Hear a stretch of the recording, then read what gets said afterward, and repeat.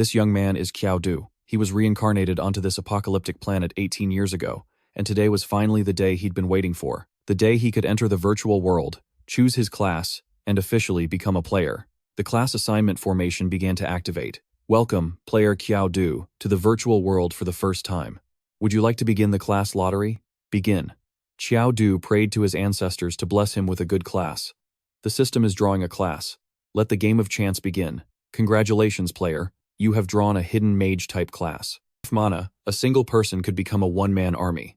Normally, drawing a hidden class like this would make you one of the luckiest people alive. Qiao excitedly pulled up his attribute interface, but the higher his hopes, the greater his disappointment. Name: Qiao. Class: Necromancer. Realm: Apprentice level 1. Strength: 10. Defense: 6. Agility: 9. Spirit: 0. Mana points: 10. Health points: 10. Experience points: 0. The kid couldn't believe it and screamed, "A necromancer with 0 spirit? What the hell am I supposed to do with that?" Initial attribute points are randomly distributed based on the player's class. The maximum value for each stat is 10 points, and for a mage, spirit is the most important. If it's lower than 5, how the hell are you supposed to play? The system asked. Player, would you like to begin the initial talent lottery? Qiao, in despair, couldn't care less. Go ahead, draw. What else have I got to lose? With 0 spirit, even an S-rank talent would be useless. The system is drawing a talent. Congratulations, player, you have drawn the talent, Braveheart of a Mage. Rank: Unknown. Reward: 10 free attribute points. Braveheart of a Mage allows Qiao to gain free attribute points by killing enemies in melee combat. It has a single-use active effect. The player can raise all other attributes to match the value of a single, chosen attribute. The restriction is that before using this active effect, the player can only level up that one chosen attribute. One shock after another. Qiao, who was just despairing, was now dumbfounded. What? Am I seeing things? Free attribute points are extremely hard to come by, usually only awarded upon leveling up. Otherwise, you can only increase your stats through your own training. Although the active effect of this talent can only be used once, it can equalize all of your attributes. The passive effect of this Braveheart talent grants free attribute points for melee kills.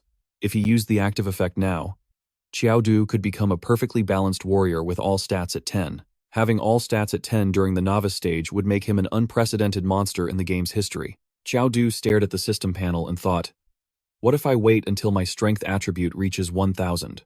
Or even 10,000? Or 100,000 before I use it? Wouldn't that make me a necromancer with 100,000 in every stat? A true, perfectly balanced warrior, since the passive wants me to fight in melee, and melee combat requires strength, right?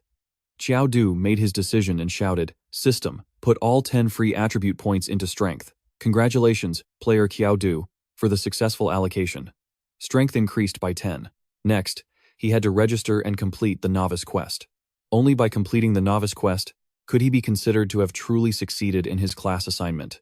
A spatial vortex swirled, and the young man was finally transported to the novice quest area. As soon as he arrived, an incredibly beautiful girl came to greet him. Greetings, esteemed player. I am your guide, Yelene. How may I help you? Qiao froze on the spot. Your novice quest is to escape the Misty Cave. For this mission, you must be aware. You must absolutely not defeat the skeleton soldiers. You must escape as quickly as possible. Otherwise, but before she could finish explaining, she looked around, and Qiao was already gone. Turns out the kid had been unnerved, surrounded by white bones. He tiptoed forward and suddenly heard a strange noise. It was a common mob, a level 1 skeleton soldier, HP, 20 out of 20. It rushed out with its sword, trying to sneak attack Qiao, but unfortunately for it, the kid was too sharp. He immediately swung his staff with all his might, sending its head flying, and just like that, it was defeated. Qiao was stunned. Huh? That's it? It's already dead? Still, not being able to use magic. That was a tough fight. Player Qiao has been detected defeating a skeleton soldier through melee combat. Reward: 1 free attribute point, plus 3 experience points. Reward: 5 free attribute points. This meant Qiao's strength stat had reached 30. A normal newbie with a single stat at 10 was already considered a genius. The young man figured this fog cave couldn't just be filled with skeleton soldiers for grinding, right? Wouldn't that be way too easy? Suddenly, a common wild monster, a level 3 skeleton captain, HP 50 out of 50, strength 15, defense 20, agility 1, burst from the ground, equipped with armor and a sword, ready to skewer Qiao and wipe him out. Looking at it, the young man felt a bit nervous. A strength of 15. Getting stabbed by a monster like that would surely gut him. Wouldn't it? It's a Qiao Du rushed in, aiming right for its body. The skeleton captain tumbled backward, and Qiao Du leaped high into the air. Now, die. With one finishing blow, it was completely logged out. Detected that player Qiao Du has defeated the skeleton captain.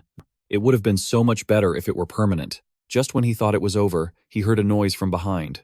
Things weren't finished yet. More and more skeleton soldiers were appearing. Even though he was level 2, he only had a pathetic 20 HP. If he wasn't careful and got stabbed to death by a skeleton soldier, he'd be pushing up daisies for sure. Qiao Du charged forward, taking them down one by one. With every one that got wiped out, his experience points increased. Congratulations, player has successfully leveled up. Current experience, 2030. Reward, 10 free attribute points. Luckily, all these skeleton soldiers had an agility stat of 1. Qiao Du checked his stat window. Identity, Qiao Du. Class, Necromancer. Level, 3. Trainee. Strength, 46. Defense, 6. Agility, 9. Spirit, 0. Mana, 80 out of 80. HP, 30 out of 30. Experience, 2030. Talent, Braveheart of a Mage. Skill, Miraculous Strength. Outside the school, a few young men were excitedly asking each other what classes they got. Someone had drawn a fighter-type class and was ecstatic. I finally made my ancestors proud this time. Basically, everyone had successfully changed their class, but they wondered why the principal hadn't declared the end yet. Isn't there still someone who hasn't come out? They burst out laughing with contempt. No way! How can someone take so long on such a simple quest? How are they going to survive later on? The skeleton soldiers inside are tough, but they're super slow. There's no way they could catch us. If someone actually failed and died in there, I'd laugh my head off. Ha ha ha. Only one friend standing outside was worried about Qiao Du. Why isn't he out yet? I hope nothing bad happened. After beating the crap out of them, Qiao Du finally finished them all off. That should be all the skeletons, right? Why haven't I gotten the quest completion notification? Suddenly, a sound rang out. Despicable skeleton. All the skulls and bones flew up in droves, gathering in one spot. Qiao Du was completely bewildered. Then, a boss appeared. A common skeleton king in an injured state. Level, 10. HP, 400 out of 500. Strength, 45. Defense, 60. Agility, 1. Skills, Bone Spike, Bone Explosion. How strange. How could a boss appear in a newbie quest? Isn't this just sending a newbie to their death?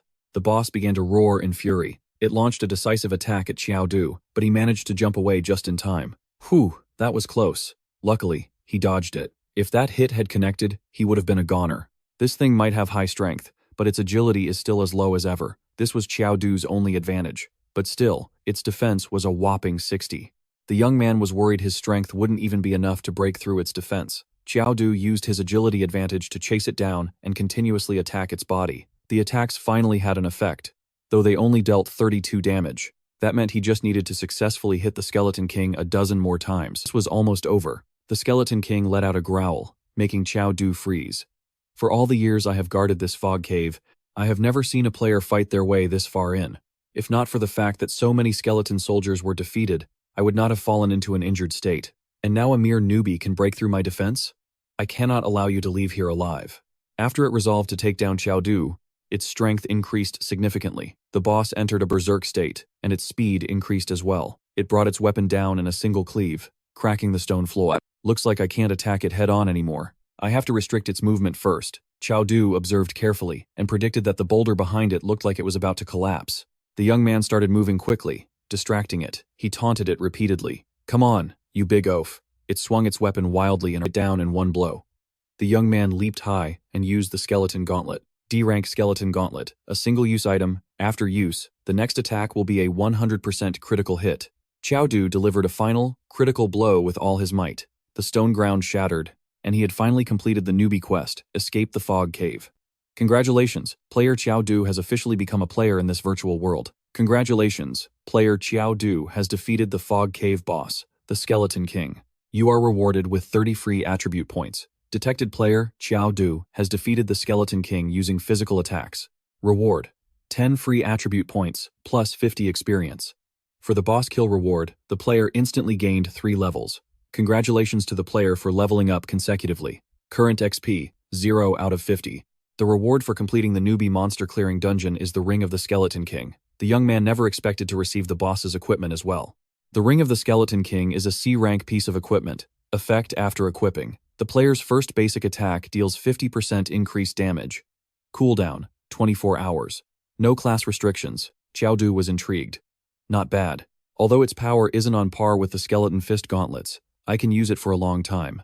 If I sold a C-rank item, I could get at least a few 100,000 for it. This was a huge score. He suddenly realized the system had announced he was the first person to kill the Skeleton King, which meant no one had ever defeated it before. Then, how did they clear the stage? Well, I should get out of here first and figure it out later.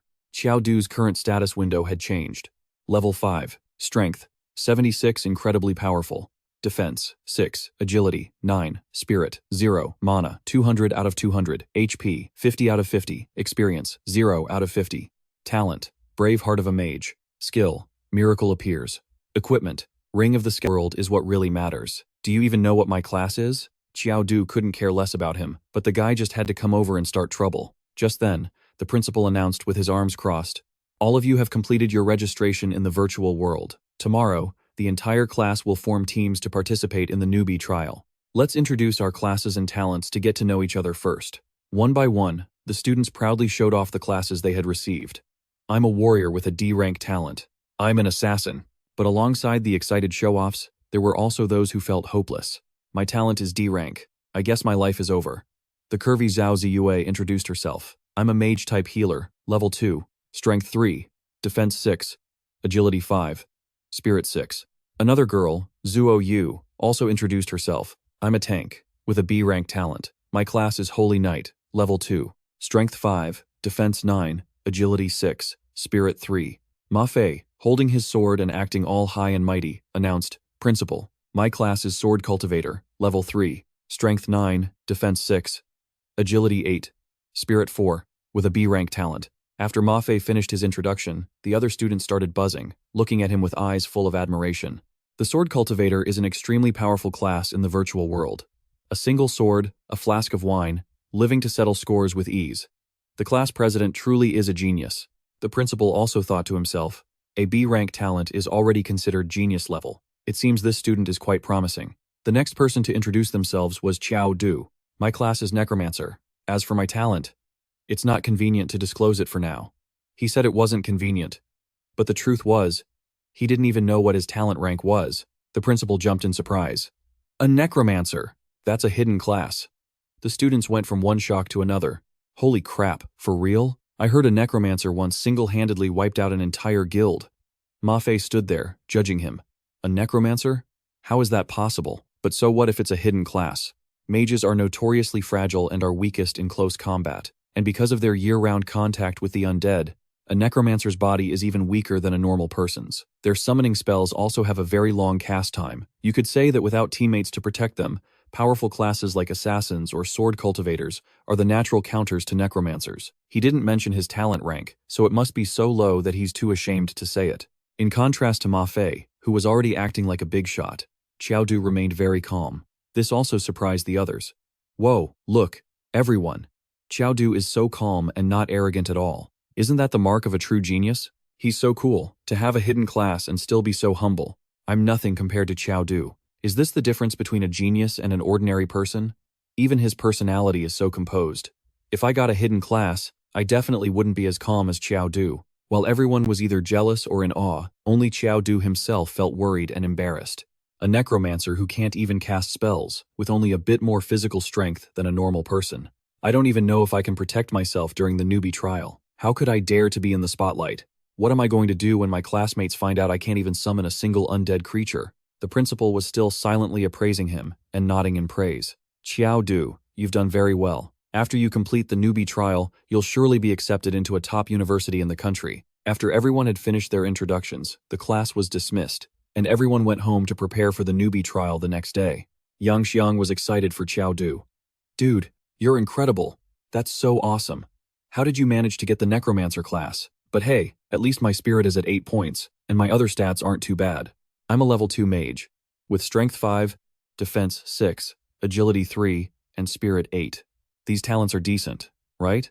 Qiao Du was rendered speechless. With his spirit at 0, the guy didn't dare open his mouth. He just gave a vague reply, it's fine. Hard work makes up for a lack of talent. He never imagined that Yang Xiang's stats were only single digits. In that case, wasn't his strength score of 76 completely heaven-defying?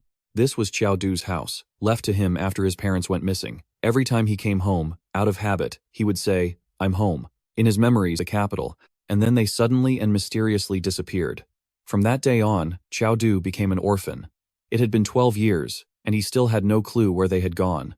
Qiao Du set a goal for himself. He had to get into a university in the capital and investigate the truth behind everything. The next day, another day of diligent study began. "For today's newbie trial, I only have one requirement," the teacher said. "If you're not sure you can handle it, remember this: get out immediately. It's better to fail the trial than to lose your life in there. Don't be too stressed." Normally, rookie instances aren't too dangerous and won't get players killed, but there are always exceptions. There was a serious incident before, a rookie instance where an entire class of 40 people perished. What's more, they vanished without a trace. No bodies were ever found. To this day, no one knows how terrifying that instance was, only that its name was Nightmare Village. Hearing this, the students broke out in a cold sweat, their faces filled with worry. The principal tried to reassure them, saying there was no need to be so tense. As long as they logged out of the virtual world in time, they wouldn't be in any danger. Get ready. When the clock hits 0, you will enter the virtual world. And just like that, the rookie trial began. The students were all transported to the same instance, a gloomy and silent place. Right away, that guy, Ma Fei, started bragging. "Don't worry, everyone.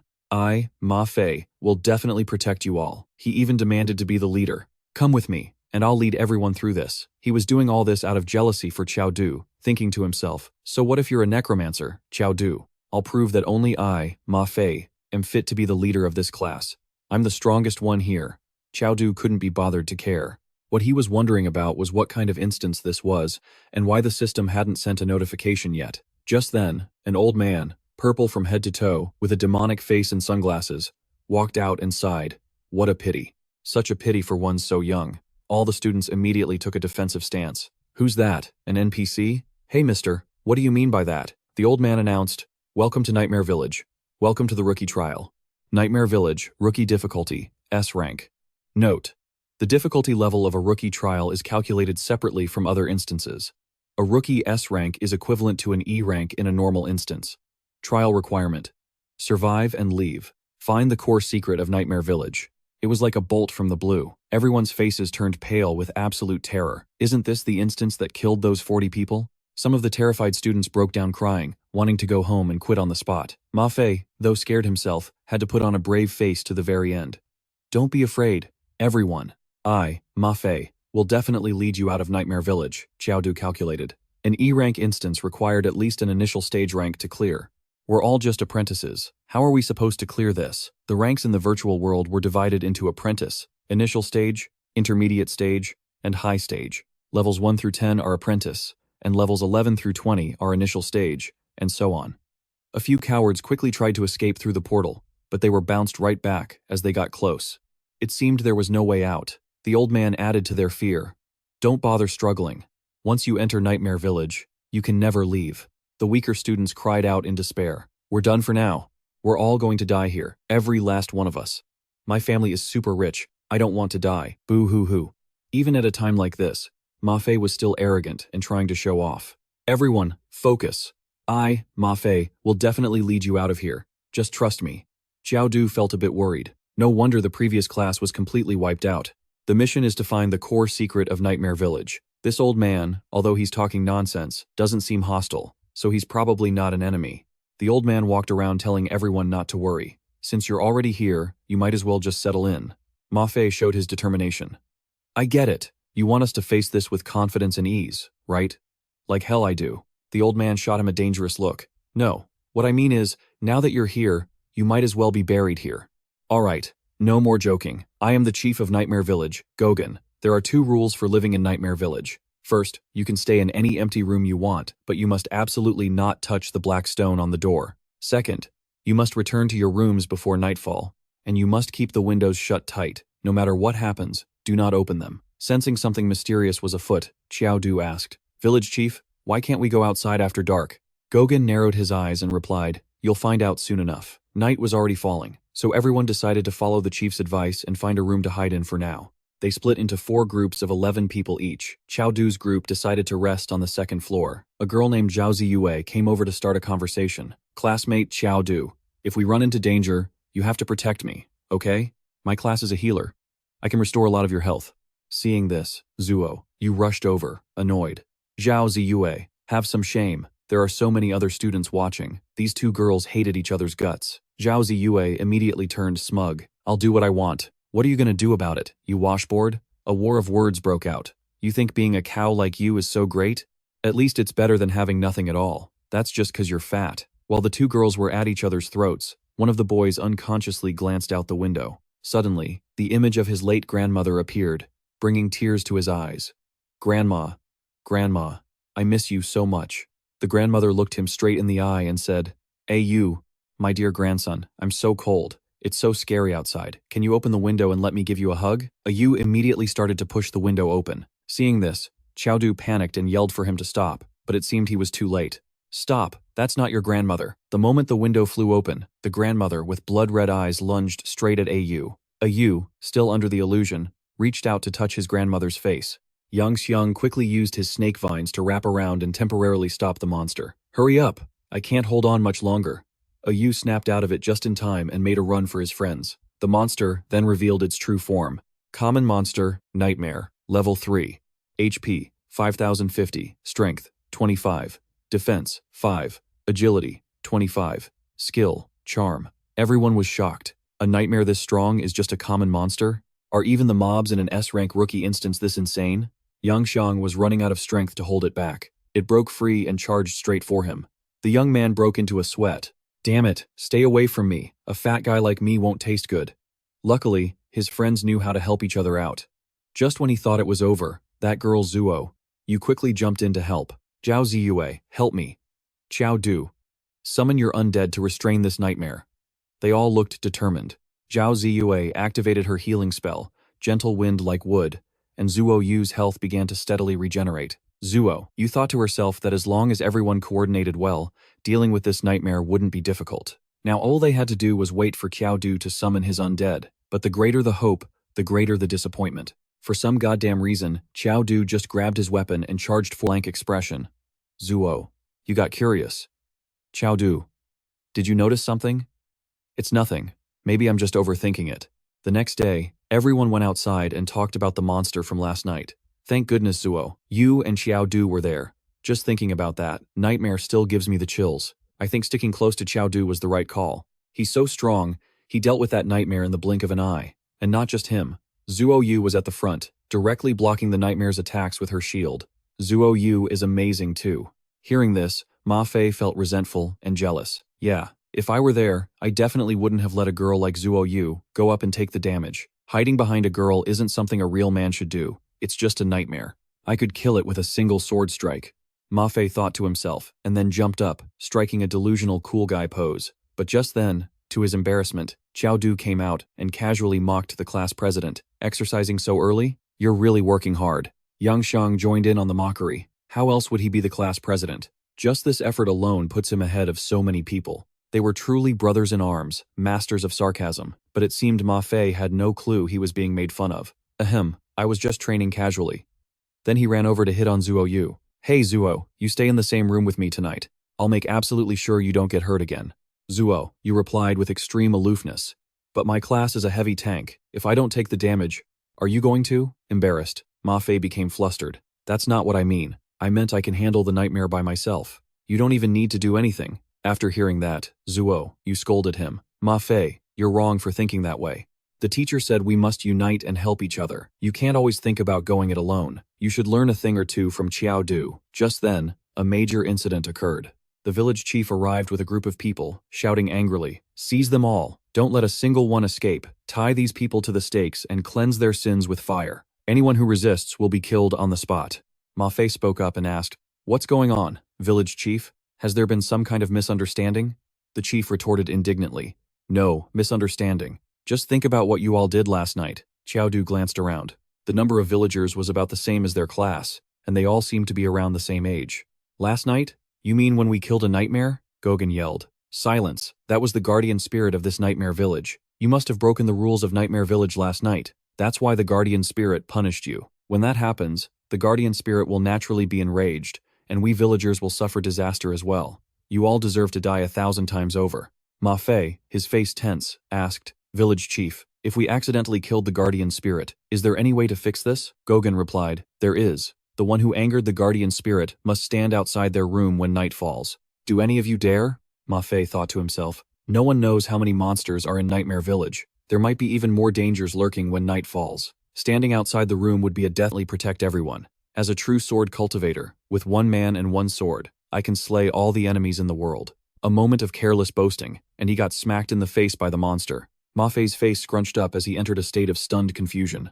Damn it, it's so fast. Did a mage like Qiao Du really beat a thing like this to death? No way. If Qiao Du can do it, so can I. He regained his composure and charged forward, using his armor-piercing sword Qi. Zhao Ziyue and Zuo Yu ran over to Qiao Du to untie him. Why is everyone out here? Didn't I tell you all to hide in the room and wait for me? We thought you'd be in danger out here alone, so we came out to help you. The chains binding Qiao Du's hands were too difficult to undo, so Zuo, you had no choice but to wait for Ma Fei to cut them with his sword. But he's tied up over there, what do we do now? Qiao Du tensed his wrists and decisively snapped the chains with his own muscle power. No need. Look, didn't it work? Turns out the guy had intentionally let himself be tied up like that. He was fully capable of breaking free at any time. The two girls broke out in a cold sweat. Qiao Du, are you really a necromancer? Ma Fei sounded like he was in trouble, so everyone immediately turned to help him. Zhao Ziyue started healing Ma Fei. Even though he was exhausted, Ma Fei stubbornly tried to maintain his cool guy image. I don't need it. I can handle this. True experts are forged in battle. Scars are a man's metals. Yang Xiang realized the monster's weak point and shouted, That's right. Yesterday, Qiao Du killed the nightmare by hitting it on the head with his staff. Ma Fei, stop fighting it head-on. Try to cut off its head. The nightmare's weak point is its head, Ma Fei smirked. So that's how it is. I should have thought of that. He immediately put it into practice. Qiao Du didn't even have time to stop him. Wait, Ma Fei, the nightmare's weak point isn't actually its head. But he remained defiant. Humph, Qiao Du, are you scared? Are you afraid that I, Ma Fei, will surpass you? You needed teammates to help you deal with one nightmare, but I only need a single sword. Why? Because this one sword strike is going to look so damn cool. After slashing at its head, the monster only lost some HP but wasn't dead yet. Ma Fei was also about to run out of HP. He started to panic. Nightmare bro, what's wrong? I hit your weak spot. Just hurry up and let me kill you. Yang Xiang, are you sure the nightmare's weak spot is its head? You wouldn't lie to me, would you? Zuo, you didn't understand either, because it was clear that when Qiao Du attacked the nightmare's head, it vanished instantly. Yang Xiang had a realization. I get it now. The problem is you. You're not as good as Qiao Du. Hearing that, Ma Fei felt like his soul had left his body, like he'd been struck by lightning. I'm not as good as Qiao Du? His pride was shattered. I'm not as good as him? A sword cultivator like me is no match for a necromancer like him, the others called out to him, afraid he was done for. Ma Fei, get over here. With that little health, if you get hit one more time, you'll definitely die. In your current state, you'll be killed instantly. By then, it'll be too late. Maybe we should just let Qiao Du handle it. That remark hit a nerve, making Ma Fei even more defiant. He was determined to finish this monster himself. The mental stimulation made his slashes grow stronger and stronger. That last defense-piercing sword chi attack had taken 30 HP from the monster, leaving it with only 550. Ma Fei thought to himself, this last time, I have to kill this nightmare. I want to prove that I, Ma Fei, am not inferior to Qiao Du. Just as Ma Fei was about to unleash his final move, Qiao Du walked out and hit it again, making it disappear for good. Ma Fei flared up, accusing Qiao Du of stealing his kill. But Qiao Du remained perfectly calm, holding the stone in his hand. Nice work, class president. Ma Fei immediately ran over to the others to complain. You all saw it. I was the one fighting that nightmare all by myself. Qiao Du just jumped in to steal the glory. What a despicable, credit-stealing weasel. Qiao Du seemed to still be looking for something, but it wasn't in that stone. Just after they dealt with that one, another nightmare appeared. This time, there were two of them. Qiao Du shouted for everyone to go back to the house. There was no need to fight these two nightmares. He had figured out a way to clear the instance. After they ran inside and locked the door, the two nightmares couldn't get in at all. Zuo, you asked, Qiao Du, what's your idea for clearing this? You'll find out tomorrow. When the time comes, you all have to listen to me. The next day, sure enough, the village chief started making a scene again. You despicable outsiders. We gave you a chance to atone for your sins, but you only made things worse, killing another guardian spirit. You should all go to hell. Go to hell. Today, no matter what you say, you all must die. We can't let you destroy our nightmare village. At that moment, Qiao Du exposed everything. Village Chief Gogan. Are you sure you are all villagers of Nightmare Village? Gogan tried to argue. Damn you. Our ancestors have always lived in Nightmare Village. Don't you dare try to stall for time. You're all dead, Qiao Du continued. Now that it has come to this, it's time to reveal the truth of Nightmare Village. There is only one truth. What do you mean by that? Qiao Du pointed directly. It's you, this person, and that person too. All the people in Nightmare Village are not native villagers of Nightmare Village at all. The 40 of you are the class that was wiped out in the Nightmare Village dungeon before. We've been in an illusion ever since we entered, which is why we can't leave this virtual world. To deflect, Gogan burst into a crazed laugh. Ha ha ha, what illusion? What class? Are you making things up? You're just afraid of dying. So you're trying to deceive us with lies. What you're saying is just shock. The Guardian Stone. You actually dared to take down the Guardian Stone. Your crime is punishable by death. At this point, all of Qiao Du's friends took out their Guardian Stones as well. Gogan shouted, "The Guardian Stone is the supreme holy object that protects us from attacks at night. If anyone touches the Guardian Stone, that great lord will surely strike them down with divine punishment." Qiao Du continued his exposé. This isn't a Guardian Stone at all. The entire illusion is constructed by these stones and the mystical symbols on them. As long as we shatter them, this illusion will crack. Just as Gogan was about to rally the villagers to attack, Qiao Du shattered the stone. The sky seemed to crack open. Gogan clutched his head in pain. Memories began to flood back. The day the headmaster gave him the important task, leading his classmates to Nightmare Village, and the scene of the entire class being chased by monsters, until Gogan and his friends transformed into different shapes, and Gogan became the village chief. Soon after, he gradually returned to his normal state. I remember now. I'm the class president. The system rapidly sent out notifications. Ding! A player has discovered the core secret of Nightmare Village, successfully awakening the villagers of Nightmare Village. The quest is successful, and rewards will be calculated based on each person's quest ranking. All players will be teleported out of the dungeon. Everyone was overjoyed, because they had finally cleared it. Before leaving, Gogan didn't forget to thank Qiao Du's group, and everyone cheered in celebration. Qiao Du, you're awesome. How did you know that was the way to clear it? Ma Fei crossed his arms, reluctantly accepting it. Humph. Qiao Du, I guess you have a few clever tricks this time. We'll talk about everything when we get back. But then they realized, why are we still here? Didn't we already clear the stage? Ding! Congratulations to the 5 players for destroying the Black Stones of Nightmare Village, activating the hidden quest, Steal the Nightmare's Heart. Quest difficulty, E rank. Qiao Du's status window updated. Profession, Necromancer, level 5. Strength, 101. Defense, 6. Agility, 9. Spirit mana, 200 out of 200. HP, 50 out of 50. Experience points, 0 out of 50. The rest of the students had all returned to Academy number 4. The headmaster was very surprised. But why hadn't Qiao Du's group returned yet? The headmaster guessed. How could this be? Did they activate a hidden quest? If that's really the case, and if they complete the mission smoothly, based on this achievement alone, they could choose any university in the entire country. But activating a hidden quest is extremely dangerous, and it's a hidden quest in Nightmare Village no less. They're all just newbies. Do they really have what it takes to complete it? Back in Nightmare Village, the 5 who remained were panicking. What do we do now? I'm only level 3. I guess everyone's level is about the same, right? Being this weak, going into a hidden quest is no different from walking into our deaths. Besides, we don't even know what the Nightmare's Heart is. Where are we supposed to go to get it? Zuo. You turn to Qiao Du. Qiao Du. Tell me, is it possible that we only needed to wake up the village chief's group and didn't have to break the Black Stones? Qiao Du didn't know how to explain, so he just coughed awkwardly to brush it off. Yang Xiang jumped up. I get it. A hidden quest is a once-in-a-lifetime opportunity in the virtual world. Qiao Du, you must have known all along that breaking the Black Stone would activate the hidden dungeon, so you told us to break the stones together, right? Brother you totally deserve for me to call you bro.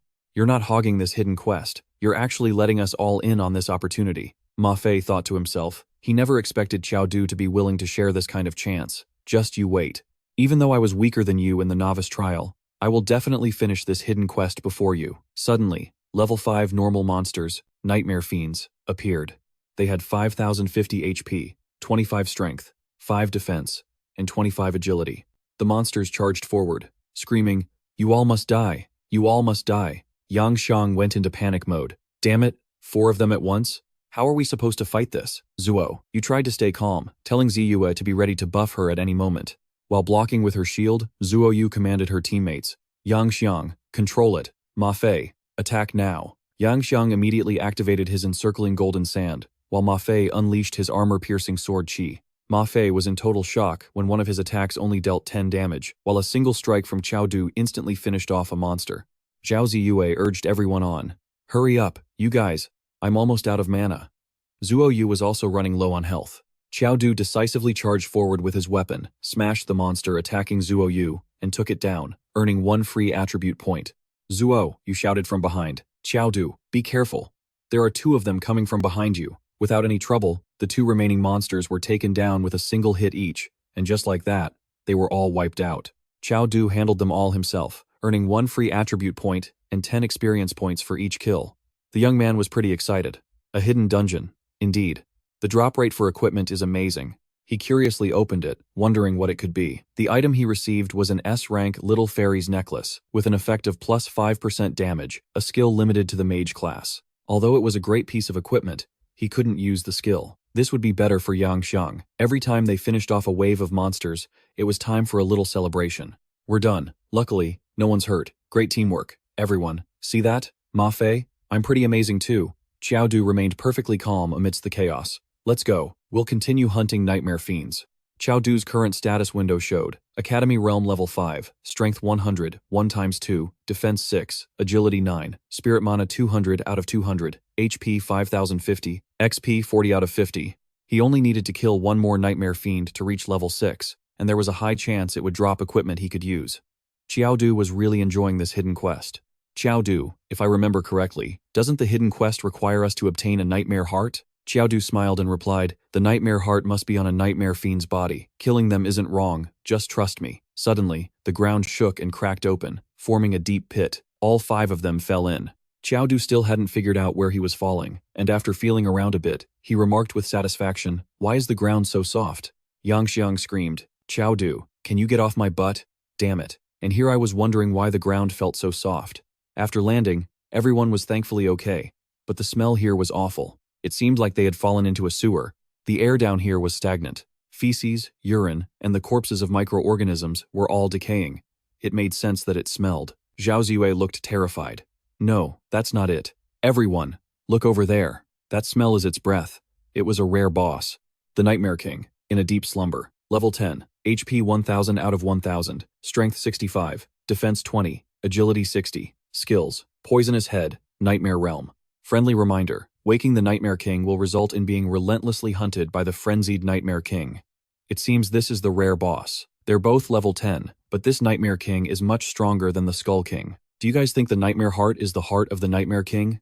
Maybe we should find some way to force quit the hidden quest. With 65 strength, I'm afraid it would smash me into a pulp in seconds. Ma Fei stood there, scared to death, but still had to act tough. If everyone says so, then I'll spare this Nightmare King. Only Qiao Du insisted that there was still a chance. His current strength was 101, doubled to 202 when a miracle occurs, plus a 50% buff from the Skull King's ring. The first hit could make the Nightmare King lose 13 health. After that, if he could just hit the Nightmare King's weak spot 3 to 4 times, they might actually be able to kill it. But this plan was no different from throwing themselves into a fire. One wrong move, and they'd be killed instantly by the Nightmare King. No matter how much Yang Xiang trusted Qiao Du, in this situation, he had to rub his head. Brother Du, are you running a fever? This monster is over 10 meters tall. Are saying we have a chance? Qiao Du calmly explained, just listen to me. Although the Nightmare King's stats are very high, its defense is clearly its weakness. If we turn the enemy's weakness into our advantage, it's not like we don't have a chance. Zuo, you understood. I think I know what you're planning to do. You need us to draw the Nightmare King's attention, right? Correct. As long as you guys can create an opening for me to attack, I guarantee I can kill the Nightmare King. Of course, it's extremely risky. The Nightmare King's agility is higher than ours. I'm afraid none of us can withstand its attacks. Therefore, the 4 of you must work together to hold it down. The 4 of them decided to trust Qiao Du one more time. All right, we trust you. Brother Du, I'm putting my life in your hands. If you're asking for help like this, then I'll cooperate with you. If you can't do it, don't push yourself too hard. A boss this strong, there's no shame in running away. Qiao Du sounded like he had calculated everything carefully and told everyone not to worry. After resting, the 5 of them sprang into action. As long as they didn't attack the Nightmare King, it wouldn't wake up. The first strike was crucial. They had to find the Nightmare King's weakest point. Qiao Du climbed onto its body and discovered something. He confirmed, looks like this is definitely the Nightmare King's weak spot. The young man carefully raised his weapon and activated the effect of the Skull King's ring. The decisive first slash dealt 508 damage to the Nightmare King. The whole group stood there with their jaws on the floor. How much? Is that really the damage of a mage? The system announced. Player Qiao Du has shattered the Nightmare Heart. Quest is being updated. The Nightmare King has awakened. Quest update successful. Current quest, slay the Nightmare King. Difficulty, A rank. The moment it woke up, it flew into a rage. Qiao Du stood ready and told everyone to prepare. Stick to the plan I just laid out. Help me create an opening to attack. It let out a roar and then lamented, "Despicable humans." Qiao Du yelled for Ma Fei to attack it and draw its aggro. He immediately followed the order and charged forward. You don't have to tell me. Armor-piercing sword chi. The skill looked impressive, but it only dealt 1 point of damage. How did Qiao Du's one hit do 508 damage? I don't believe it. As long as it does damage, even if it's just an itch, I'll scratch you to death. He continued his relentless critical attacks. The Nightmare King grew furious. You insignificant pest. If you wish to die first, this king will grant your wish. Ma Fei tried with all his might to act tough. Come on, Nightmare King. A real man must wield a 3-foot sword to achieve great glory. You think I, Ma Fei, am afraid of death? Then he called for Yang Xiangdi and Zuo Yu to help him block the nightmare creature. The quicksand spell was activated, bolstered by the Shield of Light. Ma Fei was constantly losing health, while Zhao Ziyue stood behind him, continuously healing. Her healing weakened the 2 layers of attacks, and only with her support could he barely hold on. Ma Fei knew he couldn't last much longer. Qiao Du, are you done yet? Damn it, I'm about to bite the dust here. Getting the signal, Qiao Du immediately rushed out and delivered a finishing blow. It dealt another 182 HP of damage to the Nightmare King. The system warned that the Nightmare King's health was critically low and it was about to activate its Nightmare Realm. Qiao Du froze for a second, while the other members were constantly taking damage. While casting, the skill would inflict wide area damage that was impossible to block. At this point, they couldn't give the Nightmare King any opportunity. Wokan's group must have gotten trapped in the illusion for so long because they were hit by this move. Qiao Du continued his assault, activating an interrupt skill. The Nightmare King had 1,281,000 HP remaining. He was just a little bit away. He leaped high into the air, coming face to face with the beast. Zhao Ziya shouted a worried warning. Qiao Du, be careful. I'm out of mana. I can't heal you. No need for healing. The moment the staff slammed into its head, the Nightmare King was completely obliterated. Congratulations to player Qiao Du for achieving the first kill of the Nightmare Village boss. Reward, 30 free attribute points. Detected that player, Qiao Du defeated the Nightmare King with a physical attack. Reward, 10 free attribute points, plus 50 additional XP. Congratulations to the player for leveling up consecutively. Current XP is 3050. Reward, 10 free attribute points. Completed the hidden mission. Kill the Nightmare King. The system will distribute rewards based on player evaluation. Evaluating player completion rate. Finally, they had succeeded. The system began evaluating the 5 remaining players. Evaluation complete. Player Zhao Ziyue is rated D rank. Reward, D rank skill. Spring Breeze Willow. Player Zuo Yu is rated C rank. Reward, D rank skill, Thorn Armor Reflected Damage. Player Yang Xiangdi is rated C rank. Reward, D rank skill, Earth Burst Art. Player Ma Fei is rated C rank. Reward, D rank skill, World Splitting Sword. Player Qiao Du is rated A rank. Distributing A rank rewards to player Qiao Du. Reward, 50 XP and a B rank skill book, Spirit Ferrying Art. Although the skill was currently unusable, it came with a soul core. Qiao Du hoped the Nightmare King would drop some good loot. The item Qiao Du received was a B rank Dragon Piercing Sword. Effect: increases attack by 100 points. Ignores 30% of enemy armor. Increases sword chi damage by 20%. Class restriction: Warrior. Level requirement: Beginner level 11. Qiao Du looked incredibly disappointed. What terrible luck. Why did it drop a B rank sword? He tossed it over to Ma Fei, who was startled. A B rank sword? You're just giving it to me like that?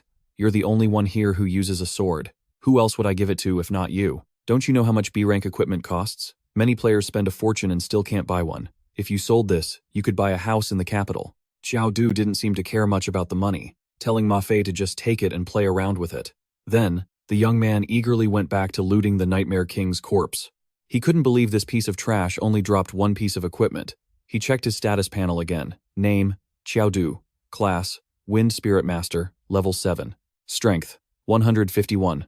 Monstrous Strength, Chaotic Mind ×2. Defense, 6. Agility, 9. Spirit, 0. Mana, 300 out of 300. HP, 70 out of 70. XP, 3050. Talent, Heart of a Brave Mage. Skill, Miracle Manifestation. Equipment, Ring of the Skull King. Skill books, Skull Summoning Art, Spirit Ferrying Art. His strength had increased, but with only 70 HP, he was a bit too squishy. It was like a piece of paper that could be blown away with a single puff. Talent, Heart of a Brave Mage. Passive effect. When player Qiao Du is detected killing an enemy via physical attack, he receives bonus free attribute points. Sole active effect. The player can raise the stats of other attributes to match the value of one chosen attribute. Restriction. Before using the active effect, only one attribute can be selected. Qiao Du realized the restriction of the passive effect prevented him from adding points to other stats. From now on, he'd have to figure out how to stay alive. It was better to remain calm and cautious, rather than act recklessly. Hidden mission complete. Teleporting back to the real world. Players, please be ready. All 5 members were returned to their school. The moment they returned, the whole class erupted in chaos. Qiao Du is back. The class president and Zuo Yu's group are back too. The principal rushed out. You're finally back. It seemed their teacher had been extremely worried. You were gone for 2 days. I thought you weren't coming back. What on earth happened? I told you so. You must have fallen into a hidden dungeon. This is great.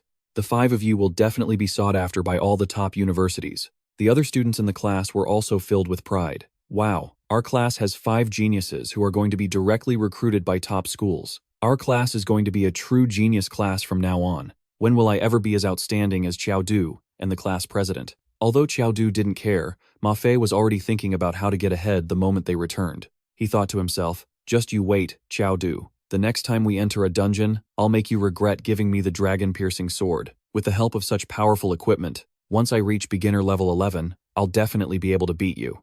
Just then, someone rushed in with an urgent announcement.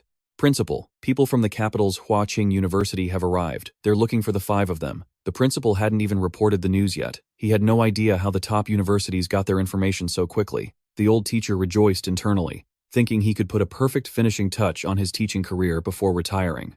As soon as they met, the representatives from the 2 universities swarmed them, shaking their hands and being overly friendly. The principal interjected, Teacher Peng, Teacher Pei, it's been a long time. Ha ha ha. The old teacher, Peng, immediately accepted the praise. So, these are the 5 students who cleared Nightmare Village and even completed the hidden mission, right? Truly outstanding. Hello, you 5. I am Peng Liangji, an admissions teacher from Capital University. Our university is in desperate need of elite virtual world geniuses like you. If you agree, I will send your admission notices tomorrow. The representative from the other university anxiously cut in. Peng Liangji, have you no shame? Trying to snatch up students without even testing them. Teacher Peng smirked back. I am merely expressing Capital University's sincerest intentions. If you don't trust these 5 students and insist on a test, then let's begin the test. The representative for Huaqing University introduced himself with a serious expression. Allow me to introduce myself. I am Pei Xiangguo, an admissions officer from Huaqing University. There's no need to be nervous. The test I just mentioned is to assess your respective classes and abilities. We'll be collecting your data to see if you meet our admission standards. Qiao Du thought to himself that this was a class ability test, but he couldn't use his skills. He was determined to get into Jingdu University to find clues about his parents. These 5 will be tested in turn, and Ma Fei volunteered to go first. I am Ma Fei, a swordsman apprentice, B rank talent, level 5. Teacher Peng assessed that for Ma Fei to have reached level 5 right after the novice trial, and with a B rank talent, was impressive. This was truly a rare genius. Not bad. A sharp aura, a sturdy build. One look, and you know he's destined for my Jingdu University. Old teacher Bui also gave a high appraisal. Not bad. Try and land a sword strike on me. This teacher was clearly no slouch. Name, Pei Xiangguo. Class, Spearman. Realm, mid-tier. Level, 25. Strength, 300. Defense, 152. Agility, 53. Spirit, 24. Health points, 500,000, 500. Ma Fei immediately rushed forward, puffed up with arrogance, and told Teacher Bui, be careful. He activated his skill. 1. Sword Pierce. After the sword pierced his defense, Teacher Bui was stunned for a good 5 seconds.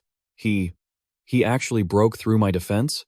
Even though my spearman class isn't known for defense, I'm still level 25. The old teacher was extremely pleased with Ma Fei. Very good. That 1 sword pierce of yours is an extremely rare defense-breaking skill that uses the sword's tip. It can amplify the attack power of the point of your blade. Well done. Ma Fei looked very proud. Thank you for the praise, Teacher Bui. Teacher Peng also praised him. Not only that, but breaking through the defense with just the sword tip proves your strength attribute must also be very high. At least around 35 points. Moreover, based on the speed of your strike, I can tell your agility is quite decent too. The other students in the class were gobsmacked. Wow, 35 strength points at level 5. So this is a swordsman? As expected, of the class with the highest attack power in the other world. If I had gotten the swordsman class like Ma Fei, my great-grandmother could rest in peace. Teacher Bui started to worry. With such an outstanding student, he'll definitely try to pull him over to Huadu University. Not wanting to lose a good student, Teacher Bui immediately started his pitch. Student Ma Fei, have you decided which university you'll be joining? The doors of Huaqing University will always be open to you. Teacher Peng immediately cut in. Come to our Huadu University. I guarantee we will provide you with the best learning resources. Ma Fei replied, how about you test the other students first? I'd like to think it over a bit more. In reality, he wanted to see which school Qiao Du would join so he could follow. Everything he did was for the sake of surpassing Qiao Du. The testing process continued, and the next person was Zhao Ziyo. She introduced herself as a healer and then demonstrated her skills. This was yet another person who impressed Teacher Bui. Not bad either. A newly minted level 4 healer who can already heal people. Next up is Zuo Yu. Only level 4 and he already has such good defensive capabilities. Moreover, after the teacher struck Zuo Yu, a portion of the attack's power was reflected back. A surprised Teacher Bui asked, is this your skill? Yes sir, this is my D-rank skill, Counter Thorn Armor. It can reflect 20% of the damage I take back to the opponent. The more he tested, the more satisfied he became. Excellent, truly excellent. Hitting me means hitting yourself. For a shield class, there's nothing more practical than a skill like this. Next up was Yang Xiang. Seeing his wrestler-like physique, Teacher Bui assumed Yang Xiang must also be a shield class. But his class was actually Mage. The old teacher was a bit taken aback. A fatty weighing over 300 kilograms claimed to be a mage? Did you grab the wrong script, kid? The test began. As he just stood there, Teacher Bui thought to himself that the kid seemed to be just posing. He couldn't feel the slightest fluctuation of magic. Until Yang Xiang activated his Earth Blast skill, which made the teacher's eyes pop. Teacher Bui was shocked. This technique had absolutely no warning signs. It just exploded from the ground right where he was standing.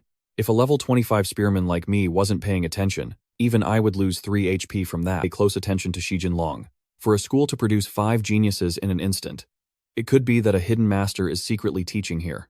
The final person to be tested was Qiao Du. I am Qiao Du. Class, Necromancer. Level, 7. Talent rank, unknown. Teacher Peng looked surprised.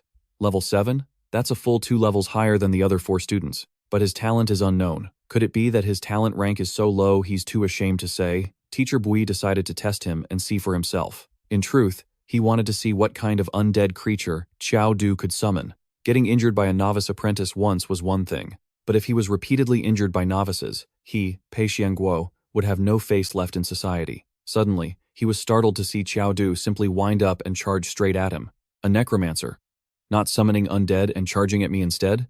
What's he doing? It seems he's a close combat necromancer. This student, Qiao Du, is just too weak. In a real fight, who would be foolish enough to let him get right in their face to cast a spell? He had judged too soon. The old teacher was surprised when Qiao Du's hand posture suddenly changed. A right hook? Just how strong can a mage's punch be? I'll find out after taking this hit.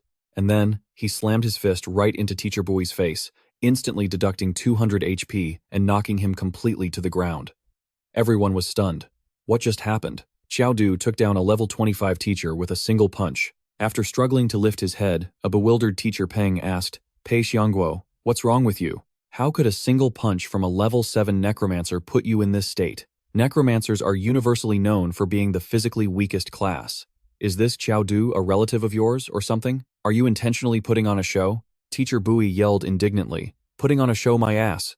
The old teacher thought to himself, what kind of monster is this kid? That one punch nearly gave me a heart attack. Is he really level 7? The students went from one shock to another, exclaiming in disbelief. Am I hallucinating? Did Qiao Du really just send the admissions teacher flying with a single punch? Hey everyone, do you think it's possible that the Qiao Du in front of us is actually a summoned undead creature? The real Qiao Du must be hiding somewhere. That has to be it. Necromancers are known for being the physically weakest class, so how could he send an admissions officer flying with a single punch? Teacher Peng stood there, completely spooked. This new student was a little terrifying. Luckily, Pei Xiangguo had volunteered to be the examiner this time. Otherwise, he would have been the one to lose face. Qiao Du asked, "So, is my test over now?" Both old teachers were struck dumb, not daring to make an assessment. Teacher Pei was certain that this kid was the most terrifying one of them all. The flustered teacher stammered, Qiao Du, you could say that you've passed this test, but you didn't demonstrate any necromancy, so we can't give you an accurate evaluation." Qiao Du stated his intentions plainly. "That's fine. Sir, I've thought it through. I want to join the physical training major of the warrior class." He knew he couldn't use his magic right now, so the most important thing was just getting into Jingdu University. Teacher Peng was a bit surprised. A student majoring in a field that wasn't their own class was unheard of in the history of education, so he wanted to discuss it further with the principal of Jingdu. "Peng Liangji, what is it? Weren't you supposed to be at the 4th Academy in Subei for recruitment?" "Principal, it's like this. I've discovered a necromancer here with an absolutely terrifying gift. He wants to join the physical training major of the warrior class." This information left the principal of Jingdu completely shocked. Whoa, what are you talking about? Good heavens, principal, I'll keep it short. He's only level 7, and he sent a teacher from Huathon University flying with a single punch. What? Peng Liangji, I'm giving you the highest authority of Jingdu University. I don't care what conditions that student has. You agree to all of them for me. You have to bring him to our Jingdu University. Terrified of losing this potential student, the principal himself wanted to personally invite Qiao Du and asked Teacher Peng to open a video feed. "Hello, Qiao Du. I am the principal of Jingdu University, Ji Pingyang. Would you like to join our Jingdu University?" Jingdu University has a long history and an outstanding faculty. Qiao Du decisively declared, "Principal Ji, you don't need to say anymore. I agree to study at Jingdu University." At that exact moment, Teacher Pei from Huathon University contacted his own principal, but it was too damn late. Teacher Pei resolved to at least try and snatch up the other students. But before he could even do anything, the principal of Jingdu poached the remaining 4 students. "If you're all in the same class, why not come to my school together? It'll be more convenient to help each other out in the future." And just like that, they were roped into studying with Qiao Du. Teacher Peng looked completely satisfied. It seemed this would be the most glorious moment of his entire recruitment career. As soon as the negotiations were over, Qiao Du got straight to the point, asking Principal Ji, "I have a few things I'd like to ask. Do you know my father, Qiao Anqing?" Principal Ji looked surprised. "What? You're the son of Qiao Anqing and Bai Shixia. No wonder you looked so incredibly familiar the moment I saw you." Qiao Du asked hopefully, "Principal, do you know where my parents are now? They were once my students, but it's been over 10 years since I last saw them. I can only tell you that your parents are very powerful people. From the moment they graduated, I no longer had any way of knowing much more about them. I remember your parents often mentioned a unique class dungeon. You must go to your unique class dungeon. There's something there that your parents left for you." And just like that, Principal G successfully recruited 5 top-tier V-Pro students. Once everything is processed, your acceptance letters will be sent before the school year begins. It would be best for you all to clear the private dungeons for your respective classes. That way, you'll be held in even higher regard when you're at the university. Good luck. I'll see you all at Jingdu University. A week later, after the new recruits passed their tests, the 4th Academy began dividing classes based on the students' other world professions. To put it bluntly, it was a cram class before the main exams, meant to attract students who had been scouted by prestigious schools. The headmaster had a few words of advice for the mage class at the 4th Academy. Today, we're here to briefly discuss the private dungeon for mages. A mage's private dungeon usually tests your mental strength. It'll likely be a deduction-based dungeon or a puzzle-solving dungeon. Therefore, as long as you cooperate and brainstorm together, your effectiveness will be doubled. Right now, Qiao Du and Yang Xiang were at the gate to the unique class dungeon. Yang Xiang, are you sure we'll be okay doing this? Oh, come on. What could possibly happen? Experience is a better teacher than theory. Besides, the more people who enter a unique class dungeon, the higher the danger level. Instead of letting them rely on you, it's better to just have me rely on you. Plus, at worst, we can just lead them through after we clear it. After all, you can clear a unique class dungeon multiple times. You just don't get the rewards again. Without another word, his chubby friend quickly called out to the NPC guarding the gate. Hey there, energetic miss. We want to enter the unique class dungeon for mages. The NPC processed the information. System is selecting a dungeon for the 2 players. Selection successful. The unique class dungeon chosen for the 2 players is the 10,000 Venom Cavern. Qiao Du eagerly rushed to go inside, even though he hadn't even heard the mission briefing yet. In truth, the guy had no idea. Mission briefing? There's such a thing? Yang Xiang replied helplessly. Of course there is. If you didn't hear the mission briefing, how did you clear the Cavern of Bones? Don't tell me you just killed every single skeleton in that cave. One look at Qiao Du's dumbfounded face was enough of an answer. Legend has it that in Qiandongnan, there exists an ancient, evil tribe. The people of this tribe are all masters of cultivating venomous insects, with eccentric and cruel personalities, able to poison people without a trace. Those who are poisoned suffer pain so great, they wish for death. The venomous insects produce larvae inside the body, which then devour the person's flesh and blood until the player dies. Mission requirement: find the legendary evil tribe and eliminate all venomous insects. The mission reward will be based on the player's mission completion rate. Please note, the 10,000 Venom Cavern dungeon requires 5 players to begin. The system will automatically match you with 3 more companions. Players, please be prepared. In the next moment, they entered the dungeon. The 3 people matched with Qiao Du's team consisted of 2 men and 1 woman. Before they even knew each other's abilities, one of the guys from the group of 3 showed his contempt. "So you 2 are our matched teammates? Don't you dare drag us down." The only girl on the team noticed her companion's rudeness and chided him. "Long Chang, don't be so rude. Since we've been matched as a team, it must be fate." Then, the young lady turned to introduce herself. "Hello, you 2. My name is Fang Yuan, and I'm a fire mage. This is my younger brother, Fang Sun. He's a fire mage like me." The last person was Long Chang. The whole team was now standing in front of a wall, on which were carved the 5 characters. Wu De An Si Chi. Long Chang's personality was no different from Ma Fei's, always loving to show off his skills. "Watch me open this door right now." He activated the skill, Attack Nullification, but the door didn't even budge. Fang Yuan thought to himself that it seemed this door had a magic immunity attribute. Magic couldn't damage this door at all. It was probably better to check the hints first. Qiao Du stood in one spot, staring intently at the door, thinking about how to bypass the magic. Fang Sun shouted, "I've got it!" The answer, based on Chinese pronunciation, must be De Wu Du. Qiao Du decisively activated Miracle Punch. The entire team froze in astonishment, especially those who didn't know about Qiao Du's skill. The door shattered in a single punch. Was this an exclusive instance for mages? The system announced that the door had been opened. Qiao Du had actually just wanted to see if he could push the door open with normal strength. Who would have thought this door was so fragile? Another door appeared ahead of them, and this time, it was surrounded by many red spider lilies. Qiao Du warned everyone to be careful with these flowers. He felt that there was something unusual about them, but it was probably too late for a warning. A black aura was emanating from everyone's hands. It seemed they had all been poisoned. The problem was, they had no idea when the toxin had entered their bodies. Health points, 6,770. Status, poisoned, losing 3 health points per minute. Yang Xiang panicked. "Brother Qiao, what do we do now?" "Keep moving forward. Staying here is just waiting to die. We have to get out of here quickly." He maintained a calm expression, but, in reality, Qiao Du was quite worried, thinking, "At this rate, I'll be completely out of health in half an hour. Damn it, their health was getting too low." The team recklessly charged towards the next door, on which were carved the words, "Violence immune, poison proof, 1 opening, 1 trial, to decide heaven and earth." It seemed they had to solve another riddle. "We need to guess how many words this time. We're out of time." It was too urgent. Qiao Du smashed the door with 1 punch. "Like hell, I know the answer to this one." And just like that, the team pushed forward. Long Chang was still in shock, his face blank. Is this really a puzzle-solving instance?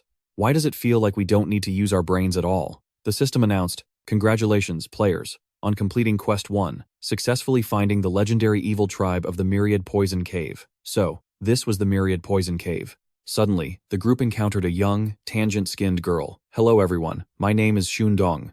Are you from the outside?" After glancing at the condition of the 5, the girl panicked.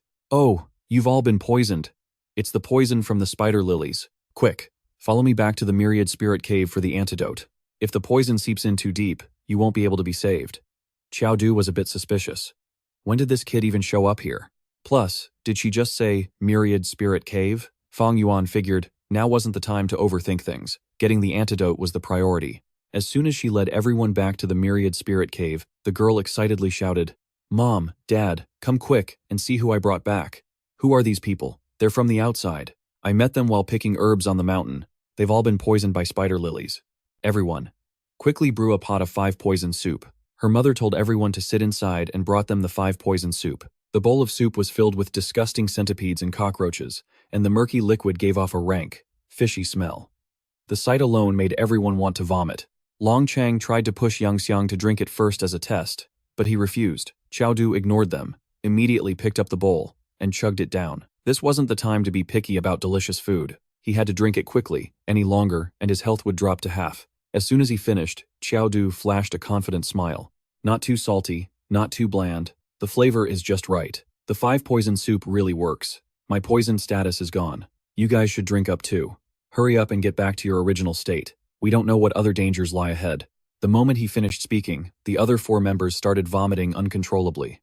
Qiao Du curiously asked Xundong, "Can you tell me about the origin of the Myriad Spirit Cave? I don't really know the tribe's origin either. I just know that the chief requires everyone here not to go outside, and we're especially not allowed to casually use poison techniques. After the poison was cured, her mother came out and bluntly kicked them out.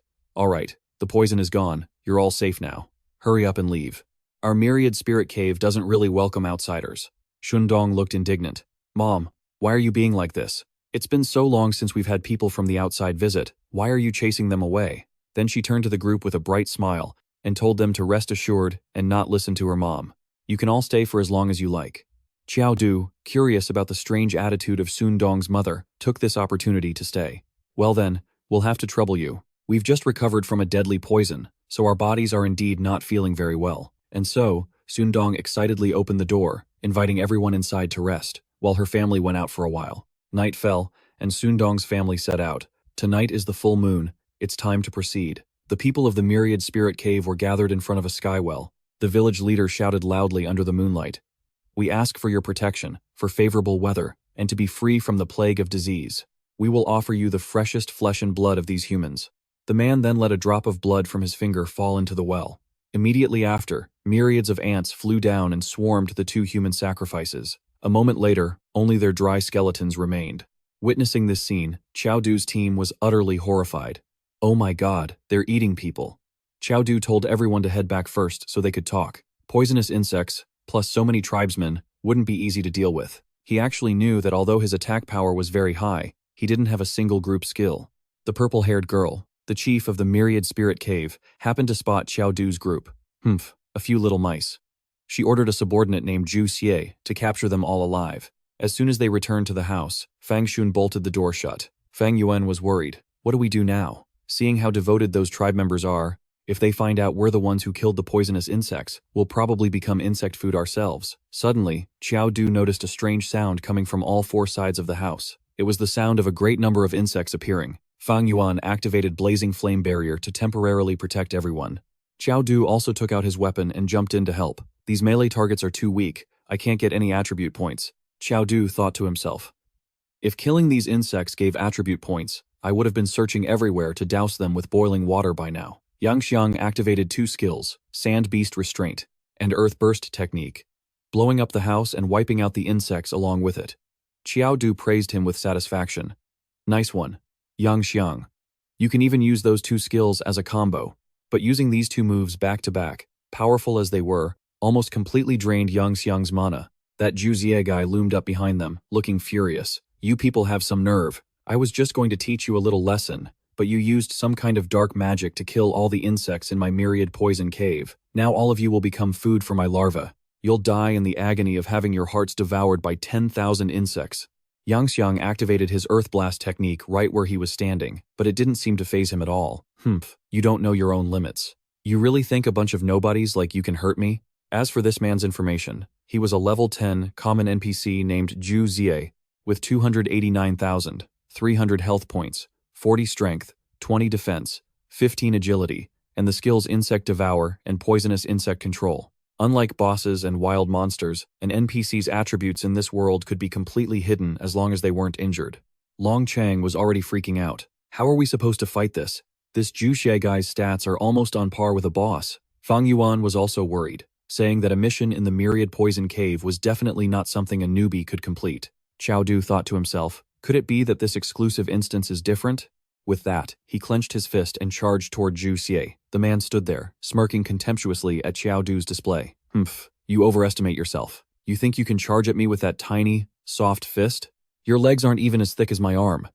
For a bunch of amateurs like you, I, Zhu Xi, could easily take on 10 of you by myself. Just as he finished speaking, he got a taste of Qiao Du's special delivery punch.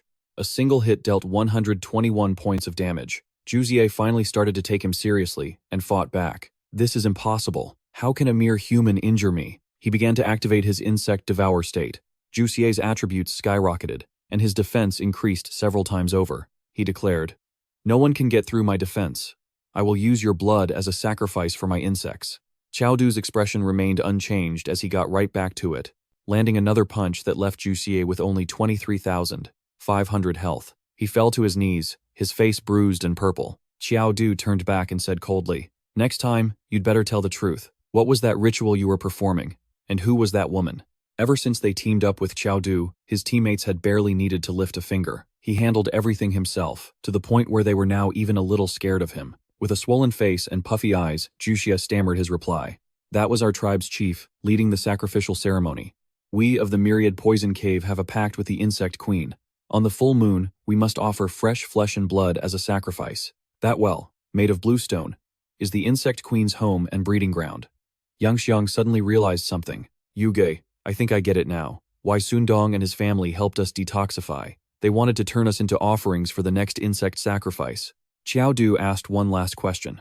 "Why did Shun Dong change the tribe's name to the Myriad Spirit Cave, while you people call it the Myriad Poison Cave?" The man looked confused. "Shun Dong? What's Shun Dong? In our entire Myriad Poison Cave tribe, there's only one person with Dong in their name, and that's our chief, Sun Dong." After gathering all the information, Qiao Du showed no mercy and finished him off right then and there. A notification showed that player Qiao Du had defeated the NPC Zhu Xie with his bare hands. The reward was 10 free attribute points and 50 experience points. "Congratulations, player, on successfully leveling up. Current experience is 1080, with 5 free attribute points. Ding. Congratulations to player Qiao Du for being the first in this world to kill an NPC with his bare hands." The reward was a sage-grade item, Guardian's Blessing. The Guardian's Blessing was an S-rank, single-use item that could block one fatal blow. Qiao Du was intrigued. An S-rank item that blocks a fatal blow? I can't believe I got such a game-breaking item from this NPC. This was the highest grade item in the world. Fang Yuan, Fang Xun, and Long Chang were worried. What do we do now? Sooner or later, they'll find out we killed their tribesmen. Qiao Du can't possibly take them all on by himself. Just a single villager was that powerful, and their chief can control poisonous insects. How are we supposed to fight back? Qiao Du replied that the mission only required them to destroy all the insects, not to engage with the people of the Myriad Poison Cave. If the insect's nest is in that ancient well, we have to destroy it. Since Chief Xun Dong hasn't found out what happened here yet, this is our best chance to act. They all moved to the well's location. There was no one around now. They had to act fast. As they approached the well, the whole team was shocked to see 2 dead bodies, and what's more, they were Xun Dong's parents. It seemed these people were so cruel, they would even kill their own. Qiao Du confirmed his suspicions. No wonder their attitude was so strange back then. It seems not everyone here is evil. Well, let's just ignore them for now and use this time to destroy this stone well. A fire type, a wind type, and the earth blast technique were activated all at once. The well exploded, creating a deep pit leading into the ground. Yang Xiang thought that with a blast that powerful, all the insects must be toast. But the problem was, the system still hadn't announced the mission's completion. Just then, the chief of the Myriad Poison Cave, Xun Dong, appeared, laughing maniacally. "Haha, you guilty little rats are so disobedient. For you to be here, Zhu Xie must be dead. That's truly beyond my expectations." Walking beside her was Quang Man, a key member of the Myriad Poison Cave. Qiao Du looked her straight in the eye. "Should I call you the chief of the Myriad Poison Cave, or should I call you Sun Dong?" With a smug look, she replied, "What's wrong, big brother? Don't you like how I look now? Should I change back into Sun Dong's form then? How about it? Which one do you like more?" In a flash, she transformed into Sun Dong's appearance. "What a pity. I originally wanted to spare your life, big brother, and continue our family line together. But since you've killed so many of my clan's insect soldiers, the Insect Queen will be angry if I don't sacrifice you." Qiao Du asked why she would kill her own tribe members, even her own parents. The girl replied with a chillingly casual and bloodthirsty tone. "My parents? So what? They were just 2 useless fools who wouldn't listen." That declaration was like a clap of thunder to Qiao Du. "What do you mean, so what?" Seeing the furious look on Qiao Du's face, Sun Dong continued to taunt him. "Looks like you're angry. Don't be mad, because you'll all be joining them very soon." Following her savage laugh, tens of thousands of insects appeared. Seeing the emergency, the other team members shouted for everyone to rush and help Qiao Du. Fang Yuan activated Blazing Fire, while Long Chang was sent flying by a single slash from Quang Man. He warned him not to even think about bothering the Patriarch. Quang Man is a common NPC, level 20, with 500,500 health points, 55 strength, 30 defense, 30 agility, and the skills, Insect Devour and Poison Insect Control. Qiao Du was completely surrounded by the swarm of insects. Damn it, there are too many of these bugs. If they keep swarming me, I'm dead for sure. If I could just get my agility and defense up to 166 points like my strength, I might be able to break through this. Is it time to use the Heart of the Brave skill? After thinking it over, Qiao Du decided it wasn't a good idea. Since he had the Sage's arm guard, which could revive him once, he decided to risk it all. To defeat the bandits, you have to capture their king first. As long as he killed Xundong, these poison insects would collapse on their own. Qiao Du finally broke through the swarm's encirclement. Seeing this, Xundong laughed with delight. Haha, big brother, have you finally come to your senses? Are you going to offer yourself up as food for my babies? Qiao Du used his incredible speed to dash past her, inflicting a massive wound on her abdomen. After being injured, Xundong's face filled with hatred. Wouldn't it be a good thing for someone who doesn't appreciate others to be eaten by insects? The system categorized Xundong as a rare NPC, level 10, 1000 health points, 30 strength, 30 defense, 50 agility, with the skills Insect Devour, Poison Insect Control, and Shapeshift. Qiao Du wondered why Xundong was rated as a rare grade NPC when all her stats were lower than Kwangman's. It didn't make any sense at all. He felt that something was off about this Xundong. Big brother, you hit my tummy so hard it's dented. You broke it. What are you going to do now? Suddenly, Xundong's agility increased by 80. She activated a skill, charged straight at Qiao Du, and slammed into his chest, making him cough up blood. The instantaneous increase in her agility left Qiao Du with no time to react. After attacking Qiao Du, Xundong declared, "Don't worry. After you're dead, I'll peel your skin off perfectly and keep it as a souvenir. Your skin will definitely look very nice." Yang Xiang, who was fighting Kwangman, saw Qiao Du's predicament and frantically called out, trying to rush over and help, but was still blocked by that Kwangman. He blocked the way and snarled, "I already told you, your opponent is me. How dare you get distracted?" Yang Xiang activated Earth and Beast Restraint again. Kwangman taunted, "Fatty, it seems you still don't get it. Your moves are useless against me. Your attacks are nothing more than an itch to me." Just as he was about to counterattack, Kwangman's face went blank. "What's happening? Why is the Earth I'm summoning this time red?"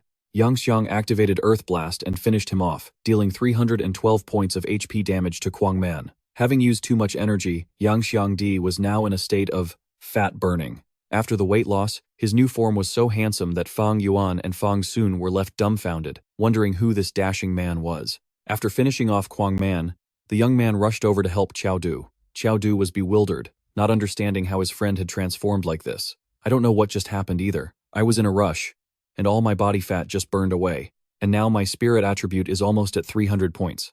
A spirit attribute and the power of a released skill linked together reaching 300 points. That was almost on par with the spirit strength of some mid-tier mages. Qiao Du ordered Yang Xiangdi to quickly use Earth Blast to take out both him and Xundong at the same time. Yang Xiang didn't dare, because Qiao Du could die as well. Qiao Du was resolute. "Stop wasting time. Trust me. Just do it." The Earth Blast was activated. Xundong struggled. "Let me go. I don't want to die with you." But it was too late. Just as she finished her sentence, Yang Xiang detonated everything. His teammates were extremely worried about Qiao Du. The system announced, "Fatal damage detected. Activating S-rank item, Sage's Arm Guard. This instance of damage has been nullified." The system detected that player Qiao Du possessed the courage to find life in death, and rewarded him with the A-rank passive skill, Great Strength Contract. Great Strength Contract, A rank. For every 50 points of maximum health, the player's strength attribute will increase by 1 point. For every 1 point of the strength attribute, the player's maximum health will increase by 10 points. This effect will not cycle and stack on itself. Qiao Du thought to himself, "So there's a silver lining like this? The system must not want me to get wiped out." 166 points of strength means an increase of 1,660 health points. I now have almost 1,800 HP. I probably won't have to worry about getting accidentally one-shot anymore. Seeing that Qiao Du was safe, Yang Xiangdi rushed over. "Duge, I have 300 points of spirit power. How did the explosion not kill you?" Qiao Du crossed his arms and replied, "What's wrong? Are you upset that I'm not dead? Who said you can't come back to life after dying?" "Oh, right. You killed that Xundong. What items did she drop for you?" Yang Xiang looked bewildered because he hadn't actually heard the system notification for killing her. It seemed she was still alive. Just then, Xundong flew out from the smoke. "You guys hurt me. A lot. Congratulations. You will now be rewarded by witnessing my true beauty." Sundong completely revealed her original form. Level 15, 2000 health points, 130 strength, 80 defense, 100 agility. Skills: Virulent Poison Sting and Rampant Force. So this is her true form. Her stats have gotten way too strong. Qiao Du urgently told Yang Xiang to hit her with another Earth Blast, but Yang Xiang could barely move now. I can't do ge. My spirit attribute has dropped to 48 points. It seems the spirit boost from burning fat isn't permanent. Warning: the Myriad Poison Grotto boss has been enhanced by an unknown power. This creature's combat strength has exceeded the difficulty for beginners. Players, please exit the dungeon immediately. Warning: players, exit the dungeon immediately. Qiao Du was still hesitant. If we leave, what happens to our exclusive dungeon? Yang Xiang urged him. Qiao Du, run. We're lucky to even escape with our lives after running into a terrifying monster like this. You're still worried about the quest? The system continued its announcement. After calculation, if players have not yet killed the Myriad Poison Grotto boss, please exit the dungeon. You may reopen the exclusive dungeon afterward. Qiao Du firmly declared. Are you kidding me? Headmaster Ji Pingyang specifically told me I had to clear this exclusive dungeon. I don't care what kind of fused monster you are. Today you die. Sundong let out a manic laugh, looking thrilled. Very good, you despicable human. I refuse to believe you can even wound this body. Today, I'm going to cut you down myself. With that, the two of them charged at each other. Her blow dealt 124 damage to Qiao Du, while his counterattack dealt 196 damage to her. Neither one was giving an inch. Sundong had truly started to see Qiao Du as an equal. What kind of monster is this kid? Why isn't he dead yet? He's only level 8. How can his damage be higher than mine? Who's the boss here? Me or him? Just how high is his strength? How can a mage be this powerful? After some thought, she asked Qiao Du directly. Wait a minute. Don't tell me you're also one of Bise's people? Chundong thought to herself that it must be true. Only Bise could create a monster like Qiao Du. After all, she herself was created by Bise. Qiao Du had no idea what the hell she was talking about. He yelled back, What? Bise? Heize? The name's Qiao Du. A final, critical hit depleted her remaining 213 health points. In the moment before her spirit left her body, she had a terrible premonition. Qiao Du. Could it be? Could he be that esteemed person? Then, why would he want to kill me? The system announced. Detecting that player Qiao Du has won a one-on-one duel, rewarding 15 free attribute points and 75 experience points. Congratulations, player, on a successful level up. Current experience, 590. Reward, 5 free attribute points. The anomaly in the 10,000 Venom Cave dungeon has been resolved and is being recalculated. Congratulations to the 5 players for successfully clearing the Mage exclusive dungeon. The system is now evaluating player completion ratings.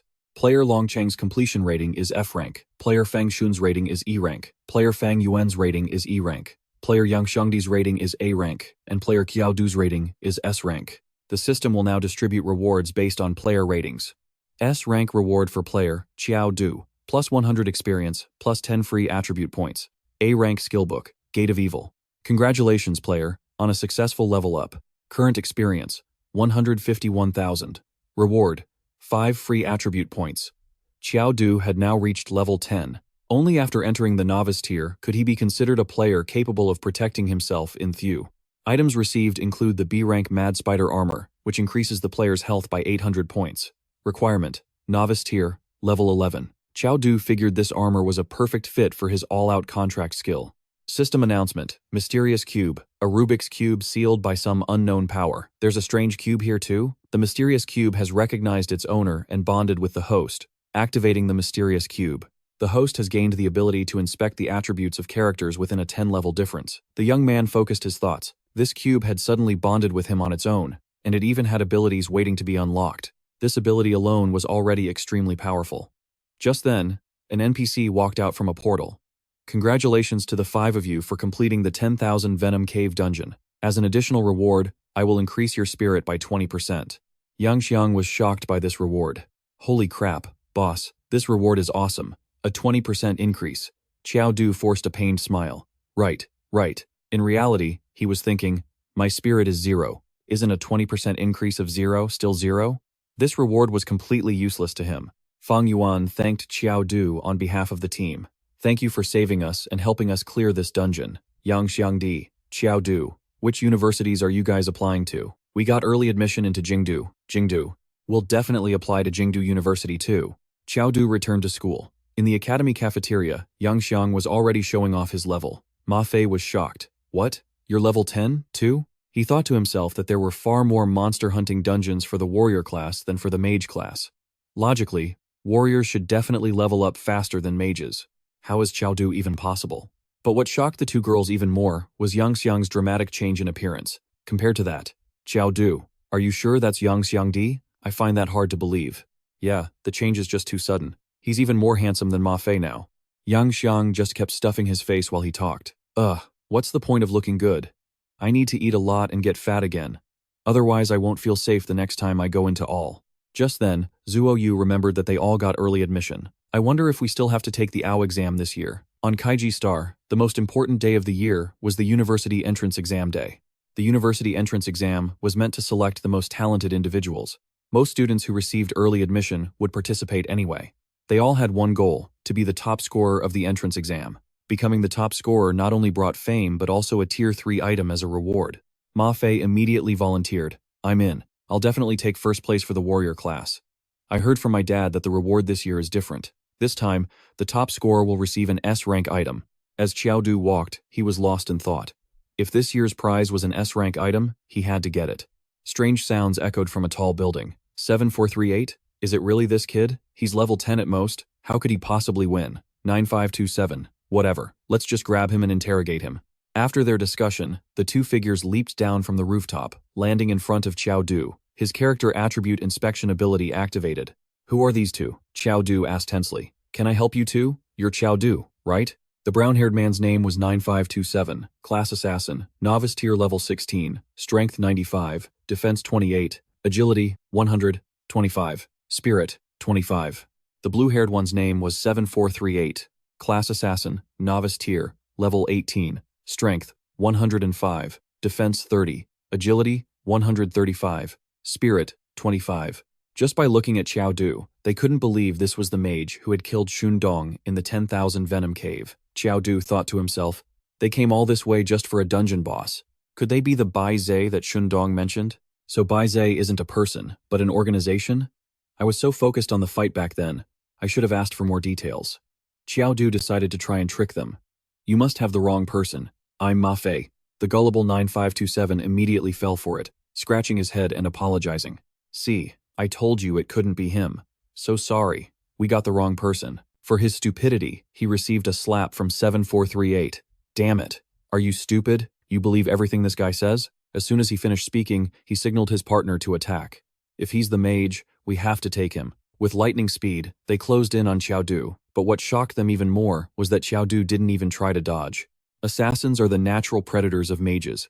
He's not dodging at all. He was definitely tricking us. Before he could say more, Qiao Du rushed forward and landed a single blow, causing 9527 to lose 197 health. 7438 stood there, dumbfounded. One punch had already heavily injured 9527.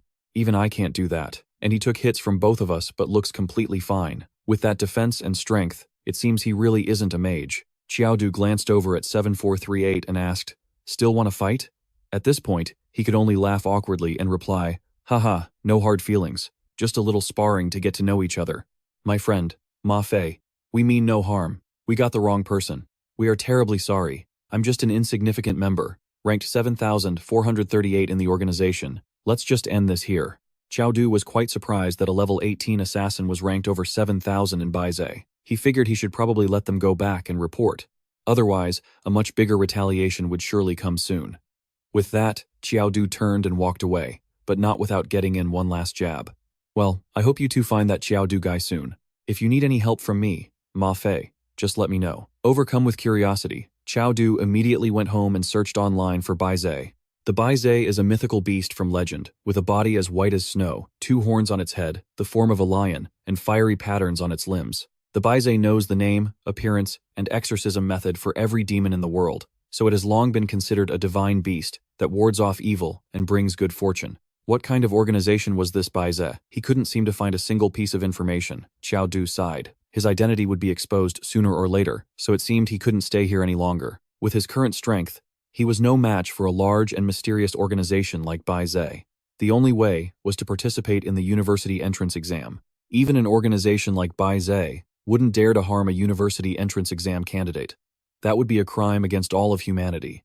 After that, he would be safe at Capital University.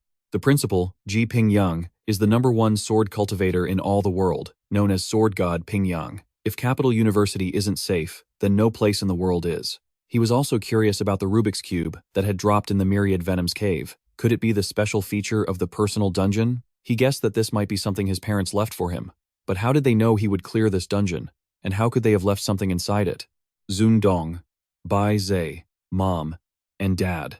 Go. Just what in the world was going on? On the roof of the tallest building, Bise had already updated their information on Qiao Du. 7,438 and 9,527 returned to report, updating that the intelligence was flawed. The target wasn't a mage. He was very strong, strong enough to injure 9,527. The man in the black robe asked. So, the cause of Sundong's death is still unknown. How useless. Forget it. Let's put Sundong's death aside for now. The organization's next move in Sioux City is what's most important. A few days later, at the 4th Academy, Qiao Du met with the principal in his private office. Speak, Qiao Du. Is there something you need my help with? It's nothing too important. I just wanted to ask you to take a look at this Rubik's Cube for me. This is an item I received in a personal dungeon. It seems to be sealed. Could you see if there's any way to open it? The principal looked at it intently for a moment. Sealed, you say? Without a password, the only way is to use a seal-breaking key. A seal-breaking key? Yes, a seal-breaking key. The seal on this Rubik's Cube isn't strong. A seal-breaking key should be able to break the seal without damaging the item inside. Qiao Du got straight to the point. So, where can I find this key, sir? The E-rank dungeon, the City of Machines. You must be careful. It's an open dungeon, so you never know if some players might try to cause trouble for you. This was the City of Machines, the human sector of the machine country. In a flash, Qiao Du had arrived. So, this is the open dungeon, City of Machines? The principal said that a great war between humans and machines once broke out here because the machines gained consciousness. In the end, the two sides signed a peace treaty, and they called this place the Machine Country. Qiao Du confirmed that this was the human sector, the City of Machines. The principal had said that to get the seal-breaking key, he had to receive a hidden quest from the City Lord of the City of Machines, Hua Jun. But how was he supposed to meet the City Lord? Just then, Qiao Du passed by an old man who looked like a professor, and something suddenly happened. The man was standing there, muttering incomprehensible things.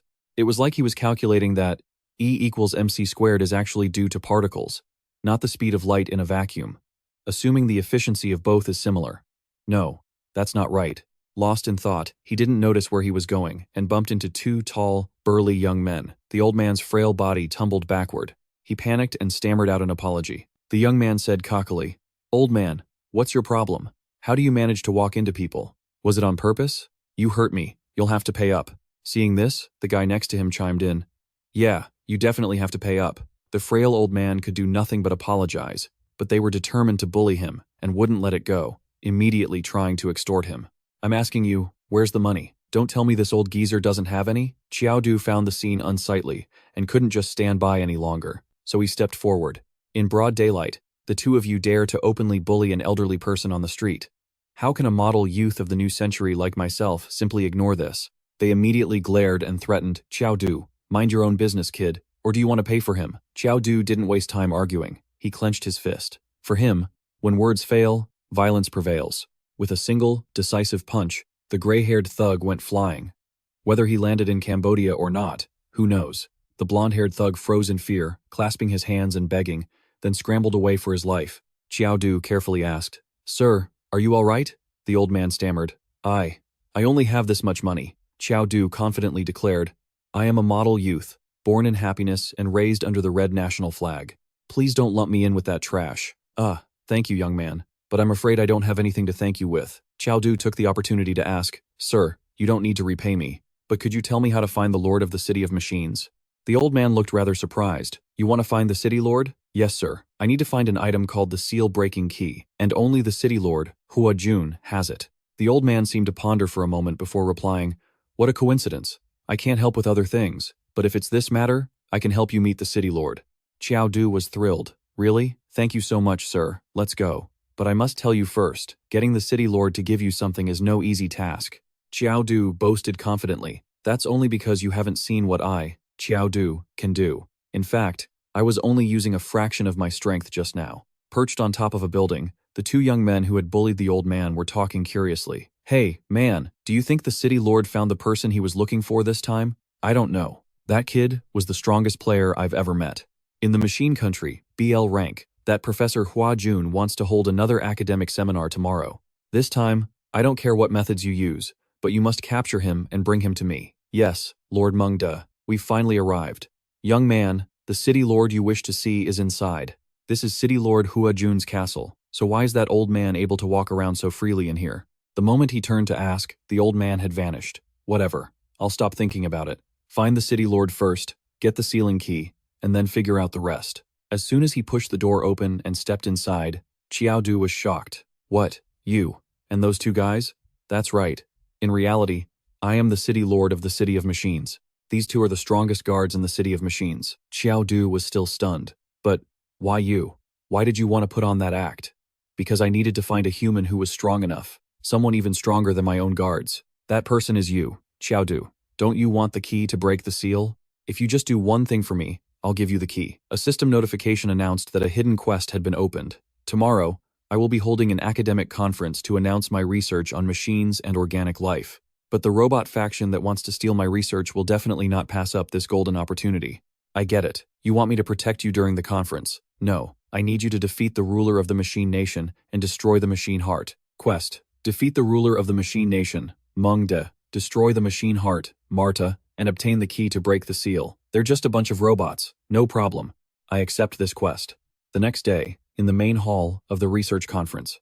Dear attendees, we are living in a society with an extremely advanced civilization and technology. Humanity was nurtured by nature, and from it, humanity abstracted the laws of life. To this day, the complexity of computers and artificial systems is enough to rival life itself. How much of life can ultimately be converted into data? The very reason artificial intelligence was created was to study these mysteries. Even if an AI can pass the Turing test, we still wouldn't consider it a living being. Just like the robots in the Machine Nation, although they have their own consciousness, they cannot produce the next generation through traditional means. So, can machines truly achieve procreation? Qiao Du's face was blank. He didn't understand a single word. Why haven't those robots shown up yet? Suddenly, the glass on the ceiling cracked. A purple-haired robot flew in, declaring, "Flesh and blood are weak, but machines are eternal. Professor Huajun, cast aside that weak human skin and fall into the embrace of the machines." The moment the robot appeared, everyone panicked, shouting for security. "Get out, robot! This is not the place for you!" In the blink of an eye, the robot was in front of the blonde young man and threw a superpowered Vipro punch. Every hit landed perfectly. As he attacked, he laughed maniacally. "Ha ha, foolish humans." Qiao Du found this incredibly annoying. "This guy is clearly looking down on me." Qiao Du. The city lord glanced over and ran forward. "Qiao Du. Their target is me. This time, I will go with them to the Machine Nation. I'm betting everything on you, Qiao Du." "I understand, City Lord." The robot was still causing a ruckus, looking extremely excited. "Ha ha ha, do you see? This is the power of an upgraded machine. I possess the strongest body." Just then, another robot appeared from above. His name was Monstart, and he ordered City Lord Hua Jun to come with him. "Tell your man to stop, and I will go with you." "Professor Hua Jun, wouldn't it have been better if you were this cooperative from the start?" He immediately grabbed the City Lord, while the other robot continued to wreak havoc. "Ha ha ha, Lord Monstart, you take the old man and go on ahead. I want to play a little longer." Just as Monstart was leaving, Qiao Du stepped forward. "Hey, you're the one who was bragging about having the strongest body." The robot got right in Qiao Du's face and said arrogantly, "You ants could never understand the beauty and power of upgraded machines." Qiao Du was sick of this trash talk. "Are you done yet? Because if you're done talking, I'm making my move. Little boy, don't you want to join the machine faction and be upgraded? Don't you want a perfect and powerful body?" Before he could finish his sentence, Qiao Du threw an opening punch as a greeting, decisively dealing 306 points of damage. This robot was a rare NPC, Bliss rank, level 11, with 194,500 health points, 86 strength, 40 defense, 90 agility, and the skill Mechanized Piercing Cannon. Bliss rank was stunned by Qiao Du's power. "Sorry, but it seems I already have everything you just mentioned." Even though Bliss rank saw and heard it with his own eyes and ears, he couldn't believe it. "Impossible. This is impossible. A mere human can pierce my biochemical body with a single punch? How could you do that?" Qiao Du didn't hesitate to share. "Well, you just raise your hand, and then, punch." Bliss rank collapsed, but kept muttering, "How can a normal human body compare to a machine?" Qiao Du took the opportunity to flex a little. "Actually, I have the primordial body of the human race." At this point, Bliss rank was so scared of Qiao Du he couldn't move. Stepping on his back, Qiao Du delivered a final kick, dealing another 102 damage. Less talk. If you don't want me to beat you into a pile of scrap metal, start flying. Take me to your machine nation. And just like that, he grabbed Blissrank's hands and rode him like a dragon. The city lord let himself be captured on purpose. It seems he wanted to lead me to the machine nation to destroy the machine heart. City lord, don't you worry. I will definitely complete this mission. At that same moment, Blissrank was analyzing the situation as he flew. This kid has such terrifying strength, so why did he let Lord Mondstadt take Professor Huajun away earlier? A primordial body? No. I must report this information to Lord Mondstadt. In a flash, they arrived at the machine nation. Professor Huajun was kneeling on the floor in Mondstadt's private room. My deepest respects, Professor Huajun. I apologize for using such a crude method to invite you here. Don't worry about it. Even if I die, I will never betray humanity to join the machine nation. Professor Huajun, don't be so quick to refuse. Take a look at this first. He then revealed a mechanical heart. Professor Huajun, as you can see, this machine is becoming biological. You could also say, a living being is being created. This device before you possesses a heart with the synthesized biological functions of human intellect and the strength of a machine. I prefer to call it ascension, the ascension of weak bodies into machines. Professor Huajun, join this glorious evolution. But the city lord stood his ground, declaring, Humph. You were born a human, yet you willingly joined the ranks of robots, becoming their lapdog. Calling you a traitor isn't even enough. Seeing the city lord's resolve, Mondstadt decided to show him something else. The moment he pressed a button, a stream of people tumbled down, screaming for their lives. The machine heart sucked them in and devoured them whole. Meanwhile, in another location, Qiao Du found himself in an area filled with hundreds of robots. Detecting an intruder, the player, Qiao Du, fought a low-level robot with his bare hands, earning 1 free attribute point, plus 3 experience points. He was incredibly excited. He never expected to get attribute points from taking down robots. Now, the young man wanted to fight 10 of them at once. After witnessing the horrifying scene of machines devouring a human alive, City Lord Huajun was filled with rage. You beasts, what kind of animals are you? Professor Huajun, getting angry like this won't solve anything. Its name is Marta, and it's actually a failed product. Our original plan was to make the robots live longer. The result, as you can see, is that we accidentally created a monster that devours life, and its appetite just keeps growing. In the beginning, it ate 1 person. Now, that's increased to 5. Problem with Marta. Of course, you can also choose to turn a blind eye. The price for that is that every day, someone will have to die because of Marta. The city lord thought to himself, Qiao Du, right now, all my hopes are on you. Just then, one of Mondstadt's subordinates ran back to report. This is bad.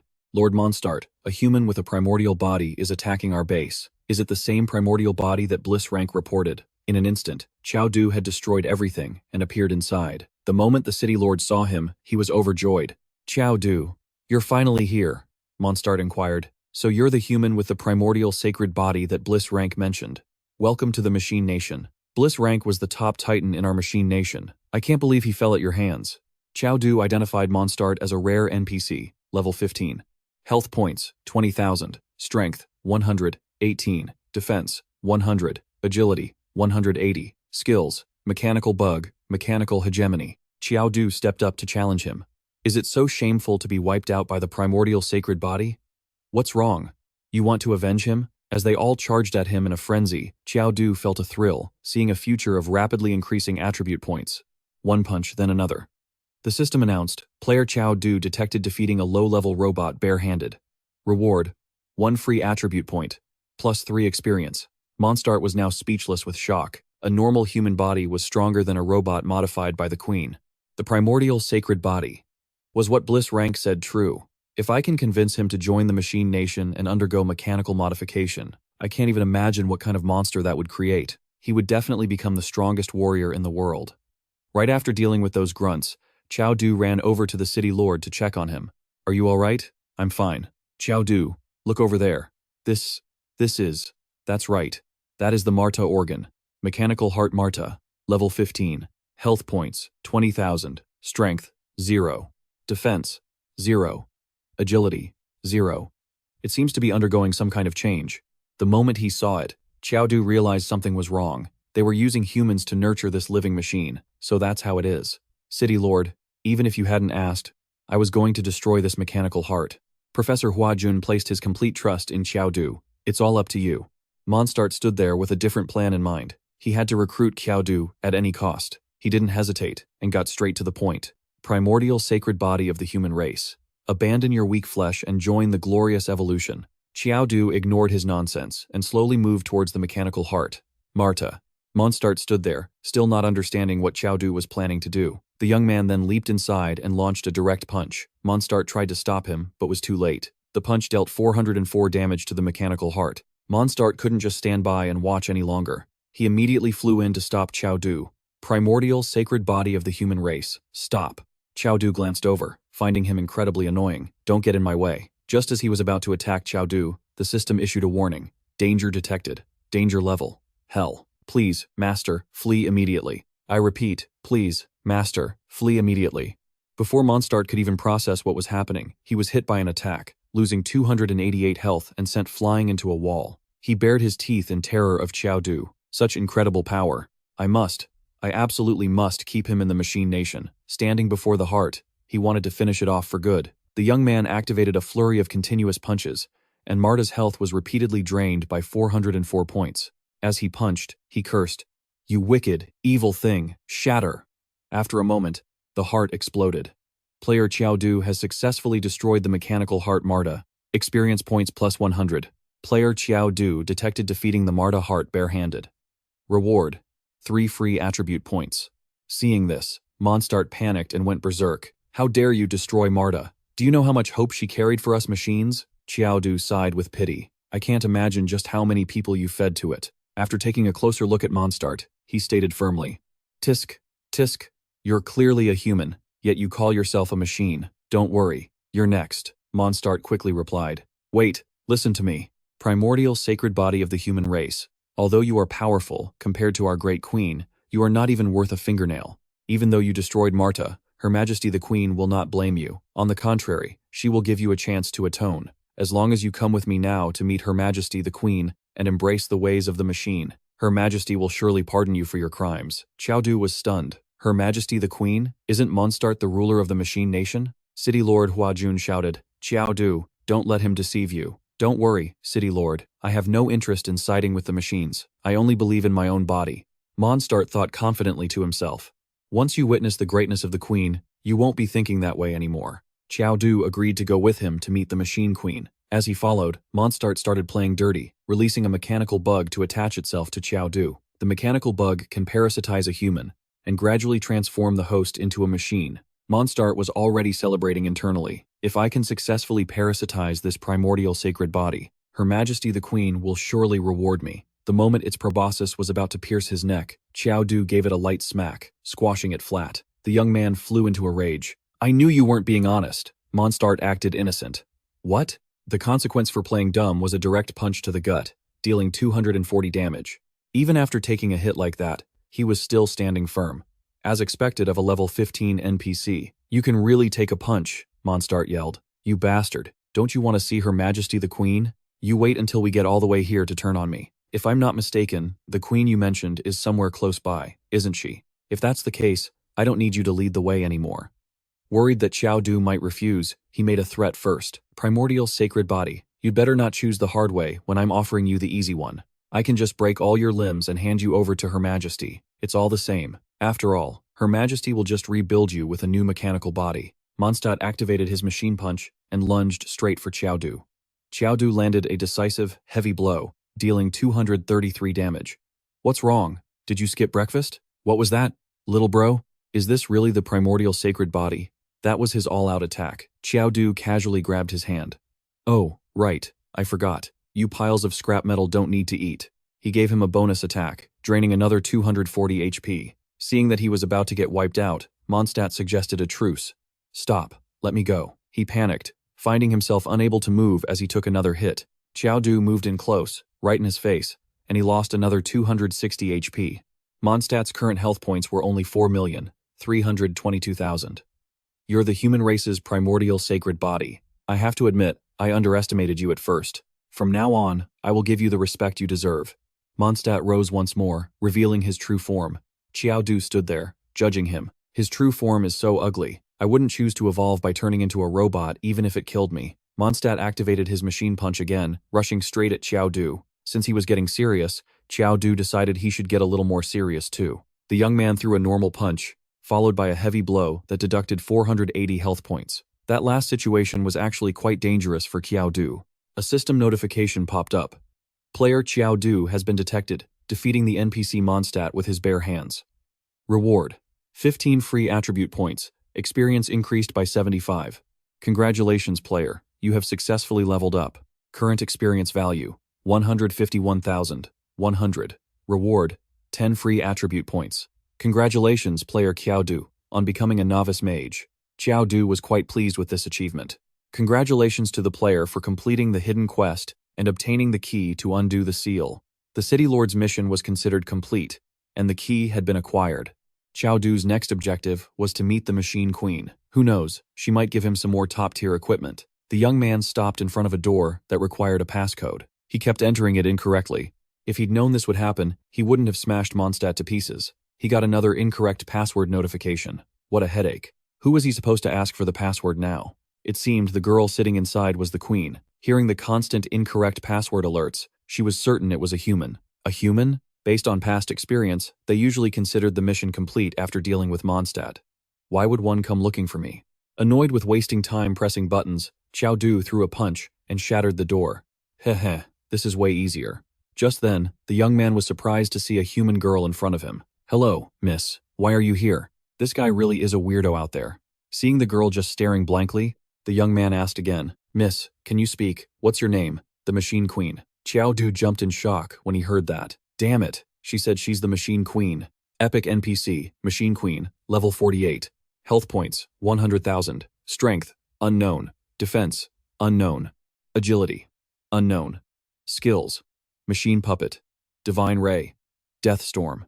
After learning that the girl in front of him had 100,000 health points, Qiao Du was in a state of shock. What the NPC with 100,000 HP should be an A-rank boss, right? A little flustered, the young man turned around and gave a little wave.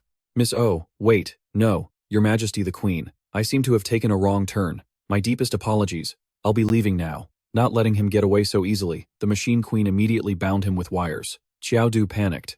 She's too strong. I can't move. Don't be afraid. I won't harm you. She closed her eyes and used her ability to read all of Qiao Du's memories. So, this is the outside world? I always knew that this world of mine wasn't the real one. This world is called a dungeon, a simulated world. Before long, the dungeon will reset once again. Everything returns to its original state. This simulated world has a glitch. As long as I stay in this room, I can avoid the dungeon reset. I can't even remember how many times it's been reset.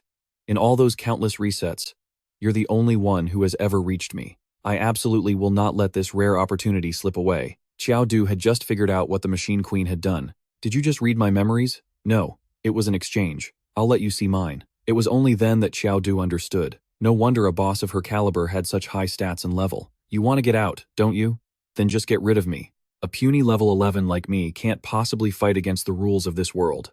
After hearing this, she plunged her sharp hand straight into her own chest. What the hell are you doing? The Machine Queen had taken out the heart from her body. We can exploit the rules of all the world, just as you said. This is the heart of the Machine Queen, an S-rank item that possesses the power of machine creation. She tossed the heart to Qiao Du. For you. As long as you carry this, it will grow into another me. Players can take items with them. Once it forms a new body, I'll have a clone that can experience the outside world. Qiao Du was quite surprised and asked, Aren't you afraid I'll double-cross you? Once I'm out of OW, you won't be able to do anything to me. I'm not afraid. In your memories, I couldn't find a single record of you going back on your word. Besides, I just want to see what the outside world looks like with my own eyes. Qiao Du was quite taken aback by an NPC that had developed its own consciousness, and was even planning to escape from her own dungeon. So, have you made up your mind? Qiao Du, besides agreeing with you, what other choice do I have? The Machine Queen looked very pleased. Thank you. All right, you may go now. A system notification appeared. Congratulations, player Qiao Du, for clearing the Machine Country dungeon. Completion rating: A rank. The system will now distribute rewards based on the player's rating. Player Qiao Du has received A rank rewards. Experience plus 50. 5 free attribute points. B rank skill book, shaping art. C rank item, machine brass knuckles. C rank item, machine brass knuckles. Rank C. Effect: increases attack power by 30%. No class restrictions. The attack power boost would be quite helpful for him. I guess it's time to ask the principal to open that ruby. In a flash, Qiao Du was back. but the principal was nowhere to be seen, and the room was empty. Just waiting around would be a waste of time. He decided to use the seal-breaking key to open the Rubik's Cube first. What appeared after unlocking it was the Green Dragon Crescent Blade, a growth-type weapon. Qiao was shocked. This was the keepsake his parents had left for him, so why was it a blade? Moreover, it had no attributes, so how could he possibly upgrade it? Besides, wasn't he a mage? Just then, the principal burst through the door. Qiao, for heaven's sake, forget about that Rubik's Cube. You need to get to the exam site right now, or you're going to miss the college entrance exam. He was still completely zoned out for a moment before it finally dawned on him. Oh no, this is the college exam venue. A student from the first academy stepped forward, leaning on his hand and asking the proctor, "Can the exam begin yet?" Yang Xiangdi tried to stall. "Wait, it's not time yet. Not all of our people are here." The first academy students looked on with contempt. Aren't the students from the fourth academy just a bunch of useless trash anyway? What difference does it make if they're here or not? Yang Xiangdi was furious when he heard that. They continued to taunt them. Our first academy has always had the highest college acceptance rate. The city's top scorer almost always comes from our school. Last year, Longxiang from the first academy also became the top scorer in the combat division. Get it? This year will be no exception. The top spot will belong to our school again. What are you losers from the fourth academy even competing for? Just hurry up and go home. The college exam is a big deal. If they're not here yet, they're probably too scared to even show up. Ha ha ha. Yang Xiangdi shot back. First academy or worst academy, we'll see soon enough. Someone like you? My bro Du would only need 1 punch per person. Oh really? 1 punch per person, you say? Come on, let's see you try. I hope I run into you guys in college. I'll show you trash what a real 1-punch takedown feels like. Zuo, you couldn't help but feel anxious. Why isn't he here yet? The exam is about to start. Qiao, where the hell are you? Seeing this, Ma Fei got fed up and roared. Listen up, First Academy. I'm the one who will end your school's legacy. And my only rival is Qiao. Though he said it to save face, Ma Fei was still worried. Damn it, Qiao, why aren't you here yet? Elsewhere, Qiao was still sprinting for all he was worth to get to the exam site. It seemed the proctor couldn't wait any longer. Teacher from the fourth academy, the exam is about to begin. Is your team all here? Can we wait any longer, Qiao? Oh, Qiao, if you don't get here soon, you'll miss your chance to get into college. Just then, the young man appeared, shouting loudly. Yang Xiangdi's face lit up with a huge grin. Du, my man, you finally made it. He arrived and declared with swagger, your daddy's here. The guys from the first academy started grumbling. We had to wait this long just for this guy? Yeah, what a waste of our time. Hearing their whispers, Zuo, you couldn't take it and cut in. It wasn't even time to start yet, so what's your hurry? They replied arrogantly. Of course we're in a hurry. We want to send you scrubs packing and then claim the top spot in the college exam. Qiao didn't say much, simply asking, where did these idiots crawl out from? Hearing that, they got furious. What did you say, you rotten brat? Once we're in the arena, you better pray you don't fall into my hands. Wow. Is everyone from the first academy this arrogant? I hope you can keep that same attitude in the arena. This year's top spot is mine, Qiao. You guys can't have it. The blue-haired guy got agitated and was about to charge at Qiao, but was stopped by someone named Li. Hey, our goal is the top spot in the exam, if you dare cause any more trouble. Before he could finish, the blue-haired guy was terrified. Miss Xu, I was wrong. Zuo, you found it strange that they suddenly stopped causing trouble. The teacher announced, it's time. The exam will now officially begin. I am the head examiner for this competition. Jin Tong didn't waste any time. This year's college entrance exam will use an elimination system based on accumulated points. Winning a round earns 2 points. Losing a round deducts 1 point. A winning streak will grant an additional point. There are no extra deductions for a losing streak. After 10 rounds, the 10 students with the highest accumulated points will compete against each other to determine the top scorer. I declare the 1080th Sioux City College entrance exam officially open. The stands were immediately filled with cheers. Qiao was standing in the Mage area. He heard that this year's exam used one-on-one duel rules and that health points would only drop to a minimum, meaning no one would die. This also meant that Qiao could go all out without holding back. The blonde young man watching from the stands was last year's top scorer for the warrior division, Longxiang. Which school do you think will take the top spot this time? The top spot will, of course, belong to our first academy. In the first round, the proctor announced, in arena number 108, Long Mietian of the first academy versus Qiao of the fourth academy. That's right, the two who were just trash-talking each other were now facing off directly. What a coincidence, to think we'd meet in the very first round. Qiao remained completely unfazed. So your name is Long Mietian. That's a pretty impressive name, don't you think? Immediately after, Qiao Du slowly enunciated the 3 syllables of Long Mietian to provoke him. His opponent couldn't take it and went crazy. You got a death wish? Don't you dare say my name like that. I'll tear your mouth off. He was already raring for a fight. Then the proctor asked clearly, Are you ready? Both were poised to charge at each other, but something was off. All right, now both sides will introduce themselves. Long Mietian raged. What the hell? Why is there a rule like this? Can't we just fight already? Qiao Du was taken aback, wondering the same thing. But they had to follow procedure. You have to do what the proctor says. First Academy, Long Mietian, Level 9, Lightning Elemental Mage. Fourth Academy, Qiao Du, Level 11, Elementary Level Necromancer. The moment he heard that, Long Mietian was stunned. Elementary level? Even the proctor was surprised, thinking to himself that reaching the elementary level before the exam meant this was a potential candidate for the top spot. All right, introductions are complete. Begin the battle. Long Mietian tried to calm himself down. Damn it, whatever. Lightning magic is the natural counter to the Necromancer class. So what if he's elementary level? It doesn't mean I can't win. He began to activate his thunder barrier. Lightning surrounded a perfectly calm Qiao Du, who let his opponent show off first. A whirlwind of power coiled around Long Mietian. Everyone was awestruck by the power of the lightning mage. I heard that lightning mages have an awakening rate of only 1 in 10,000. It's almost on par with a hidden class. That's right. That's right. Lightning mages are recognized by all elementalists as the class with the highest burst potential, but that one seems to be defending. Isn't that like fighting with one hand tied behind his back? Lightning mages aren't good at defense. People started whispering about Qiao Du.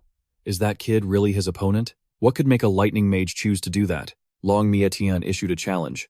Come on, let's see the power of a necromancer like you. Long Mietian grew a bit tense and curious, seeing that Qiao Du hadn't even drawn his magic staff. Is this guy planning to forfeit the match or what? While observing, an instructor asked Old Man Shui. This Qiao Du. He's the student you directly recruited into Capital University last time, right? Is he not planning to make a move? That kid is way too arrogant. Even if his level is higher, the lightning element is the natural counter to the undead. If that boy still refuses to summon any undead, a crushing defeat isn't out of the question. Old Man Shui didn't want to elaborate, simply sighing in response. Humph. Heaven's secrets must not be revealed. Just watch patiently. He only said this because he knew Qiao Du was a monstrous kid, capable of sending a Capital University admissions officer flying with a single punch. Long Xiang also watched intently with a disdainful expression. Well then, let's see how your necromancy really stacks up against a lightning mage. Qiao Du began to make his first moves. Long Mietian was a little bewildered. Here he comes. What in the world is he trying to do? Why hasn't he started summoning his undead? Qiao Du even casually let his health drop by 92 HP, charging straight into the lightning barrier. What the hell? What kind of monster are you? You dare to walk straight into my lightning barrier? Aren't necromancers known for being the most fragile class? How is this guy? Qiao Du's sheer audacity left the audience in shock. Holy crap! What's happening? Is this really a fight between mages? Shouldn't there be flashy spells flying everywhere? Is that kid stupid or something? Just then, Qiao Du finished equipping an item onto his hand. It was the Brass Fist, a C-rank item that increased crit rate by 30% with no class restrictions. Qiao Du grinned menacingly and lunged forward. I'll use you to test out my new toy. Wait, what are you trying to do? A single blow sent the guy flying. His remaining HP was 1,190. His eyes had rolled into the back of his head, and he was coughing up blood. Remember this, you owe me your life. The spectators in the stands had to rub their eyes to make sure they weren't seeing things. What did I just see? I'm not dreaming, am I? A necromancer tanking lightning with his bare body, and then taking out over 1,000 of his opponent's HP with a single punch. The instructor beside Old Man Shui exclaimed in agitation. I've seen someone tank lightning with their body before, and I've even seen someone use iron knuckles. But for this guy to deal over 1,000 points of damage in a single punch.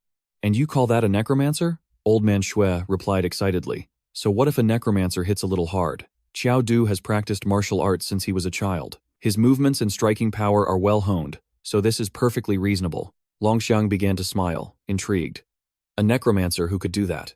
If his physical strength is already this terrifying, how powerful must his necromancy be? It really makes one eager with anticipation. After this defeat, a subordinate rushed in to report urgently, Young Master Gu, Long Mietian was defeated.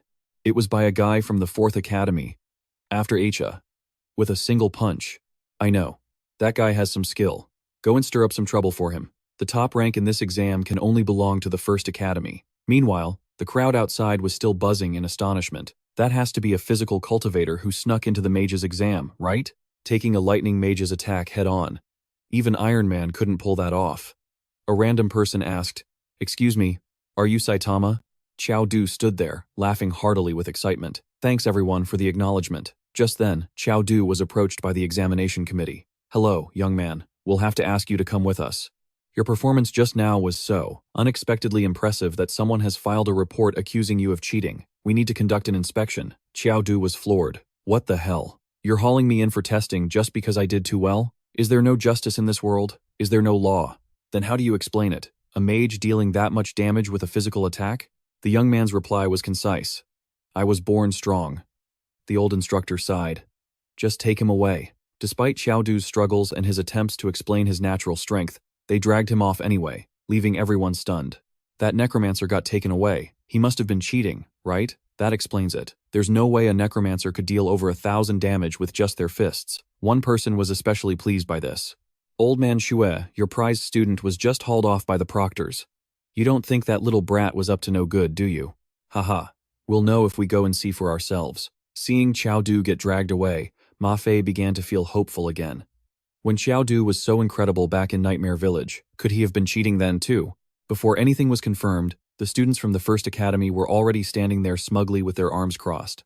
"See? I told you. There's no way a mage could deal that much damage. He obviously cheated. I bet when they test his urine, there won't be a single drop of actual urine in it. It'll be pure stimulants." "You don't have to bet. Just wait and see. After the inspection, they'll announce that his score has been nullified for cheating. Just you wait."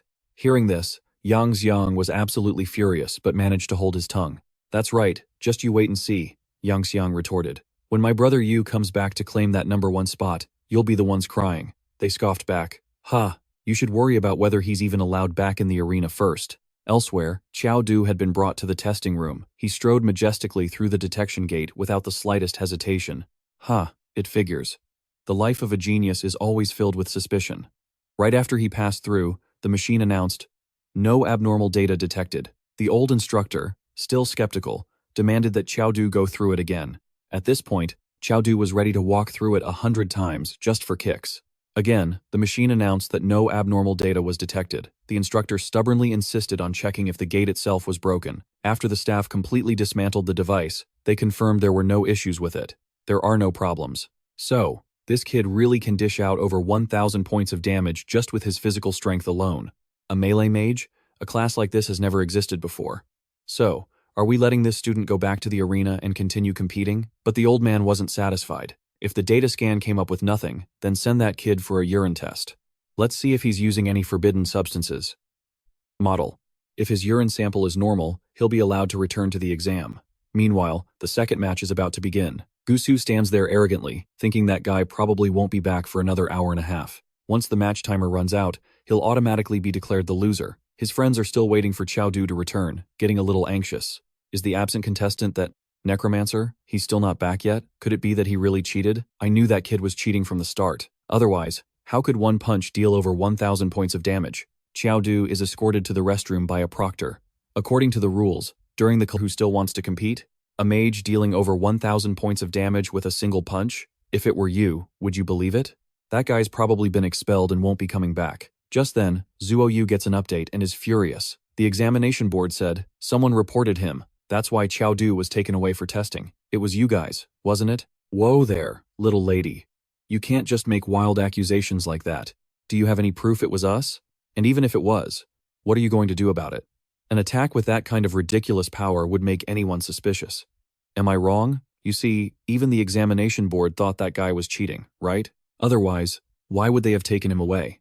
Yang Xiang, furious and unable to hold back any longer, shouts, "That's complete nonsense. Qiao Du would never cheat. He's about to come back and continue the match. Haha. You guys can keep living in your own little fantasy world. The announcement that he's been disqualified should be coming any minute now." His friends all stand up to defend Qiao Du, and Ma Fei also speaks up. It seems they're afraid Qiao Du will steal the top score in the exam, but their little plan is about to fail. Even if Qiao Du isn't here, the top score will still go to me, Ma Fei. Just then, Qiao Du appears, right as the referee was about to declare the other side the winner. What a relief. Qiao Du coolly announces, "I'm here." The proctor declares, "In that case, let the match begin."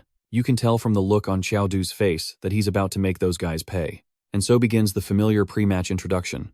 From the 4th Academy, Qiao Du, level 11, beginner class Necromancer.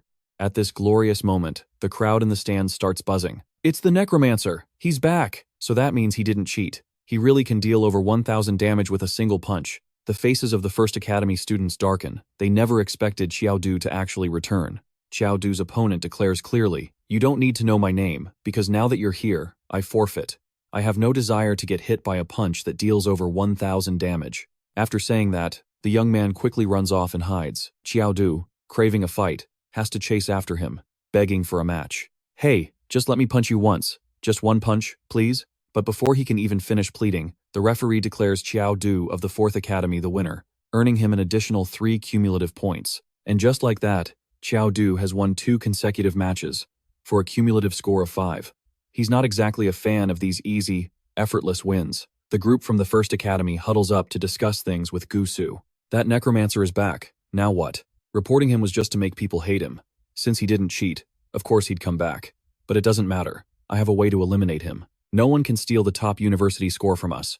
The following matches continue in the same fashion. The moment the referee shouts, "Begin," the opposing team surrenders, frustrating Qiao Du to the point of a brain explosion. Damn it, why are you forfeiting again? Don't you people have any pride? Aren't you supposed to shout something brave and then charge at me? But his opponent just turns and walks away. Pride? As if. The only thing that's real is the pain of getting hit. In the 4th round, they continue to forfeit, raising the white flag. It's the same even in the 8th round. All Qiao Du hears are boring declarations of surrender. He is absolutely dying to seriously punch someone.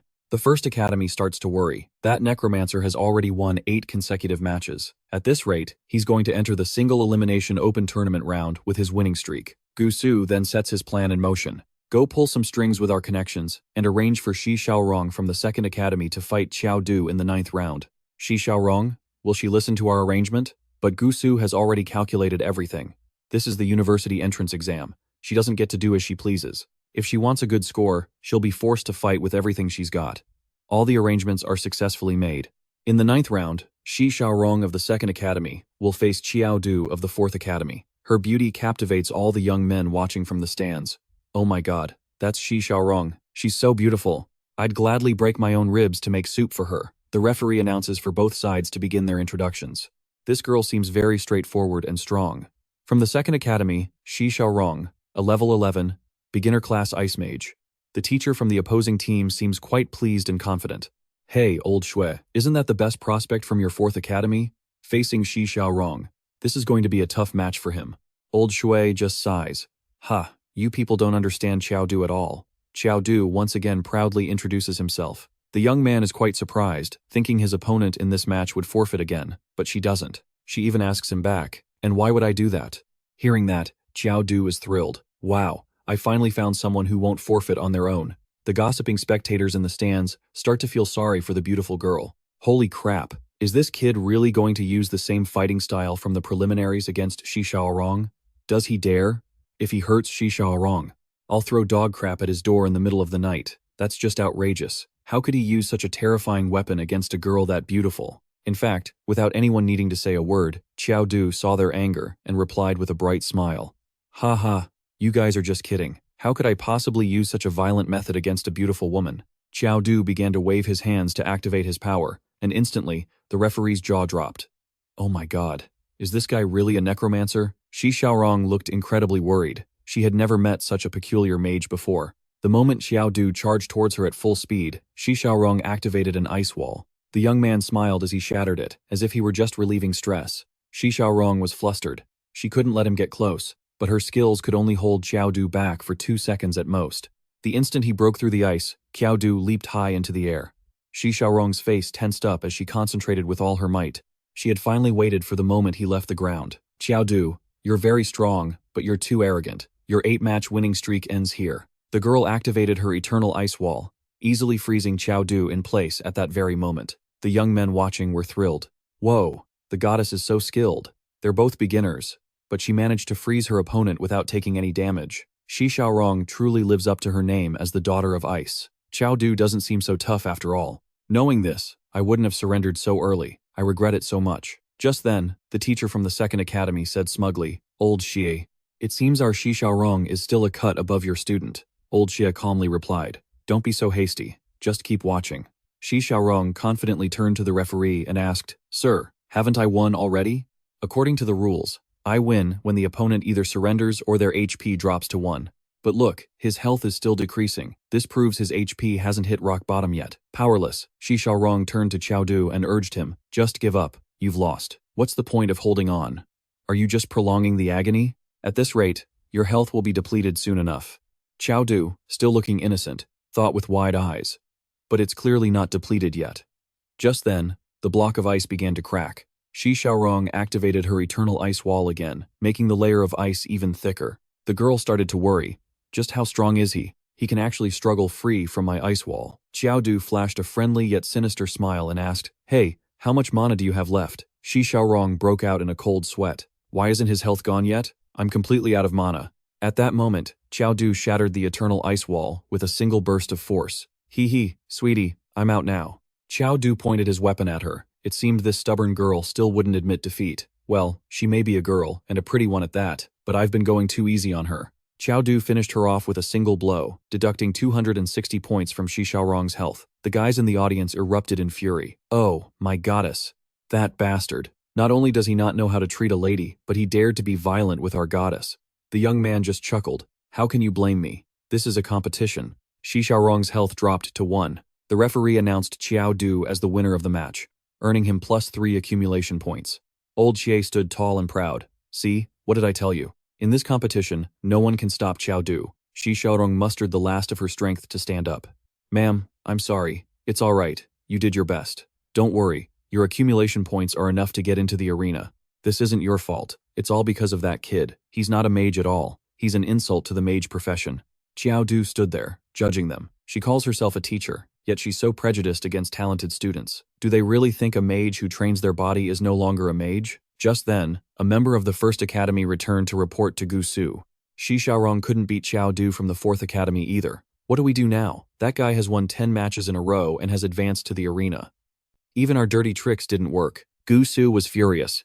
The Second Academy is full of useless trash. As expected, they can't even handle someone from the Fourth Academy. It looks like I'll have to handle this myself.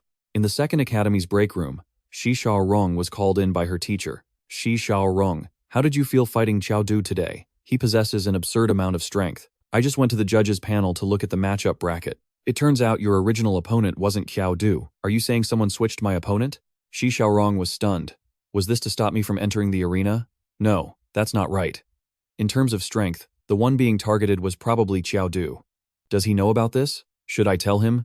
After some deliberation, Xiaorong decided to go see Qiao Du. The young man looked quite surprised. You're saying someone tampered with your matchup bracket, which is why you and I ended up fighting? Exactly.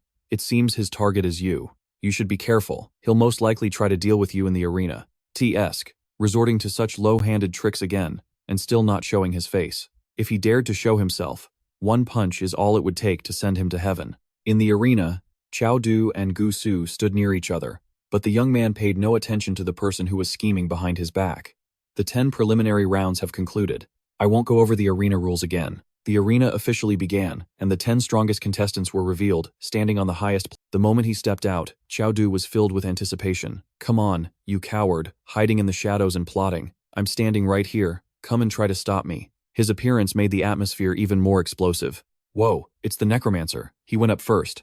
Does he plan to defend the stage? 1 versus 9. Just then, a strong, muscular young man leaped out to accept the challenge. Only a true genius can earn the title of champion. And it's obvious that I am that genius. As soon as he finished boasting, Qiao Du sent him flying with a single palm strike, deducting 354 HP. The guy collapsed, completely motionless on the ground. Fourth Academy's Qiao Du successfully defends the stage. Everyone started to suspect that Qiao Du wasn't really a necromancer. If no one could stop him, then the title of champion for this competition would truly be his. Everyone suddenly switched sides, cheering enthusiastically for Qiao Du. Go, Qiao Du. Defend the stage successfully. I don't care anymore. I'm a Qiao Du fan now. Hearing them chant his name, he smirked. Now, the coward hiding in the shadows probably can't take it anymore, right? At that moment, Gusu finally decided to appear and issued his challenge. You little brat who only knows how to fool the world. 5 million. Qiao Du had no idea what he was talking about. Gusu continued to negotiate with money. I'll give you 5 million. Just forfeit. I've already looked into you. You're just an orphan. Besides the house your parents left you, you don't have a single thing to your name. 5 million is enough for you to live comfortably for half your life. This jab was a massive blow to Qiao Du's pride. Who do you think I, Qiao Du, am? This is the Su Cheng Top Scholar examination. This is my dream. Is my dream only worth 5 million? Need more money? Gusu sneered. Just as I thought. A low-life brat. How much more do you want? Qiao Du answered bluntly, not much. 100 million will do. Of course, if you give me 10 billion, I won't say no either. Gusu knew Qiao Du was just messing with him. He rolled his eyes, looking like he was about to lose it. You've refused my toast, so you'll have to drink the penalty. Don't blame me for getting rough with you. Qiao Du had already figured out his attitude and thoughts. It seems this guy really hates me, and he's got something shady backing him up. The next person to enter the arena was none other than Gusu, the Academy's #1 beginner-level Shadowmancer. Gusu, please enlighten me.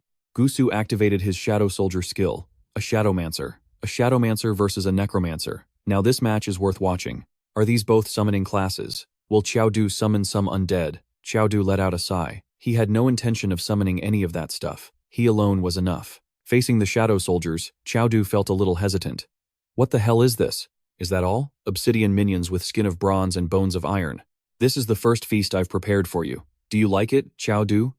With a single weapon, Qiao Du sent everything surrounding him, flying with one blow. Is that all? You summoned a bunch of minions. Besides their tough skin, they're nothing special. Let's see if these toys of yours are really indestructible. Qiao Du raised his weapon high and struck the monster in front of him with immense force. Now, there were 3 left.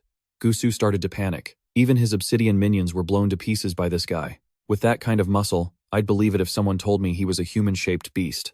Meanwhile, Qiao Du was thoroughly enjoying toying with them one by one. He took care of another one, and now it was time for the last. After clearing out the targets, Gusu himself would be next. Qiao Du dashed straight towards where Gusu was standing. He didn't dodge, but instead continued to explain, I've never summoned these obsidian minions for battle. Activate. Assimilation, sacrifice of the shadow. A blade slashed right through Gusu's body. The attack was completely stunning. If this weren't inside this world, wouldn't that single slash have sent that Shadowmancer straight to the afterlife? Qiao Du is too terrifying. The other guy also surprised Qiao Du when his severed arm reattached itself. Heh, I have to admit, you're really strong. In all of Su Cheng, you're the first person to defeat my obsidian minions and force me to use my sacrifice skill. After feeling that pain in his shoulder, Qiao Du realized that attacking him would only affect Qiao Du himself. Unless I attack his body directly, this won't be resolved. Where did Gusu get such a sharp knife? But you don't really think you're safe just because you're not attacking me, do you? As soon as he finished speaking, he stabbed the knife straight into his own left chest. Suddenly, as he did so, Qiao Du bore all the pain, coughing up blood and losing 50 points. Gusu looked thrilled and triumphant. Qiao Du, just give up. You are no match for me. If you surrender now, the conditions I offered you earlier might still be on the table. But a hero doesn't give in that easily, right? Qiao Du shot back bluntly, surrender my ass. Gusu was surprised yet again. Qiao Du's internal organs had been pierced, yet he seemed completely unharmed. If you're going to be this stubborn, then don't blame me. He continued to stab himself repeatedly with the knife. Qiao Du kept spitting up blood, and had to admit that while it felt like a scratch, it also genuinely hurt. Gusu even looked like he was about to stab himself in the family jewels, a sinister look on his face. Qiao Du knew his intention, and could already feel the phantom pain, so he had to tell him to stop immediately. This provocation drove Qiao Du mad, causing him to attack, which once again severed Gusu's arm. Damn it! Assimilation, sacrifice of the shadow. Qiao Du also felt the backlash and lost 496 points. The unlucky guy's powerful attack ended up backfiring on him. What is this? Having too much attack power isn't necessarily a good thing. What are the limitations of this kid's skill? Could it be that dark aura? After thinking for a moment, Qiao Du spoke up. I've seen through your skill. If I'm right, all I have to do is keep attacking, and you'll be finished. Gusu still wasn't scared. Oh, you've seen through my skill, have you? If you're not afraid of dying, then go ahead and try. Qiao Du threw a powerful punch straight at Gusu. Heh. You didn't think I'd see you secretly casting magic, did you? Alright, it's time to test my theory. If you've got the guts, don't dodge. Let's see you use that damage reflection skill again. Gusu wouldn't lose a war of words. Dodge? If I dodge, I'll call you daddy. Qiao Du leaped up, raising his fist. Gusu activated his shadow guard. The two powers clashed, the tension thick as a drawn bowstring. Qiao Du smiled brightly and asked, if I was wrong, Why did you defend?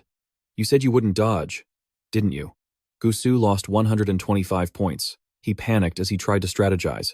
His Shadow Shield was a powerful skill, capable of blocking a full-power attack from a common boss, yet it couldn't block a single blow from Qiao Du. Could he be even more terrifying than a common boss? Qiao Du planned to end things here. But Gusu wasn't ready to admit defeat. He tried to buy his last few seconds and activated Shadow Devour Sacrifice.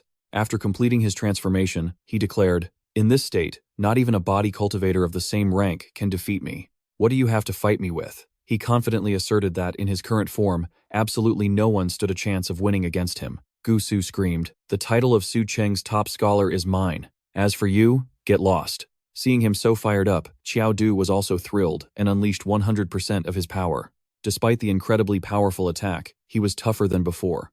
After fusing with the four shadows, it seemed he had acquired shadow-like properties. Gusu charged madly towards Qiao Du, throwing all sportsmanship aside. "Are you looking for hell?" The moment they clashed, the arena seemed to explode.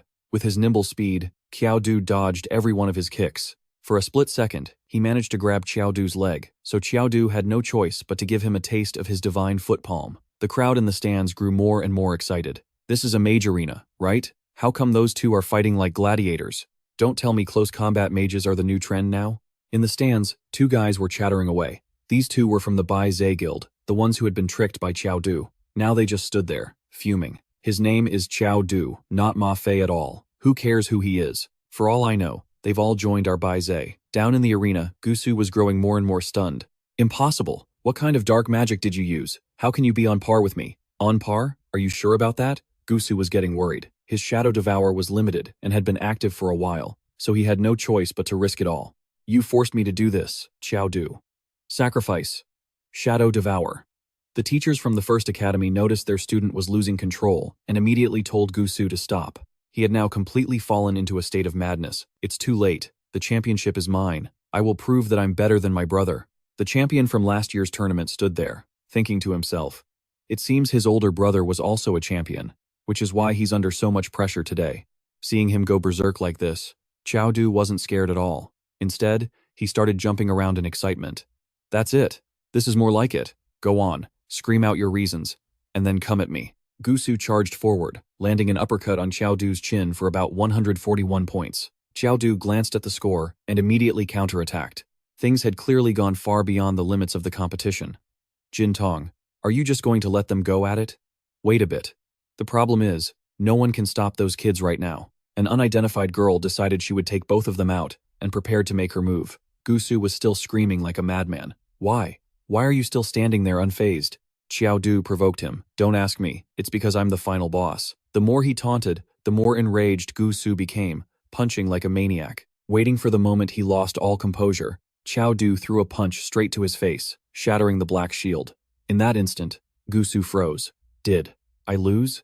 The referee declared Qiao Du the winner. Qiao Du wins. It looks like he's the mage class champion. Suddenly, the old teacher yelled, "You audacious maniac! Do you have a death wish?" A confused Qiao Du looked back to see what was happening. In an instant, everyone had been captured. "Huh? What's going on? Gusu, Shi Xiaorong, even they were caught? Is this a plan to gather the most gifted students?" Just then, a woman in a black cloak walked over. "Ah, you're awake? My apologies, but we had to use this method to invite you all here." Qiao Du looked indignant, holding up his tightly bound hands. "You call this an invitation? Rest assured, we won't harm any of you. We just want to take a look at your talents. Let me introduce myself. My name is Huazi, and I'm the person in charge of the Bise city area." Yang Xiang and Ma Fei had also just woken up. "Bise? What's that? An organization?" Qiao Du's eyes narrowed thoughtfully. So Bise actually dared to make a move. What a crazy organization. Shi Xiaorong and Gusu also spoke up. "What do you people want? The crime of kidnapping tournament contestants is no small matter. Let us go now." Huazi laughed loudly, suggesting they wait quietly if they didn't want any trouble. She glared at them menacingly. If anyone tried to escape, she would make them wish they were dead. "Zuo, you asked. Then why did you capture us and bring us here? Just as the major universities need to recruit new blood, so does our Bise, of course. Scouting for talent ourselves is too much of a hassle. Isn't it better to just pick up some ready-made goods?" Hearing this, a guy from the first academy flared up. "No way! We've never heard of some damn Bise. Let us go. Now." After a moment of defiance, she kicked the young man, sending him sprawling to the ground. You don't have any other choice. Once you understand the true power of Bise, you will join us voluntarily. To refuse is to choose death. I believe you are all intelligent people. Don't even think about escaping into the inner world. The cuffs on your hands are specially made. A short time earlier, Jin Tong had shot down infiltrators who had disguised themselves as inspection staff to get into the arena. We have moles among us. The most urgent task is to rescue the contestants. Just then, someone from behind shouted, "A level 35, high-rank archer, Jin Tong. I never expected the Su Cheng examiner to be you. Who are you people? Why are you targeting the contestants?" "Ha ha ha. Do you really think I'm going to tell you?" Jin Tong immediately drew his bow and fired another arrow at him, but the image vanished. An illusion? The man turned his head and saw Jin Tong looming right in front of him, already on the attack. So old, yet still so hot-tempered, you'll die an early death that way. At that moment, the entire rock formation was being torn apart by Jin Tong. "Jin Tong, sir, are you all right?" "I'm fine. Where are those guys? They captured 10 contestants. We couldn't stop them." 10 people? Qiao Du, Gu Su, Shi Xiaorong. Hearing these names made the old teacher even more furious. The principals of the 4th and 1st academies also arrived. "Jin Tong, if all the ones taken are geniuses, it means they aren't in immediate danger. We still have a chance. With their methodical training and perfectly synchronized actions, this is definitely not something an ordinary organization could pull off. No one would have the audacity to touch the contestants." Suddenly, a member of the organizing committee came running over in a panic. "Jin Tong, there's bad news. It's not just Su Cheng. Contestants have been kidnapped in 4 cities across the country. The methods were identical, suggesting it's all the work of the same organization." Jin Tong flew into a rage, demanding that people be dispatched to investigate immediately. "No matter what, we must absolutely ensure the safety of the contestants." Meanwhile, Qiao Du was still fiddling with the specially made cuffs. The physical-type cultivator, the one Qiao Du had previously beaten to a pulp, stood up arrogantly. "Haha, you think these trashy handcuffs can hold me? I'm a physical cultivator." And with that, he bent over and put all his strength into breaking them. But they didn't even budge. Sitting next to him, Qiao Du casually tried to see if he could break his. He let out a sigh at how easy it was. "Tsk. Looks like Bise's equipment is pretty shoddy." The young man then went around, helping everyone break their cuffs. After he was done, there was still one person who didn't want Qiao Du's help. Gu Su was scowling with a grim expression. I don't need your help." Ignoring him, Qiao Du took a weapon and smashed open the door that was holding them captive. Huazi sensed something was wrong and immediately yelled for the vehicle to stop. She returned with a gun, slightly stunned to see that everyone had escaped. "That guy is a level 20 physical cultivator. There's no way he could have broken those cuffs, right? How did you all manage that?" Qiao Du stroked his chin and replied with a sly grin, "I know you won't be able to sleep tonight if I don't tell you. But, goodbye." As soon as he finished speaking, all the contestants returned to the inner world. There was nothing Huazi could do but worry helplessly. By the time they came out of the inner world, she feared the people from Su Cheng would have already arrived. "Qiao Du, was it? I'll remember your name." As soon as he entered the instance, Qiao Du received a mission: go to Lingshu Mountain and prevent the revival of Hanba. Difficulty: E rank. Mission rewards will be determined by the player's performance rating. Qiao Du was currently disguised as a zombie. He looked around but couldn't see Yang Xiang's group anywhere. He figured this must be a randomized teleportation instance. It seemed like he could move freely if he destroyed the bronze gong and the soul-capturing gong in the NPC's hands. Suddenly, the 2 people walking ahead of him turned back, their faces pale as they screamed, "Master, the Joy God is alive!" The old master walking in front sounded exasperated. "What's this nonsense you're spouting in the middle of the night? How could a Joy God come back to life? A reanimated corpse would manifest evil energy, grow fine hair, and its fingernails and teeth would lengthen. Have you forgotten every single thing I've taught you?" The old man stared intently at Qiao Du for a moment, before turning away. The apprentice behind him still hesitantly explained, "But master, I really saw it. A large blade suddenly appeared in the Joy God's hand. How many times do I have to tell you? How could the Joy God's stiff body possibly move to hold a blade?" Qiao Du had a pretty good guess.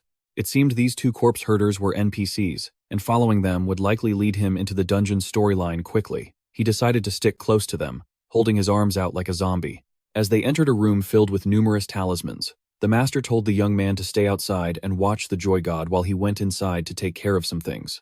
Left all alone, the young man looked at Qiao Du in fear, even bowing and praying repeatedly, "Lord Joy, God, please, I beg you, don't come back to life." Just then, 2 men kicked the door in, carrying a coffin. The old man, puffing on his pipe, stopped and looked at Qiao Du. "An immobilization talisman. With this technique, what is your relationship to the corpse herder Gu Sukshuan?" The young man stammered, "Gu Sukshuan is my master." Are you a coffin bearer? The old man scoffed. Gu Suxuan's apprentice has a decent eye. Where's your master? Master had some business to attend to. He'll be back in a little while. The old man began to inspect Qiao Du's body and was a little surprised. Wow, the corpse hasn't decomposed, and it's still warm and supple. This body must have died not too long ago. Seeing the old man poke Qiao Du's face with his pipe, the young man shouted in alarm, Senior, you must not disrespect the joy god. If you disturb the joy god, the consequences will be unimaginable. The coffin bearer snapped, Joy god? What nonsense. It's just a corpse. What consequences could there be for disrespecting it? You're just a bunch of corpse herders. Only you people call these corpses joy gods. If he dares to cause trouble, my, Feng Li's, great mourning staff isn't just for show. The young man, pale and stammering, said, You can't do this. This is disrespectful to the joy god. The old man continued to poke Qiao Du's face with his pipe. This kid is quite handsome, isn't he? He'd fetch a good price if we sold him to the wealthy clans. Feng Li, hurry up and take this corpse. As Feng Li was about to brazenly steal the corpse, the young man blocked his way again. You can't. You're no different from robbers. My master won't let you get away with this. Feng Li slapped the young man right across the face. This NPC apprentice was determined. If you dare take another step, I'll fight you to the death. Feng Li looked at him with utter contempt, scoffed, and then kicked him square in the stomach. Useless trash. You dare to be stubborn with that little bit of strength? Qiao Du, who had been staying put, couldn't take it anymore. Even as a corpse, I've got to speak up.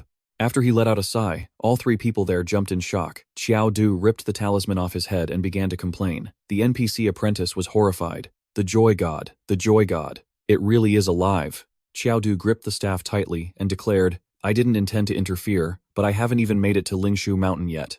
How can I let you people take me away to be sold? He rushed forward and attacked the old coffin bearer. The man immediately activated his magic water staff, but he still got hit squarely by Qiao Du's attack. After being sent tumbling for a few rotations, the old man realized, You're not a corpse? You're a living person? Feng Li also tried to show off a move. Who do you think you are? Cut the smoke and mirrors. He smashed his mace right into Qiao Du's face, but his face was completely unharmed. The old coffin bearer began to look frightened. What are you? A person or a corpse? Qiao Du replied bluntly, without hiding anything. To be honest, I don't know either. During that exchange, the system announced that his corpsified state was being activated. In the corpsified state, the player gains an additional 100 defense points. At the same time, corpse-suppressing techniques are also effective against the player. Only now did Qiao Du understand the situation he was in. No wonder he was being controlled by the soul-capturing bell. The drawback of this state was that his health points were still high, and he didn't need mana points, so in the end, it didn't really affect him. The old coffin bearer stood there chanting an incantation, holding 2 talismans between his fingers. Feng Li, go up and hold him back. Let me use the corpse-quaking hex to subdue this monster. Upon receiving the order, he charged at Qiao Du with his mace, trying to provoke him. Qiao Du didn't hold back, slamming his weapon into the ground with immense force, trapping both of Feng Li's legs. He was about to give way, so he signaled for help from his master. He called for his master again and again, only to turn around and see that the old man had already turned tail and was running for his life. Left behind, Feng Li could only curse. Pu Tianrui, you old coward. I'll dig up your entire family's graves. Qiao Du smirked. Don't worry, he won't get away. Immediately after, he chased after him at full speed, slicing Pu Tianrui's body in half with a single strike. Feng Li was so shocked he fell to his knees.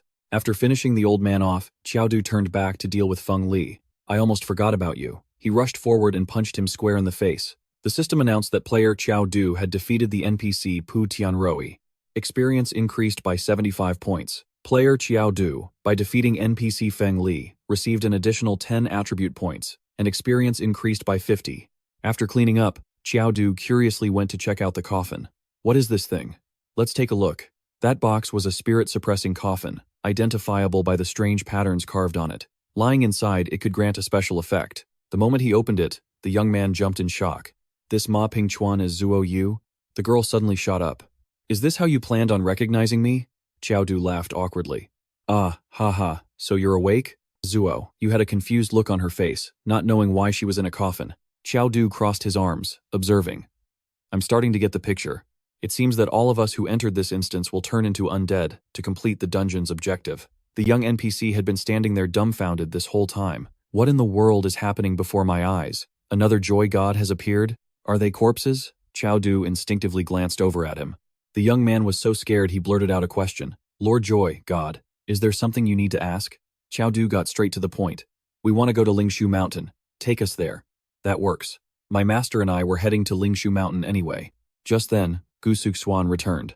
Master, look at this. These are the 2 joyful spirits I captured.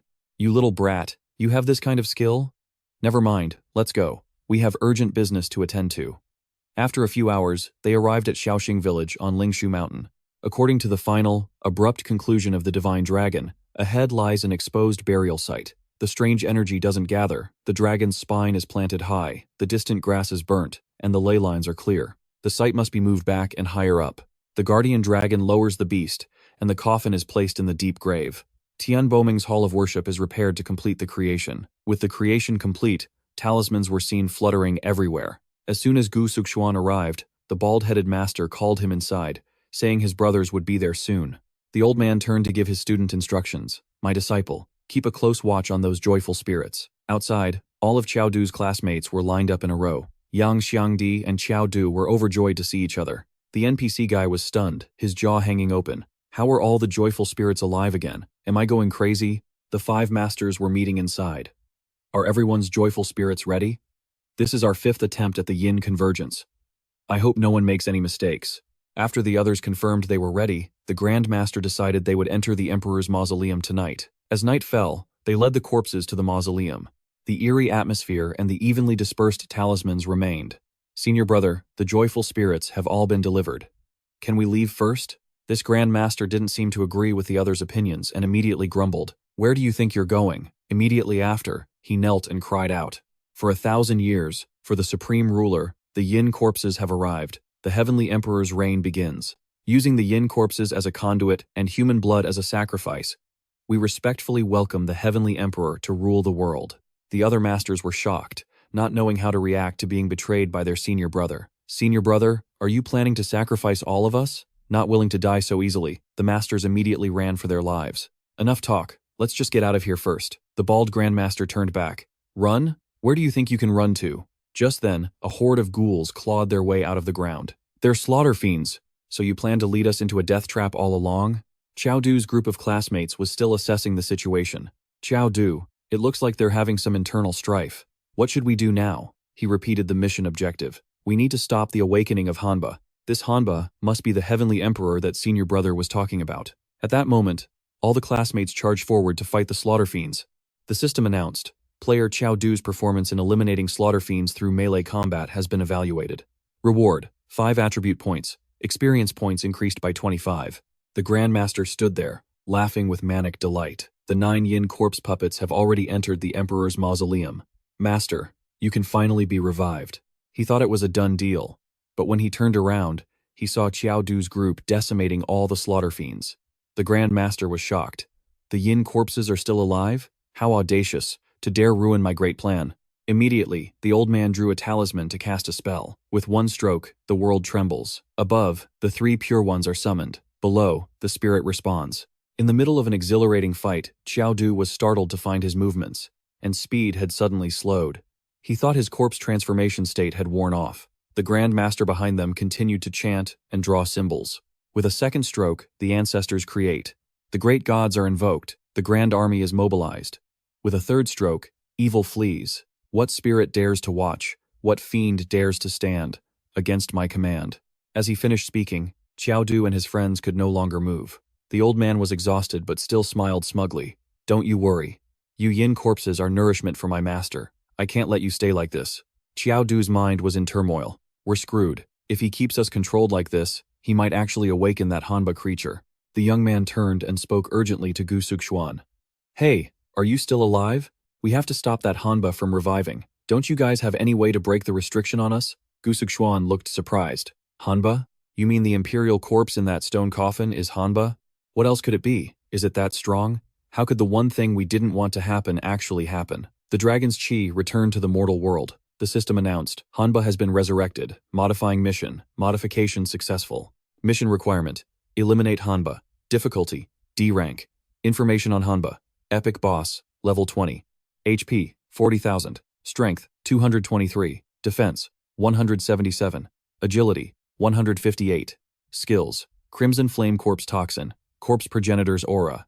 Everyone started shouting in a panic. It's over. Hanba has revived. Hanba immediately chased after the loudest person. The male student panicked. Crap, why the hell are you chasing me? Just as he saw Qiao Du, the guy decided to get some payback, swerving to lure Hanba towards him. He even smirked. Better you than me, buddy. Qiao Du was furious enough to spit blood. He'd been minding his own business and was now dragged into a fight. The moment Hanba lunged, Qiao Du gave it a solid punch that sent it flying. Hanba lost control and crashed hard into the shrine. Enraged, it spat out a toxic substance. His companions frantically warned Qiao Du. Qiao Du, be careful, that's corpse poison. Shi Xiaorong activated her eternal ice wall, blocking the poison just in time for Qiao Du to dodge. Another female classmate wanted to contribute, immediately activating like a spring breeze to restore Qiao Du's health. Just as he recovered, Hanba shattered the ice wall and charged out. Another male student activated Shadow Arts, Swift Body, landing a critical strike that decisively took off 36 of Hanba's HP. It stood stunned for a moment, then its rage peaked. It let out a roar, unleashing its corpse progenitor's aura. After being affected by this skill, all of the player's attribute values were halved. Qiao Du was incredibly pissed. Damn it, doesn't that mean my health is cut in half too? No wonder the difficulty for this round is D rank. The young man with the top knot who used the shadow technique was completely freaking out. After my attributes were halved, I have no way of hurting Hanba anymore. We need to coordinate our tactics and not give Hanba any openings. Qiao Du rushed forward and landed a critical punch, instantly dealing 398 damage to Hanba. His top-knotted classmate jumped in fright, his jaw dropping in amazement. What kind of necromancer are you? Even with your stats halved, your damage is still 10 times higher than my strongest move. Qiao Du remained focused, but was unfortunately overpowered by Hanba. Its strength pushed him backward. Yang Xiang grew worried. Are you okay? What do we do? Besides you, I'm afraid no one else can break through Hanba's defense. Qiao Du tried to stay calm, saying he was fine. Suddenly, he glanced over at Gu Su from the Second Academy. With a sinister look on his face, he immediately rushed over and punched him, sending Gu Su flying. Because it was so sudden, Gu Su thought Qiao Du was using this chance to get revenge, but Qiao Du actually had good intentions. Revenge? What are you talking about? Look in front of you. It turns out Hanba was targeting Gu Su, and the activation of his obsession vassal formed a barrier, protecting him from all of Hanba's attacks. Qiao Du stood by, watching with his arms crossed, thinking he never expected this guy's obsession vassal to be so useful here. Hanba somersaulted a few times, intending to attack from a different angle. Gu Su quickly turned around, activating sacrificial obsession, but it was too damn late. A direct hit. He took a face-rearranging punch from Hanba, and Hanba wasn't about to let up, so he gave Gu Su another one on the other cheek. This was a literal face rearrangement. Meanwhile, Qiao Du prepared to seize the opportunity to attack. Hurry up, are you guys ready yet? Zhao Ziyue still needed more time. After recovering, she immediately activated Frost's Fury. Next, Yang Xiang provided support with Binding Thorny Earth. The two powers combined to temporarily stop Hanba. Qiao Du was still standing there, assessing the situation. This Gu Su fellow, he's a real man. Hanba had hit him so many times, but aside from crying out after the first punch, he didn't make another sound. Yang Xiang urgently called out, Brother Yu, his stats have been reduced by half. My mana points are down to 0, it's up to you now. Qiao Du didn't hesitate, and sprang into action, instantly leaping forward to get in his face. Now, all he had to do was make Hanba eat his fists. Take this, you bastard. Right after that, Hanba was hit with a critical finishing blow, losing 398 health. While he was sent flying, Qiao Du seized the opportunity and landed several more punches, subtracting another 396 health with each hit. Hanba struggled to regain his footing, roaring with rage. Just die. Hanba lunged forward. Qiao Du took the blow, spitting blood, but refusing to back down for a second. He retaliated with another critical punch, fueled by his own frustration. You mother, if you dare to hit me, go to hell. Hanba looked like he was about to collapse. He was incredibly weak, gasping for breath. Qiao Du seized the moment, leaping high into the air. Time to end this. Gu Suxuan, startled, tried to stop him. Qiao Du, wait, you can't be the one to defeat Hanba, let me do it. But it seemed Qiao Du either didn't hear him or was pretending to be deaf, as he simply unleashed a powerful strike. All that was left was a thick cloud of dust, and the motionless body of Hanba. A system notification popped up. Player Qiao Du has defeated the boss Hanba via physical combat. Reward, 20 free attribute points, 200 experience points gained. Congratulations to player Qiao Du for defeating Hanba and successfully clearing the Mount Lingshu dungeon. Player performance rating, A. Reward, 50 experience points and 5 free attribute points. Congratulations, player Qiao Du. Current experience, 101,200. Additional reward, 10 free attribute points. Gu Suxuan came rushing over. That was reckless. The one who kills Hanba gets cursed. Qiao Du looked on innocently, seemingly without a clue. A curse? What curse? The moment he said that, something emerged from below. Player Qiao Du has been cursed by Hanba. In 30 days, player Qiao Du will perish. Qiao Du calmly asked Gu Suxuan if there was a solution. Gu Suxuan answered gravely, there isn't one. According to historical records, no one who has been struck by Hanba's curse has ever survived.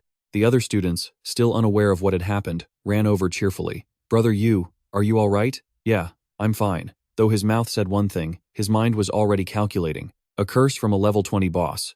I'm sure the capital university can handle it. While he was distracted, that bastard Gu Su ran out and snatched the soul core. Heh.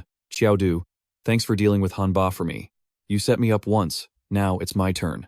The item he just picked up was the A-rank Corpse Ancestor Ring. It could steal 50% of an opponent's agility, for a duration of 10 seconds with a 20-second cooldown, and it had no class restrictions. Gu Su shamelessly slipped it onto his finger, his face lighting up with glee at having snagged an A-rank piece of equipment. Yang Xiang yelled out in indignation, you didn't help at all during the boss fight, and now you're just here to steal the loot. He arrogantly turned back. Shut up, don't run your mouth. He stomped his foot, activating the Netherworld Swamp. Yang Xiang frantically told Qiao Du to run. I just didn't feel like fighting you guys. You really think your little band of beaten-down soldiers can actually beat me? Qiao Du turned, looking ready to rush forward, but Gu Su remained as arrogant as ever. After fighting Hanba for that long, you still think you can take me on? How naive. If you've got a death wish, I'd be glad to test out my new equipment on you. He immediately aimed the Corpse Ancestor Ring at Qiao Du, instantly draining 4.5 points of agility. Gu Su's face contorted. He couldn't believe Qiao Du only had a total of 4.5 agility. What the hell? Were you born in the year of the turtle, you idiot? Qiao Du refused to let him get away with that, instantly landing an uppercut that decisively wiped out 520 of his health points. Without the pressure from the Corpse Ancestor, these stats are more than enough to handle you. Gu Su collapsed to the ground, whispering weakly, How? How can this guy still fight? Just how much health does he have? He scrambled to his feet again. This isn't the exam grounds. With your agility, you'll never catch me. So long, Qiao Du. I'll pay you back for this humiliation one day. The moment he finished speaking, Shi Xiaorong blocked Gu Su's escape with a wall of ice. The girl spoke with indignation. Gu Su, you have some nerve talking about the exam grounds. Qiao Du's eyes narrowed. Seems like you've made quite a few enemies. After Gu Su used his sacrifice skill, the obsession tightened around him, right as Qiao Du delivered another blow for 335 damage. In a flash, Qiao Du snatched back the ring that was supposed to be his. Gu Su coughed up blood from sheer rage. Qiao Du, just you wait. Qiao Du, however, couldn't have cared less. He was too busy admiring his new ring. The Corpse Ancestor ring steals agility. I felt my speed slow down before. This is an amazing crowd control skill. He didn't forget to turn and thank Shi Xiaorong for her assistance. The girl gave him a firm warning. Gu Su is vengeful and always gets even. You need to be extremely careful. Immediately after, the system started teleporting all players out of the dungeon. Qiao Du had now reached level 12. Talk about a triumphant return. A fleet of ambulances was waiting on standby, prepared for the worst. You're all finally back. Everyone, rest assured, Su Cheng will give you a proper explanation for this incident. We won't let the people responsible for this off the hook. This was a very serious incident, and the higher-ups are furious. For safety reasons, the champion's exam has been temporarily suspended. We will escort all of you directly back to your universities. Shi Xiaorong reminded him one last time. Qiao Du, be careful. Gu Su will absolutely try to get his revenge. With his hands in his pockets, the young man appeared completely unbothered. Don't worry about it. A guy like him is no threat to me. In a haunting castle, a disappointed Huazi returned to report. They've all escaped the painting world. Haha, Qiao Du, is it? I've met him before. At the time, I didn't sense anything particularly special about him, but now, it seems he is truly worthy of being Qiao Anqing's son. I'm becoming more and more interested in him. Finally, the students from Jingdu University returned safely. Qiao Du stepped off with his hands in his pockets, looking confident. As expected of a top student, he was warmly greeted by the admissions teacher, Peng Liangji, as soon as he got back. Qiao Du, you guys are finally here. Qiao Du immediately asked, Teacher Peng, can you take me to see Principal Ji? I have something very important to discuss. Hearing this, Teacher Peng led him there. As soon as they reached the principal's office, Ji Pingyang spoke up. Peng Liangji told me you were looking for me. That's right, Principal. Please take a look at this. The boss cursed me before it died. The moment he saw the symbol on his hand, the principal's face fell. The Blood Fiend's curse? If you're hit with this, you'll be dead in 30 days. Teacher Peng looked utterly shocked. Dead in 30 days? Principal. Is there any way to break this curse? Principal G suddenly felt a headache coming on. Let me think. The most reliable way is to find a Sage's protection item. It's an S-rank item, and it's not sold on the market. Qiao Du's face paled as he remembered the Sage's protection. Unfortunately, he had already used it during his fight with Xun Dong. Even if someone had this kind of life-saving item, no one would be willing to sell it. Principal Ji Pingyang immediately called his close contacts to ask around, but no one could find a Sage's protection. So, Principal, besides this, is there really nothing else that can lift the curse? There is, but with your current strength. Forget it. Sending you to that place would be worse than just letting you live out the few days you have left before the curse activates. Qiao Du's face went white. Principal, I think I might need some emergency help here. The principal stated bluntly. Only heaven could save you. Going there means certain death. Qiao Du remained insistent. How will we know if we don't try? From what you've said, I know where it is. It's a D-rank dungeon. Qiao Du crossed his arms and affirmed, I've done D-rank difficulty quests before. It's not necessarily impossible. A D-rank quest in an E-rank dungeon and an actual D-rank dungeon are two completely different things. They're not even comparable. Most players who can enter D-rank dungeons are mid-rank, though the gear you're wearing isn't bad. Hearing this, Qiao Du quickly turned away as if afraid someone would steal it. The principal was ticked off, furious at this incredibly childish behavior.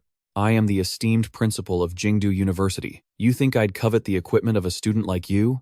Qiao Du was embarrassed and didn't know how to explain, so he just scratched his head. It's a conditioned reflex. Or just a reflex. Ha ha. So, Principal, what's the name of that dungeon? I still want to give it a try. Principal G closed his eyes in exasperation, then released a powerful burst of energy. Just feeling it caused Qiao Du to lose 500 HP. His entire body ached in pain, and his tears turned to blood. My eyes hurt so much. It feels like a sword is stirring inside them. Is this the power of the #1 sword user in the game world? The principal, for his part, was quite surprised that Qiao Du could still stand. He silently assessed him, thinking, this kid is only low rank, yet he can withstand my aura. It turned out Qiao Du was enduring it to prove his capabilities. So, Principal, can I try that dungeon now? He asked, blood still seeping from his eyes. The principal gradually relented and immediately healed Qiao Du. That D-rank dungeon is called Soul Fishing Lake. And Soul Fishing Lake can cleanse all of a player's negative statuses. But you must remember, there are almost no low-rank players inside. Absolutely do not cause any trouble. Qiao Du replied firmly. Don't worry, Principal, I understand. I'll head to Soul Fishing Lake now. Principal G called him back, then tossed him something. This should be a great help to you at Soul Fishing Lake. Put it on. This is the Qiangqi keychain. It's an enhanced A-rank item that increases skill power by 30% and casting speed by 20%. It also has a special effect against mental control and has no class restrictions. Qiao Du was stunned, holding it hesitantly. Principal, this is too valuable. I'm just lending it to you. You have to return it to me when you get back. Although his words weren't sweet, the principal truly hoped Qiao Du would make it back. The young man, pleased, immediately put it on. Thank you, Principal. I'll be on my way then. Right after, he headed straight for the Soul Fishing Lake dungeon. There wasn't much detailed information about the dungeon. Upon entering, the system announced it was assigning Qiao Du to a team. Welcome to the Soul Washing Rainforest. Players, please adhere to the rules of the Soul Washing Rainforest. First, if you hear someone call you from behind in the rainforest, do not turn around. Second, if your teammate leaves everyone's line of sight for more than 1 minute, be wary of that person. Third, please quickly familiarize yourself with and memorize your teammates' behavioral and speech patterns.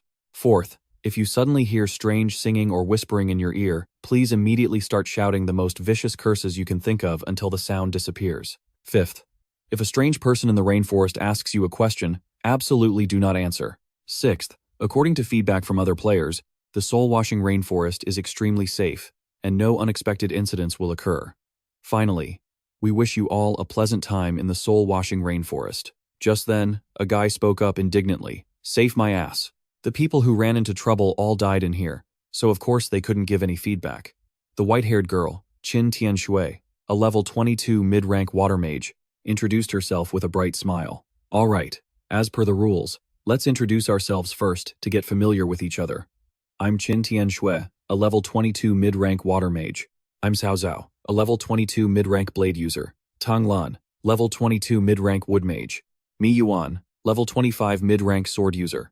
Wu Chengfu, level 22 mid-rank blade user. Everyone had such an impressive profile. When it was his turn, Qiao Du didn't hesitate to call out. Qiao Du, level 13, low-rank Necromancer. Cao Zhao jumped. What the hell? They're pairing me with a low-rank teammate in a D-rank dungeon? This kid is definitely going to drag us down. Wu Chengfu also grumbled. But Mi Yuan didn't seem to look down on him. Although he's low rank, a Necromancer can display mid-rank strength as long as he can summon enough undead. Cao Zhao grumbled. You girls aren't just saying that because you think this kid is cute and want to cradle rob, are you? As soon as he said that, Mi Yuan drew her sword and held it to his throat. Say one more stupid thing, and I'll cut out your tongue. Seeing how tough this girl was, Cao Zhao got scared. Haha, I was just kidding. Seeing them bickering because of him, Qiao Du struck a pose and smirked. Aya, it's happening again. Is it a crime to be this handsome? Qin Tianshui enthusiastically invited him over. Little brother, come over here with us. The young man eagerly scurried over. Yes, I'm coming, you damn bitches, Cao Zhao fumed. Just you wait until I get my chance. Sooner or later, I'll have my way with all of you. They started moving, and as they walked, Qin Tianshui began to explain. Model. The soul-cleansing lake is said to be in the middle of the soul-cleansing rainforest. We absolutely must not break the rules the system mentioned. Hey kid, how did a novice like you get into a low-level instance? Qiao Du gave a confident smile, not knowing how to explain. For some damn reason, there were now 2 Qiao Dus. Wu Chengfu panicked. Why? Why were there 7 people here? There were 2 of that Necromancer. Mi Yuan strained her eyes, but she couldn't tell who was real and who was fake. Qin Tianshui was the same. Cao Zhao saw a chance for revenge and immediately offered to take care of both of them. Suddenly, Qin Tianshui had an idea. That's right, he's a Necromancer. If he can use necromancy, he must be the real one. The fake Qiao Du confidently declared that he could summon the undead. The real Qiao Du was incredibly pissed. Damn, I can't believe this imposter has a trick like that. No one would believe that a Necromancer like me would have to fight with his bare hands. Screw it, he thought. As soon as the thought crossed his mind, he started cursing out the fake Qiao Du. You dare to impersonate me? I'll beat you up first and figure it out later. He charged forward, and with one slash, he sent half of the imposter's head flying. How is your strength so immense? Right after that, the fake one revealed its true form. Qiao Du was still seething and was determined to beat this imposter to a pulp. He lunged forward again with a finishing blow, slicing it to pieces. It was a common monster, the level 22 evil spirit wood puppet. Its health was no more than 3,000, with a strength of 198, defense of 95, and agility of 21. Its skill was camouflage. It's a wooden puppet possessed by an evil spirit. Defeating it might trigger a special event. Just as he finished it off, Qiao Du felt something enter his green dragon crescent blade. The others watched in astonishment. So, that thing was the fake one. How could a necromancer like you use that kind of weapon? Besides, that was a level 22 monster. How could a novice rank mage like you take it down physically? Qiao Du let out a sigh, closed his eyes, and seriously and confidently explained, like a model citizen giving a report, that it was because he was born with a special bone structure and a physique different from ordinary people, and then when he was 3 years old. Before he could finish flexing, something else emerged from the slimy mud. Qiao Du quickly pushed Mi Yuan away, but it was too late. After being possessed, Mi Yuan launched a terrifying attack that instantly cost Qiao Du 1,980 health. The young man was completely stunned. Is this the damage output of a mid-rank sword cultivator? That's terrifying. Good thing my HP is high enough, otherwise that one strike would have finished me. Mi Yuan continued to charge, completely out of control. She's been possessed by an evil spirit. Take her down, she's gone crazy. If we don't eliminate her, we're all going to die.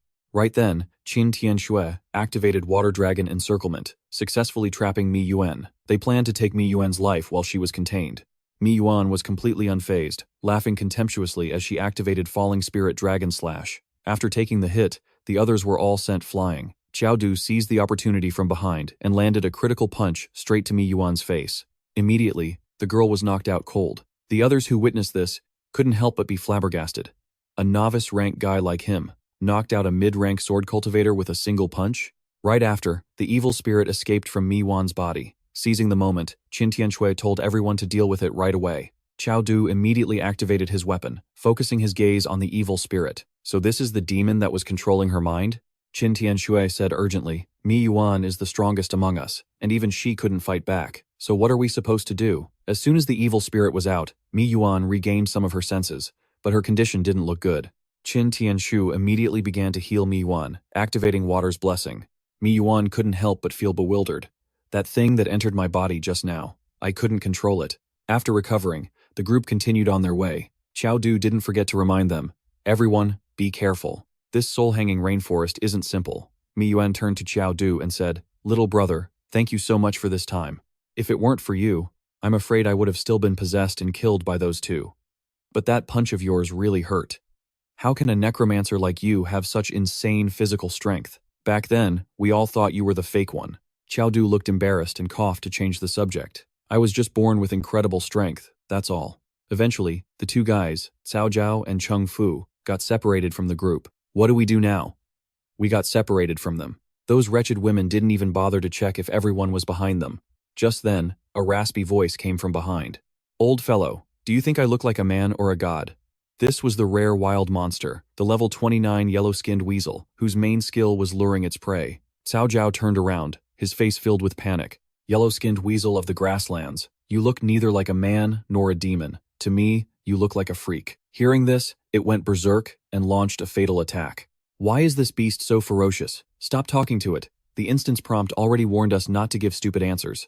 Cao Zhao yelled, charging straight ahead in anger. "I'm a real man. Why would I be afraid of a beast like you?" The yellow-skinned weasel flashed a sinister smile, then smoothly and swiftly parried the attack. It even managed to counterattack, slashing a long gash across Cao Zhao's stomach, severely injuring him.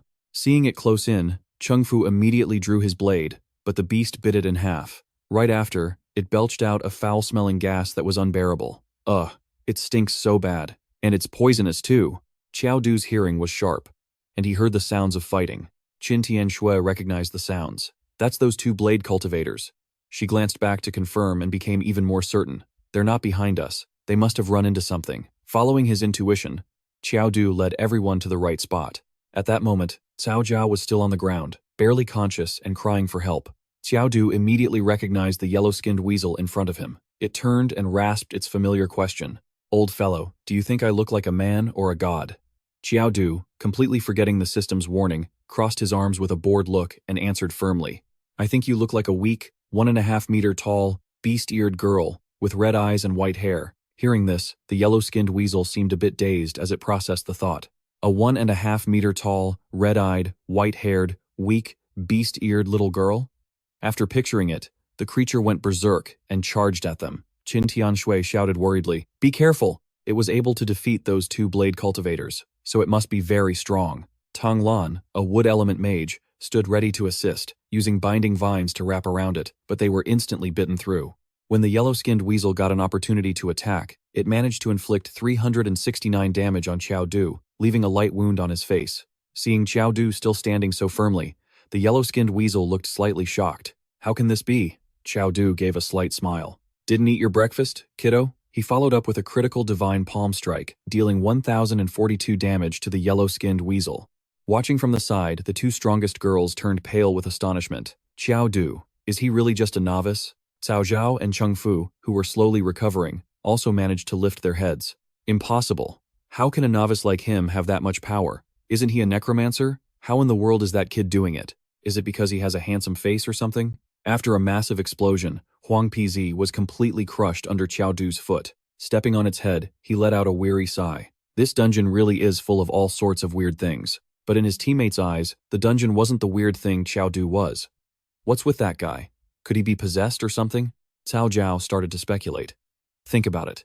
Back then, he took out that guy who could use necromancy without saying a single word. Maybe this is the real Qiao Du. Hearing this, the others looked unsettled.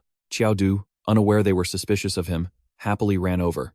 "It's all over. Is everyone okay?" Cao Zhao panicked and blocked him. "Wait, don't you come over here." Qiao Du had no idea what was happening and naively asked again, "What's wrong?" Cao Zhao suddenly pointed his sword at him. "You're a monster, aren't you?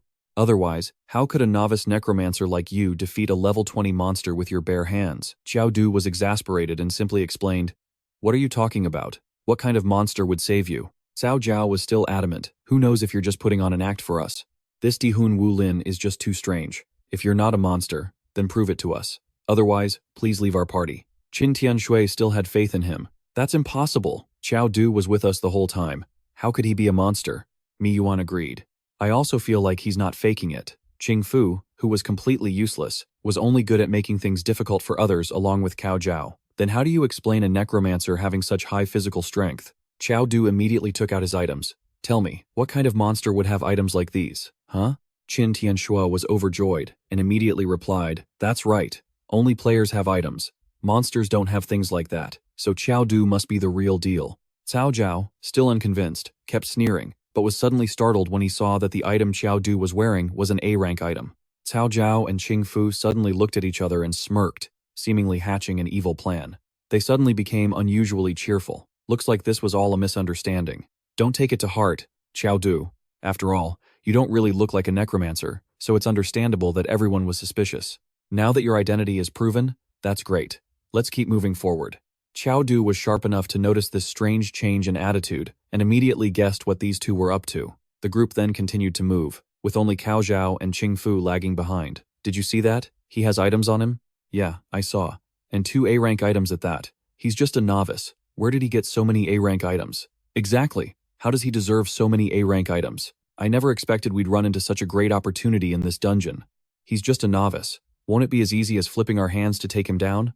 When that happens, we'll split the items on him 50-50. Qing Fu was a little uneasy, but he killed that Huang PZ so easily. How can you be his opponent? Cao Zhao tried to make an excuse. We were just poisoned by the Huang PZ, that's all. Besides, we're already at the intermediate level. How could we not defeat him? A mere novice? After they had finalized their discussion, they continued to discuss when they should make their move on Qiao Du. Cao Zhao then instructed, just wait for the opportunity and follow my command. As they were moving, the group suddenly stopped. What's going on? Hey everyone, look over there. Ahead of them were the lingering spirits of many players. Mi Yuan's face turned pale as she recognized them. Aren't those the players who tried to complete the Silent Soul dungeon before but failed? I can't believe this dungeon is so terrifying. Tang Lan urgently called everyone over. Come here. She had just discovered an altar on a stone slab with some writing on it. These ancient texts on the stone slab say that only by sacrificing living creatures can we complete the mission in this dungeon. So those lingering souls across the lake are the soul slaves, and the people who are sacrificed will become slaves to the lake, forced to stay here forever. After hearing about the sacrifice, the two in the back felt this was the perfect opportunity to get rid of Qiao Du and steal his gear. They immediately charged forward with murderous looks on their faces. Qin Tianshui was startled. What do you think you're doing? Obviously, we're completing our dungeon mission. Right after that, they used their strength to push Qiao Du down. Because it was so sudden, Qiao Du had no defense up and could only curse. Damn it, I just saved you bastards, Cao Zhao declared with a sinister smile. There are no friends in a dungeon. Outside of here, no one knows anyone anyway. If you want to blame someone, blame yourself for being too weak. Qiao Du was immediately moved to the center of the patterned circle. Cao Zhao excitedly urged Qing Fu, hurry up and activate the altar. Easier said than done. Qing Fu's face froze. But how do I activate it? I don't know how. Cao Zhao turned to Mi Yuan and asked as if it was nothing. How do you activate the altar? Mi Yuan replied coldly, her hand slowly drawing her sword. Why should I tell you? You've got some nerve. We'll deal with all of you later. Cao Zhao asserted that if they were to perform the sacrifice, they had to deal with Qiao Du right here. Qiao Du just stood there, closed his eyes, and sighed. Even though the headmaster warned me, I really didn't expect to meet scum like you inside a dungeon. Qing Fu gloated. So what? You're just a novice necromancer. What the hell can you do besides summon spirits? You think you can challenge 2 intermediate-level players like us with just your physical body? You're delusional. Qin Tianshui couldn't bear to see them harm Qiao Du and looked extremely worried. What should we do? Mi Yuan replied firmly. He saved me, so I have to help him. The moment the two of them charged forward to attack Qiao Du at the same time, he showed no more mercy, his entire body erupting with an aura of power. Just as they charged, Qiao Du blocked them with his weapon. Qing Fu grimaced, trying his best to overpower him. You little brat, just give up quietly. If you know what's good for you, hand over all your items, and maybe I'll spare your life. Qiao Du countered with one hand, having already figured it out. So you guys were after my items from the very beginning? Cao Zhao attacked from behind, activating his Luo Ling long slash, but before he could do anything, he was intercepted by an attack from Mi Yuan. After that save, Cao Zhao grimaced in frustration. Mi Yuan, what the hell are you doing? Why are you sticking your nose in this? He helped me, so I'm helping him back. What's the problem? Don't you want to clear the dungeon? If we sacrifice him, you and I can both pass this stage. Mi Yuan shot back with a cool confidence. If that's what it takes to clear this dungeon, I'd rather fail. Besides, the stele only says to sacrifice a living being. It never said we had to sacrifice a teammate. Living like that is just pathetic. On the other side of the fight, Qiao Du's attack had already knocked Cheng Fu to the ground. Cao Zhao spun around in disbelief. What? Impossible. Cheng Fu was just as confused. What's with this guy? Qiao Du, radiating killing intent, said, a sacrifice, you say? Did you bother to ask for my opinion? Although the two were getting scared, they tried to act tough. He's just a puny, low-level mage. Cheng Fu, let's get him together, Mi Yuan shouted, trying to stop them. Don't you dare. And just like that, Qiao Du and Mi Yuan teamed up. You damn brat. In that case, I'll take care of you too. Seeing her teammates in disarray, Tang Lan walked over to the stele and pressed a button. Immediately, the circle began to move. Everyone who was fighting suddenly stopped. What is this? What's happening? The system announced that the altar was activating. A moment later, their minds and bodies were racked with immense pain. Qiao Du stood there, perfectly fine and unaffected. Is this a spiritual attack? Good thing I have the synced pendant, or I'd be in trouble too. Cao Zhao glared viciously at Tang Lan. It was you. What the hell is a woman like you trying to pull? Tang Lan just gave a faint smile. It's nothing personal. I just want to clear the dungeon. The two guys collapsed, screaming in fury. Damn it, that bitch Tang Lan. She then activated Savage Vine Growth, tightly wrapping the two of them until they couldn't breathe. For someone as quiet as Tang Lan, she was clearly furious. You dared to lay a hand on Qiao Du, so why can't I do the same to you? Even though the girl was defending him, Qiao Du still wondered how she knew how to activate the altar. Tang Lan had been a non-presence the entire journey, but it seemed like she'd never been in any real danger. She was even the one who found the altar, which probably means she knew it was here from the very beginning. Qiao Du froze as he put the pieces together. Could it be? This isn't her first time in this dungeon? Tang Lan was ruthless. Well, if they're gonna die, they might as well all die together. Savage Vine Growth wrapped around all four of them, and it even started to creep towards Qiao Du, but he shattered the vines with an attack and broke free. Tang Lan was completely stunned. That's impossible. Why aren't you affected by the altar? Qiao Du stood tall and laughed. Haha, I have a question for you too. How did you know how to activate this altar? I'm guessing that from the moment you entered this dungeon, you were planning to sacrifice all of us. Am I right? Tang Lan activated Strengthened Vines, smiling faintly. Why don't you take a guess? Not giving them a chance to wrap around him, Qiao Du used Chaotic Blade technique, easily slicing through the tendrils. But there was a problem: these vines couldn't be cut. They even found their way to his weapon to bind it. Tang Lan sneered. I'm dealing with a few mid-level pieces of trash. Do you really think a low-level scrub like you can fight someone above your rank? Tang Lan activated Parasitic Woodseed, shooting it right into Qiao Du's neck. He flinched in shock. What is this thing? It just calmly attached itself to his neck. Tang Lan warned. Don't struggle. Just be a good little sacrifice for me. Seizing the opportunity, Qiao Du activated the Corpse Progenitor Ring, instantly reducing Tang Lan's agility by 50%. Qiao Du knew he couldn't waste this chance. The Corpse Progenitor Ring's effect lasts for 10 seconds. I only have this 10-second window. Now, watch what I can do. As he activated the synced pendant, his skill's power also increased by 30%. Tang Lan just stood there, a smirk on her face. Oh, so you lowered my agility? Is that even possible? For a low-level guy like you. The words had barely left her mouth when her smile vanished, seeing Qiao Du's power surge incredibly. Now, take a serious hit from me. As Qiao Du rushed forward to deliver a serious blow, Tang Lan was still in the mood to mock him. You're just a low-level fighter. Do you really think you're some kind of chosen prodigy? She immediately activated Vineguard armor, forming a shield to block Qiao Du's powerful attack. But even with the armor, his devastating punch went right through it. Qiao Du landed a critical finishing blow, dealing 1,314 damage. After being sent flying, Tang Lan grimaced.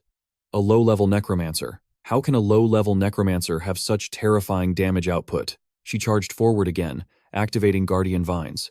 At this point, Qiao Du just kept letting her have it, holding nothing back. He gave her a bonus punch, straight to the face. The Vineguard armor couldn't withstand it either. You're the one who attacked first, and now you have the nerve to complain? Are you even a man? Don't you know how to go easy on a woman? Qiao Du's response was just as forceful as his attacks. You tried to kill me. If I don't eliminate you, I'll be the one who's dead. I may be handsome, but I'm not an idiot. Mi Yuan and Qin Tianshui watched, their faces pale. They didn't dare jump in to help or do anything. Right in the middle of his onslaught, the system announced that the effect of the Corpse Progenitor Ring had ended. Tang Lan seized the opportunity to escape. The ring's effect is over, but from the looks of it, she doesn't seem to be in any condition to attack anymore. Tang Lan growled, her face purple with rage. So you're Qiao Du? I'll remember you. Not even my own father has ever dared to hit me like this. This isn't over between us. Just then, a teleportation circle activated and pushed Tang Lan out.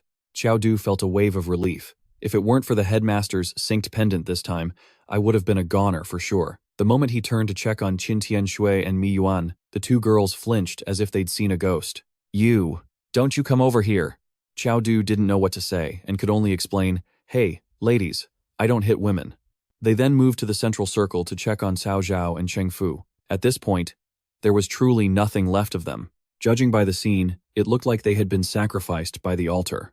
Qiao Du once again activated his power to summon his weapon, alarming Mi Yuan. "What are you doing?" Qiao Du walked to the center. "This is an altar. It shouldn't exist here." The two women froze, standing still to see what Qiao Du would do, and just like that, he plunged his blade straight down. The system announced, "Congratulations to Qiao Du for successfully absorbing the life energy of the soul-devouring altar. You have gained 20 free attribute points and an additional 1,200 experience points. Congratulations to Qiao Du for leveling up. Current experience, 951,400. Reward, 10 free attribute points." Liu Yifei sighed. It was just the residual energy, and yet it leveled him up by one whole level. On top of that, he got a ton of attribute points. No wonder that Witch Tang Lan went around sacrificing people. Liu Yifei tried to remember what power had entered his green dragon crescent blade earlier. Qin Tianshui hesitantly ran over. "Liu Yifei, thank you for saving us. If it weren't for you, the two of us would have most likely become evil sacrifices for that altar. We've decided to give up on this instance's quest."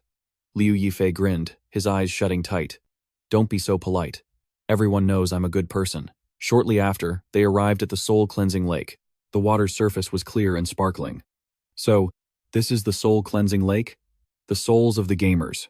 Here were freed when the altar was destroyed earlier." Liu Yifei then took off his shirt, to the surprise of the two girls. Mi Yuan hesitantly drew her sword defensively. "What do you want to do?" "I'm cursed, so I came to this soul-cleansing lake to wash away the curse. If you don't believe me, take a look." At this, Mi Yuan blushed with embarrassment. "Oh, so that's what it was? I thought you were about to go wild on us." Not wanting to waste any more time, the young man decisively jumped in. Qin Tianshui didn't want to miss the opportunity either. "We should go in and mess around for a bit too. In this godforsaken place, who knows what kind of unknown curses we might have on us." As soon as he submerged himself in the water, Liu Yifei's curses all vanished, revealing his rippling muscular body. "It's working, as expected. These curses are gradually being removed." However, the wood seed that Tang Lan had just planted in him couldn't be cleansed. Forget it. I'll cross that bridge when I come to it. I'll just have to take it one step at a time." And just like that, the two girls also stripped down and went for a swim. Phew, this instance was too freaky. Thank goodness for Liu Yifei. Mi Wen suddenly judged, "I don't think that kid is a good person." Just then, Liu Yifei swam back towards them, suddenly popping up and making the two girls scream in shock. See? I told you he wasn't a good person." Liu Yifei got a big lump on his head. "You're the ones who swam over here. How am I the bad guy?" After the awkward moments, they all got out and put their clothes back on.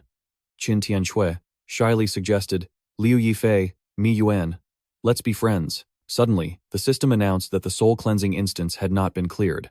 If they withdrew now, they wouldn't be able to get any rewards. "Are you sure you want to leave?"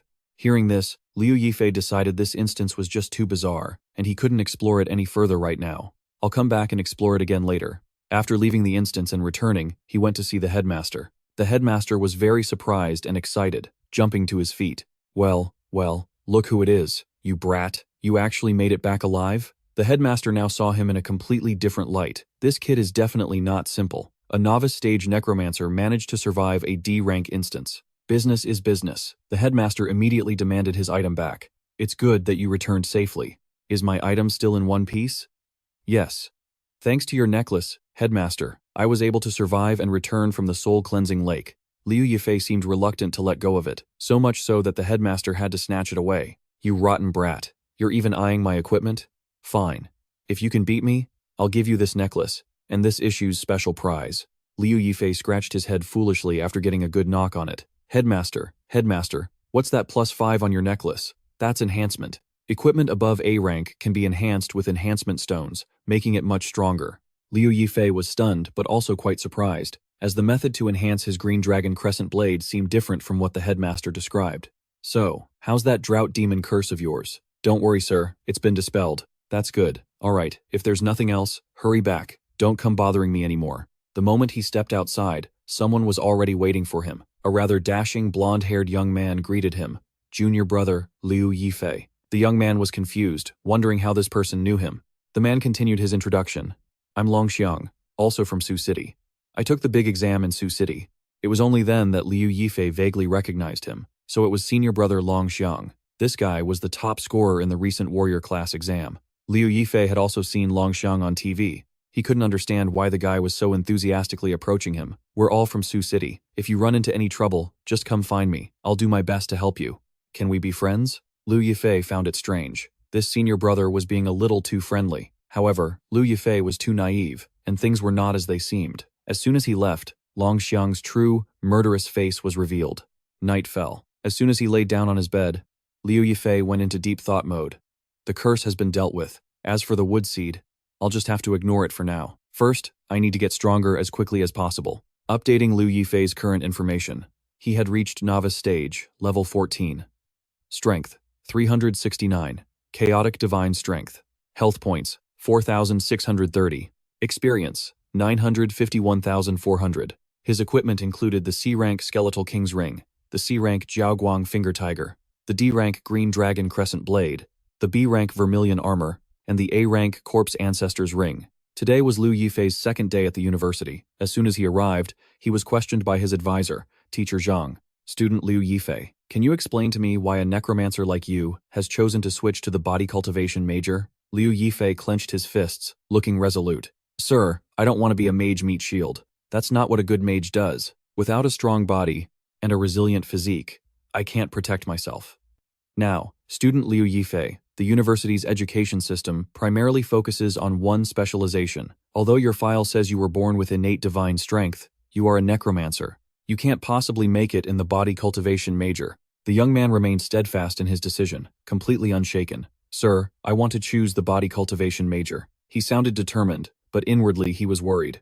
If he finds out that a necromancer like me can't even summon a skeleton, he'll probably fail me. Teacher Zhang remained insistent. This is completely absurd. Here are your student IDs. Keep them safe. Yang Xiang looked puzzled, not understanding what the card was for. Teacher Zhang explained, here at Capital University, we use a credit system, and this card contains a base of 10 credits. At Capital University, everything from eating to exchanging equipment, skills, and props had to be done with school credits. Ma Fei, with a smug look on his face, asked, Teacher, how much money does it take to get 1 credit? Can I exchange for 100 credits first? After satisfying his ego, Ma Fei was immediately shut down. What was he thinking? Credits can only be obtained by accepting missions from the school or by passing an instructor's evaluation. The young man's face went pale, completely stunned. What? Then doesn't that make my financial power completely useless?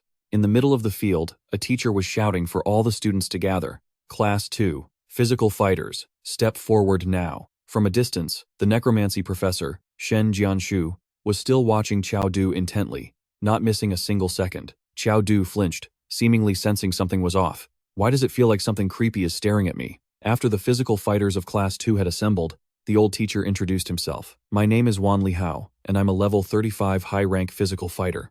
To put it simply, my class doesn't accept trash. In a moment, I will release my pressure. I will stand perfectly still. Anyone who can withstand the pressure for 5 minutes and remain standing will be qualified to join my class. One young man raised his hand. Teacher, what if we can't stand for 5 minutes? Then I will personally go to the training office and help you with the paperwork to transfer classes. This teacher Wan Lihao sounded very decisive and firm. The pressure began to radiate outwards, and the students were almost immediately overwhelmed by it.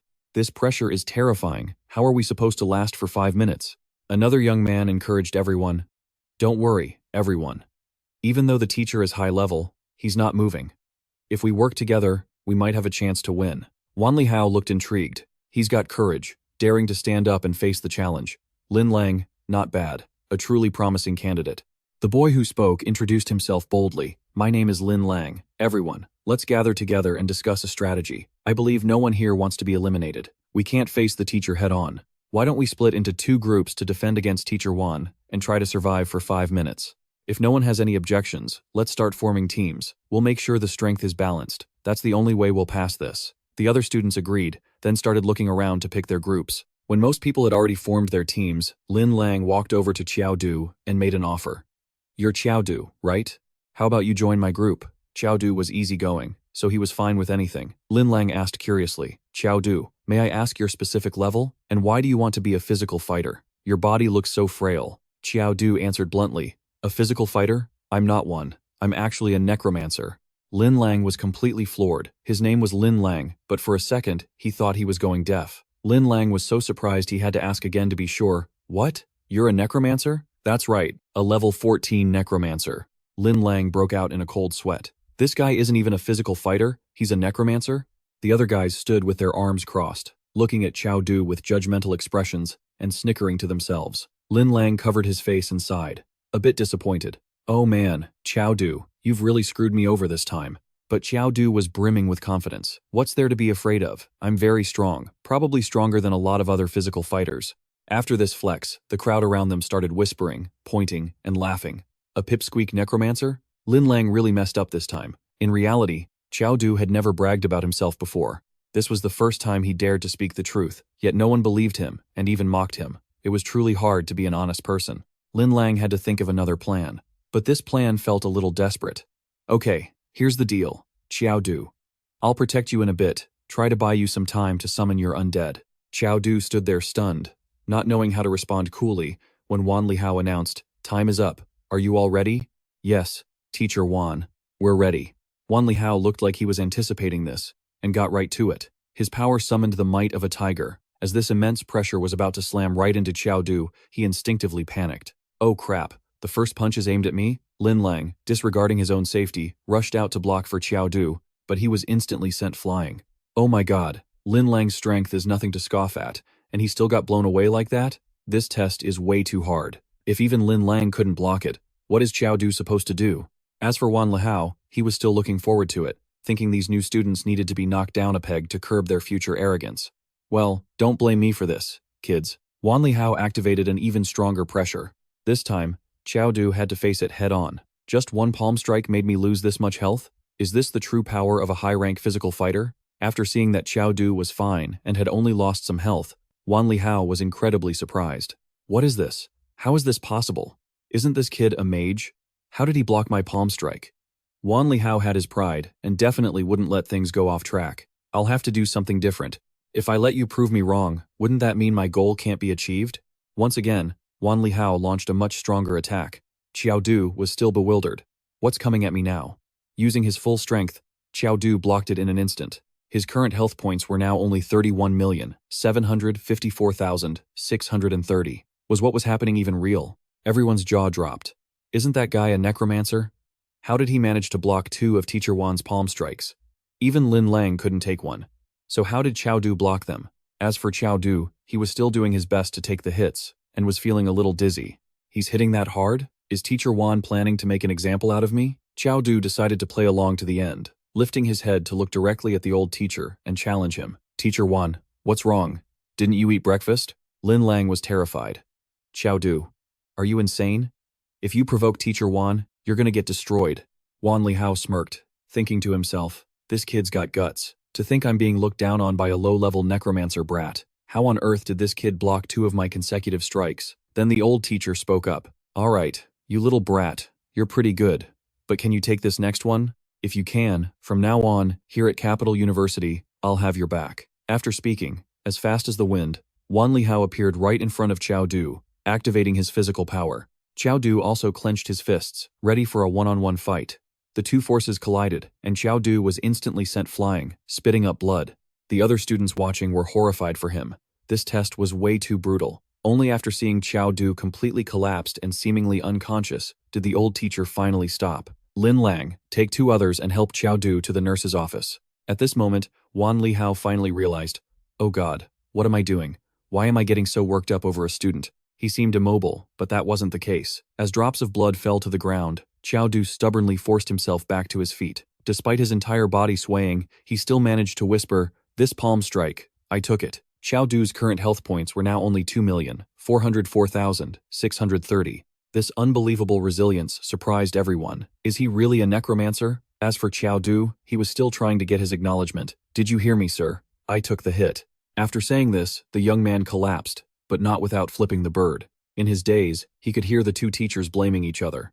Wan Lihao, how could you strike without knowing your own strength? You're a teacher, and you're getting physical with a student? You've really done it now. Erbled Shen. I really think this kid is determined to join the physical cultivation class. Qiao Du opened his eyes and found himself peacefully in a hospital bed. Beside him was none other than teacher Wan Lihao. Ah, you're awake? You don't have to worry anymore.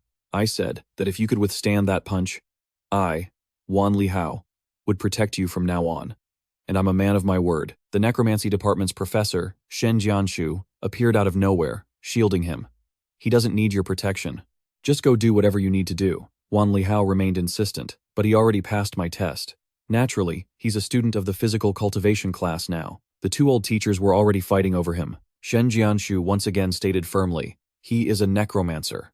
I don't care what his class is. With a sturdy physique like that, he's definitely going to be a physical cultivator. Shen Jianshu turned to ask Qiao Du directly. Kid, why don't you want to be a necromancer? Why would you run off to the physical cultivation class for no reason? The young man was a bit surprised to be put on the spot. I just think physical cultivation is a better fit for me, because I was born with divine strength. Afraid of losing a prime candidate, Shen Jianshu went crazy. A better fit my ass. Right after that, the old teacher summoned a necromancer right there in the hospital room. Do necromancers have no dignity? Wiping out thousands of troops is a simple matter. Isn't that much more advantageous than a foolish physical cultivator who just rushes forward to fight hand to hand? Wan Lihao silently watched the old man with a judgmental look on his face. Shen Jianshu continued his demonstration. As long as you join the necromancer class, I'll teach you all of this, including all sorts of necromancer skills. In the future, you'll be just like me. With a raise of your hand, you'll summon a shadow dragon. Although it sounded tempting, Qiao Du cried a little on the inside. Only he knew his spirit power was 0. He couldn't even summon a skeleton soldier, so he had no choice but to refuse this bewitching offer. I'm very sorry, Professor Shen, but I still want to stay in the physical cultivation class. Shen Jianshu had to bow his head in acceptance. I understand. Take this card. You can find me in the teacher's apartments. If you ever change your mind, just come find me. The moment Professor Shen left, Qiao Du was filled with regret. So necromancy is that useful? What a shame. Wan Lihao propped up his hands, looking smug. Your injuries are almost healed. Tomorrow, gather at Physical Cultivation Class 2. I'll take you all somewhere very interesting. On the second day of Physical Cultivation Class 2, the entire class was led directly to a C-rank dungeon. The place was a vast forest. The class's mission for the day was to sit cross-legged in the dark forest until sunset. A few students wondered, if we're just sitting here, what's so hard about that?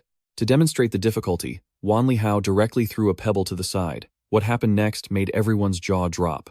It's a wind blade field. You really want us to stay in this godforsaken place for a whole day? We'll get wiped out, sir. We'll definitely get wiped out.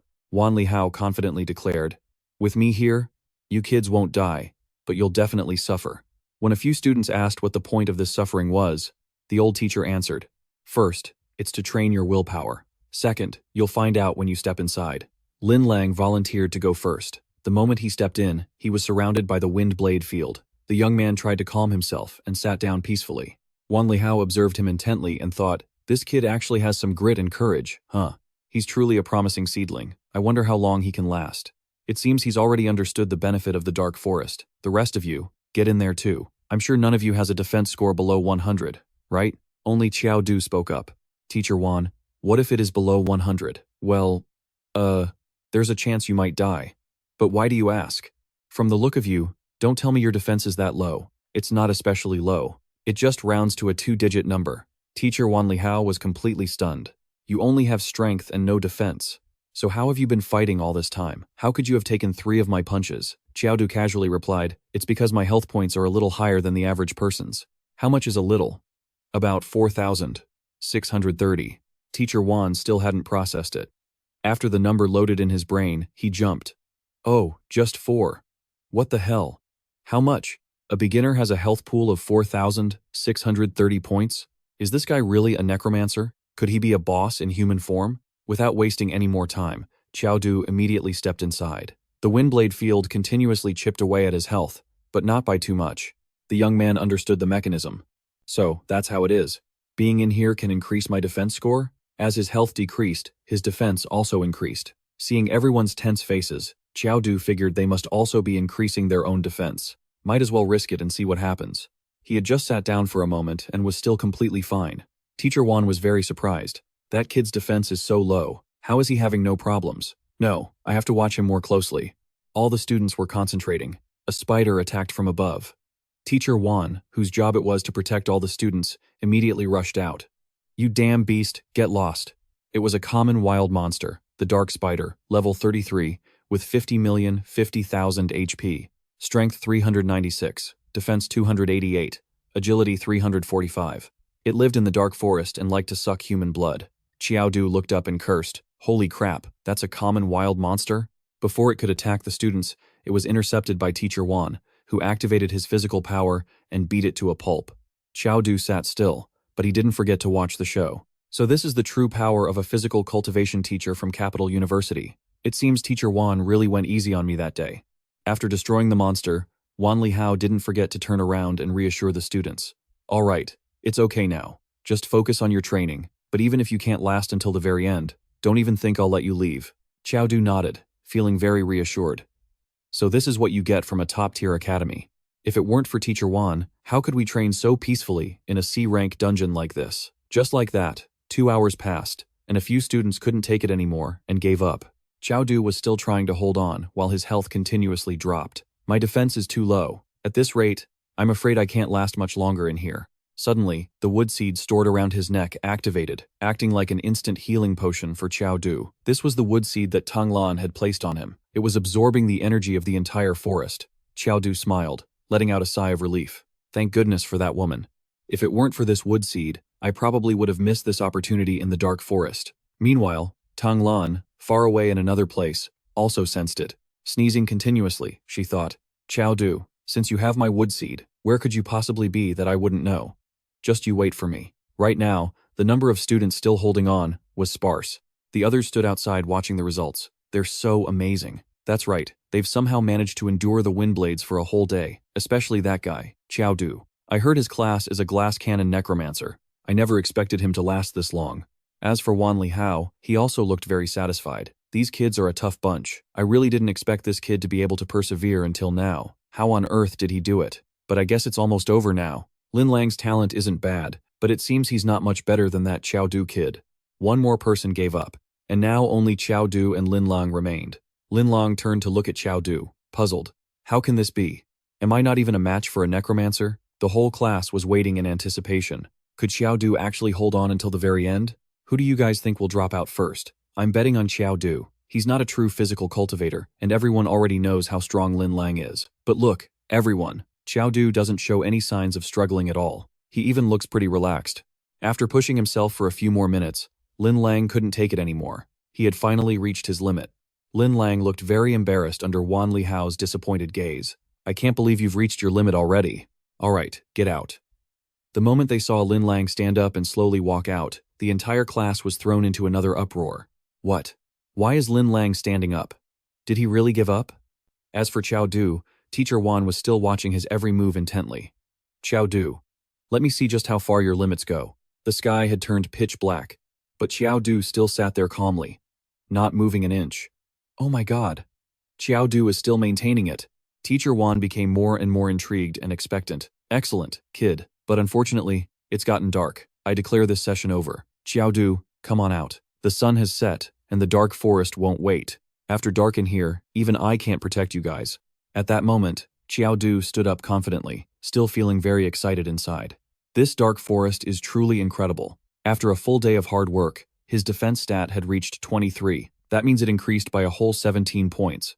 What surprised the others was that if it hadn't gotten dark, it looked like Qiao Du could have kept going for a lot longer. No one knew what Qiao Du's limit truly was. All right, class dismissed. Rest well, everyone. We'll continue again tomorrow. A few days later, Qiao Du had progressed a lot. Thanks to the wood seed, his defense had increased significantly over the past few days. The young man decided he would go train again tomorrow. Suddenly, Yang Xiang's group ran up to him. Qiao Du, how about we form a guild? There are a lot of benefits to having a guild. For example, guild-exclusive dungeons, guild wars, and guild members can't attack each other. If they do, they'll be hunted down all over the world. Qiao Du thought it was a good idea and had no objections, but he had to head to his physical training class soon to practice. The group wanted to finalize it, so they decided to go submit the application first. Qiao Du would join them after he was done.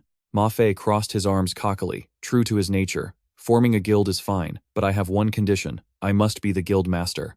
Yang Xiang glanced back at him and snapped back instantly. Give me a break. Having a guild master like you would be so embarrassing. Information about Qiao Du had also spread widely to other departments. Old Wan, I heard a physical cultivation genius has appeared in your class? Wan Lihao thought back with a proud expression. A genius? Maybe. But that kid is a necromancer. Back to Qiao Du. He had been diligently training in the C-rank dungeon this whole time, and his defense had increased to 500. This also meant he had reached his limit. Just then, the system summoned a very beautiful girl. Are you the Machine Queen? But wait, why are you here? There's something on you that can absorb energy. It will help me create a new body. The young man hadn't expected the wood seed to have such an effect, let alone awaken the Machine Queen. Qiao Du didn't beat around the bush and asked directly, Queen, so what do you plan to do next? You said you wanted to help me observe the outside world, right? Now is the time to fulfill that promise. A powerful surge of energy emanated, absorbing directly into Qiao Du. It seemed to be the soul of the Machine Queen. While Qiao Du was in pain, she controlled things from within. Relax. It'll hurt a little at first, but it will get gentler soon. From now on, I can feel what you hear, what you think, and what you see. Qiao Du felt a sense of unease. He really hated this feeling of being watched by someone else. If she can monitor my thoughts, doesn't that mean I'll have no secrets from her from now on? Absolutely not. Qiao Du couldn't stop himself from immediately thinking of a scene of the Machine Queen bathing, which made the young man blush with excitement. As soon as she saw this scene, the queen was horrified. What kind of nonsense are you thinking? I'll stop monitoring your thoughts. Is that what you want? Finally, the feeling of being probed disappeared. Qiao Du was more than clever enough to handle situations like this. His defense had reached its limit, so now the young man would head over to Zhuo Yu's location to see how they were doing. The group seemed to be struggling mightily in a fight. What in the world did we ever do to you guys? The guy leading them was the vice leader of the Blazing Fire Guild. He arrogantly issued a challenge, saying they needed honor points to upgrade their guild. Every newly established guild starts with 1,000 honor points. If you want to blame someone, blame yourselves for being too weak. Don't worry. We're just going to defeat you and take your honor points. We won't actually kill you. Yang Xiang felt immense regret and guilt. I'm sorry, everyone. This is all my fault. What the hell were we thinking, naming it the God Slayers Guild? Ma Fei panicked. How was I supposed to know we'd have to fight another guild right after creating it? Don't worry, guys. I just notified Qiao Du. He's on his way over. Let's just try to hold on until he gets here. Despite being useless, Ma Fei couldn't help but try to save face. I admit Qiao Du is a little stronger than me, but it's useless. There's just no way we can fight them. The moment he finished speaking, Ma Fei charged forward to attack the vice leader, but it was no use. He was even mocked by him. Are you trying to punch the air? Not only that, but he was counterattacked and beaten to a pulp. Zhuo, you panicked, afraid that Ma Fei wouldn't last much longer. Stepping on Ma Fei's body, the Blazing Fire vice leader sneered. So you're the leader of the God Slayers Guild? I guess that makes you the strongest one here, huh? The other members of Blazing Fire also looked on with judgmental and disdainful expressions. Trying to start a guild with that pathetic level of skill? That's hilarious. Just when things were at their most dire, Qiao Du appeared.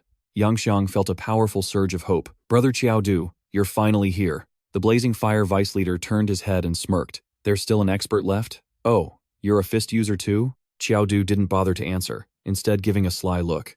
Why don't you take a guess who I am? Whoa, acting all mysterious. So impressive. And just like that, the two of them charged at each other. After taking a direct punch to the face, it seemed to have no effect, as Qiao Du immediately taunted back. Is that all you got? Did you forget to eat breakfast? Maybe I should order some food for you. The Blazing Fire vice leader went berserk. Are you looking to die? He shouted fiercely, but inwardly he was worried. He had already used 80% of his power in that punch, yet it didn't even break the guy's defense? How is that possible? Immediately after, he activated the 7 kills fist, unleashing a flurry of attacks. Zhuo, you panicked, anxiously shouting at Qiao Du. Dodge it, quickly! The members of the Blazing Fire team were already gloating. Haha, this punk is definitely toast. Even a body cultivator of the same level wouldn't be able to block our vice leader's 7 kills fist. But what they saw wasn't the reality. Only the Blazing Fire vice leader could feel it. This move didn't even faze him? Just how terrifying is this guy's defense stat? Yang Xiang could guess just by watching. Only a few weeks had passed, yet Qiao Du had already gotten so much stronger. The Blazing Fire Guild, initially so smug, was now utterly flabbergasted. How can this be? The 7 kills fist can't even injure this brat in the slightest? While the vice leader was fighting below, the leader of the Blazing Fire Guild was still sitting calmly, observing from above. After letting the Blazing Fire vice leader punch to his heart's content, Qiao Du got down to business. Are you done? Now, it's my turn. Before he even threw a punch, the Blazing Fire members were already yelling, Vice leader, hit him. If his defense is that high, his attack power must be low. Whatever you do, don't let him knock you down. The Blazing Fire vice leader tried to regain his composure, clenched his fists, and charged forward. I almost fell for your bluff. I refuse to believe your attack power is as monstrous as your defense. Bring it on. Qiao Du was ready to teach him a lesson. He landed a single, decisive critical hit, dealing 2,200 damage and sending the guy spiraling into the sky. After smoke billowed from the vice leader's body, Qiao Du walked over to check on him. Sigh. The youth of today are so stubborn, they have no respect for their superiors. Seeing the vice leader's miserable end, the remaining members trembled with rage and wanted to rush forward to take the fall. You rotten punk? You want to die? Let's all go and tear him apart. At that moment, the Blazing Fire Guild leader decided to step in. Stop. You're no match for him. As he stepped down, Qiao Du felt a powerful aura, confirming that this man was at least at the intermediate stage. Facing Qiao Du, he asked and introduced himself. Are you the leader of the Godslayers Guild? My name is Lu Tuo. For no good reason, Ma Fei got all riled up upon hearing this. Who says? I'm the real leader. Nobody gave a damn about Ma Fei's useless boasting. Lu Tuo continued his proposal to Qiao Du. How about this? This battle will be settled between you and me. The loser's side will concede defeat and hand over their honor points. That way, we can avoid a situation where we both suffer heavy losses. Zuo, you shot back in protest. Who the hell do you think you are? An intermediate stage player challenging an initial stage player to a one-on-one? You've got some nerve. Your face is thicker than Yang Xiangdi's gut. As the two leaders negotiated, Qiao Du accepted with a confident look. All right, no problem. The moment he finished speaking, Lu Tuo lunged forward, slashing Qiao Du across the face with a weapon. Wounded in the eye, Qiao Du was caught off guard. I was careless. To think he was an assassin. The dagger is poisoned. My vision is blurring. I can't see clearly. Outside, Zuo Yu and Yang Xiangdi's group shouted indignantly. You coward. Shameless villain. An intermediate stage player sneak attacking an initial stage player with a hidden weapon. You have no honor at all. With a savage expression, Lu Tuo licked his lips like a bloodthirsty killer. The goal of a fight is to win. Any method that achieves victory is valid. Who cares about hidden weapons or not? Now that he's been hit, he's just a sitting duck. While Qiao Du was at a disadvantage, unable to see, he activated Gale Fist and unleashed a continuous assault. Qiao Du was on the defensive, unable to do anything, and his friends outside were extremely worried. Lu Tuo prepared for a finishing blow, his weapon closing in on Qiao Du's face while he was still squinting. Just when he thought it was in the bag, he seemed quite surprised when Qiao Du counterattacked. A single flick sent him flying. The members of the Blazing Fire Guild were bewildered, not understanding what was happening. He lifted his scorched face, completely stunned. What was that just now? How did I lose half my health in an instant? It turned out Qiao Du had the assistance of the Machine Queen from within. She had warned Qiao Du to be extremely careful, that this guy was no pushover, and the result was now crystal clear. Lu Tuo conceded defeat and turned to leave. Kid, I admit that you've won today. Qiao Du wasn't about to let him do as he pleased and just walk away like that. He activated the ancestral corpse ring, determined to confront him. You think you can injure my friends, say a single word of acknowledgement, and then just walk away? You think life is that easy? As Qiao Du charged, Lu Tuo panicked and screamed, You punk! Are you trying to force me into a life or death battle? In the next instant, a solid punch sent Lu Tuo's head spinning. The Red Flame Guild was horrified. Even their leader was getting thrashed. If they didn't retreat now, they'd be wiped out. Lu Tuo forced himself back up, staggering as he said, Kid, you're the one who forced my hand. His eyes turned bloodshot, and his tongue lolled out. Lu Tuo looked like he was transforming into a demon, a new plan forming in his mind. That monstrous thing from before seems to be gone. Looks like I'll have to use this move. I'll make him pay a price for this. Lu Tuo opened his mouth and shot something straight at Qiao Du, poisoning his arm once again.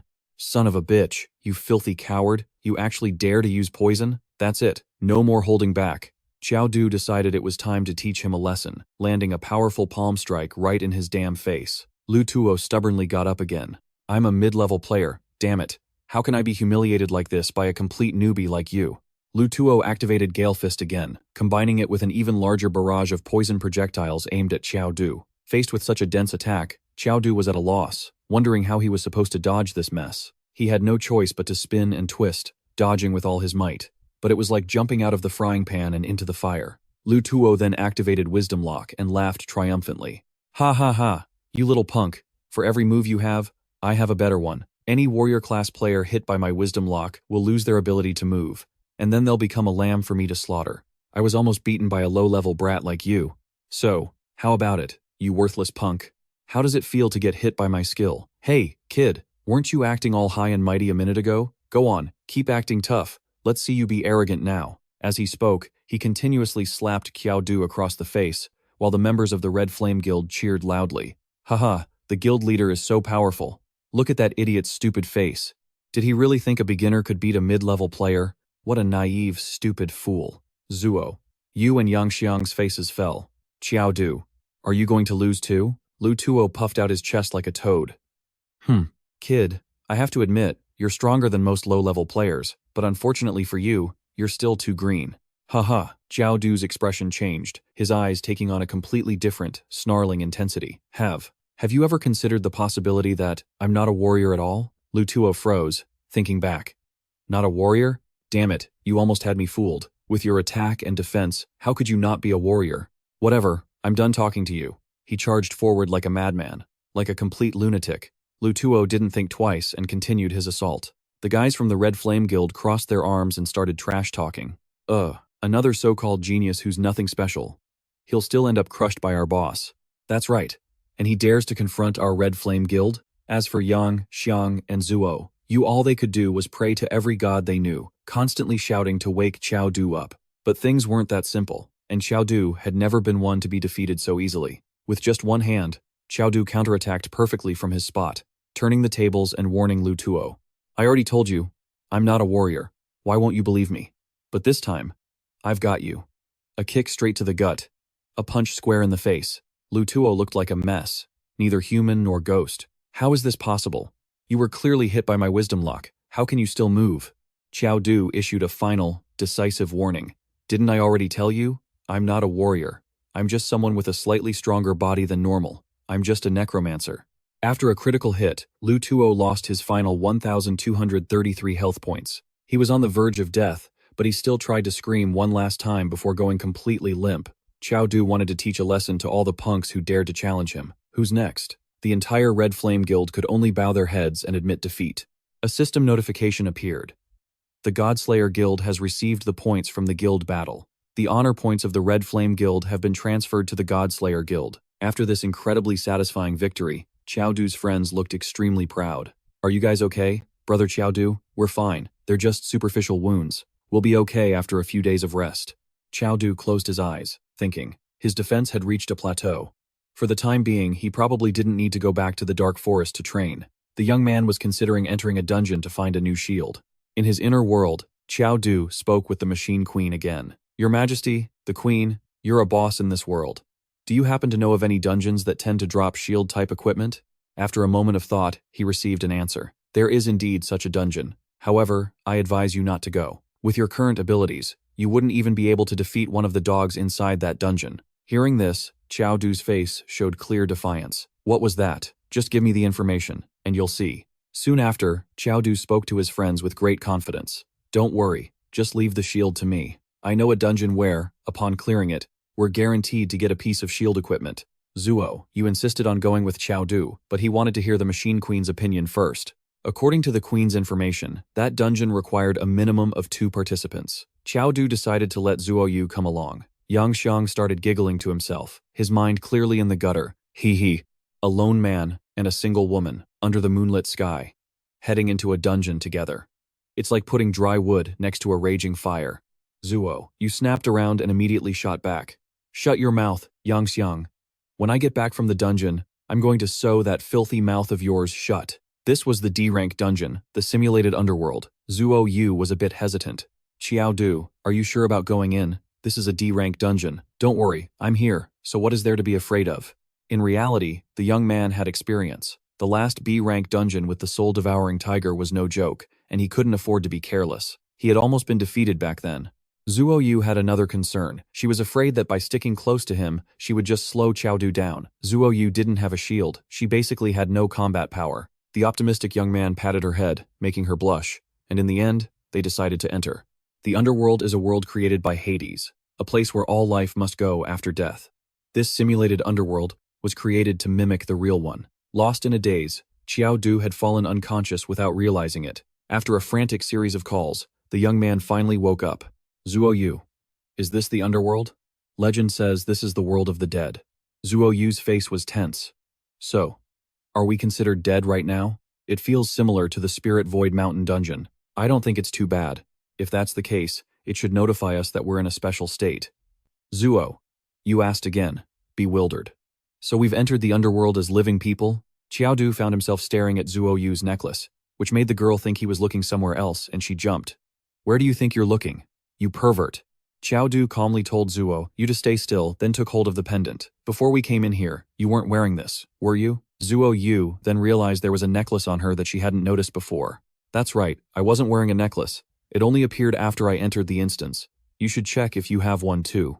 After checking his own neck, Qiao Du discovered he had one as well. It seems this is the quest item. The system then announced the Underworld quest phase. Quest 1. Pass through the gates of hell to the River Aegon and protect the cross from being lost. After completing Quest 1, the second quest will appear.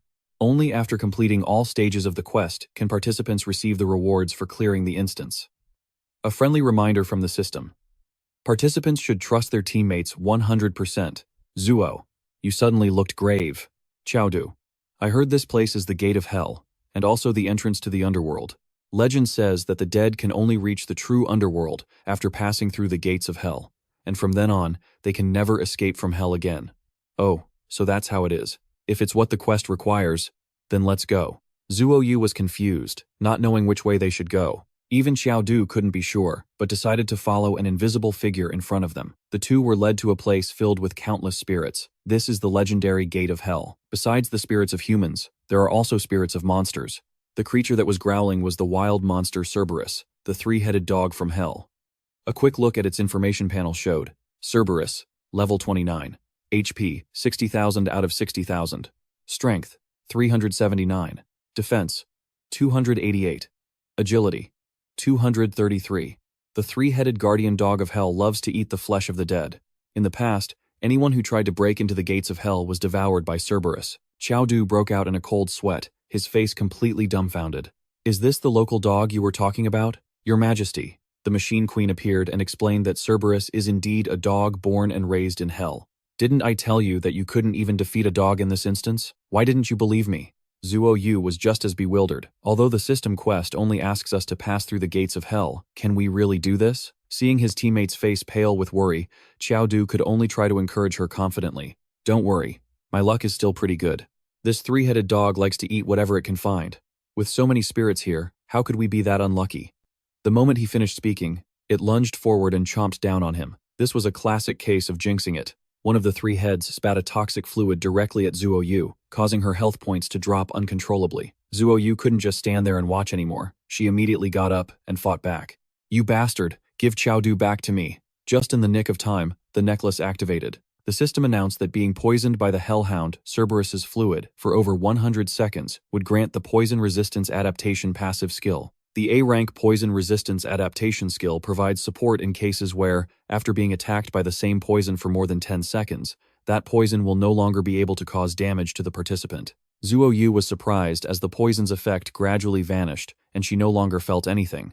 However, the three-headed dog continued its rampage, seeming to go berserk. After a period of frantic struggling, it was forced to spit Qiao Du out. It seemed the young man had been causing havoc inside its body. Qiao Du was terrified but relieved. Luckily, he had managed to jam his green dragon crescent blade into its throat. He was almost eaten alive, but this was no time to celebrate his teammate's survival. Qiao Du decisively told Zuo Yu to run with him to another area. As they sprinted for their lives, a worry gnawed at Qiao Du. Damn my luck, I wonder if I'll ever get my blade back. Finally, the group escaped through the gate and arrived in another area. A system notification appeared. Congratulations on completing the first quest. The second quest is to cross the River Aegon and protect the cross from being lost. As soon as they entered, a boat arrived. The ferryman introduced himself as Chazen, a boatman on the River Aegon. You wish to cross the river? Well, to cross the river, you'll have to pay a fee. For Qiao Du, matters involving money were simple. It's just paying a fee, right? Here, take it. Get us across the river. Yes, yes, esteemed guests, please board the boat. Just then, dozens of spirits rushed forward, clamoring to get on the boat as well. The ferryman was clearly discriminatory, even showing disgust as he called the other spirits a bunch of poor devils. Get lost. You're not worthy of boarding this boat. After they were a good distance from the shore, Qiao Du asked curiously, Mr. Chazen, why can't those dead people cross the river by themselves? Cross by themselves? Let me emphasize, this is the River Aegon. Why don't you try putting your hand outside the boat? The moment he reached his hand out, countless arms shot up from under the river, startling Qiao Du. What the hell is this? Those are the ones who failed to cross the River Aegon. They are forever submerged in the cold, dark waters of this river. Anything that enters the river Aegon will be dragged down by them and become one of them. And you two will soon become members of the bottom of the river Aegon as well. It's obvious you're the living, not the dead. How dare you deceive me, using money from the world of the living to pay me. Begone. Immediately after, he turned on them, pushing Qiao Du into the river. The contact with the cold, dark, and foul water was Qiao Du's first sensation upon touching the river Aegon. Eager hands began to rise and grab at him. Zhuo Yu, who had managed to stay on the boat, leaned over and grabbed one of Qiao Du's arms. The boatman Chazin grabbed his oar and decisively pushed Zhuo Yu off as well. Heh, you get down there too. Not letting things get any worse, Qiao Du activated the progenitor's ring, propelling himself out of the water and landing in the middle of the boat, before landing a punch straight through the boatman's chest. Qiao Du was quite surprised, not expecting the old man to be this weak. After being punched through, Chazin showed no fear and instead issued a challenge. You're finished. A living person snuck across the river and dared to harm the ferryman. You will certainly face judgment. Qiao Du couldn't care less about this worthless nagging. He kicked the old man straight into the river, where he was immediately torn apart by the vengeful spirits. Zhuo, you look down, stunned. Qiao Du, we killed the ferryman. Won't there be a problem? It's fine. Even though this is the underworld, it's just a dungeon, after all. We just need to clear it. Finally, the boat reached the other shore. To their surprise, they saw a few more people, including an old man who looked exactly like Chazin standing there. Zhuo Yu was startled and jumped into a defensive stance. Hey, Sharon, you're not dead? The man stood there with his arms crossed. This Charon isn't that Sharon, but from the sound of it, you've already taken care of the ferryman, haven't you? Although Qiao Du didn't know who this man was, he eagerly explained. We had no other choice. The ferryman was the one who insisted on throwing us into the river. Another thing that surprised Qiao Du was that this man dared to enter a D-rank dungeon. He must be a mid-tier player. For some unknown reason, he let out a sly grin. Heh. You two clueless fools. You fell right into Sharon's trap. If you kill the ferryman, I'm afraid the first floor of the underworld ahead of you won't be a peaceful journey. Qiao Du, ever so naively, probed for information. What's on the first floor of the underworld? And what was that ferryman like? Haha, that's rich. You and I aren't related, and we're not friends. Why should I tell you anything? His gaze landed on the petite Zhuo Yu, and he immediately rushed over to her. Well now, little lady, the moment I saw you, I felt like we were destined to meet. If you want to know about the first floor of the underworld, just let me tell you all about it. The first floor of the underworld is also known as the Hall of Judgment, where the sins of all who enter are judged. Since you two have already dealt with one Sharon, you'll definitely be judged as extremely evil and be condemned to hell to suffer. But don't you worry, little lady. As long as you two follow me, I'll guarantee your safety. I've cleared this dungeon a few times already. You know, Zhuo, you put on a friendly face and asked a few more questions, planning to use him for a bit. Big bro, what do you mean you've been to this dungeon many times? Don't dungeons usually stop giving rewards after you clear them once? To please the girl, he gave a sincere-sounding introduction. My name is Wang Dafu, and I'm what you'd call a guide hunter. After hearing this, Qiao Du thought to himself, a guide hunter? Isn't that a gray area profession where they make money by guiding people through dungeons? In that case, that girl must be his client. He was spilling the beans without even being asked. Wang Dafu introduced her. Beside me is the client I'm guiding this time. So what do you say, little lady? Want to come with us? The purple-haired girl immediately started to grumble. Wang Dafu, are you confused about something? How can you be so considerate to someone else? I'm the one who hired you. Instead of appeasing his client, he immediately snapped back. So what? I'm only responsible for guiding you through this dungeon. I'm not obligated to make you happy. If you're not satisfied, I can just refund your money and you can clear the dungeon by yourself. The purple-haired girl huffed. Then get a move on already. Fine by me. Little lady, make sure you follow your big brother, okay? Qiao Du agreed, with Zhuo Yu. For now, they would follow him and see how things played out. This area is the grand hall of the first floor of the underworld. What do you think? Pretty scary, right? This here is the first floor of the underworld, the Hall of Judgment. Once we're inside, don't say anything stupid. As soon as the doors opened, a figure was sitting there, waiting for them. Before Zhuo Yu could speak, she was silenced by a booming voice. Silence. I am the judge of the first floor's Hall of Judgment. Yin, you will now begin your judgment. Dafu confidently led the group forward. As he walked, he didn't forget to glance back and speak arrogantly to those behind him. Watch me closely and see how it's done. With that, he walked up to Yin Yu, placed one hand over his chest, and bowed respectfully. I am Wang Dafu. I have never committed any sins. I ask for your fair judgment, my lord. The book in Yin Yu's hands suddenly glowed with a purple light, and its pages flipped frantically. The purple light from the book also shone on Dafu below, making him stand up straight in surprise. He clenched the stone in his palm so tightly that it couldn't withstand the force and let out a loud cracking sound. Cracks began to appear on its surface. Yin. Yu looked down at his book, his tone full of suspicion as he mumbled to himself, Wang Dafu. No sins recorded? If that is the case, I judge you. Innocent. Next. Hearing this, Dafu let out a sigh of relief and turned back. With one hand in his pocket, he passed the stone to Hezi with his other hand, not forgetting to remind her, take this. Just do as I did, and claim you're innocent. Sure enough, Hezi also went up and said the same thing, and was quickly judged innocent by Yin Yu. Dafu laughed heartily, turning to Qiao Du and Zuo Yu. I'm really sorry, but I can only use this item one more time. I'm afraid I can't help you, but if the Ice Dragon Lady comes and relies on me, I can give you the last use. She looked at him and replied bluntly, you don't need to worry about me. Just then, Yin Yu's voice boomed from above again.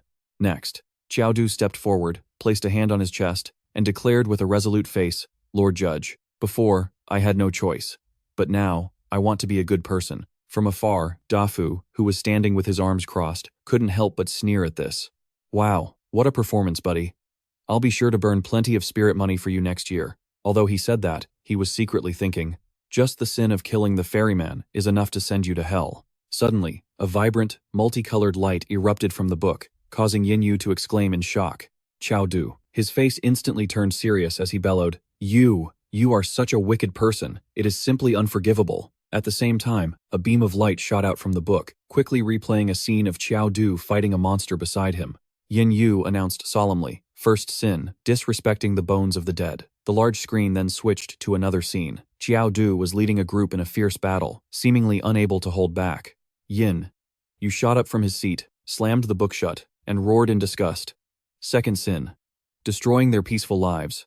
The screen switched to the next image, and then the next. He became calm again, coldly listing more. Third sin, mercilessly slaughtering small animals. Fourth sin, desecrating corpses. From a distance, Dafu watched Qiao Du, who was still standing there calmly, and couldn't help but wonder, what kind of monster is this kid? Yin Yu suddenly seemed enraged, shouting at the top of his lungs, The fifth sin is also the most grievous. You actually killed the three-headed hound of hell, and you also killed the ferryman, Sharon. He extended his long, black hands towards Qiao Du and reprimanded him. For a violence, loving fiend like you, this is the perfect place for you. I sentence you to fall into the blood pools of the first valley on the 7th floor of hell. He looked at Qiao Du, who was enveloped by a dazzling red power, and added, Feel eternal pain in this boiling sea of blood. His whole body was suddenly lifted into the air, and a sea of blood was revealed beneath the ground. Not only that, but countless blood-red skulls and skeletal hands continuously reached out, flailing towards him. From above, Yin Yu coldly declared, Sinner Qiao Du, fall into the blood pool. Let the boiling sea of blood burn your skin. Let it melt your flesh and blood, and wash away the sins from your body. Suddenly, a streak of light appeared, and he cried out in shock. At the same time, the system appeared. Ancestor Corpse Ring. Yin Yu's deep, bottomless black eyes widened in disbelief.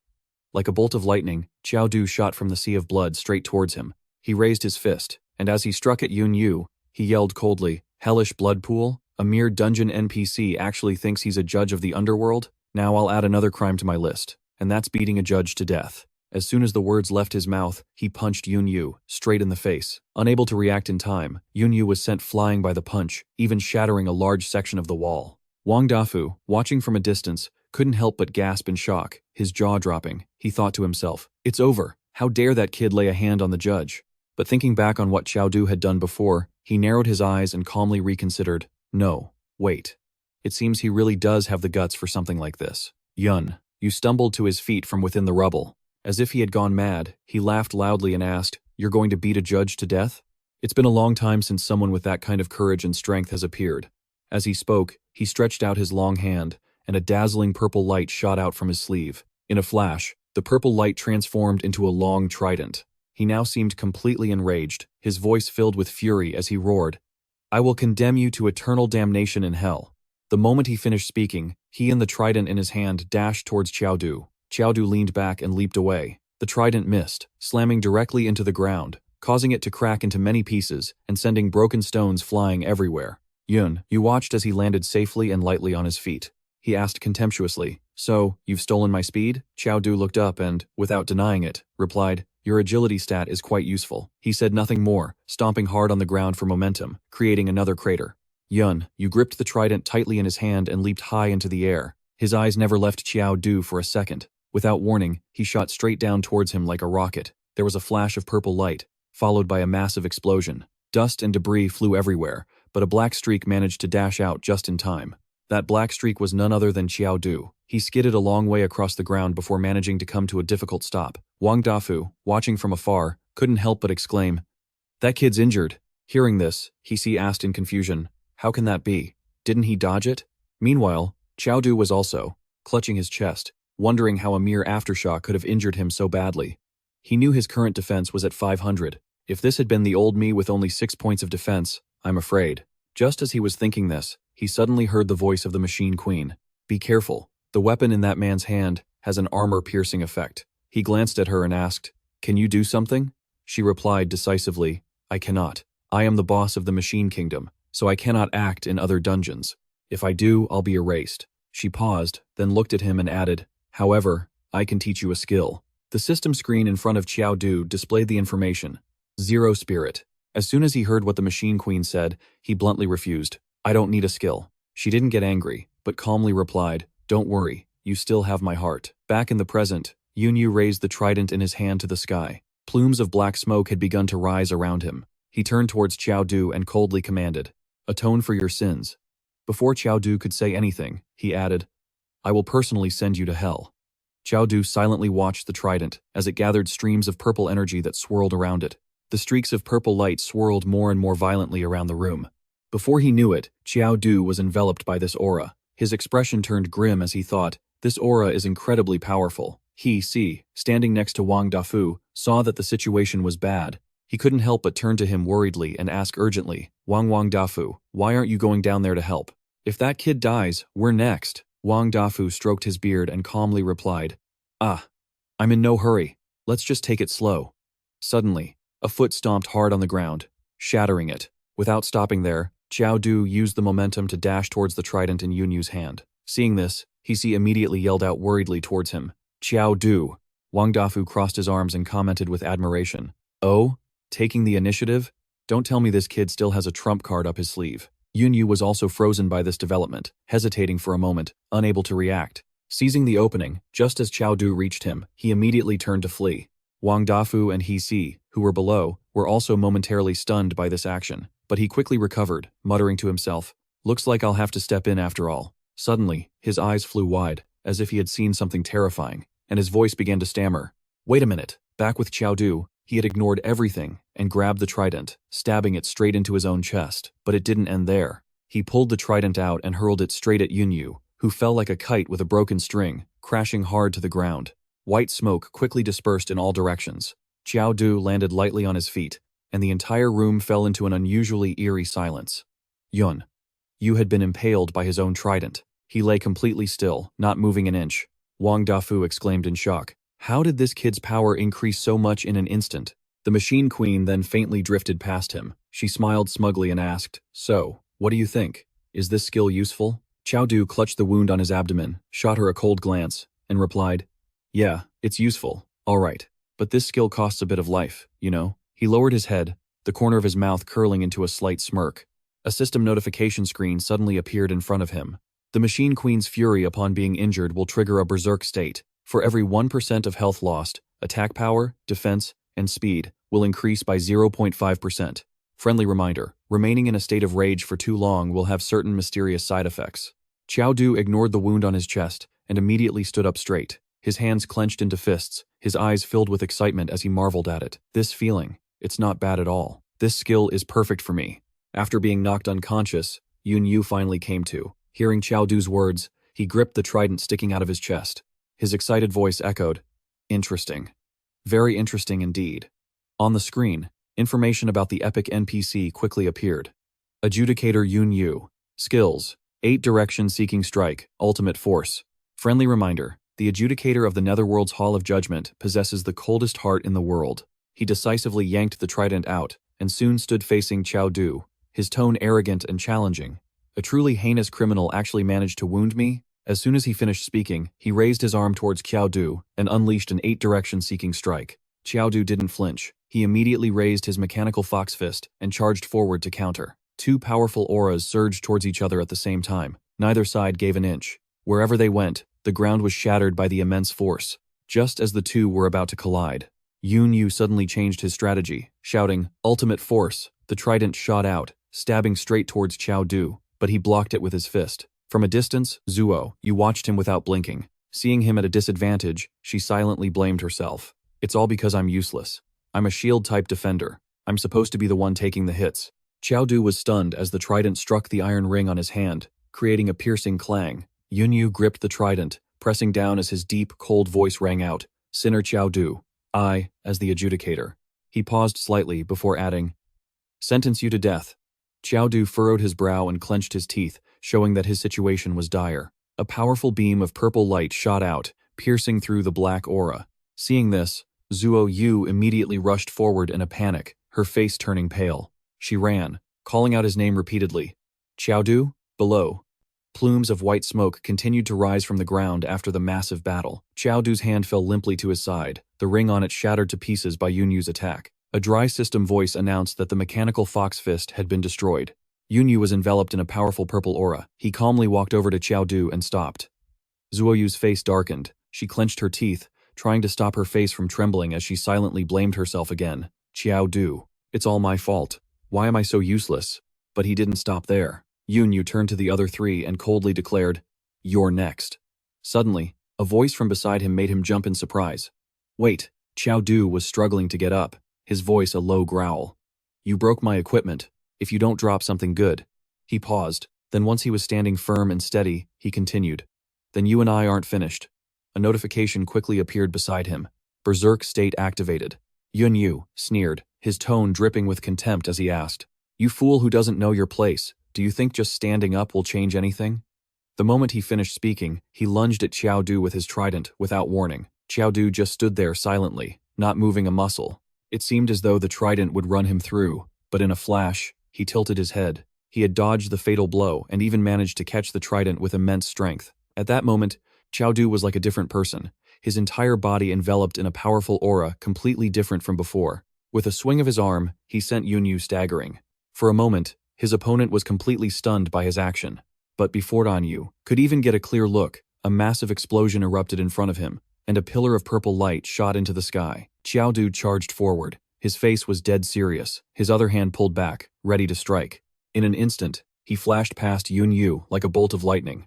When Yunyu looked again, his entire body had been sliced in two. Down below, Wang Dafu couldn't help but marvel silently at the sight. This kid is ruthless. Good thing I haven't picked a fight with him. Back with Yunyu, he looked down at his bisected body, his earlier arrogance now replaced with panicked disbelief as he screamed. "How can this be? To think that I would die at the hands of a criminal." As soon as he finished speaking, his body quickly disintegrated, transforming into a blue orb. The system quickly displayed a notification. Epic NPC killed. Received 26 free attribute points. With everything finished, Qiao Du leaped down to the ground. The cold earth couldn't withstand the immense force and immediately cracked and shattered. The air suddenly fell into a strange silence. The only sound was the hurried footsteps approaching him. Wang Dafu ran over, laughing heartily. "Brother Qiao Du, you were amazing. Oh, you're badly injured. You need to heal up." But surprisingly, he wasn't heading for Qiao Du, but gracefully moved past him, running towards something behind him. Suddenly, a flash of purple light streaked past Wang Dafu's arm. Startled, he immediately spun around. Qiao Du had sat up at some point. Now, his face was cold as he warned him, "Take one more step toward that soul core, I dare you." To break the awkward tension, Wang Dafu laughed it off and quickly explained, "I saw you were hurt, and just wanted to help, that's all." "All right, you touch it yourself." But Qiao Du's gaze was fixed on the tattoo on Wang Dafu's arm. He was shocked, and his expression turned grim as he thought to himself, "Bise. Why does he have a Bise tattoo?" Qiao Du's stare at Wang Dafu grew deeper, his mind filled with contemplation and suspicion. Who is this guy, really? What's his connection to Bise? Is this a coincidence, or did he seek me out on purpose? As he thought this, his face darkened, and Qiao Du's mind began racing with wary thoughts. Bringing Zuo Yu to this pseudo-netherworld instance was a spur-of-the-moment decision. If Wang Dafu is one of Bise's people, then Bise's intelligence network is terrifying. At the same time, a worried Zuo Yu rushed towards him, frantically asking, "Qiao Du, are you all right?" He remained in a half-kneeling position on the ground. He replied coolly, I'm fine. I'm just thinking about what kind of cool loot will drop from the judge's soul core. I can't wait any longer. Qiao Du reached out and touched the judge's soul core. In the blink of an eye, the soul core burst open, revealing a stone. The system immediately displayed a line of information. Equipment Upgrade Stone. A B-rank single-use item. It can upgrade any piece of equipment to B rank and comes with a special effect. Qiao Du held the stone in his hand, his face filled with dissatisfaction as he shouted, What good is this? I need a weapon, a shield. The system ignored Qiao Du's complaints and continued to display the next notification. Quest 3 completed. Issuing new quest. He took the stone and walked with Zuo, Yu, toward the other two. He, who was always by Wang Dafu's side, saw them and immediately asked, I assume everyone got the notification for the new quest, right? Wang Dafu quickly put on his cloak, smiled, and said, Let's get going. In response, Qiao Du replied coldly, All right. Just like that, the group departed majestically, and the system displayed more information at the same time. Quest number 4. Pass through the hell beyond to reach the Temple of the Underworld King and ensure the Holy Cross is not lost. A while later, they finally arrived. Here, the sky was shrouded in a blood-red color, looking incredibly bizarre. Wang Dafu confidently led the way, looked up at the sky, and informed the others. Ahead is the Hell of Gluttony. Suddenly, Wang Dafu's expression turned serious. He looked back and warned, People who were gluttons in their past lives fall into this hell. It probably won't be a problem for us. We just need to watch out for the three-headed dog in this hell. Zuo, you asked doubtfully, The three-headed hellhound? Doesn't it guard the gates of hell? Why would it be in the Hell of Gluttony? Wang Dafu laughed loudly and replied, Little sister, you wouldn't know. The gates of hell are just where that dog works. The Hell of Gluttony is its home. It's not interested in the living, so as long as we don't wake it, we'll be safe. Suddenly, Qiao Du seemed to notice something. He was startled and immediately whipped his head around to look in one direction. Above their heads, 3 pairs of blood-red eyes had appeared out of nowhere, staring down at them. Wang Dafu quickly regained his composure and shouted to the others, Run! Cerberus is awake. Hearing this, everyone panicked and started to flee, but they hadn't gotten far when a giant 3-headed dog leaped down from the sky. Seeing this, the group didn't hesitate and immediately bolted at full speed. However, it was too late. The 3-headed dog was incredibly ferocious, and in just a few short seconds, it had caught up right behind them. Wang Dafu, running and confused, yelled, What's going on? I've been here many times, and that beast has never actively attacked the living before. Qiao Du glanced back and replied in a matter-of-fact tone, I didn't expect it to hate me this much just for killing one of its heads. Hearing this, Wang Dafu immediately whipped around and screamed in horror, Killed one of Cerberus's heads? Hey buddy, are you insane? Suddenly, Qiao Du stopped, standing alone to face the 3-headed dog directly. Before stealing his resolve, he didn't forget to tell Zuo Yu, you go on ahead. She was running but turned back upon hearing him and shouted, What about you? Qiao Du smiled excitedly and replied, That beast still has something of mine. I have to get it back. Zuo Yu obeyed and immediately shouted, Okay, I'll wait for you up ahead. With that, she quickly ran off without hesitation. Very soon, the 3-headed dog caught up. When it saw Qiao Du standing perfectly still, it let out a loud roar and pounced toward him. Qiao Du was seen coldly and decisively throwing a punch straight at the 3-headed dog, but unexpectedly, he was knocked back by a powerful force. Qiao Du ignored the blood slowly trickling from the corner of his mouth, his eyes flashing with a cold light, and he muttered to himself in a voice laced with madness, All right, now let's settle our old score. As he spoke, a purple aura of power radiated from his entire body. The 3-headed dog, still unaware of the danger ahead, continued to charge ferociously toward him. Just as it opened its mouth, looking as if it would swallow him whole, he unexpectedly swung his arm and delivered a powerful, face-twisting blow. Not stopping there, Qiao Du stomped hard on the ground, using the momentum to launch himself directly at the 3-headed dog. He moved like a flash of light, striking Cerberus's heads repeatedly, so fast that it couldn't react. Each blow he landed was accompanied by the sound of the monster's health bar depleting. But the 3-headed dog was no pushover. Realizing Qiao Du was not an easy opponent, it immediately used its special move, gathering a ball of green energy in its mouth. Qiao Du glanced over, his face cold, as he assessed the 3-headed dog. So resistant, huh? Cerberus then spat out a glob of green slime right where Qiao Du was standing. When the green slime hit his body, negative status indicators quickly appeared on those spots. He lowered his head and growled, I don't believe this. By the time he looked up again, his aura had become even more intense. Determined, Qiao Du added coldly, As if I can't handle a dog like you. At that moment, Qiao Du stood alone, majestically facing the giant 3-headed dog, which looked incredibly ferocious, occasionally letting out fierce growls. His face turned serious, his body poised for battle, one hand firmly gripping a large chain behind him. The moment he spotted an opening, he immediately swung the chain, wrapping it tightly around the dog's body. Qiao Du's strength was immense. With a powerful tug, he quickly tightened the chain, binding the three-headed dog so tightly it could no longer struggle. One of Cerberus's restless heads kept straining its neck, growling and trying to lunge at Qiao Du, but he gave it no chance to escape its bonds. He held the chain and leaped high into the air. As if sensing something, Qiao Du startled and whipped around, his face shocked as he yelled, "What?" In just a moment of carelessness, he was thrown to the ground by a powerful force, his body slamming into a corner of the wall, causing it to crack and shatter. The three-headed dog quickly seized the opportunity. Though chained, it kept thrashing its body, causing Qiao Du at the other end of the chain to be repeatedly slammed all over the place. But not letting himself stay on the defensive for long, he quickly steadied himself and held tight to the end of the chain. Qiao Du roared in anger. "You damn dog, just die," he shouted as he swung the chain, flinging the three-headed dog into the distance. Seeing that words weren't working, he clenched his hand into a solid fist and, without another word, threw a punch. A stream of blue power shot out from his sturdy fist. By the time the three-headed dog realized what was happening, it was too late. Before it could even let out a whimper, Qiao Du's punch sent it flying backward. The injured three-headed dog let out a piercing shriek. It lunged forward like a flash of lightning, dragging the man on the other end of the chain along for the ride. Seizing the opportunity, Qiao skillfully leaped onto the back of the three-headed dog. Watching its furious rampage, he wondered to himself, "What's wrong with this dog? Has it gone mad?" Cutting over to Wang Dafu's group, they ran until they finally stopped in a clearing. He looked at the empty space behind them and finally announced with relief, "It's safe here." But Wang Dafu, unable to kick his old habits, saw Zuo Yu standing alone and couldn't resist approaching her with a smug grin to tease her. "Little lady, don't be scared. That guy is definitely in the dog's stomach by now. If you're sad, you can always lean on my broad shoulders for support." Hearing this, Zuo Yu furiously shouted, "Shut your mouth." Just then, a massive, dark figure appeared in the distance, charging madly towards them. As soon as Zuo Yu saw the dark figure heading their way, she instinctively cried out in surprise. When she got a clear look, she saw it was the three-headed dog, tangled in chains that did nothing to restrain its ferocity. Seeing this, Wang Dafu's group was terrified and turned to run.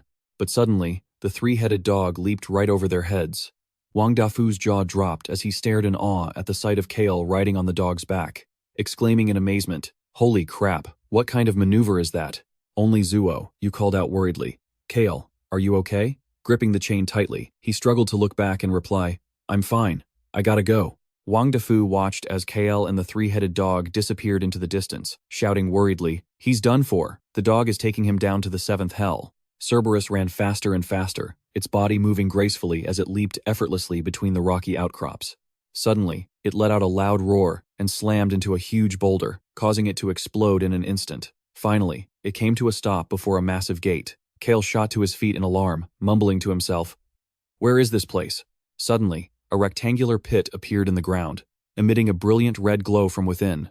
The three-headed dog seemed very familiar with this, quickly walking to the edge of the pit. Soon, its entire body was engulfed in a deep crimson light. On guard, he immediately tried to jump off the dog's back, but there was no way it would let him leave so easily. Cerberus thrashed its heads, growling fiercely, making it difficult for him to even stay on his feet. In the blink of an eye, it leaped up, and all the chains wrapped around it, including Qiao, were thrown far away. But it wasn't done yet. It opened its mouth and shot a red beam of light straight down at his body. Qiao slammed into the ground, creating a large crater and causing cracks to spread all around. He struggled to open his eyes, but the first word he said was, "Damn. So you know how to cheat too?" The three-headed dog didn't stop. It roared and lunged down at Qiao. Suddenly, he shot up, his face filled with panic as he yelled, "My blade!" The three-headed dog seized the opening. Quick as a flash, it lowered its head and swallowed Qiao whole. With that done, it tilted its head back and struggled to gulp him down. But before the dog could even savor its fresh meal, countless rays of brilliant red light suddenly shot out from inside its body. The three-headed dog, writhing in pain, threw its head back and let out piercing howls. Just seconds later, Qiao, holding his sword, sliced a path through the dog's chest and emerged back onto the ground. And just like that, the massive Cerberus had been brutally defeated by Qiao. He stood with his back to its corpse, his cold voice ringing out, "Swallowing me once was one thing, but you dared to swallow me a second time? You damned dog, you truly have no fear of death." But just as he wasn't looking, the wound on the three-headed dog's body quickly healed, as if it had never been there. Meanwhile, Qiao, Still unaware of the approaching danger, curiously wondered to himself, strange, why hasn't the kill notification popped up? It was the same last time. One of its heads was clearly dead, but then it came back to life. Could it have an immortal body? As if in answer to Kale's question, the three-headed dog had already revived behind him, roaring in fury and lunging straight at him. Kale frowned and muttered, just as I thought. He calculated in his head, do I have to chop off all three of its heads to kill it? At that moment, Kale's resolve solidified. A dark power emanated from his entire body. His face turned terrifyingly cold, as a voice that seemed to rise from the depths of hell roared, "Damned dog!" Without a moment's hesitation, Kale shot forward like an arrow, crashing directly into the three-headed dog's chest, followed only by a resounding scream. "Face my blade!" he yelled, drawing the sword from his back. Cerberus, still oblivious to the danger, continued its ferocious charge. In just a single second, its massive body was covered in countless gashes, big and small. Kale leaped up and, with one decisive strike, swiftly severed one of Cerberus's heads. Wang Dafu's group struggled to stay on their feet against the gale force winds generated by the battle between Kale and the three-headed dog. He screamed in terror. Holy shit, he thought to himself. Well, I'll be damned. I didn't think this old man would actually start to care about him. This kid really knows how to keep you on your toes. Returning to the fight between Kale and the three-headed dog, one of Cerberus's heads had been lopped off and sent flying. Kale was now more serious than ever. He calculated to himself, before its head regenerates, I have to take it down again. Fresh red blood gushed continuously from the severed neck, soaking a large patch of ground. Seeing this, the two remaining heads let out piercing shrieks of fury at Kale, but before the sound could even leave their throats, he swung his sword again, sending another head flying. Kale did a flip in midair, and as he flew past the final head, he didn't forget to remind it, just you left. The remaining head wasn't about to give up. It growled and lunged forward, wanting to eat him alive. Kale kicked off the air, building momentum to shoot straight into the three-headed dog's wide-open maw, and in the next instant, a massive explosion erupted, shaking the entire area. The system notification quickly appeared. By defeating the epic monster, Hades' three-headed Cerberus, you are awarded 29 free attribute points. Experience plus 145. Level up successful. Current experience 200, 1,000, 500. Awarded 10 free attribute points. Kale tightened his grip on his sword as the blade began to continuously absorb a stream of blue energy from its surroundings. After it was finished, the system immediately displayed a weapon upgrade notification. Kale stared at the blade in his hand in amazement, a list of new information appearing beside it. Golden Dragon Crescent Blade, Rank B. Skill, Dragon's Roar Combo Slash. When the player's attack is blocked, it automatically triggers a follow-up attack and increases damage by 5%. This effect can be stacked indefinitely. Enchantment. Damage dealt to creatures of the opposite gender is increased by 20%. Qiao muttered in astonishment. This blue blade can upgrade on its own? Just then, Dafu's group of three rushed over, with Zuo being the most worried. She called out as she ran, Qiao, what happened? Are you okay? He smiled casually and replied, I'm fine, as if a mere dog could cause any real trouble. Hearing this, Dafu was in silent disbelief. He really killed the three-headed Hades. After a brief exchange, he finally reached out and touched the red gem in front of him, and the information for the soul-chasing and spirit-snatching pill quickly appeared. Rank B, single-use item. Upon use, all stats increase by 100 points for 1 minute. After use, spirit decreases by 10%. Qiao held the gem in his palm and smiled faintly, thinking happily to himself, 100-point increase to all stats. This is good stuff. Besides, for me, this side effect is almost nothing. Seeing him so pleased, Dafu asked curiously, What's up? You're smiling so happily. Did you find something good? Qiao quickly hid the gem in his clothes and replied dismissively, It's nothing, just a junk item. Though he said that on the outside, he was secretly calculating. If he really is one of Bise's men, this pill could give him a nasty surprise. Suddenly, Zuo walked over and pulled him aside, saying with a serious expression, Qiao, come here for a second. I need to talk to you. After they moved to a deserted spot away from the other two, Zuo confidently told him, On the way here, I asked Wang Dafu. He's never seen this type of cross before. Hearing this, Qiao couldn't help but ask in surprise, You mean these two crosses only appeared when we entered this dungeon? He couldn't help but wonder to himself, What's the special meaning of this? Suddenly, the two crosses on their necks flew up on their own, and a system screen quickly appeared beside them. Congratulations, players, for completing quest number 4. The final quest will now be announced. Suddenly, a pillar of light shot through them, launching them straight into the sky as the system screen continued to display information. Final quest.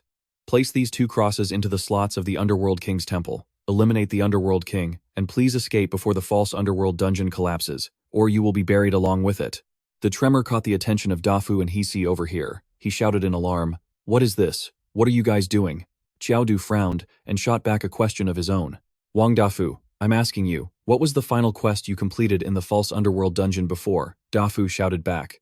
"Enter the Underworld King's temple. As long as you enter the Underworld King's temple, the dungeon is considered cleared." Hearing this, Qiao Du's expression immediately turned grave. He thought to himself, "It seems Zuo, you and I triggered something that caused the dungeon to change." Suddenly, Hisi yelled at the group, "All right, let's get going, and finish this troublesome dungeon quickly. I don't want to stay here another second." Hearing this, Dafu immediately spoke up.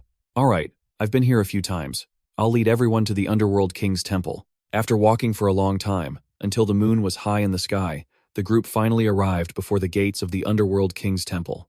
Dafu tried to push the gate open with all his might, but it wouldn't budge. He exclaimed in surprise, "Strange, what's going on? The last time I was here, this door opened with just a light push." Suddenly, Zuo, "You noticed something." She pointed to the wall beside them and called out curiously, "Qiao Du, look at this." He instinctively followed her finger. Qiao Du looked quizzically at the 2 cross-shaped holes in the wall. "Slots." Dafu immediately tried to explain, "No way, I didn't see these last time I was here." Before he could finish, Qiao Du cut him off. "This shape seems to correspond with the crosses we have." With that, they both worked together to insert the crosses into the 2 slots on the wall. In an instant, the heavy gate in front of them opened on its own, letting a cold gust of wind blow in from outside. The 4 of them stood silently at the entrance, staring into the gloomy room ahead. Suddenly, Qiao Du seemed to lose consciousness. His eyes shut tight, and when he opened them again, he was facing a mountain of skulls, and he himself was now floating above a sea of blood. Qiao Du asked, bewildered, "Where is this?" His gaze was quickly drawn to a figure standing on the mountain of skulls. Letting the wind whip its cloak about, he muttered to himself, "Who is he?" The person didn't answer, only tilting his head slightly to look at him before giving a cold smile. Just that one look was enough to make Qiao Du's face turn pale with fright. He cried out in terror. Back in reality, the group approached a coffin, inside which lay the seat of the Underworld King, perfectly still. Qiao Du pressed his lips together, thinking to himself, "It's him. Was the scene I just saw an image of him before his death?" Seeing his pale face, Zuo Yu asked with concern, "Qiao Du, are you all right?" Hearing her, he immediately asked, "I'm fine. Did you see any images just now?" Zuo Yu shook her head and replied, "I didn't see anything." Qiao Du lowered his eyes slightly, thinking to himself, could it be that only I saw that scene? Just then, Dafu suddenly cried out, "Whoa, what's going on? No way. I've been to the Underworld King's temple many times, and it was always empty. Why is there a huge coffin here this time?" Qiao Du calmly walked up to the coffin and silently looked at the man lying motionless inside. Unexpectedly, the man in the coffin suddenly shot his eyes open, the corners of his mouth pulling up into a wide arc. Startled, Qiao Du reflexively jumped back, not forgetting to shout a warning to everyone around him. "It's reanimating!" In an instant, the coffin was empty, as if nothing had ever been inside. It turned out the main figure had flown out, rocketing towards Qiao Du. Qiao Du braced himself, blocking the path where the thing was flying. The reanimated corpse was like a bodiless phantom, passing directly through him. The system chimed, "Congratulations, player. You have received the Seed of the Underworld King." The figure vanished as the system's voice continued. "Seed of the Underworld King, a single-use item, currently has no special effect." Qiao Du thought in surprise. "A single-use item that can't be used yet?" Suddenly, Zuo Yu called out several times, "Qiao Du, Qiao Du." He finally snapped out of it and asked in a daze, "What's wrong with me?" Zuo Yu quickly replied, "A moment ago, when you touched the crystal coffin, your whole body went stiff. I couldn't get any reaction from you no matter how I called out." Qiao Du finally understood. "So that's what happened. It seems the vision I saw was a scene that man intentionally created for me to see." He was stunned, his mind reeling with questions. The system announced, "Class B stone coffin. Lying inside will render one unable to act, but their body will never decompose." Wang Dafu said, "I suspect this is the Nether King's coffin. Legend says that you can only enter the true Netherworld from the false Netherworld dungeon. It seems very likely that it's true. The real Netherworld is terrifying. Everyone who enters dies, with no survivors." Qiao Du immediately asked, "If it's so dangerous, why would anyone want to enter the real world?" He explained, "Of course, it's for the Nether King's legacy. Otherwise, who would run into a place like the Netherworld without fear?" He thought to himself, "The Nether King's legacy. Does it have any connection to the seed of the Nether King that I just received?" Just then, Wang Dafu pointed and said, Hey, look, there are 2 keyholes under the coffin too. Qiao Du and Zuo, you remained silent. He just gently took the cross from around his neck. At the same time, they both placed their crosses into the perfectly matching slots on the stone coffin. Suddenly, a powerful tremor shook the area. Huazi, standing far from them, wondered, "What's happening?" A system notification appeared. "Congratulations, players, for completing the final quest. The dungeon will soon collapse. Please evacuate immediately. Players Qiao Du and Zuo. You have achieved rank A. Player Qiao Du receives 200 experience points and 20 free attribute points, and the Class C equipment, the Staff of Wisdom.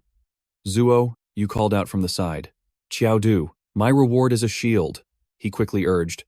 "All right, this place is about to collapse. We need to leave now." Wang Dafu couldn't help but ask, "What happened? What did you two do?" He shouted angrily, "This dungeon is my source of income. By destroying it, you're cutting off my livelihood. You're not going anywhere." Qiao Du asked Wang Dafu in astonishment. "Are you insane? If you want to settle scores, we can talk after we get out of here.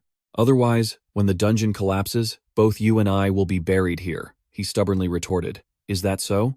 You cut off my way of making money, so what does it matter whether I get out or not?" From the side, Huazi couldn't help but exclaim, "Wang Dafu, if you want to die, don't drag me down with you." Without hesitation, Wang Dafu turned and kicked her hard. "You rotten woman. You've been running your mouth the entire way. It's so damn annoying." Huazi took the full force of his terrible kick and was sent flying. Qiao Du calmly asked, "You're not stopping us just because of this, are you?" Wang Dafu nonchalantly replied, "So what? Do you really think I have some other reason to go after you?" He replied, "Of course." Hearing this, the old man let out an "oh." "Then why don't you tell me what it is?" Qiao Du said bluntly.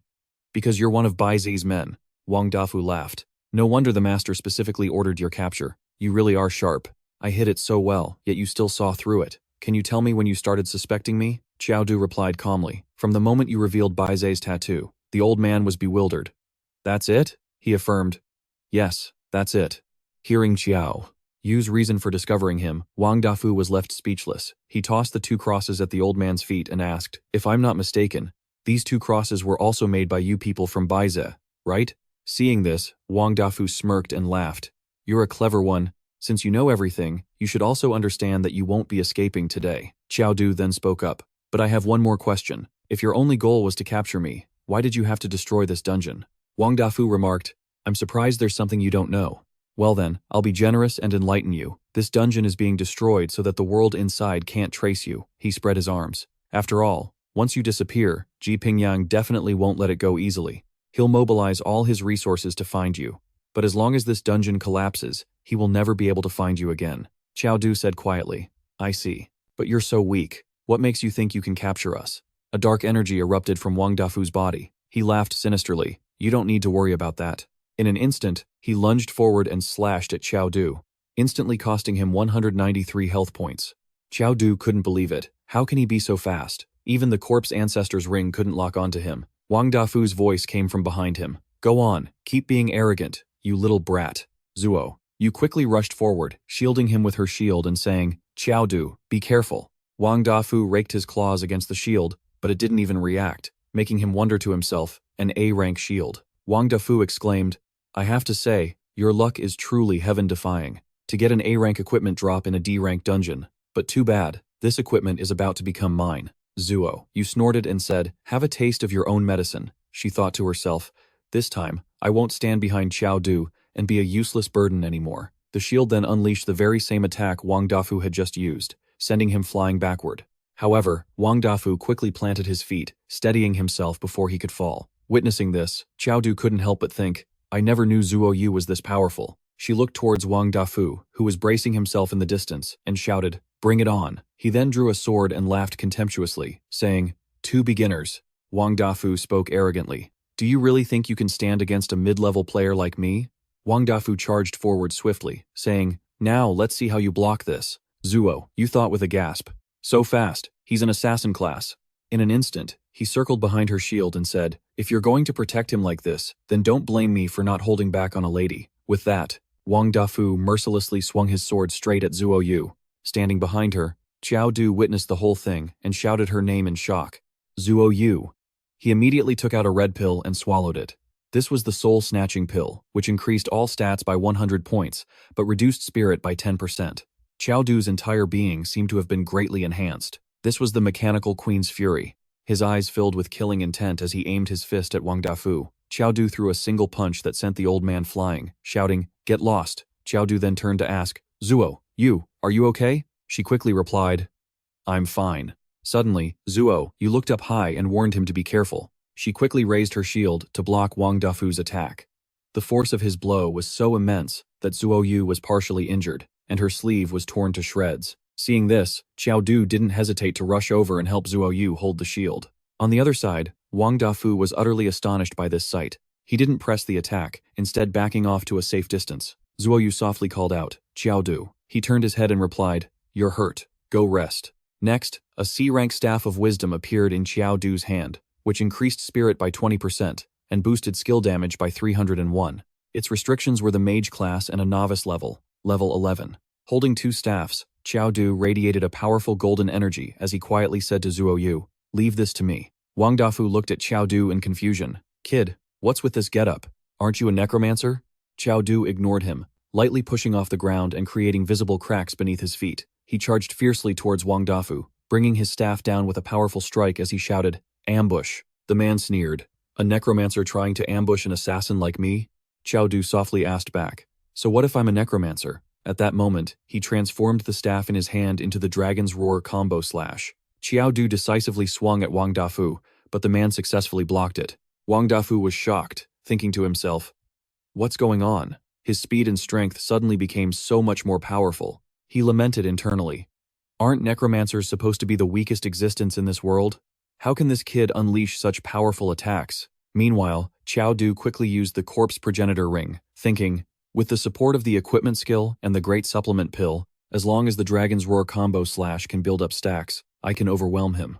At that moment, Wang Dafu saw the red light and shouted in shock, "What is this?" Seeing Qiao Du leap out from behind that light, he was startled and thought, "My speed is slowed down. This is bad. I can't dodge this." All Wang Dafu could do was use his sword to block the attack from Qiao Du's staff. He then realized with astonishment, "My power is reduced too." Seeing that he had the upper hand, Qiao Du shouted, "Dragon's Roar combo slash." He directly unleashed a blow that pressed down on Wang Dafu, causing the ground beneath his feet to shatter. Qiao Du successively struck different poses to attack with the Dragon's Roar combo slash. Wang Dafu could only lean back and dodge in various ways, unable to do anything more. He unleashed the most powerful strike yet, Dragon's Roar combo slash, and the man's sword could no longer withstand the force, shattering into pieces. Wang Dafu quickly shouted, "Wait!" He couldn't help but think. To think that I, an intermediate rank assassin, would be pushed to this state by a novice rank mage. Unwilling to die, Wang Dafu quickly asked Qiao Du, "Kid, don't you want to know about Bise? Don't you want to know about your parents? If you kill me, you won't find out anything." Qiao Du's attack skills transformed into the shape of a golden dragon and flew towards him. Wang Dafu grew even more anxious and repeatedly said, "Kid, you have to think carefully. If you kill me, you won't get another good chance to learn this information. You should know that Bise also exists in this world." Before he could finish his sentence, Qiao Du mercilessly slammed the dragon skill down on him. Wang Dafu was slowly losing consciousness, but he still managed to say, "You actually dared to kill me. Bise will definitely not let you go." He lay on the cracked ground and gradually faded away completely. Qiao Du gritted his teeth, his face dark, and said nothing. After a moment, he shouted in anger, "You should have said that earlier. I can't stop this Dragon's Roar combo slash skill at all." Suddenly, laughter echoed from a distance. Qiao Du was startled to hear a voice say, "Wang Dafu really is a useless fool. I don't know why the boss trusted him." The speaker was Huazi. She had already knocked out Zuo Yu and was holding a knife right to her throat. Qiao Du was completely shocked and asked, "It's you? You're also with Bise?" Huazi affirmed, "That's right." She then asked in a mocking tone, "What? Are you surprised?" Then, she raised a hand to her face and said, "We've met once before, you know." The mask on her face was peeled off. Qiao Du was stunned as he recognized her. He called out Huazi's name in surprise, seeing her real face clearly. Huazi said softly, "I didn't think you'd still remember me. That's really something." Qiao Du smiled. "Of course I recognize you. Sis Huazi, hey, big sis, please let my friend go first.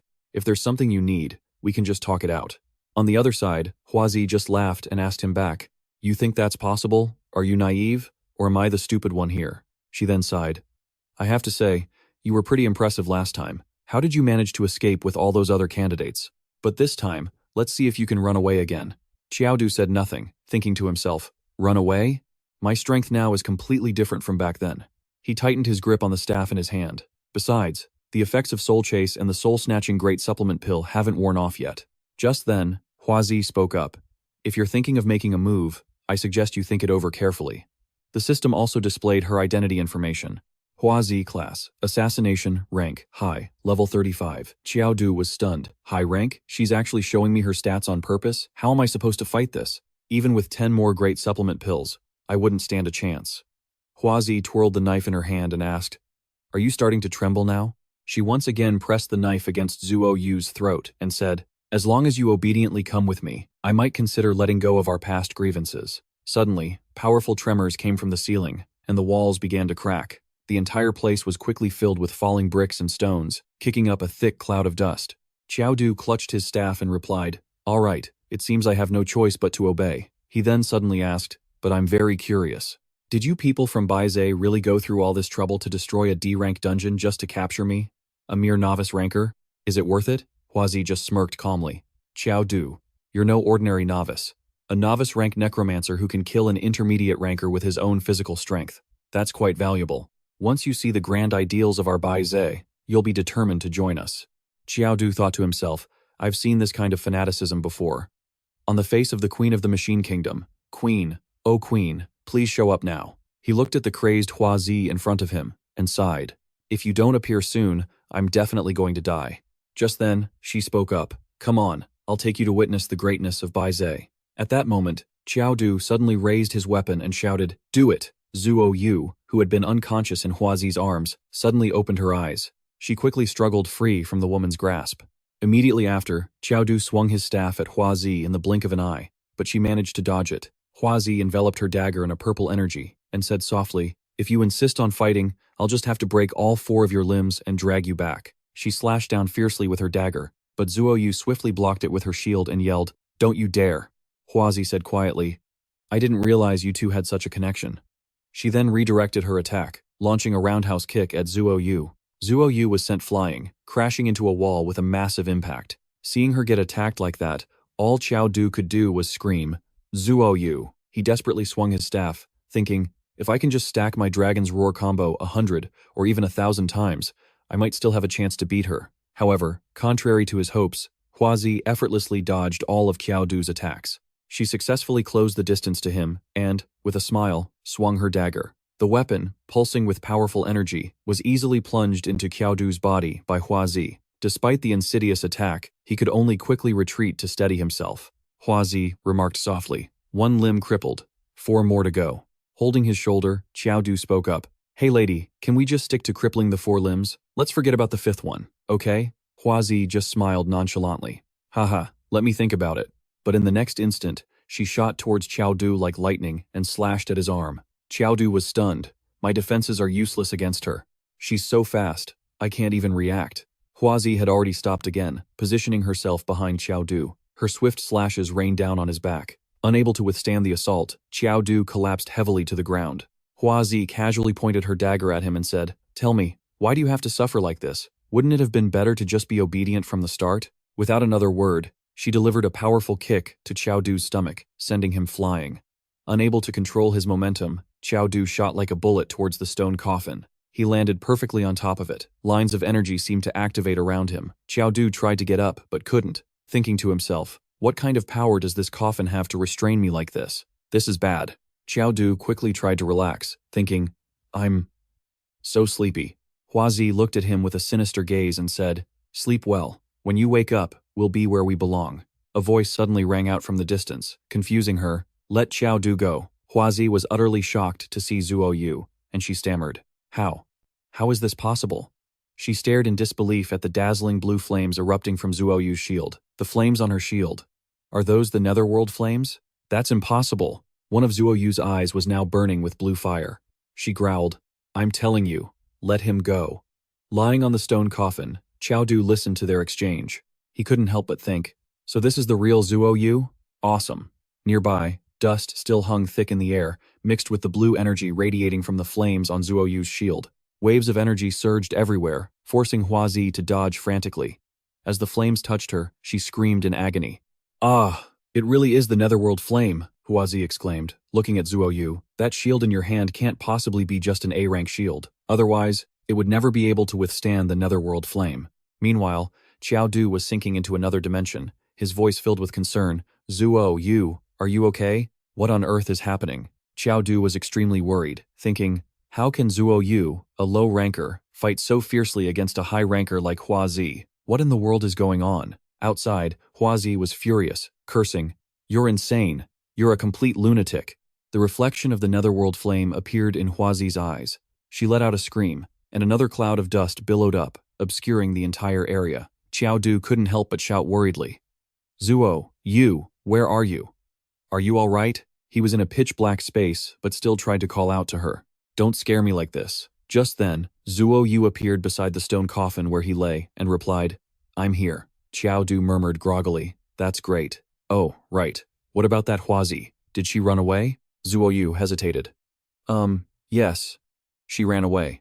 Hearing this, he said, then we should get going too. This dungeon is about to collapse. Zuo Yu? Just then, her hand gently rested on Qiao Du's head, silencing him. Zuo Yu finally spoke, her voice soft. I'm sorry, Qiao Du. I don't think I can go with you. Qiao Du asked, why not? She didn't give a clear answer, only repeating, I'm sorry. I'm so sorry. Hearing this from within the empty space, Qiao Du grew even more anxious and asked, Zuo Yu, what's wrong? Don't cry. First, just help me get out of this coffin. Outside, Zuo Yu leaned down and gently kissed Qiao Du's forehead. Her tears fell one by one, rolling down her cheeks. Zuo, you confessed. Actually, I've been secretly watching you for a very long time. There's so much more I want to tell you. But there's no time left. This dungeon will collapse soon. I'm going to get you out of here. Seeing that she wasn't answering his question, Qiao Du frowned and shouted, what happened to you? Can't you just tell me? Suddenly, from the roof of the building, bolts of lightning began to strike down fiercely. The bolts crashed into the ground all around them, destroying the large structures.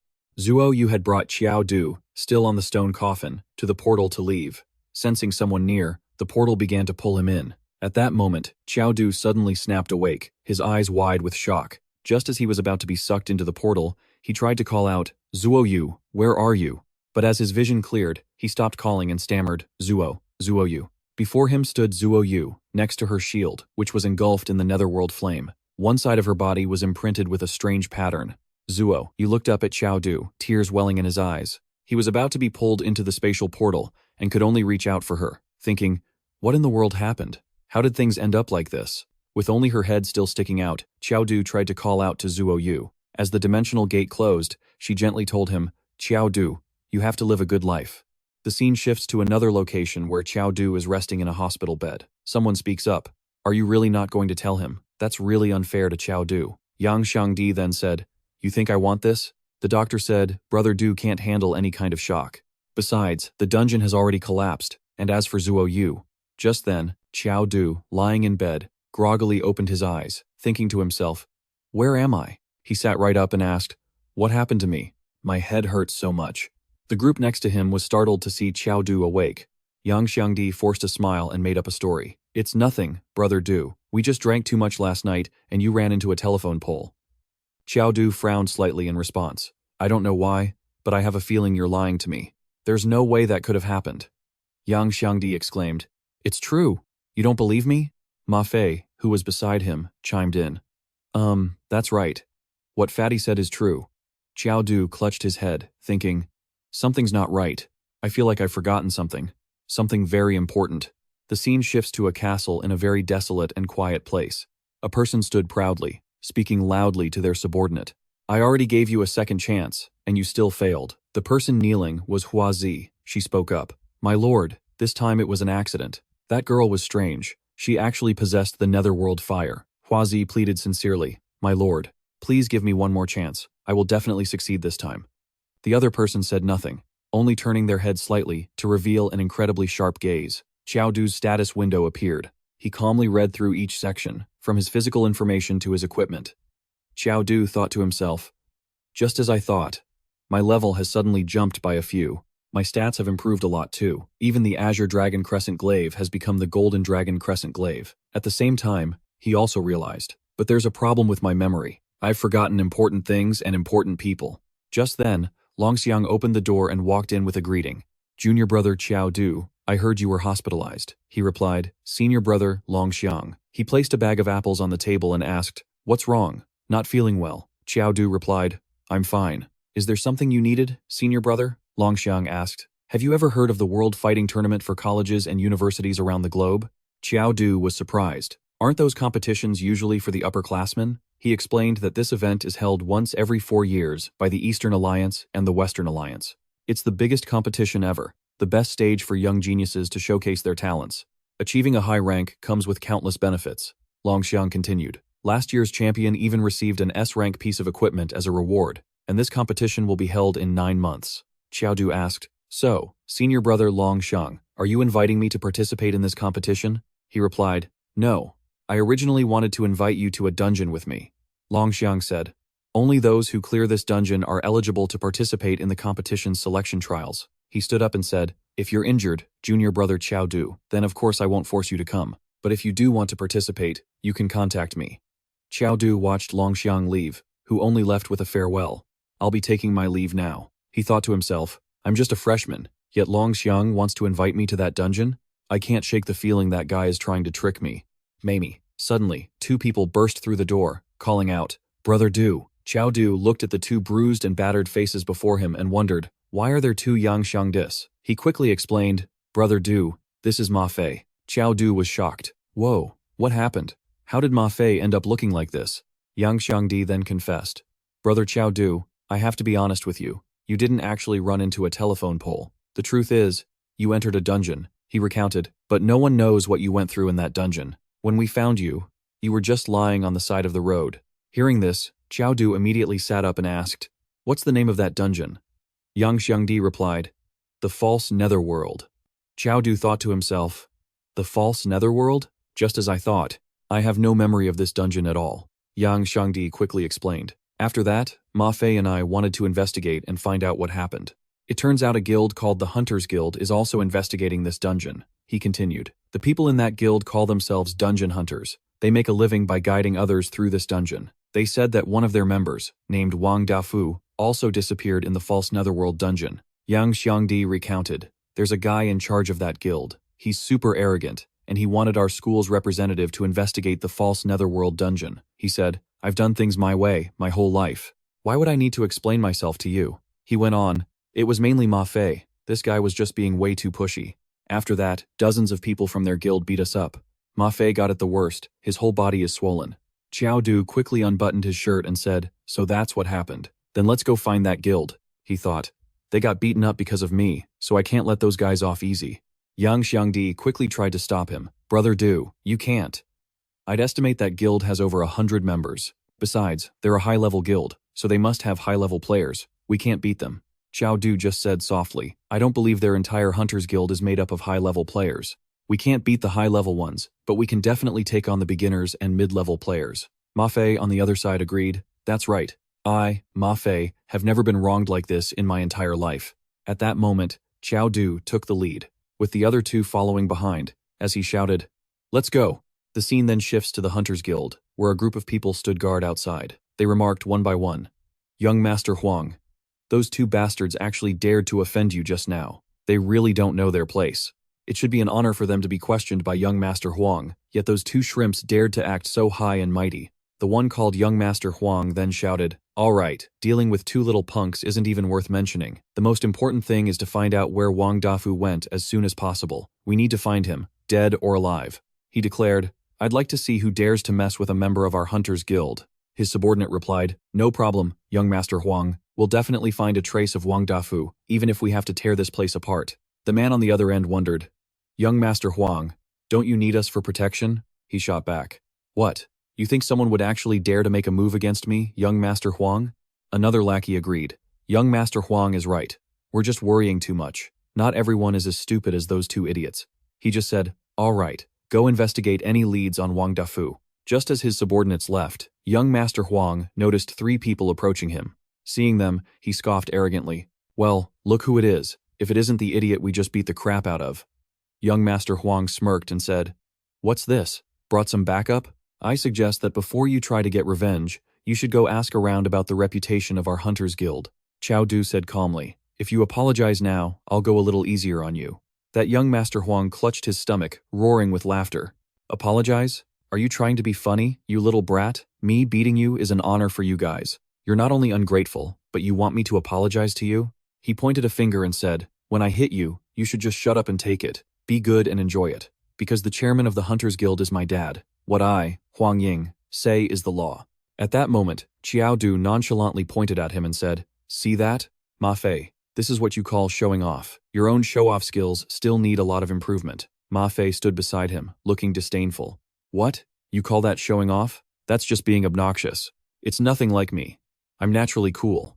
Hearing them talk, Huang Ying furiously yelled, that's enough. How dare you make a joke out of me? You've got some serious nerve. Qiao Du then rushed towards him saying, joking about you? I guess I'll just have to beat you up then, right? He didn't hesitate to punch him straight to the ground and exclaimed, I'll beat you until you're as fat as young Difei. After being sent flying, Huang Ying couldn't help but scream, are you insane? You actually dare to lay a hand on the great young master of the Hunters Guild? Young Difei casually glanced at him and said to Ma Fei, look at that idiot trying to act all tough. He's got brain damage, doesn't he? Hearing him say that, Huang Ying flew into a rage and started cursing. Are you guys courting death? He stopped cursing and braced himself, backing away as if preparing for something. In that moment, Huang Ying pulled out a giant hammer and leaped high into the air. He slammed the hammer down, yelling, then just die for me. Qiao Du quickly used his spear to block the attack. Qiao Du swung the staff in his hands to block Huang Ying's hammer. He thought to himself, so the strength of this arrogant young master isn't actually that weak, huh? Qiao Du's defense sent Huang Ying flying back with great force. Losing his balance, Huang Ying was thrown backward. He looked up, glaring at Qiao Du with clenched teeth. Isn't this guy just a newbie? How is he so strong? He immediately unleashed his skill, Yellow Spring's Quagmire. His entire body and the hammer in his hand were enveloped in a red aura of power. At his feet, mud slowly began to rise and swirl like waves. Qiao Du slashed down with his weapon in a straight line from top to bottom. World-severing slash. The attack struck Huang Ying directly. He looked down at the new wound on his chest. 2 long, diagonal gashes right in the center, both oozing blood. He lightly touched the wound, his eyes darkening. Then, Huang Ying held that same hand in front of his face, inspecting it. His hand was covered in blood. It was unclear if it was from a wound on his hand or from his chest. He laughed loudly. Do you guys know? When I entered a dungeon at 18, a player ambushed me and managed to injure me. As he spoke, his expression darkened, and his hand slowly clenched into a fist. Then he covered his face with his hand, looked up at the sky, and spoke while laughing maniacally. After I left the dungeon, I sent my men to capture him. Then, I carved off his flesh, grilled it, and made him eat every last piece. That guy went insane afterward. From that day on, no one ever dared to injure me, Huang Ying, again. You guys are really something else. He then slowly lowered his head, slicked his bangs back, his eyes becoming terrifying. I'll have to take very good care of you all. Qiao Du reminded him. Instead of threatening us, maybe you should be thinking about how to escape first. Huang Ying seemed to become even more unhinged. He swung the hammer in his hand and said, do you really think the 3 of you can keep me here? What a delusion. Then he unleashed his skill, Mace of Blood Frenzy. Not to be outdone, Qiao Du leaped up, swinging his weapon. Let's see what this mace of yours can do. He launched an attack from above, striking straight down at Huang Ying. Huang Ying raised his hammer above his head to block the blow, but the force of the attack was so strong that the ground around his feet shattered into pieces, bursting upward. From below, Huang Ying threatened, I really underestimated you. Since it's come to this, then you should get a taste of my, Huang Ying's, true power. Then, the 2 of them flew apart in opposite directions. Between them, the ground was no longer intact, covered with numerous cracks from the last attack. Huang Ying raised his hammer once again, the red aura of power surrounding him, and his weapon seemed to have grown much stronger. Right after, a beam of red light erupted from him, shooting straight up into the sky. At the same time, he spread his arms wide and tilted his face to the sky. Yang Difei yelled, this is bad, Brother Qiao, he's sending a signal. Meanwhile, Huang Ying was unleashing Binding Earth. The mud around him was forming a vortex several times the height of a person. Then he swung his hammer up with both hands, preparing a finishing blow. It's too late. Die for me. As he spoke, he leaped high, aiming the Mace of Blood Frenzy straight at Qiao Du. The blow landed, and a loud explosion erupted all around, accompanied by an incredibly blinding light. Yang Difei and Ma Fei watched this scene with looks of shock and worry, while Yang Difei yelled, Brother Qiao. Ma Fei had already drawn his sword, ready to fight. From within the cloud of dust created by the impact, a smug voice rang out. No way, right? It was Huang Ying's voice. He laughed loudly, couldn't even block a single hit. Just then, Qiao Du appeared behind Huang Ying in a flash and said, "My turn, I believe?" Huang Ying glanced over, his eyes filled with a mixture of surprise and fear. As he finished speaking, Qiao Du's weapon smashed straight into Huang Ying's face. One of his cheeks was visibly deformed as blood sprayed from his nose and mouth. His entire body was sent flying off balance by the attack, right before he collapsed completely and lost consciousness. Huang Ying managed to make a threat, but his voice was weak. "You bastard. Just you wait. My dad will definitely skin you alive and tear out your bones." Qiao Du rested his weapon on his shoulder, watching Huang Ying collapse in front of him with a smug smile laced with contempt. As for Huang Ying, he passed out the moment he hit the pavement. Yang Xiangdi and Ma Fei ran over, overjoyed. Yang Xiangdi spoke first. "Brother Qiao." Ma Fei asked, "What should we do with this guy?" Qiao Du replied, "Do you even need to ask?" Then, he quickly grabbed the unconscious Huang Ying from the pavement and dashed past the other two, much to their surprise. As he ran, he said, "Obviously, we get out of here first." He intentionally made such a loud noise, so you can bet people from the Hunters Guild will be rushing here any second. A voice called out from behind him, "Qiao Du, wait for us." Not long after, a man stopped in front of a fresh red bloodstain in the middle of the road where the fight had just happened. A blue aura of power radiated from his entire body. He said, "This is the young master's fresh blood." With that, he shot off at an incredible speed, leaving only a streak of light in the air. Shortly after, in the office of the Hunters Guild president, a man stood grimly, facing a desk placed right in the center of the vast room. Someone burst through the door in a panic, shouting, "Guildmaster, it's terrible! Young Master Huang has gone missing." Meanwhile, the man standing before the desk maintained a stern expression. Upon hearing this news, he whipped around, his face a mask of pure panic. He confirmed it again. "What? Who had the audacity to do this?" The person who brought the report replied, "I'll go investigate." But before he could finish his sentence, the other man had already shot out of the room. "Find out who did this. I'll personally tear them to shreds." He was the president of the Hunters Guild, Huang Tuqiang. Elsewhere, Qiao Du was running quickly down the road, carrying Huang Ying. He had Huang Ying slung face down over one of his shoulders, holding him securely with one hand. Just then, Huang Ying suddenly woke up. He was a bit startled to see Yang Xiangdi and Ma Fei right in front of him. Seeing this, Yang Xiangdi called out a warning, "Brother Yu, this scoundrel is awake." Even in this situation, Huang Ying didn't stop issuing threats. "I'll admit, you guys have some skill, but I suggest you let me go right now. Otherwise, get ready to face the endless revenge of the Hunters Guild." Qiao Du immediately slammed Huang Ying down, making him fall flat on his back on the pavement. "You're a prisoner now. You'd better behave for me." Lying on the pavement, Huang Ying spoke in a weak voice, "You despicable bastard. If my dad finds out about this, you're all dead for sure." Ma Fei looked at him with a mischievous glint in his eye. "You weren't talking like this when you were praising us, were you?" Yang Xiangdi gave Huang Ying a similar look. Well, look how the tables have turned."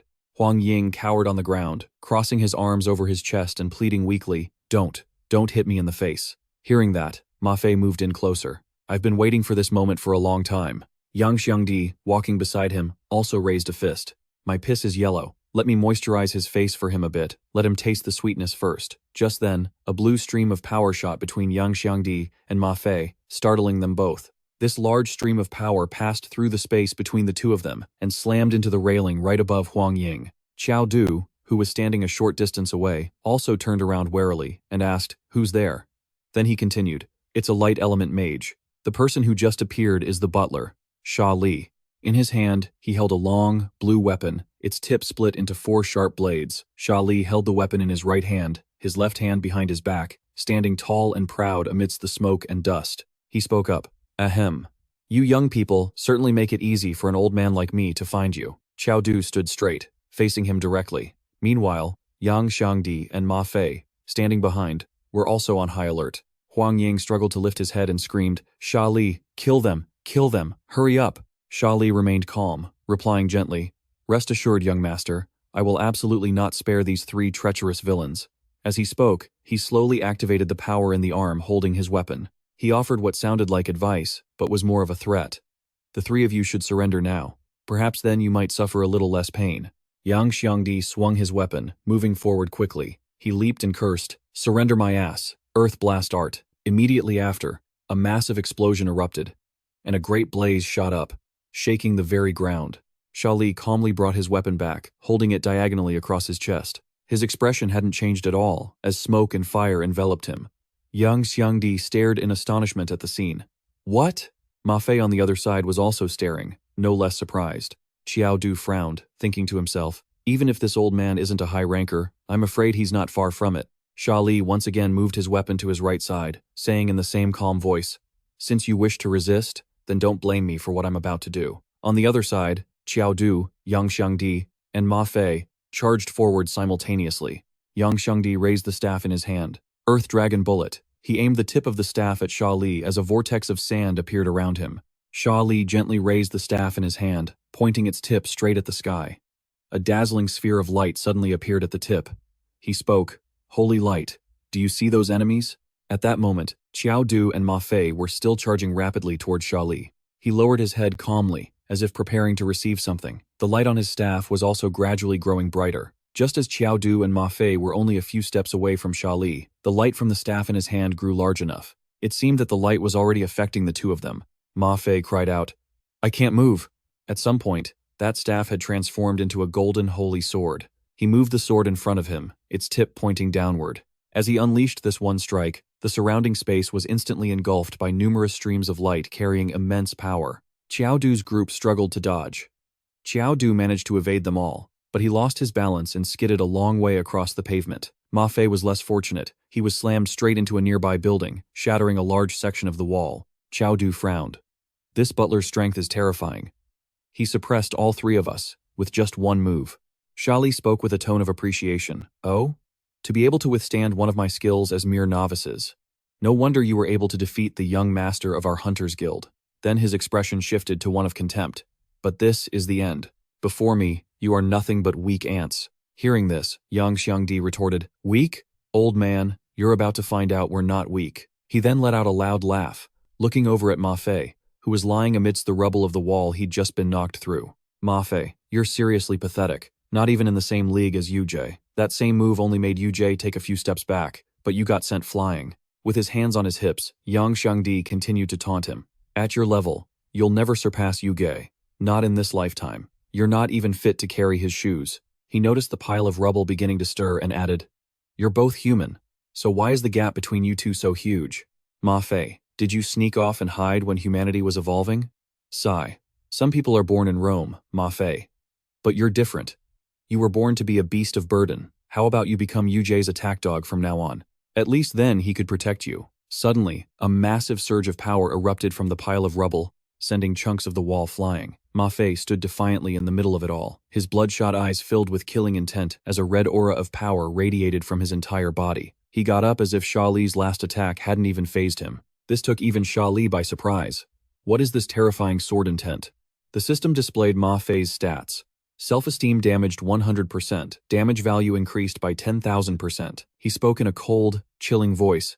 Yang Xiangdi, you bastard. And you pretentious old fart. Watch me, Ma Fei, as I kill you. He held out his right hand and commanded, Sword, come. The sword lying on the street zipped through the air and into Ma Fei's hand. His other hand clenched into a tight fist. Seeing this, Xia Li was stunned, a flicker of fear in his eyes. He wondered to himself, what's going on? He instinctively raised the golden sword in his right hand to defend himself. But then, he realized something. Xia Li's pupils shrank, his face a mask of utter disbelief.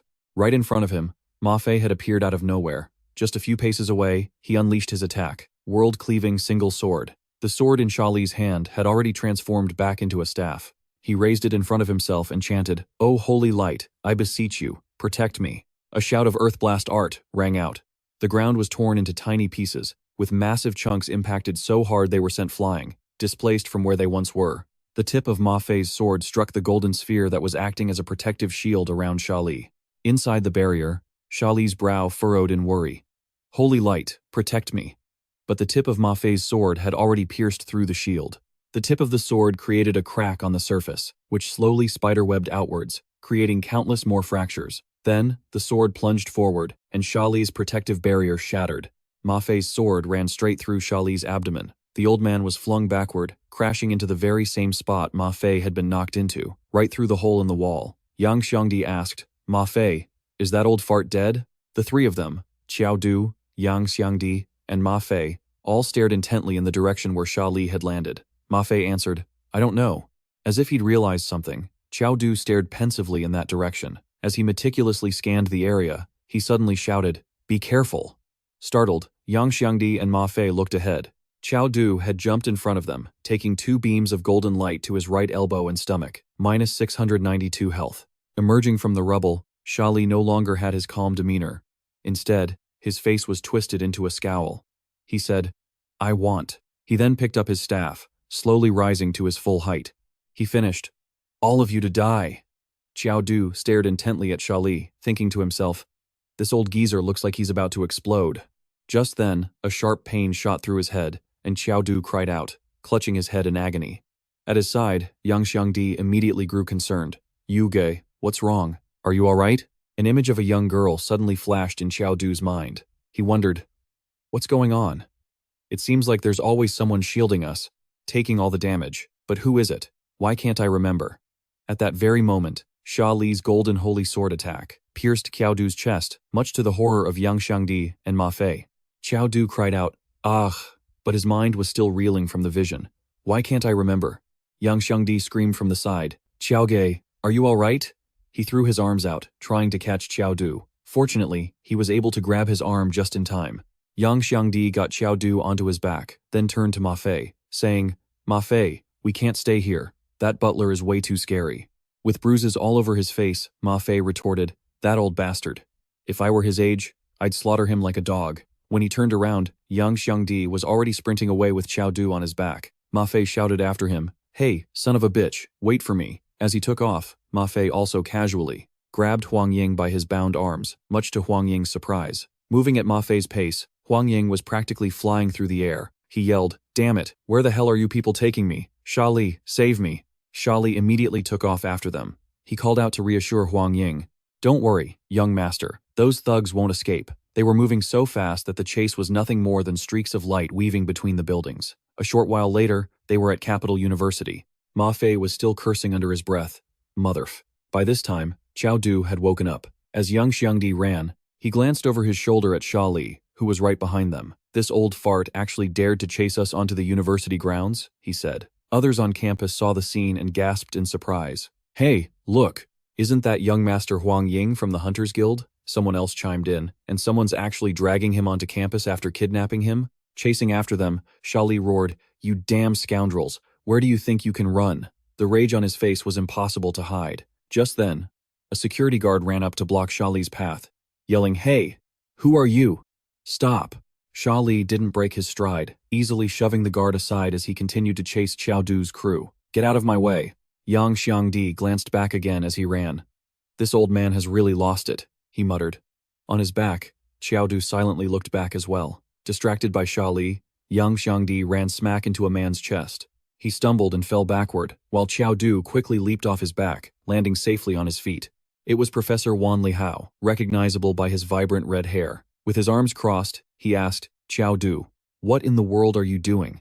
Yang Xiangdi, rubbing the forehead he'd just slammed into the professor, was on the side while Qiao Du shouted a warning. "Professor Wan Lihao, look out." Professor Wan Lihao spun around just in time to see Sha Li charging at him. He frowned. "Oh, and who is this fool? Blind enough to try and kill a student of our capital university." His hand went to the clasp of his cloak. "So they decided to chase me all the way onto school grounds, huh?" Wan Lihao ripped off the cloak.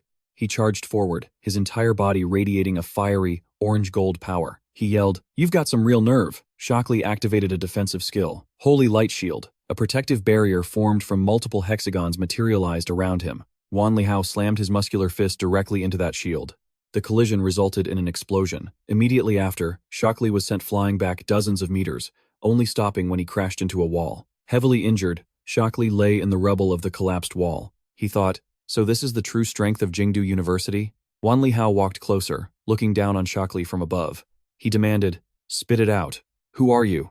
And why did you come to this school to cause a ruckus?" Wan Lihao then clenched his fist, glaring menacingly at Shockley. "If you don't start talking, I'll send you on your way." Just then, a noise from behind made Wan Lihao pause. At the same moment, several figures appeared. It was Huang Tujiang and his men. His face darkened as he stood imposingly, taking in the scene before him. Huang Tujiang's entire body radiated a purple power. He frowned, his eyes filled with menace. "Let him go."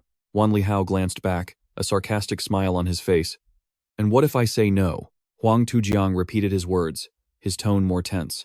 Let him go, or you'll be buried with him today. Wan Lihao raised his fist, power quickly enveloping his arm. He replied, Oh, is that so? Then, without a moment's hesitation, Wan Lihao slammed his fist down on Shockley, driving him even deeper into the rubble. Huang Tujiang screamed, Shockley! His eyes couldn't hide his worry, his brow furrowing deeply. Wan Lihao straightened up, getting into a fighting stance, and turned back to face Huang Tujiang with a provocative look. Come on then, let's see you try to bury me alongside him. At Huang Tujiang's command, kill him, his followers charged at Wan Lihao. Meanwhile, Wan Lihao stood his ground, showing no intention of dodging. He clenched his fist, his expression full of confidence, and slowly enunciated, Supreme Quake. As he spoke the word, he thrust his fist forward, and Huang Tujiang's men were instantly sent flying backward. One of the henchmen recognized something. Wait a minute. That's the war maniac. He's Wan Lihao, the war maniac. He's been missing for so long, I thought he was dead. I can't believe he became a teacher at Jingdu University.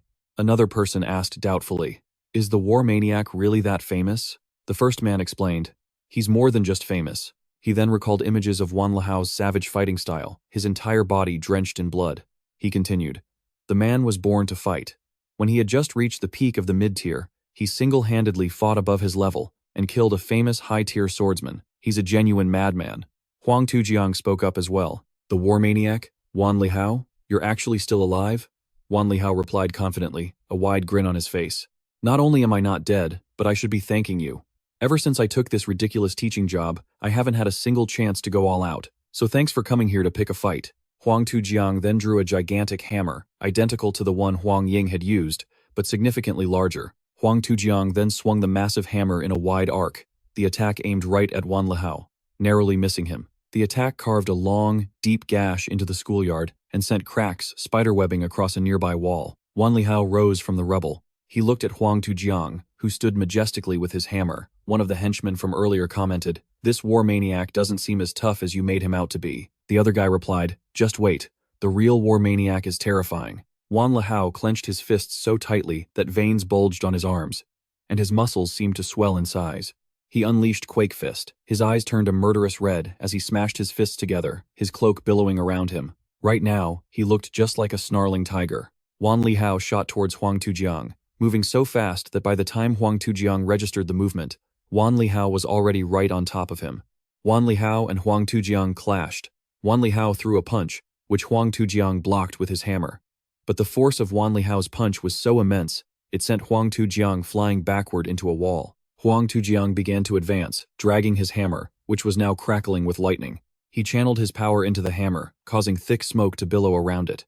Watching from a distance, Ma Fei and Qiao Du couldn't help but be stunned by the spectacle. The sight reminded Ma Fei of another hammer that held a similar power.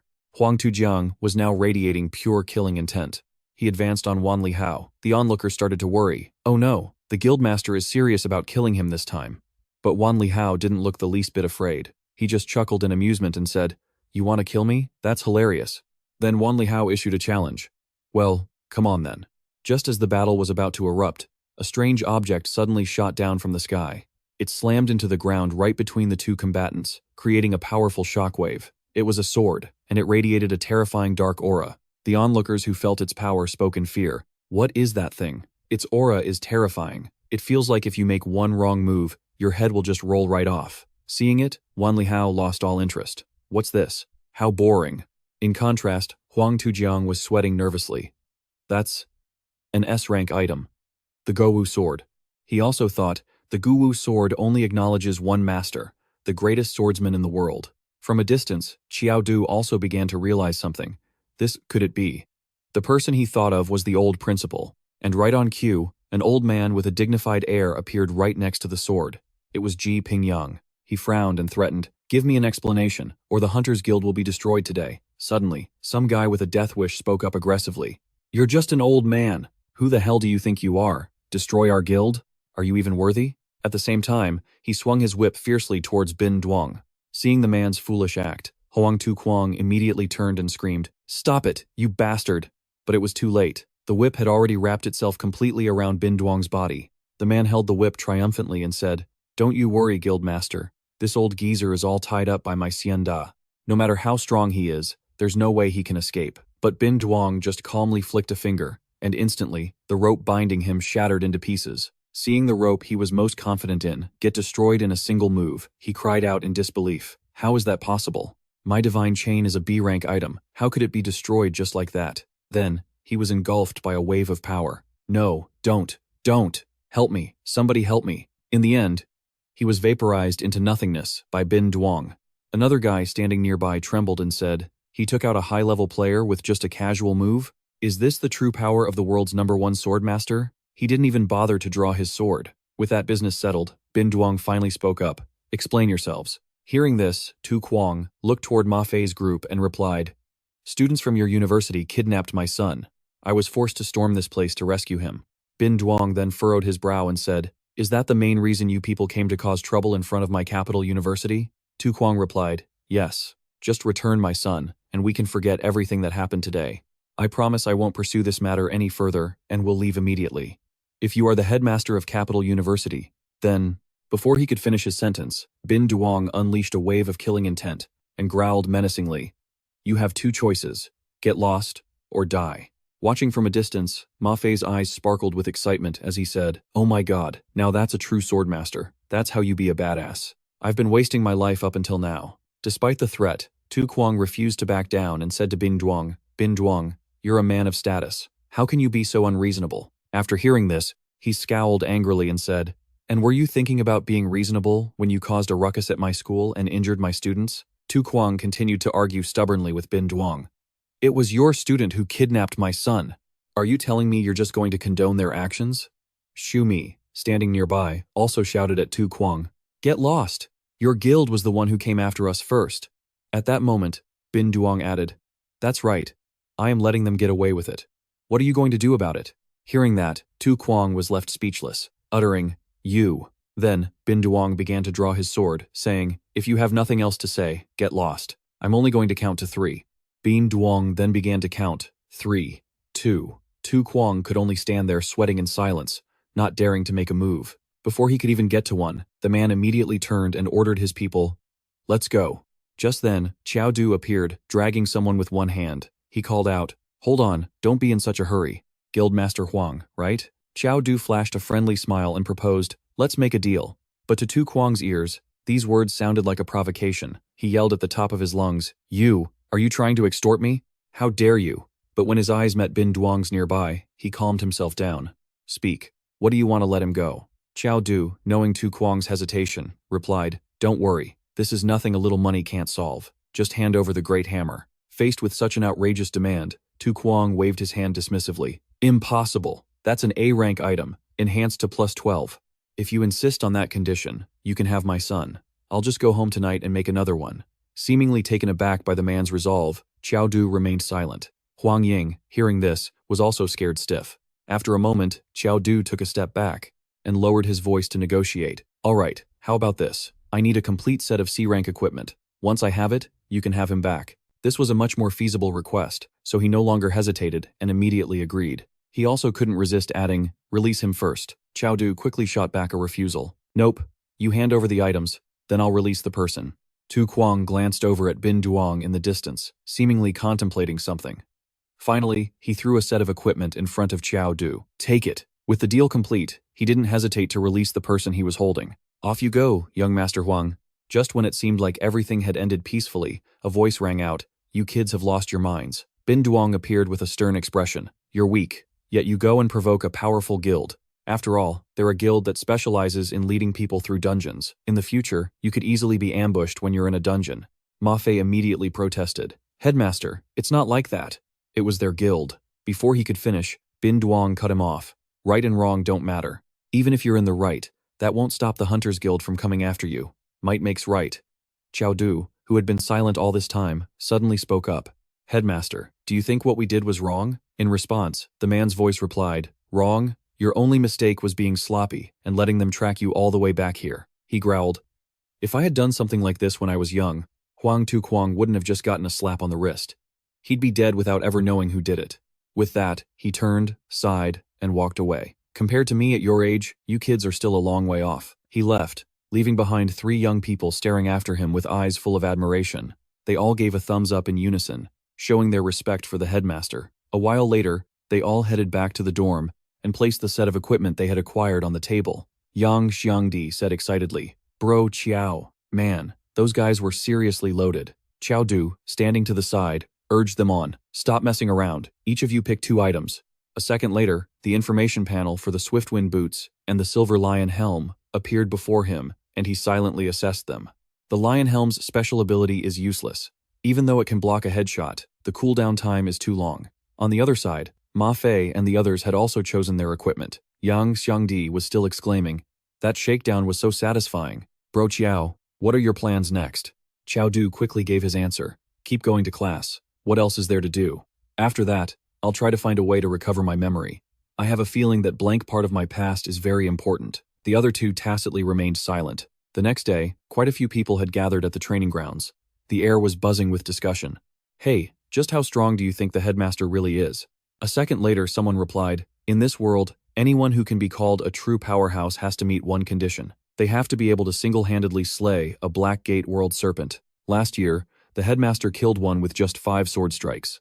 Just then, Li Hao, who was on the platform, cut through the chatter. "All right, quiet down. You all did very well in the first phase of training." As he said this, a wide, excited grin spread across his face. "All right then, let's begin the second phase of training." Hearing this, Qiao Du's expression turned serious. The second phase? Li Hao immediately reassured them. "Don't worry too much. The first phase of training was to increase everyone's defense. The second phase will be special training for agility," he explained. "For the physical cultivation class, strength and defense aren't enough.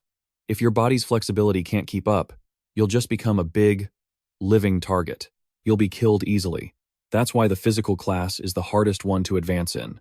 Even though they're strong at the start, later on, because they need to balance 3 attributes, strength, defense, and agility. There are very few true master physical cultivators in the world." Hearing this made Qiao Du overjoyed. "Special training for agility, huh? This is perfect. My agility is low, and I can't always rely on the effect of the corpse progenitor ring." A blue light quickly surrounded the group. From the platform, Li Hao continued to reassure them. "Relax, the second phase will be much easier." Soon, they were in the C-rank dungeon, Abyss of the Deep Sea, a place filled with rock formations surrounded by clear blue water. A moment later, the group was teleported there, standing on a piece of land floating on the water. As soon as Qiao Du entered the dungeon, he immediately scanned his surroundings. The group started speculating. "Instructor Wan isn't going to make us dodge waves, is he?" Seeing their curiosity, Li Hao spoke up and explained. "The second phase of training is very simple. Just step on those pillars and reach the peak on the opposite side within 5 minutes to succeed." Hearing this, Qiao Du fell silent. The stone pillars, worn smooth by years of waves, were difficult to even stand on. Some had been eroded by the sea and might even collapse if stepped on. Getting to the other side doesn't just test your agility, but also your reaction time and judgment. At this point, Li Hao spoke up again, asking, "Does anyone want to try first?" After hearing the brief explanation, Lin Lang seemed confident of victory and boldly volunteered, "Let me go, sir." With that, he stepped onto the nearest pillar without hesitation. His body immediately wobbled over the water. Seeing this, the crowd hurriedly shouted, "Be careful." Without pausing, Lin Lang continued forward, his body nimbly crossing from pillar to pillar. He thought to himself that he seemed to have mastered the technique of staying balanced. It was clear this challenge wasn't difficult for him. The crowd immediately started buzzing. How was he doing that so easily? It doesn't look that hard. Just as Lin Lang was about to take another step, a disturbance suddenly appeared under the water, and the surface shook violently. The next second, a fish shot out from below. It zipped past Lin Lang, and he could only lean back to dodge. Unsurprisingly, Lin Lang fell into the water right after. Looking at the figure flailing in the water, Li Hao, as if he'd expected it, said calmly, "Climb back up yourself." 15 minutes later, Lin Lang finally managed to struggle back onto the shore. Only then did Li Hao explain, "That strange fish is a gray swordfish, a specialty of this dungeon. Any creature trying to reach the opposite mountain will be attacked by it. Other than that, there are no other dangers." This statement immediately confused the crowd. "Instructor Li, how many gray swordfish are there at the bottom of the sea?" Hearing this, his expression suddenly changed, and he lowered his voice. "Down there is a whole nest of gray swordfish. I'd estimate there are about 100,000 of them." The number he just threw out horrified everyone. 100,000? Without giving them time to calm down, Li Hao spoke again. "Oh, and by the way, the first person to complete this task will receive a special reward." Hearing about a prize, everyone started to get excited. A reward from Instructor Li is definitely going to be good. What could it be? The next second, the crowd was shoving each other to rush forward, wanting to complete the training quickly. Soon, figures appeared on the floating pillars over the water. They began to fight for it. The prize is mine. Damn it, don't you dare try to take it from me. Get out of the way. The scene was incredibly chaotic, with people pushing past each other to get ahead. I'll get there first. If you're agile enough, you can just dodge. But amidst all this, in complete contrast to the chaos over there, one person took a light step and muttered, "Guess it's my turn to give it a try." The next second, Qiao Du's figure shot forward without warning, surprising even Li Hao. He glanced over, his eyes following the back that had just sped past. This kid. Meanwhile, Qiao Du, with astonishing speed, leaped from pillar to pillar with ease, encountering no obstacles whatsoever. This rare sight once again amazed the group, who exclaimed, "Qiao Du's speed is insane." Just then, he started to approach another student. The person panicked and shouted, "Don't you come over here. This pillar can't hold two people at once, or we'll both fall into the sea." It seemed like Qiao Du would stop, but he didn't. He didn't hesitate at all, continuing to rush forward without flinching. The next second, he was seen leaning slightly to gracefully avoid the person, then quickly leaped forward to continue on his way. The group was now completely stunned by Qiao Du's actions. Holy crap, what just happened? How is he so fast? Qiao Du was also surprised. He never expected the windflower boots he just got to be so useful right now. According to the system, its effect is that when the distance between you and an enemy is 1 meter, you can use your feet to slide behind them. Just then, a gray swordfish leaped up towards Lin Lang. It wanted to block the intruder's path. Without a shred of hesitation, he raised his fist and punched the fish squarely, his action incredibly decisive. The people behind him seemed to have discovered a new way forward. "You can actually do that." Qiao Du was still focused on rushing ahead when the queen's voice suddenly spoke up, reminding him, "Qiao Du, there's something very powerful on the opposite mountain." Hearing this voice, Qiao Du replied, "Queen, you're finally back." She quickly explained, "I've always been with you. I never left." He immediately stepped onto a nearby pillar to test it. "So, what's waiting for me on the opposite peak?" "Queen, hurry up and tell me, what on earth happened in the Netherworld dungeon?" The queen's mechanical figure seemed to be floating right in front of him. She hesitated slightly. "Qiao Du, I'm sorry. I can't tell you." Not getting the answer he wanted, Qiao Du immediately became agitated and demanded, "Why not?" She whispered softly. "Back then, when the dungeon collapsed, it attracted the attention of the Overlord's will from the other side. So to avoid being discovered, I had to enter a state of hibernation. Therefore, I don't know what happened next," she added. "But I can tell you this. The memories you've lost weren't accidental. They were deliberately erased by someone." Hearing this, Qiao Du muttered in disbelief. "Deliberately erased?" The Machine Queen's gaze was incredibly firm. "That's right. A girl named Zuo. You sealed your memories. It seems she didn't want you to remember her." Qiao Du's hands slowly clenched into fists, his thoughts spiraling into confusion. But why? Why would she do that? Just then, countless gray swordfish shot up from the water, launching themselves at him. One of his eyes suddenly flashed with an eerie red light, and in the next second, he seemed to lose all reason. Qiao Du dropped into a crouch and began mercilessly pummeling the fish. His frenzied attack shocked the group watching from behind. Whoa, what's with the aggression? Even Li Hao could sense something was off. Why is this kid so worked up? He wondered. I brought them here to train their agility. So why did he just start beating the fish to a pulp? Meanwhile, Qiao Du was lost in his own world, numb to all feeling, just punching over and over again. Why? After finally finishing off the fish, he asked in a low voice, "Queen, is there any way for me to break that seal?" The answer he received was a firm yes. Hearing this, Qiao Du became urgent. "Then please, help me." Before he could finish his sentence, the Machine Queen cut in. "But before I do, you must first obtain something." Strange black markings had now appeared on his face. "What is it?" A second later, a name was uttered, the Guiyan. The black markings began to spread rapidly. Qiao Du clutched his forehead, as if in excruciating pain. "What is the Guiyan? Where do I get it?" The queen tried to calm him. "Forget about the Guiyan for now. Qiao Du, your body." Qiao Du. Her voice rose in alarm as his body could no longer support itself and collapsed limply. His body quickly sank toward the bottom of the deep sea, surrounded by dense shoals of gray swordfish. Just then, the figure of a girl suddenly appeared before Qiao Du's eyes. The girl gently took his dangling hand. An unknown amount of time passed. When Qiao Du finally opened his eyes, he found himself lying safely in a bed. He scanned his surroundings and guessed in a low voice. Rubbing his still aching head, he mumbled, "Am I in the hospital again?"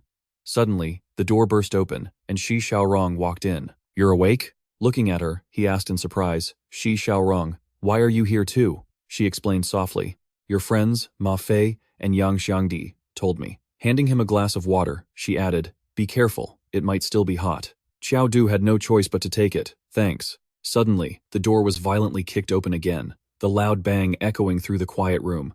The two of them in the room looked towards the door, completely bewildered. The newcomer, Liu Yanhang, immediately started firing off questions. Shi Xiaorong, did you really come all this way just to visit this pretty boy?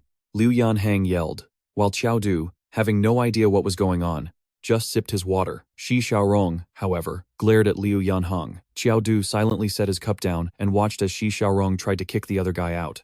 Not willing to be thrown out, Liu Yanhang continued his tirade. Shi Xiaorong, what's so great about this kind of gigolo? Look at his scrawny build. His legs are thinner than my arms, Shi Xiaorong replied bluntly, her expression unchanging. This has nothing to do with you. Get out. Still ignoring Shi Xiaorong, Liu Yanhang stubbornly challenged Qiao Du. Hey kid, if you're a man, come outside and fight me. The loser has to stay away from Shi Xiaorong forever. Qiao Du finally spoke up. You just got here, and you're already causing a scene. Who the hell are you? Liu Yanhang laughed confidently, flashing a pearly white smile and pointing to himself. You really are clueless. You don't even know who I am? I'm Liu Yanhang, the strongest male prodigy at the capital's Kanglong Teachers University. Qiao Du's face darkened as he thought, the capital's Kanglong Teachers University? I thought the male-to-female ratio there was 1:9, mostly women. Shi Xiaorong covered her mouth and whispered to him, Qiao Du, don't pay any attention to him. The guy might be a blockhead, but he's actually incredibly strong. Qiao Du replied, got it. He then slowly got out of bed and said, first off, let me be clear, I have never once actively sought out Shi Xiaorong. Liu Yanhang crossed his arms and snorted, good that you know your place. Liu Yanhang approached Shi Xiaorong, his voice giddy. Shi Xiaorong, see, this guy isn't worthy of you at all. Only I, Liu Yanhang, am good enough for you. Shi Xiaorong shot him a look. Shut your mouth. Qiao Du tilted his head, confusing Liu Yanhang. Hey buddy, I think you might have misunderstood me. What I meant was, Shi Xiaorong was the one who came looking for me. He said this with a smirk, causing Liu Yanhang's face to pale with rage. Not only that, she even poured me water and took care of me, fussing over me constantly. Qiao Du crossed his arms proudly, his words fanning the flames of Liu Yanhang's anger. On top of that, she told me, you're not that handsome, and you're kinda short too. Shi Xiaorong blushed, thinking to herself, how did he know I was thinking that? Enraged, Liu Yanhang screamed and lunged forward. You're dead. He threw a heavy punch, but Qiao Du had already conjured an ice shield and was standing behind it, smiling faintly. Liu Yanhang's punch shattered the ice shield, but Shi Xiaorong quickly stepped between them. Liu Yanhang, that's enough. Liu Yanhang gritted his teeth in fury. You little punk, you dare have a one-on-one duel with me? I won't even take advantage of you. I'll wait until you're fully recovered. Qiao Du simply ignored him and pulled out his phone to call security. Hello, security? Two guards quickly arrived and dragged the screaming, struggling Liu Yanhang out of the room. You coward, fight me if you've got any guts. Shi Xiaorong stood facing him. Qiao Du, I'm so sorry. Please don't listen to his rambling. That guy is just obsessed with me. I can't get him to leave me alone. Qiao Du replied politely, it's all right. I'll help you take care of him. To give some context, this place is a dueling ground. It's a dual instance world, protected by a set of rules. Players don't die. When a player's health drops to 1, their HP is automatically locked, and they are considered defeated. So, when players have a conflict or want to settle a score, they choose to come to the dueling grounds. Someone's voice could be heard gossiping. Hey, have you guys heard? Liu Yanhang from Capital Kanglong Normal University is fighting some genius from Capital University today. A black-haired guy tilted his head. Oh, really? Who's he fighting? Longshang? Why does that name sound so familiar? The other guy guessed. I heard, his name is Qiao Du, a newly enrolled student. Everyone was stunned. Wait, a new student? Liu Weihang is already a third year. How can he be so shameless, picking on a freshman? The crowd gathered around to place bets on the showdown between Liu Weihang and Qiao Du. All right, place your bets. The odds on Qiao Du are 1-5. I'll put 200,000 on Liu Weihang to win. I'm betting on Weihang too. Qiao Du and Liu Weihang slowly stepped into the arena. Liu Weihang stood arrogantly. Kid, I have to admit, you're a lot better than I was as a freshman. Otherwise, you wouldn't have gotten into Capital University. But unfortunately, you're still just a freshman. He grinned confidently. Now, I'm going to beat you into a bloody pulp right in front of Shi Xiaorong. Liu Weihang, level 26, mid-tier heavy warrior. Qiao Du, his expression unchanging, also introduced himself. Qiao Du, level 17, low-tier necromancer. After hearing Qiao Du's introduction, the entire arena fell silent. Then, the crowd in the stands erupted. Did I hear that right? A low-tier necromancer? Trying to go up against a mid-tier heavy warrior? What the hell is this? Right. No wonder the odds on Qiao Du were so high at 1 to 5. Forget 1 to 5. Even at 1 to 100, nobody would take that bet. I put 50 yuan on him. Damn it, give me a refund. Someone in the crowd countered, not necessarily. Heavy warriors aren't very agile, after all. If that Qiao Du kid can create some distance and summon a swarm of undead creatures, he might actually have a chance of winning against a higher-ranked opponent. Liu Weiheng put his hands on his hips and shouted, "You, a necromancer, dare to duel me one-on-one, and you're fighting a warrior from a higher tier? Kid, are you trying to shake me down for money? Let me tell you, I'm broke." Qiao Du stomped his foot, launching himself forward with a clenched fist. Liu Weiheng was a bit surprised, even flustered. Shit, are you really trying to play the victim here? He thought to himself that he'd have to go easy on him. Otherwise, I might actually kill him. The crowd was in an uproar, some even weeping. What is happening? Why is he charging in? Am I seeing things? A necromancer trying to fist-fight a muscle-bound heavy warrior? It's over. My bet is completely screwed. Shi Xiaorong, standing in the stands, thought to herself, you all are severely underestimating Qiao Du. Seeing Qiao Du's fist approaching, Liu Weiheng thought, whatever, I'll just take this one punch from him. He's a necromancer after all. How much physical damage can he possibly do? He probably didn't even have time to finish that thought before Qiao Du's punch sent him flying a good distance away. The crowd in the stands was stunned. Holy crap, am I dreaming? A low-tier mage just sent a mid-tier heavy warrior flying with one punch? Is Capital University really that incredible? A brand new student can beat a heavy warrior? The crowd, not caring about the details, started shouting angrily.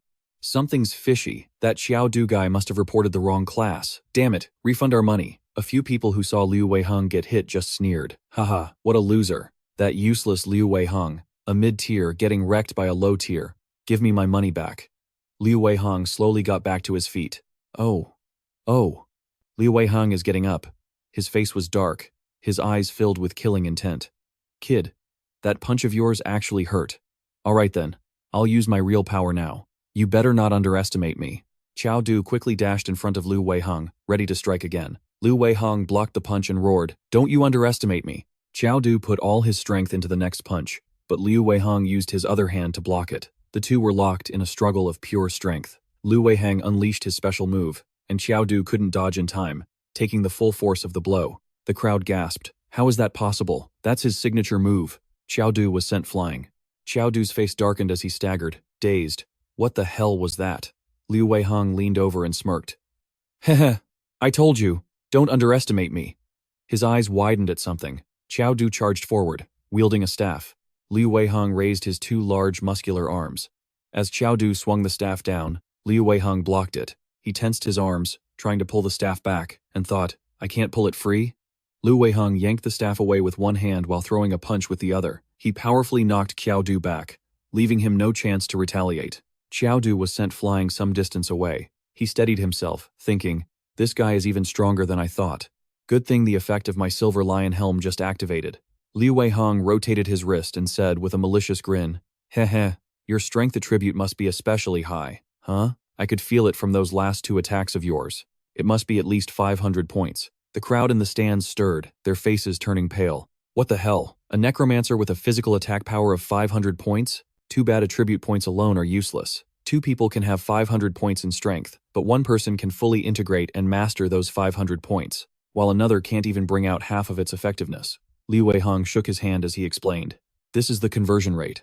Judging by your high attack power, your conversion rate is terrifyingly low. Qiao Du's face darkened, as he thought, no wonder my attribute points are so high. But I always felt like I wasn't as strong as I should be. It turns out my conversion rate is just too low. Liu Weiheng tilted his head back and laughed. To put it simply, the conversion rate is the ratio of attribute points converted into actual combat power. For two players with identical attribute points, the one with the higher conversion rate will be stronger. And right now, you probably don't even have a 1-to-1 conversion rate. And you call yourself a top student of Capital University? Qiao Du stood his ground and replied with a smile. You don't need to worry about that, but thank you very much for answering my question. Qiao Du slammed a fist into his own chest, activating the rage of the Mecha Queen, which sent the user into a berserk state. In return, I'll start by giving myself a little jab. Seeing this, Liu Weiheng panicked slightly. Hey! Everyone's watching. Don't you dare try to frame me. Shi Xiaorong's expression grew serious with worry. Qiao Du, what are you doing? The person sitting next to Qiao crossed their arms. Does this kid have some kind of masochistic streak? Power surged through Qiao Du's body, and his eyes flashed with a purple light. A faint purple aura enveloped Qiao Du's entire body. A low conversion rate doesn't matter. As long as the attribute points are high enough, it's all the same. Corpse progenitor's ring. In a flash, he rushed toward Liu Weiheng. He first threw a powerful punch at Liu Weiheng's stomach, but it was blocked. Qiao Du quickly slipped behind him, unleashing a flurry of powerful punches, attacking so fast that the very flagstones of the arena were sent flying. The people who had just been screaming for a refund were now pale with astonishment. Oh my god, what am I watching? A low-level mage is fighting a mid-tier heavy warrior with just his bare fists? Is this for real? Liu Yanhang staggered up, coughing. It's not over yet. I'm the one who's supposed to be representing Kenglong Normal University in the World University Combat Tournament. He angrily powered up. How could I possibly lose to someone like this? A strong wind gusted from Liu Yanhang's direction. His whole body radiated a powerful aura.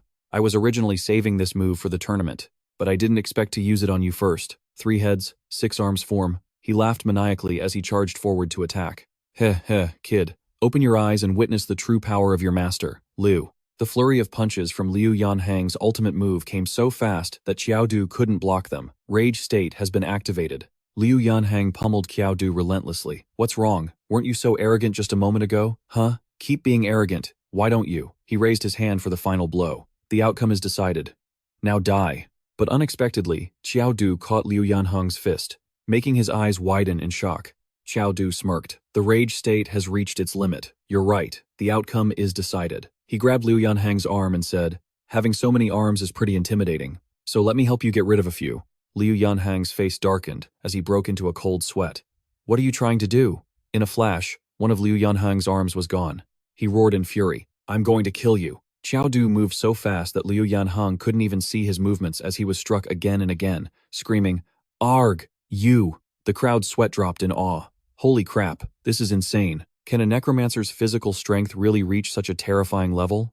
Huazi, hiding in a corner, smiled sinisterly. Found you. Liu Yanhang stared blankly at Qiao Du, who looked like a giant monster. Let's end this. Liu Yanhang stood frozen, his face filled with terror. On the other side, Qiao Du exuded a frightening aura and growled, It's over. Liu Yanhang instinctively took a defensive stance.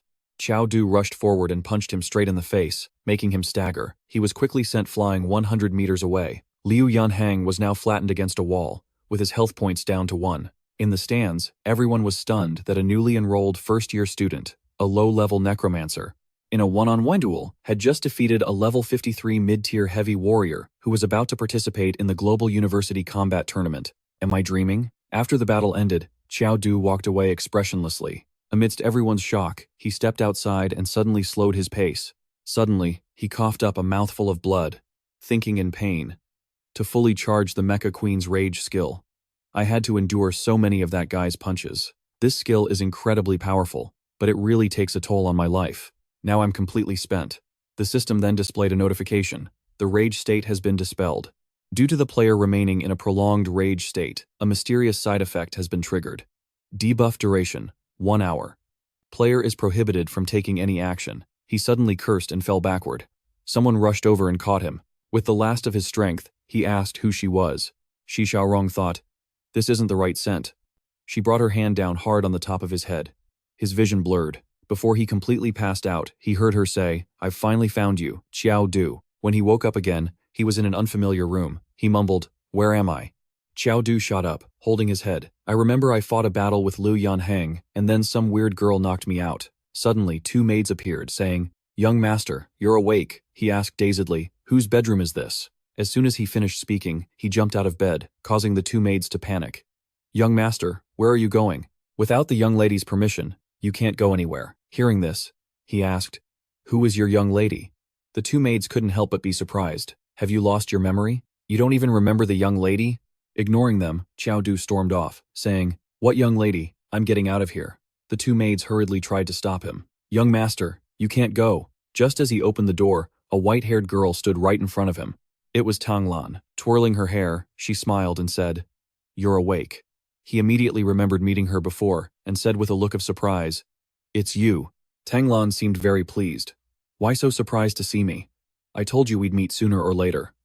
With that, she entered the room and dismissed the 2 maids. He asked suspiciously, What exactly do you want? She slowly raised her hand, using magic to pull something out of his body, as she said, Don't be in such a rush. Let me explain it to you slowly. From the back of Qiaodu's neck, she suddenly pulled out a flower sprig, which surprised even him. She plucked it out and stepped behind him. He watched intently, thinking, the wood seed is gone. He didn't forget to ask Tang Lan, What's the meaning of this?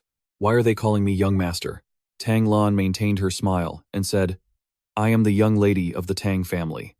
If you are my husband, then of course you're the young master of the Tang family. When Qiaodu heard this, he became alarmed, defensively raising his hands and shouting, Last time we met, I beat you up, and now you kidnap me to be your husband? Are you crazy or something? Hearing this, she flew into a rage and shouted right in his face, You have the nerve to bring that up? This is all your fault. If you hadn't ruined my plans, why would I have brought you here? He retorted, without missing a beat. I may have ruined your plan, but I was just trying to save my own skin. Besides, what does that have to do with you kidnapping me? She became serious and began to explain. She said, The Tang family has a rule. If you don't reach a high level before the age of 25, you're treated as a tool for a political marriage. I was originally going to achieve it using the altar at Flute Soul Lake, but you destroyed it. At this point, her smile turned more sinister as she continued, But if I can find my one true love, then even if I don't reach a high level, I won't have to go through with the political marriage. Of course, my original marriage partner might get extremely angry, and they could even take that anger out on brother. Hearing this, Qiaodu couldn't help but explode in anger. You set me up. You planned for me to take the fall for you, didn't you? Just a moment ago, he'd been cursing her. A second later, he spoke indifferently. But now that you've taken the seed, I have nothing left to worry about. Sorry, but I can't stay with you any longer. Seeing he was about to leave, she asked, Are you really going to leave just like that? As he reached for the door to go, her voice turned sorrowful. The entire Tang family now knows that you, Qiaodu, are the family's new son-in-law. I even told my father that I'm carrying your child. Her expression was mournful, but it was the look of a victor. If you really do this now, it won't just be my arranged marriage partner coming after you. Their entire family will deal with you. And so will the Tang family. Hearing this, he slammed the door shut and said helplessly, Fine, you're ruthless. Seeing that he was staying, Tang Lan came over and clung to his arm. She had that same innocent look on her face. What did you say? Is being my husband really that bad? Other people would kill for this opportunity. He immediately pushed her away and said in frustration, You don't want this arranged marriage, right? Fine, I'll help you get out of it, and you let me go. From now on, we'll be strangers. Seeing him agree, her expression immediately brightened as she sealed the deal. You have to pass the Tang family's test and then deal with my arranged marriage partner. Only then will I be free. And of course, you'll be free too. She held out her hand for a handshake, but he hesitated, thinking to himself, I think I've fallen right into her trap. Her goal from the very beginning was to get out of this arranged marriage. After being forced into the agreement for Qiaodu to help her get out of the marriage, Tang Lan turned and headed for the door. All right, go take a shower and clean yourself up. Dress handsomely. My Tang family is having a family banquet at 7 p.m. tonight. I'll come pick you up. Suddenly, a hand blocked the door as Qiaodu's loud voice called out, Wait a minute. Tang Lan spun around, her face a clear mixture of shock and anger. She stammered, You. What do you think you're doing? Qiaodu was shirtless, revealing his sharp features and jade-green eyes. He laughed, Haha, you think you can control me? At the same time, he reminded Tang Lan, You need to remember that right now, I'm your husband. Overwhelmed with panic and fear, Tang Lan gave him a hard shove, wrapping her arms around her slender frame.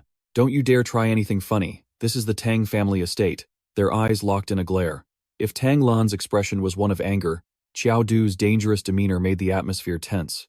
Just as a fight seemed about to break out, he suddenly used his strength to shove Tang Lan away forcefully. Her anger flared even higher. She yelled, Qiaodu, you're insane. He ran a hand through his hair, a look of exhaustion on his face. He sighed, I've gotten myself into another mess. Outside the window of the lavish room, the warm colors of the sunset marked the arrival of evening. Tang Lan stood outside the door and called out, Qiaodu, are you ready yet? His voice echoed from inside the room. Ready, I'm ready. Immediately after, a handsome figure emerged with the familiar black hair and blue eyes. He was wearing a white dress shirt with a black tie, covered by a dapper black suit. In contrast to his handsome appearance, a look of bewilderment appeared on Tang Lan's face. But, out of pride, all she could say was, Ahem, you look passable. Let's go. Sunlight shone on a modern and luxurious building that still retained a classic elegance. The large doors opened, and Tang Lan entered, holding onto one of Qiaodu's arms. Servants lined up on both sides, announcing, Welcome, young miss. Welcome, young master. she instructed him. Later, say little and do little. Just follow my cues. Understand? Qiao Du replied with a smile in his eyes. Don't you worry. The two of them then proceeded inside. Inside the room, servants were serving dishes one by one. A middle-aged couple stood there as if waiting for them. A warm voice called out, Tang Lan, you're here? Come, sit over here. This woman was Tang Lan's mother, Kong Yun. Tang Lan, still holding his arm tightly, introduced him to Kong Yun. This is my mother. He immediately greeted her politely. Ah, hello, Auntie. He immediately followed up with some sweet talk. Auntie, you're so youthful. I almost thought you were Tang Lan's older sister. Kong Yun, who was wearing a long slit dress with a white fur coat, covered her mouth with her hand and laughed bashfully. Oh my, not at all. I'm an old woman now. My youthful days are long gone.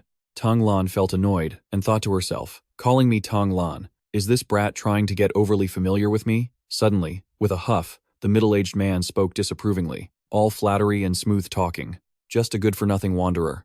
I don't get it at all. Qiao Du turned to the man who had just spoken and greeted him cheerfully. You must be Tang Lan's grandfather, right? It's a great honor to meet you, sir. Tang Lan panicked and quickly said, That's my father, Tang Dingshan. He kept the smile on his face and said, My apologies, uncle. My eyesight isn't very good. At a glance, I thought you were Tang Lan's grandfather.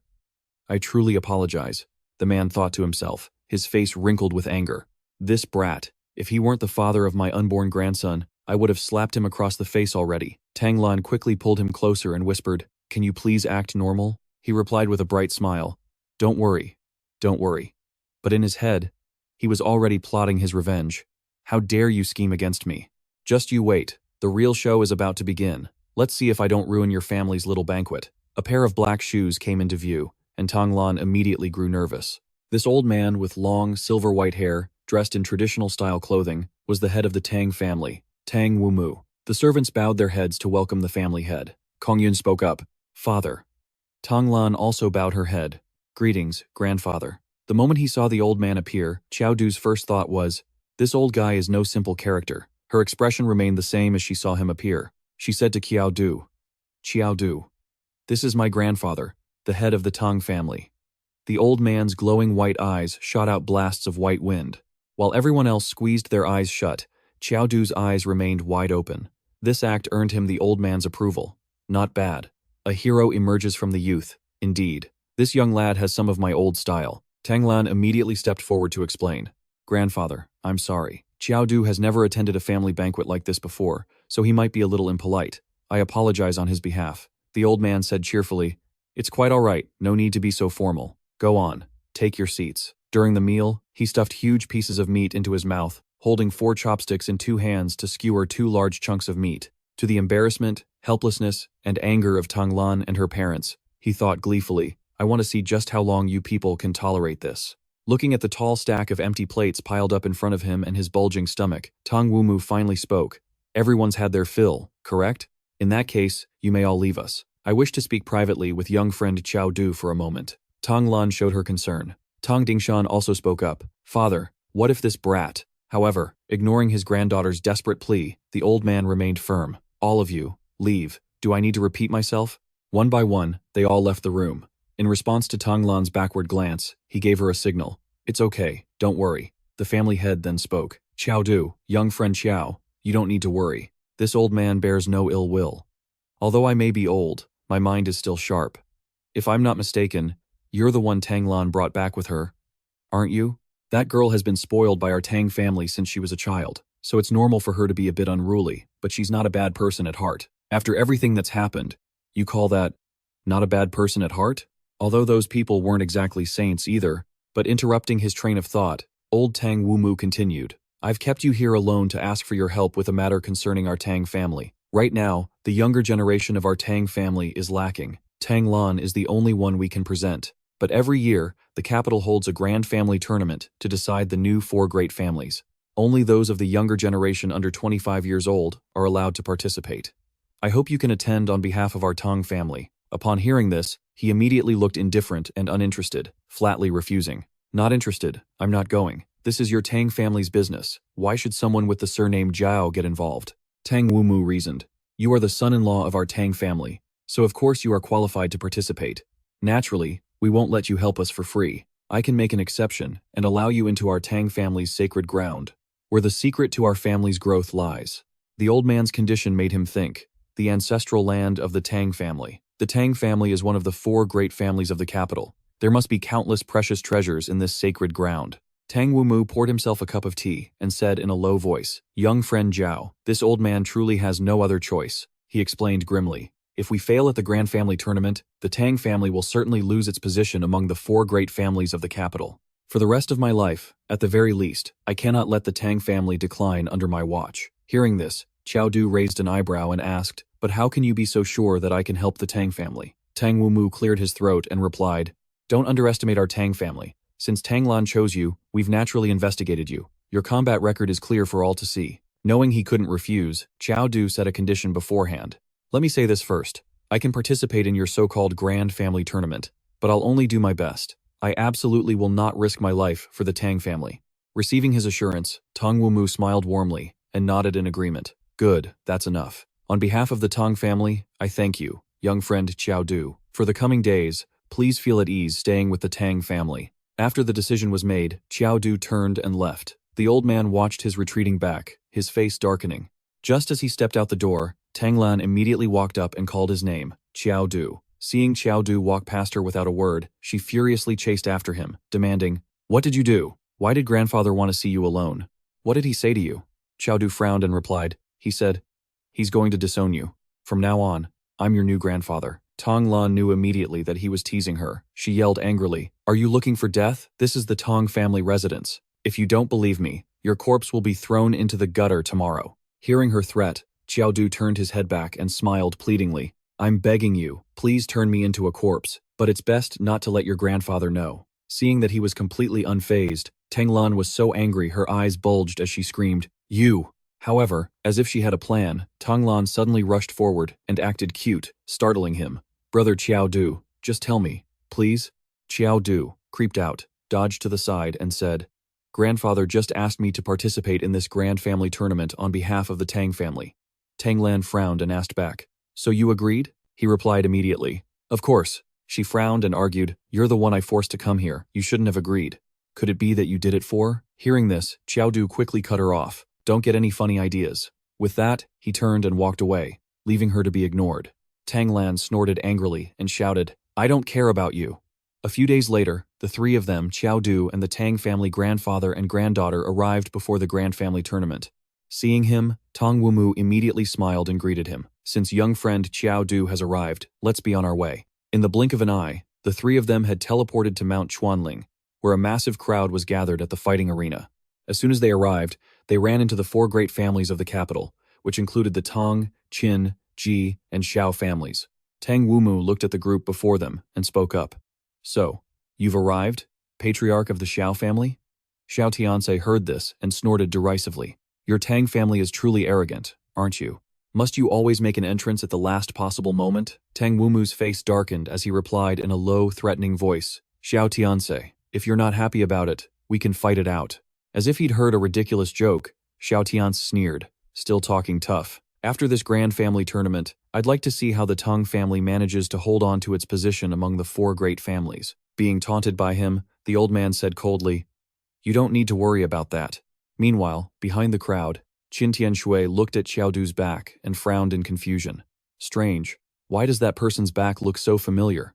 However, she quickly dismissed the thought. I must be mistaken. How could he possibly be with the Tong family's group? As she was thinking, a white-haired man suddenly stepped out onto a high platform and spoke. "Since everyone has arrived, this year's Grand Family Tournament shall now begin." It was the tournament's referee, Jin Tong. He cleared his throat and said, "Will the chosen elites from each family please step forward?" Hearing this, Qiao Du and the other elites immediately stepped forward. On the other side, Qin Tianxue and the Qin family group were also slowly approaching.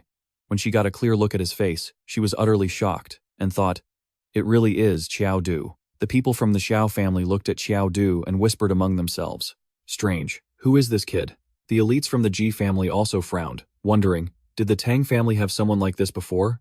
Amidst the buzzing chatter, Jin Tong suddenly announced loudly, "All right, if there are no other issues, then prepare to enter the dungeon." Just as he finished speaking, a loud shout interrupted him. "Wait." Xiao Tian's loudly voiced his suspicion. "I have a problem. I suspect this person is not a member of the Tang family at all." Seeing him pointing the finger at him, Qin Tianshui couldn't help but frown and wonder, Qiao Du, why are you with the Tong family? Seeing this, Tong Wumu immediately stepped forward to explain, this young friend, Qiao Du, is the husband of my granddaughter, Tong Lan. As the son-in-law of the Tong family, he is of course qualified to represent us in this grand family tournament. But how could Xiao Tianze be fooled? He snorted coldly and shouted, son-in-law? Tong Wumu, do you take us all for fools? Your granddaughter is already 25 years old. How could she find a husband who isn't even 20? The Tang family is truly regressing with age. Did the Tang family run out of men? So you had to grab some random person just to fill the spot? Hearing this, the people from the Ji family also stepped up and chimed in loudly. You just grabbed some random person and called him the Tang family's son-in-law? Model, so what? Should I also go to the capital, find a few geniuses from Jingdu University, and claim they're my adopted sons? The people around them heard this and started murmuring among themselves. That's right. If you two are husband and wife, why are you standing so far apart? You don't look like a couple at all. Pushed into a corner, Tong Wumo had no choice but to humble himself and ask for help. Qiao Du, if you don't mind, could you act a little more intimately with Tong Lan to shut those people up? However, Qiao Du's face immediately darkened as he refused. Absolutely not. I only agreed to participate in the family tournament. Are you now asking me to sell my body and soul? Seeing that enticement wasn't working, the old man forced a smile and probed, then what conditions will it take for you to agree? Qiao Du realized his moment had come. He beamed and replied, more money, then immediately stated his condition. After this is over, the Tang family must unconditionally do one thing for me. Though Tong Wumu was reluctant, he had to grit his teeth and agree. After getting the assurance he needed, Qiao Du immediately flew over, wrapped his arm around Tong Lan's waist, and put on a look of deep affection. As he kissed the blushing and reluctant Tang Lan on the cheek, Qiao Du lamented internally, what a loss. I've sacrificed too much. Watching the couple's intimate display from a distance, Xiao Tianze frowned and cursed under his breath. Those two are really good at putting on a fake show. Just then, a notification panel suddenly lit up, displaying an assessment. Qiao Du, level 17, beginner necromancer. He quickly scanned the lines and immediately froze. Wait, that's not right. Hold on. Xiao Tianze was so shocked he cried out, this kid is a beginner? Hearing this, Tong Wumu replied unhappily, so what if he's a beginner? Can't a beginner participate in the family tournament? Xiao Tianze smugly declared in a loud voice. Of course they can, but be careful not to get killed on Ghost Mountain. It seems the Tang family was really desperate to find help. Even if you had to invite an outsider, you should have at least found an intermediate-level genius. What's the point of finding a beginner? Seeing things were getting out of hand, Jin Tong raised his voice to cut in. All right, besides the participants, all members of the other families, please leave and enter the teleportation gate. He continued to explain the rules. This year's family tournament is the same as always. There are 4 ghost eyes on Ghost Mountain. Whichever family captures a ghost eye will become one of the 4 great families. Down below, Qiao Du was lost in thought.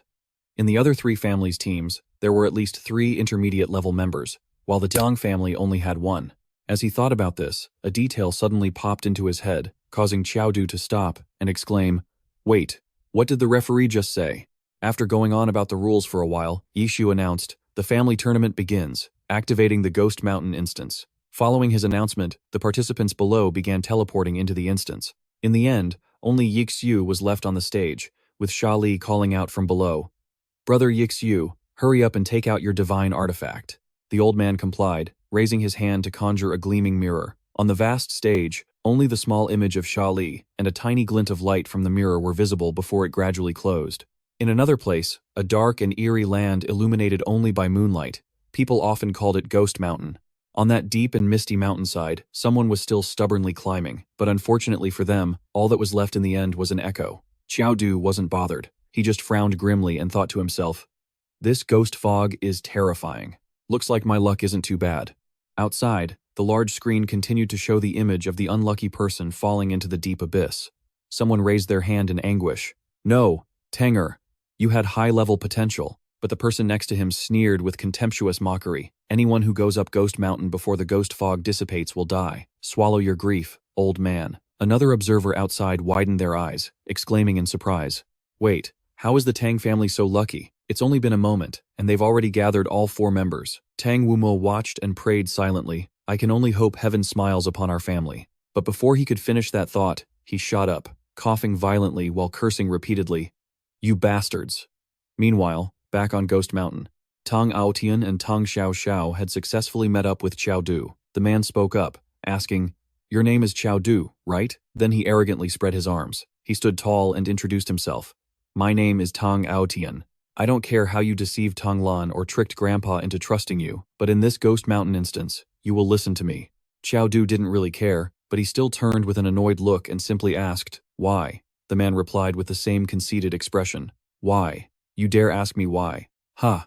Right now, the most important objective is to secure a ghost eye for the Tang family and solidify our position among the 4 great families. I am the only intermediate level member in the Tang family, with the strongest abilities and the highest damage output. So, it's only natural that I will be the one to command you.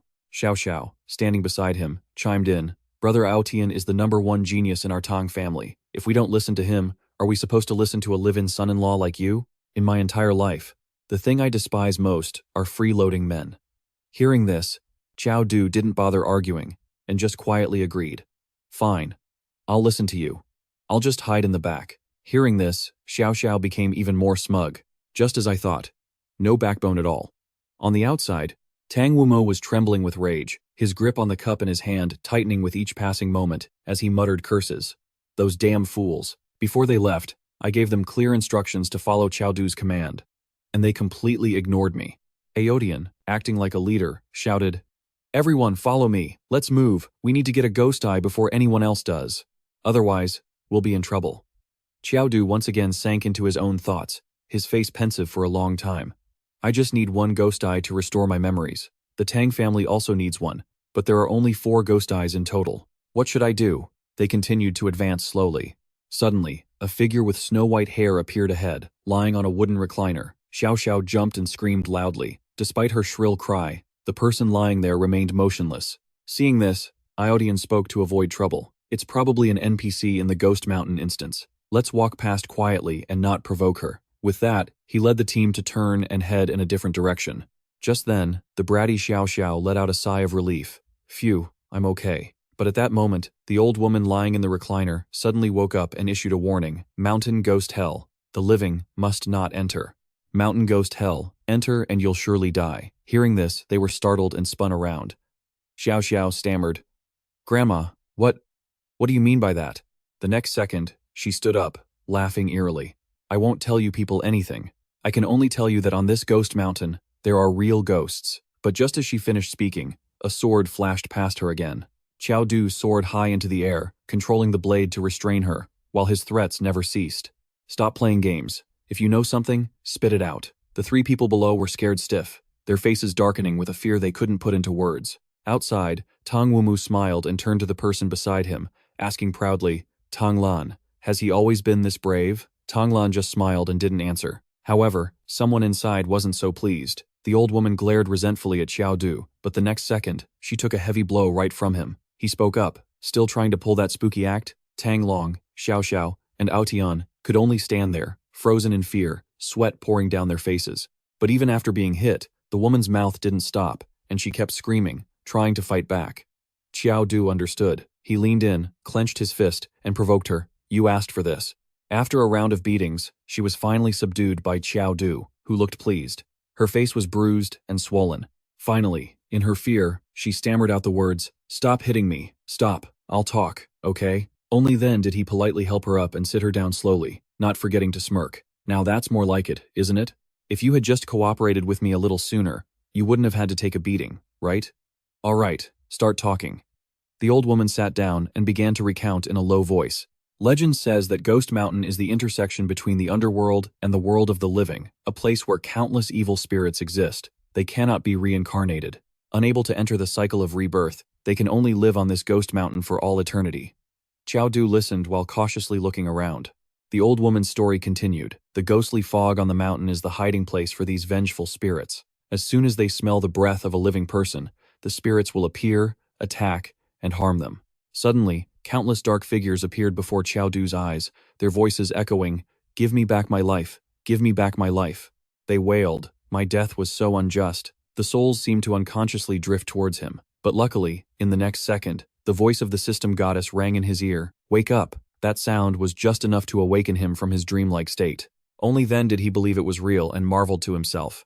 I can't believe this ghost mountain, even from so far away, can still affect my mind. It seems this place is even more terrifying than I imagined. He then turned back and asked, "What else do you know? Keep talking." But the old woman pleaded sorrowfully, "I really don't know anything else. Please let me go." His eyes flashed, seemingly growing angry as he continued to interrogate her. "You really don't know where the ghost eye is?"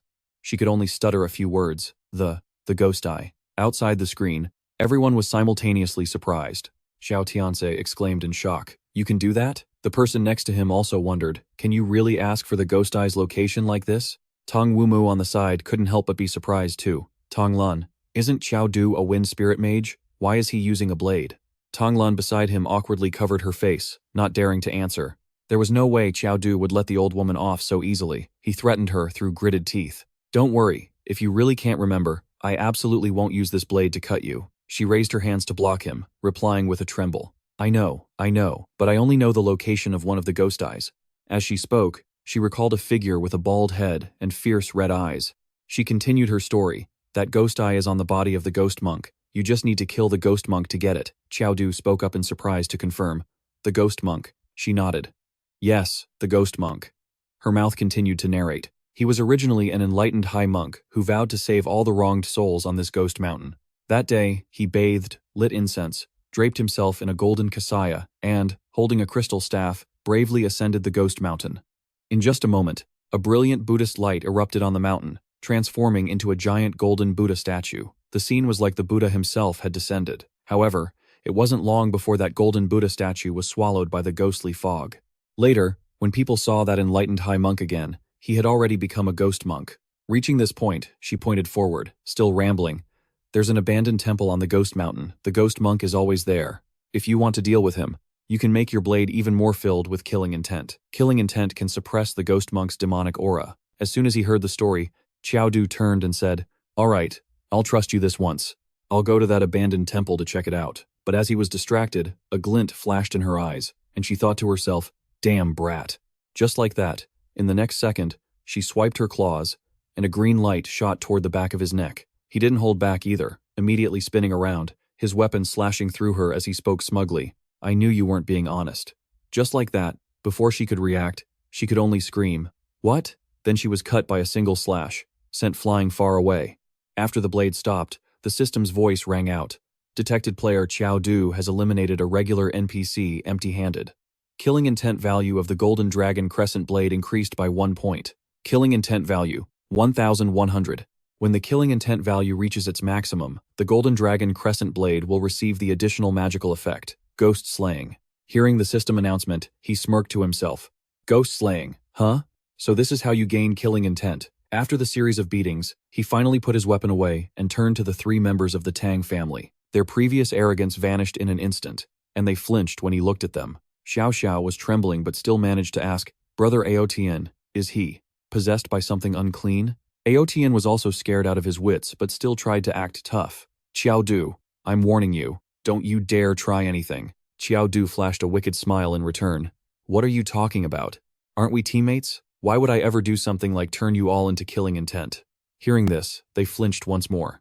A moment later, the group leader, Aotian, lowered his voice a bit and spoke gently. "If you still consider us teammates." Then, he pointed to each person and continued, "This is Tang Xiao Xiao, and this is Tang Long. If there are no other problems, let's continue into the Ghost Mountain." With that, the 4 of them continued on their way in a single file line. Unidentified noises still echoed around them. Seeing Xiao Xiao's anxiety, Aotian tried to reassure her. "Don't pay any attention to those noises. Just act like you don't hear anything, and keep walking." Outside, the crowd sparked another round of discussion, with someone being the first to speak up. Although Aotian's personality was a bit arrogant, when it came to getting things done, he was truly praiseworthy. He didn't have the typical impulsiveness of a young man, which earned him the admiration of others. That's right, at the foot of the demon mountain were countless minor demons. There's a saying, "It's easy to meet the king of hell, but hard to deal with his minions." If you weren't careful and provoked these minor demons, you'd be in for big trouble. But in the next moment, everyone's eyes were glued to the large screen as they shouted out, "Everyone, look, what is that kid named Qiao Du doing?" On the big screen, Qiao Du taunted, "Hey sweethearts, stop hiding, come on out. I'm still short on a lot of slaughter value." Aotian, standing beside him, couldn't help but shout worriedly, "Qiao Du, you bastard. Get to it. If you piss off the minor demons here, all 4 of us will die horrible deaths." His taunts finally lured out a demon, which charged straight for Qiao Du, but unfortunately for it, he quickly dodged its claws. A smug look on his face finally showed up. In the next second, he swiftly swung his blade, landing a direct hit. A flash of light appeared, and the system notification rang out, slaughter value +1. Before he could even get cocky, a massive horde of demons swarmed in, making the three behind him anxious. Aotian yelled reproachfully, "Qiao Du, look at the mess you've made." But Qiao Du wasn't worried at all, his eyes flashing with a determined golden light. He judged excitedly, perfect timing. This time, I'll definitely get enough slaughter value. As soon as he finished speaking, the demons surged toward him in waves. He smiled in satisfaction and charged forward, cutting down any demon that flew at him with his sword. The scene was pure chaos, but in the end, he successfully eliminated them all. Qiao Du muttered to himself, "The slaughter value is full." The notification rang out again. Slaughter value has reached 100,000. 100. He swung his sword with great force once more, and then, the system continued its announcement. Stage 1 enchantment, demon slaying, increases damage against spiritual beings by 50%. The player wielding this weapon will gain an additional 30 strength points against spirits. Seeing this, the demons turned and fled in terror. Witnessing this baffling scene, Tanglong and Audien's jaws dropped as they yelled, "What's going on? Why are the demons reacting to him like they've seen the devil?" The crowd outside the screen felt the exact same way they did. Only Tong Wumu smiled with satisfaction, thinking to himself, "This kid's strength is even greater than I imagined."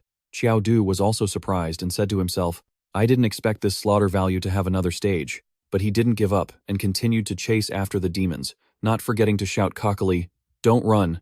But the very next second, a hand reached out and began to cast a spell. All demons and ghosts, retreat. By the order of Zhongfu Lu Baotian, I command you.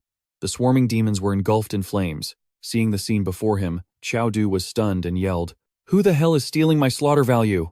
Across from him appeared a man dressed in a Taoist robe. Zhang Erhe spoke first, asking, "Are you young men all right?" Outside, the crowd buzzed with discussion. "It's the Taoist from the Zhang family." Someone else explained, "He's a very important NPC on the Demon Mountain. If you can get his help, the difficulty of the journey will decrease by at least 1 level. For the Tang family members to run into the Zhang family Taoist, what kind of heaven-defying luck is this?" Hearing this, Tang Wumu frowned, thinking, could it be that the Tang family will really maintain its position among the 4 great families this time? Aoshin also spoke up to thank him. "Thank you, Taoist master, for your help." The man replied, "No need to be so formal. Just call me Zhang Erhe. This is the Demon Mountain, a very dangerous place. You all should leave quickly." Aodian stepped forward again to explain, "Master Zhang, it's not that we don't want to leave, but we have our reasons. We absolutely must ascend this Demon Mountain." The man seemed to understand and replied simply, "Is that so?" After a brief pause, he offered, "How about this? You can come up the mountain with me. However, you must still be careful. There are too many of you for me to look after everyone. In critical moments, you'll have to rely on yourselves." Hearing this, Aodian was overjoyed. "Thank you, Taoist master." Long calculated silently. "With Master Zhang's help, we're set this time. We finally don't have to worry about Qiao Du causing trouble and dragging us down anymore." The path up the Demon Mountain was incredibly dark and gloomy, with crows filling the sky. The 4 of them followed behind Zhang Erhe until they finally had to stop. Someone confirmed, "It's a dead end." Hearing this, Xiao Xiao trembled involuntarily. "Aotian, do we really have to go up this mountain?" Aotian turned and patted her head comfortingly. "Don't worry, I'm here." She felt a little more at ease, looked up, and replied softly, "Aotian, you have to protect me." Seeing this exchange, Qiao Du couldn't help but feel annoyed. "You two better not be screaming for your lives later." Just as he had that thought, he swung his blade in a wide arc in front of him, before stopping. Seeing that the ground was safe, Erhe, who had been observing from behind, thought, "The slaughter aura from that blade is incredibly strong." Erhe couldn't help his curiosity and stepped forward to ask, "Little brother, what are you doing?" Qiao Du didn't even spare him a glance, replying coldly, "Me? I'm butchering pigs." Hearing the unsatisfactory answer, Erhe speculated to himself, "A slaughter aura this heavy could never be used for butchering pigs. So what is this young man really up to?" After a few more slashes at the trees before him, he successfully cleared a path. Aotian exclaimed excitedly, "There's a path! Looks like someone got up Demon Mountain faster than us. We need to hurry up." But Erhe immediately stopped him. "Wait." Aotian turned back, confused. "What is it, Master Zhang?" He said, "Look to the side." Before them was a horrifying scene. Countless bloody corpses were strewn about. Xiao Xiao's face paled. They seemed to be from the other families. How did they die like this? What in the world is on this Demon Mountain? Erhe prayed quietly beside them. "May you rest in peace." As for us, let's keep moving forward. But they hadn't gone far when a demon to their side caught the group's attention. Xiao was once again the first to scream. Aotian also cried out in alarm. Master Zhang, is that a person or a demon? But seeing this interesting spectacle, Qiao Du stepped forward eagerly. He ordered loudly, "Get out of my way. I don't care if it's a person or a demon, one slash from my blade will settle it." As if sensing him, it turned to look back, and they came face to face. He flashed a smile filled with excitement. Qiao Du swiftly brought his blade down on the demon's head. From behind, Erhe assessed, "This young man's power is anything but ordinary." The sight before them terrified Xiao. She clung tightly to the arm of the person next to her, pleading non-stop, "Aotian, I want to go down the mountain." But Aotian could only try to reassure her. Xiao, we have to find the ghost eye first." Right after, in that desolate and empty place, a few mournful sounds cried out again. Wherever Ling Jun was enjoying himself, I was heartbroken. Only the moonlight knows of this grievance. Hearing this part, Tang Aotian cried out in alarm. Someone was putting on a show, but the sound just kept coming. "We have met, and it is hard to part, to abandon my wife." But now, it was too late for regrets. Xiao looked down and saw that she was surrounded by water. She screamed in terror. "Brother Tang Aotian, there's water." She wondered what on earth was happening. Tang Aotian approached from a distance, asking with concern, Xiao, are you all right? I'm here now. I'll take care of it." Xiao looked behind him, her mouth only able to stammer a few words. Behind you." Just as she said, a ghost had appeared behind Tang Aotian. It stared intently, as if it wanted to eat him alive. But when Tang Aotian turned around, he saw nothing. Despite his unease, he could only put on a brave face and ask, "There's nothing there, Xiao. Are you hallucinating?" Terrified, Xiao turned to He for help. "Zhang Erhe, you can't see it either? There's a female ghost right over there." He asked, confused. "A female ghost?" After hearing that, he put his hands together, chanting a mantra, "Exorcise demons, subdue spirits, protect this life, and guard the soul." Finally, he held 2 fingers to his eyes and shouted, "Heavenly Eye, open." The heavenly eye began to scan the surrounding water. After He's shout, a ghost appeared before them. It shot out a tendril, which flew directly at Zhang Erhe. Just like that, his eyes were hit by the female ghost's attack. His eyes clamped shut as 2 streams of red blood flowed down. I couldn't even see the female ghost's face, and I still got injured? Just how vicious must this vengeful ghost be? Qiao Du rushed forward from behind. He asked breathlessly, "Where exactly is that female ghost?" Zhang Erhe took out another talisman and continued to mumble. "Vanguard of the 6 Jia, rearguard of the 6 Ding, with golden gods before and mountain lords behind. My divine sense will execute all, fearing no evil." Finally, he shouted, "Divine Ghost 7 kills command," and threw the talisman in his hand. The talisman unleashed a band of power, shooting directly at the ghost. It only had time to let out a scream, and they thought they had succeeded, but then it lunged towards He. He exclaimed in surprise, "Impossible! You were hit by the divine ghost 7 kills command and you can still move?" But he didn't have much time to react. The ghost stabbed him right in the stomach. He wasn't done yet. He raised his hand to cast another spell. By the universal thunder of the 9 heavens Tao, he unleashed a palm strike, and a sky-shaking bolt of lightning shot towards the female ghost. Tang Aotian watched with excitement and praised, "Zhang Erhe is truly formidable. I can't believe he can even summon a thunder tribulation to blast an evil spirit to death." But over here, only Qiao Du realized the truth. He shouted a warning, "Something's wrong. She's not dead yet." The singing started once more. "Where are you enjoying yourself, my love, while my heart is breaking? Who can I tell of this grievance?" As soon as he heard it, he turned and yelled, "Run! Run now!" I don't know what this female ghost went through in life to have such a worldly, resentful energy. After He's desperate shout, "Run!" Everyone scrambled to flee, but unfortunately, they couldn't escape. Finally, Tang Aotian spoke up. "Why does this water keep following us?" He cried out in panic. "It's no use, Zhang Erhe. We can't get away at all. Damn it, isn't it just one female ghost?" Before he could finish his sentence, he turned around, weapon in hand, and shouted as he attacked, "I'll ficking end you!" Tang Aotian quickly brandished his spear, preparing to strike, but the ghost swiftly dodged. He scoffed, "Oh, so you know how to dodge? Let's see if you're scarier than this spear of mine." With those words, Tang Aotian leaped into the sky with a single move, as churning waves raged below. He swung his spear horizontally and shouted, "Sky-piercing spear!" Suddenly, the ghost was nowhere to be seen. He thought to himself, did she disappear? But then, Zhang Erhe's voice rang out from behind him, "Brother Tang Aotian, be careful." A second later, the ghost was behind Tang Aotian, placing its hand with its sharp claws on his shoulder. He broke out in a cold sweat, thinking, "So cold.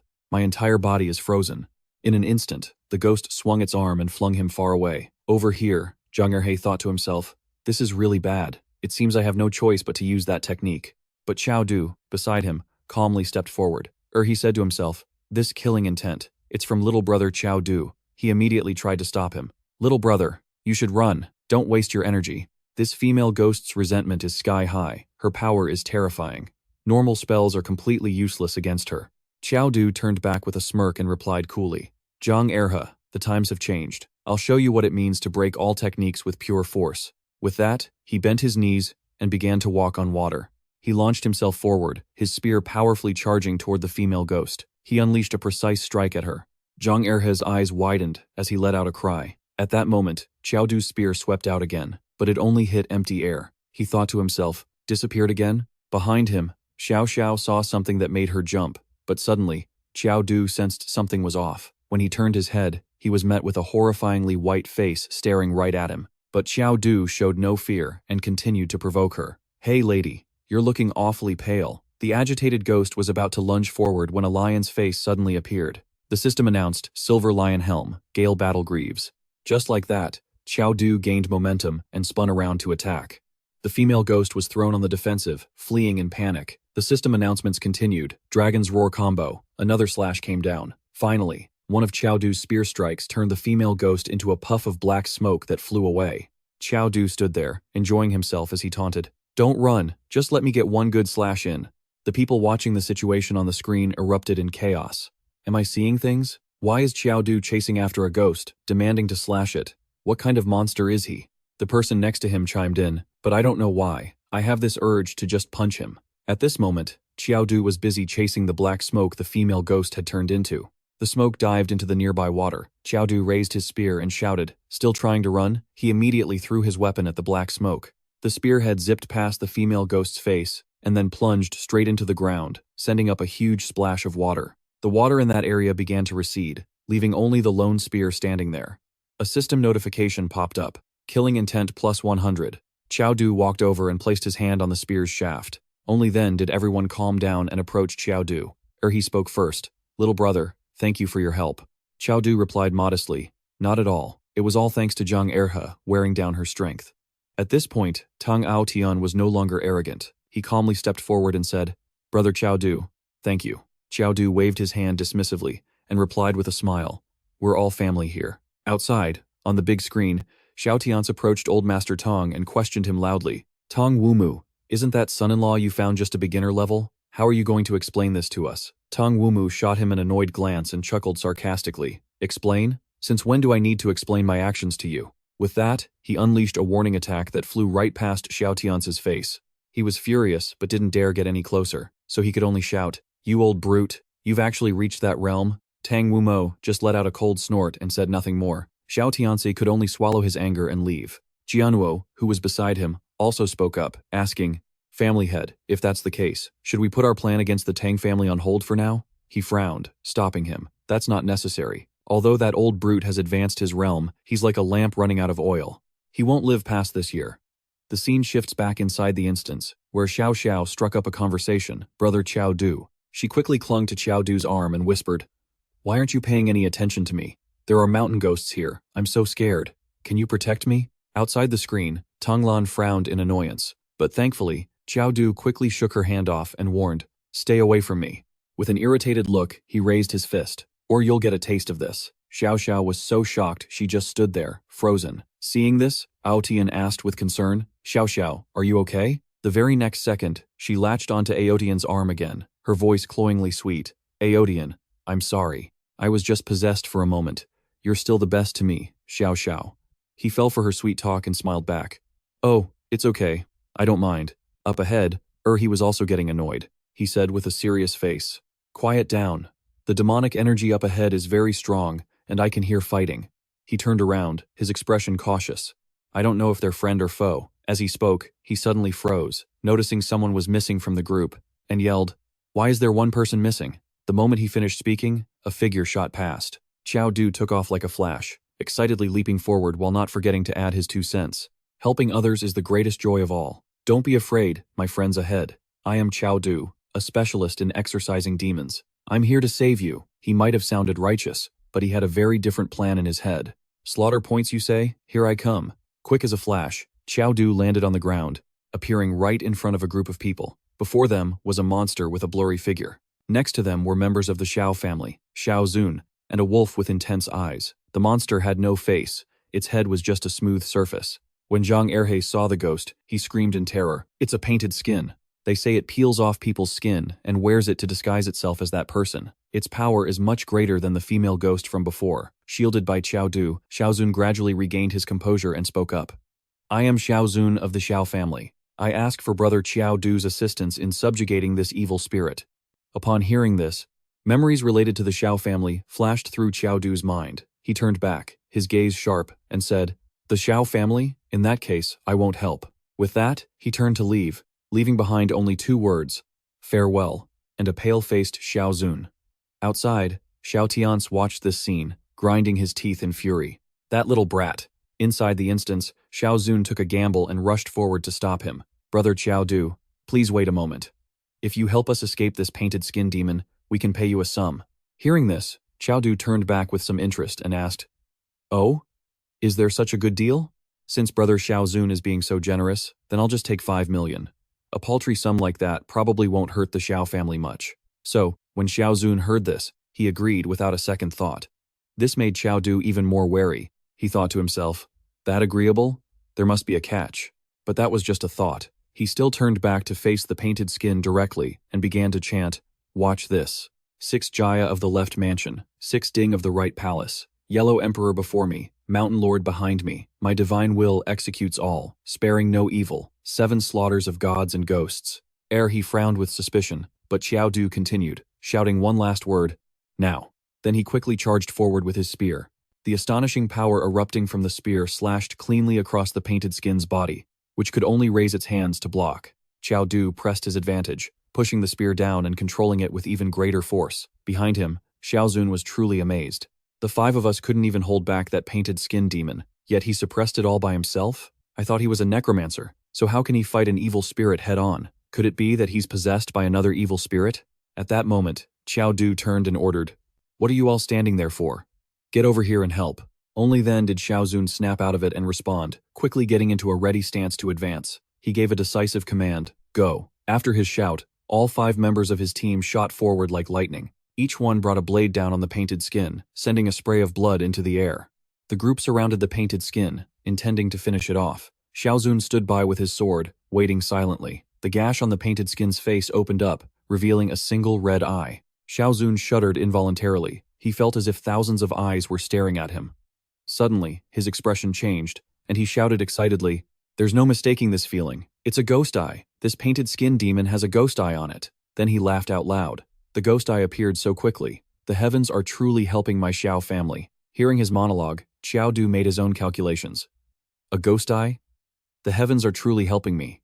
I already have one here, and the ghost monk has one on him. That's just enough. If that's the case, then I can't try as hard as I did just now." Coincidentally, Xiao Zun didn't stop. He continued to give orders. "Go. Tear the skin off that painted skin demon. I want to confirm it one more time, carefully." And just like that, these people, each of them landed a slash on the painted skin demon, adding a few more cuts to its face as its skin slowly began to fall apart. Xiao Zun grew even more excited and shouted, "It really is the demon eye. As long as I successfully bring back the demon eye, I'll definitely become the family's top prospect for cultivation." After saying that, he turned to Qiao Du. He called out, "Brother, help me kill this painted skin demon. When it's over, I'll reward you 10 times over." Qiao Du, with a friendly smile, quickly replied, "Sure, you go first. I'll watch your back." Xiao Zun followed his advice, leading his beast companion to charge forward. "Taming beast, go berserk." It obediently followed the command and advanced. It lunged forward, trying to swallow the painted skin's head in one bite. In the next second, the painted skin's eyes shot wide open, staring menacingly. Instantly, Xiao Zun's beast was knocked back. He cried out in pain, "Lan Wang!" Qiao Du watched intently as the painted skin's form shifted into something else. It was a mass of black energy with blood-red eyes, radiating a terrifying dark power that began to pull everyone in. Standing next to Qiao Du, a worried Xiao Zun said, "This is bad." Outside the black portal, Zhang Erhe stood on a high cliff, shouting down in a panic, "Little brother Qiao Du, In the observation room, everyone was staring intently at the bizarre situation, their voices rising in discussion. Trouble. The Qiao family members and the Tang family's son-in-law have been pulled into the demonized domain. This bronze scrying mirror can't see what's happening inside the demonized domain. That place is swarming with demonic energy. The Qiao family members are probably in grave danger. But to gain the demonized recognition, you first have to enter its domain anyway. Back in the world of the demon eye, the scenery had transformed into a crimson landscape. Noticing the strange change, he asked curiously, "Where is this?" Then, a girl in a white dress suddenly appeared from the forest. She spoke to Qiao Du, young master, which left Qiao Du feeling confused. With a beautiful and delicate face, she spoke in a soft and worried tone. "This place is so terribly gloomy. This little lady got lost here and is truly frightened. I wonder if young master could escort me to safety." Hearing this, Qiao Du decided to play along with her request, answering, "All right, no problem. But how will you repay me?" At the same time, he was silently wary of her, wondering what kind of trick she was trying to pull. Hearing his question, she said, "This little lady has nothing with which to repay you. I can only." As she spoke, she lifted her robes, revealing the sensitive parts within. Then, quick as a flash, she wrapped her arms around Qiao Du's body, continuing, "Repay you with my body." But Qiao Du just stood there, his face darkening. He immediately sent a punch that distorted her face. The devastating blow sent her flying several meters away. At the same time, Qiao Du said sarcastically, "Sorry, I really couldn't hold back." She touched her wound in pain and said, "Young master, why are you suddenly so cold to this little lady? Could it be that you don't like the damsel in distress type? Well then, I can become something else." She immediately began transforming, starting, "Do you like it, handsome?" But Qiao Du couldn't care less, immediately summoning the golden spear in his hand. Seeing his action, she dropped the act, frowning as she spoke. "Oh? So I couldn't even ensnare you?" Then, she revealed her true power. Her hair flew up, and one of her arms turned red. At the same time, she said, "You don't like the young maiden type, and you don't like the mature beauty type either. In that case, let me see what you're truly hiding in your heart." Qiao Du replied to her words with a serious tone. "I advise you, for your own good, not to do that." Ignoring his threat, she still lunged forward, aiming for a surprise attack on Qiao Du. She added, "Looks like I hit the nail on the head, didn't I? As expected, you're hiding someone very important in your heart. That's why you can ignore these flesh and blood temptations." Then, the two of them clashed. She managed to stab Qiao Du in the chest. Meanwhile, he used his spear to slice her in half, but it seemed something strange happened. She spoke, "It's useless. In this space, I am the god. You can only do as I command." She continued, "Come now, let me see. Who exactly are you hiding in your heart?"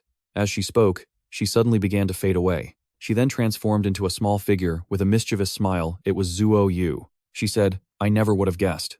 So you're into this, Lolita." This shocked Qiao Du. Heh heh. Her little game directly angered Qiao Du. His face darkened as he growled, "You're looking for death." He immediately unleashed another slash, cutting right through her body, but it had no effect. She casually remarked, "Just give up. You can't even hurt me." She then added, "Besides, could you really bear to hurt me like this?" Hearing her words, Qiao Du just sneered and spoke. "Did you really not realize that there's someone else hidden inside of me? No, to be more precise, it's an existence far more terrifying than you." The moment he finished speaking, a golden leg suddenly emerged from his body, catching her completely off guard. The Machine Queen emerged from Qiao Du's body and stared at her with blazing red eyes, causing her to fall to the ground in terror, stammering that the thing in front of her was a demon. She then turned and ran for her life, leaving that creature and Qiao Du far behind while screaming, "There's a demon." But from a distance, the Machine Queen was already manipulating her wires. The wires flew swiftly toward the demoness to surround her, taking her by surprise. In the next instant, the Machine Queen's wires coiled tightly around her body. Once the demoness was bound, the Machine Queen finally spoke to Qiao Du. "You can attack now, Qiao Du. You can finally hurt it." Qiao Du, spear already in hand, didn't hesitate. He immediately delivered a powerful slash to the demon's body, and at the same time, his killing aura points increased by 200. After that, he also received an item, the Demon Eye. Holding the Demon Eye in his hand, Qiao Du asked, "Queen, with this, I can break the memory seal, right?" The Machine Queen immediately replied, "That's right." High above, in the sky, cracks began to appear. From below, Qiao Du said to the Queen, "While this demon world hasn't collapsed yet, Queen, I'm counting on you." She quickly replied, "I know." The Machine Queen then took the Demon Eye, preparing to do something with it. Seeing this, Qiao Du asked with concern, "Wait, doing it like this is probably going to be a little painful." But the queen, keeping a serious gaze, held the demon eye forward and replied to him, "This won't hurt." And with that, the machine queen pushed the demon eye straight into Qiao Du's own eye. Then, she backed away slightly and said to him, "Qiao Du, you know, I have no idea what pain feels like," he cried out, clutching his eye in absolute agony. His right eye turned completely red, and strange veins began to appear on his face. Then, a flood of memories from his past began to surface. The machine queen, floating casually in the air, spoke to him. "Qiao Du, it seems the seal on your memories is even stronger than I thought. The demon eye can't completely break your seal." All he could do was clutch his head in pain and ask, "Then what do I do?" The queen immediately reassured him. "Don't worry, there's more than one demon eye, you know. If you can find the other 3 demon eyes, you'll definitely be able to break the seal." The queen continued, "Besides, this is a blessing in disguise. Your vision has now been greatly enhanced. The demonic fog will have very little effect on you now. If you can successfully use all 4 demon eyes, there's a high chance you'll gain a powerful eye-related skill." At this point, Qiao Du's face and eye had returned to normal. He said, "If that's the case, then I will definitely get my hands on the other 3 demon eyes." The crack in the sky began to grow more distinct. Then, in a flash, it sent him back to his original position in the forest. Xiao Zun appeared from behind him and said, "Brother Qiao, you're finally out. Now, hand over the demon eye to me." The ground around the 2 of them was littered with corpses. Xiao Zun and his wolf stood facing Qiao Du. Xiao Zun spoke, "All the men from the Xiao family who came with me died inside the demon eye's space." Then, with a pale face and bloodshot eyes, he pleaded, "So please, Brother Qiao Du, give me the demon eye. As for your reward, I'll pay you whatever you want once we get out of here." In the middle of the tense situation, Qiao Du just grinned and played dumb, asking, "The demon eye? What demon eye?" At this, Xiao Zun's anger flared, and his friendly demeanor vanished. He growled, "Don't make me do this the hard way." At the same time, his wolf circled around behind Qiao Du. Suddenly, the wolf lunged at Qiao Du from behind, but he dodged it in a split second. Qiao Du's face darkened as he turned to Xiao Zun and asked seriously, "What do you think you're doing?" Xiao Zun shouted back, "Stop pretending. Qiao Du, I know you have the demon eye. If you won't hand it over, I'll take it myself." He then gave an order to his wolf. "Wolf King, go, kill him." Hearing its master's command, it leaped towards Qiao Du, opening its wide mouth full of fangs, ready to tear him apart. But Qiao Du simply summoned his spear and stared down the wolf. Then, with a single, merciless slash, he decapitated the beast. Blood sprayed from the wolf's corpse, splattering onto Xiao Zun and freezing him in shock. With the deed done, Qiao Du stood in a triumphant pose. The system notification popped up, announcing that he had killed the vicious hound and received 100 slaughter points. Meanwhile, Xiao Zun fell to his knees before the wolf's corpse and screamed in agony, "Wolf King." Qiao Du watched from a distance, thinking to himself, "The Xiao family is no longer a threat. I need to get out of here, fast." He quickly dashed away, his mind still racing. I wonder where the Tang family members went? The scene changes to another location, where Xiao Tian seems to have learned what happened. He roared in fury, "Tang Wumu, you old bastard, how dare you slaughter my Xiao family? I'll kill you today." Tang Wumu, looking rather concerned himself, lifted his teacup and replied, "You're the one who sent them. Once they enter the Ghost Valley, their lives are in the hands of fate." The old man added, "Xiao Tianse, do you really want to be the first to break the rules established by the 4 great families?" Hearing this, Xiao Tianse's face darkened, and he fell silent. The representatives of the other 2 families, the Ji and the Qin, were also staring at him. He finally just let out a frustrated grunt. As for Tang Wumu, he was wondering, what on earth is that kid Xiao Du trying to do?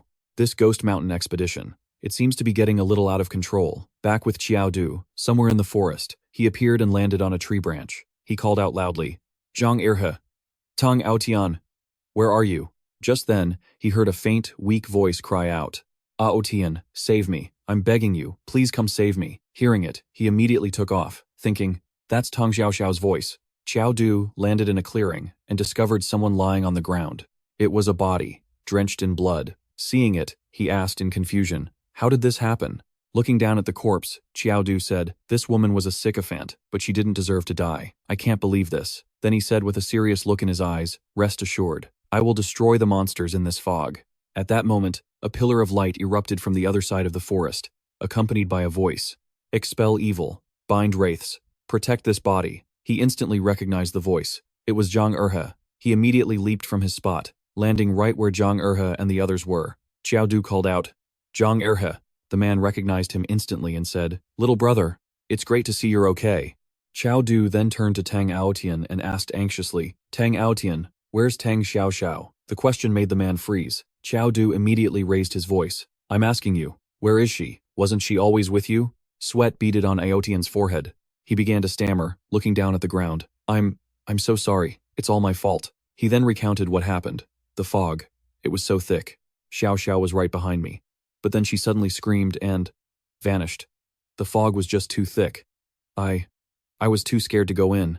Oh God, Aotian clutched his head in self-reproach, crying out, I failed Xiao Xiao. Then, Zhang Erhe walked over to him and said, You can't blame Aotian for this.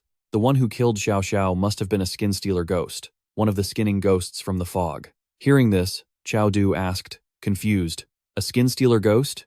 Zhang Erhe replied, That's right, the most terrifying of all the vengeful ghosts, the skin stealer. Erhe began to explain, They have hideous forms, so they especially love to lure in beautiful people. Then, when their victims let their guard down, they skin them. The skin stealer ghosts originally wanted to wear the human skin, but a ghost is still a ghost. The yang energy of a human is too strong. When they wear human skin, it causes them immense pain. So instead, they turn the skins into lanterns. That way, they can forever preserve the beauty that was never theirs. After hearing this, Tong Long, who was standing nearby, spoke up. Zhang Erhe, does that mean Xiao Xiao's skin might have been? Zhang Erhe frowned and said, Xiao Xiao split off from the team. I went off on her own. I'm afraid she might have been killed. I just don't know. Tong Long stammered nervously as he pointed in a direction. Taoist Master Zhang, the lanterns you mentioned. Could they be those?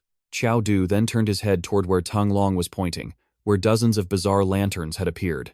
Zhang Erhe quickly rushed forward to shield him, saying, Brother Qiao Du, be careful. Those lanterns immediately shot toward him. Erhe began to chant a spell. 9 nether guilty souls. Your bodies follow the fragrant cloud banner, settling upon the pure lotus flower. Eternal life God, infinite heaven and earth, hell-breaking curse.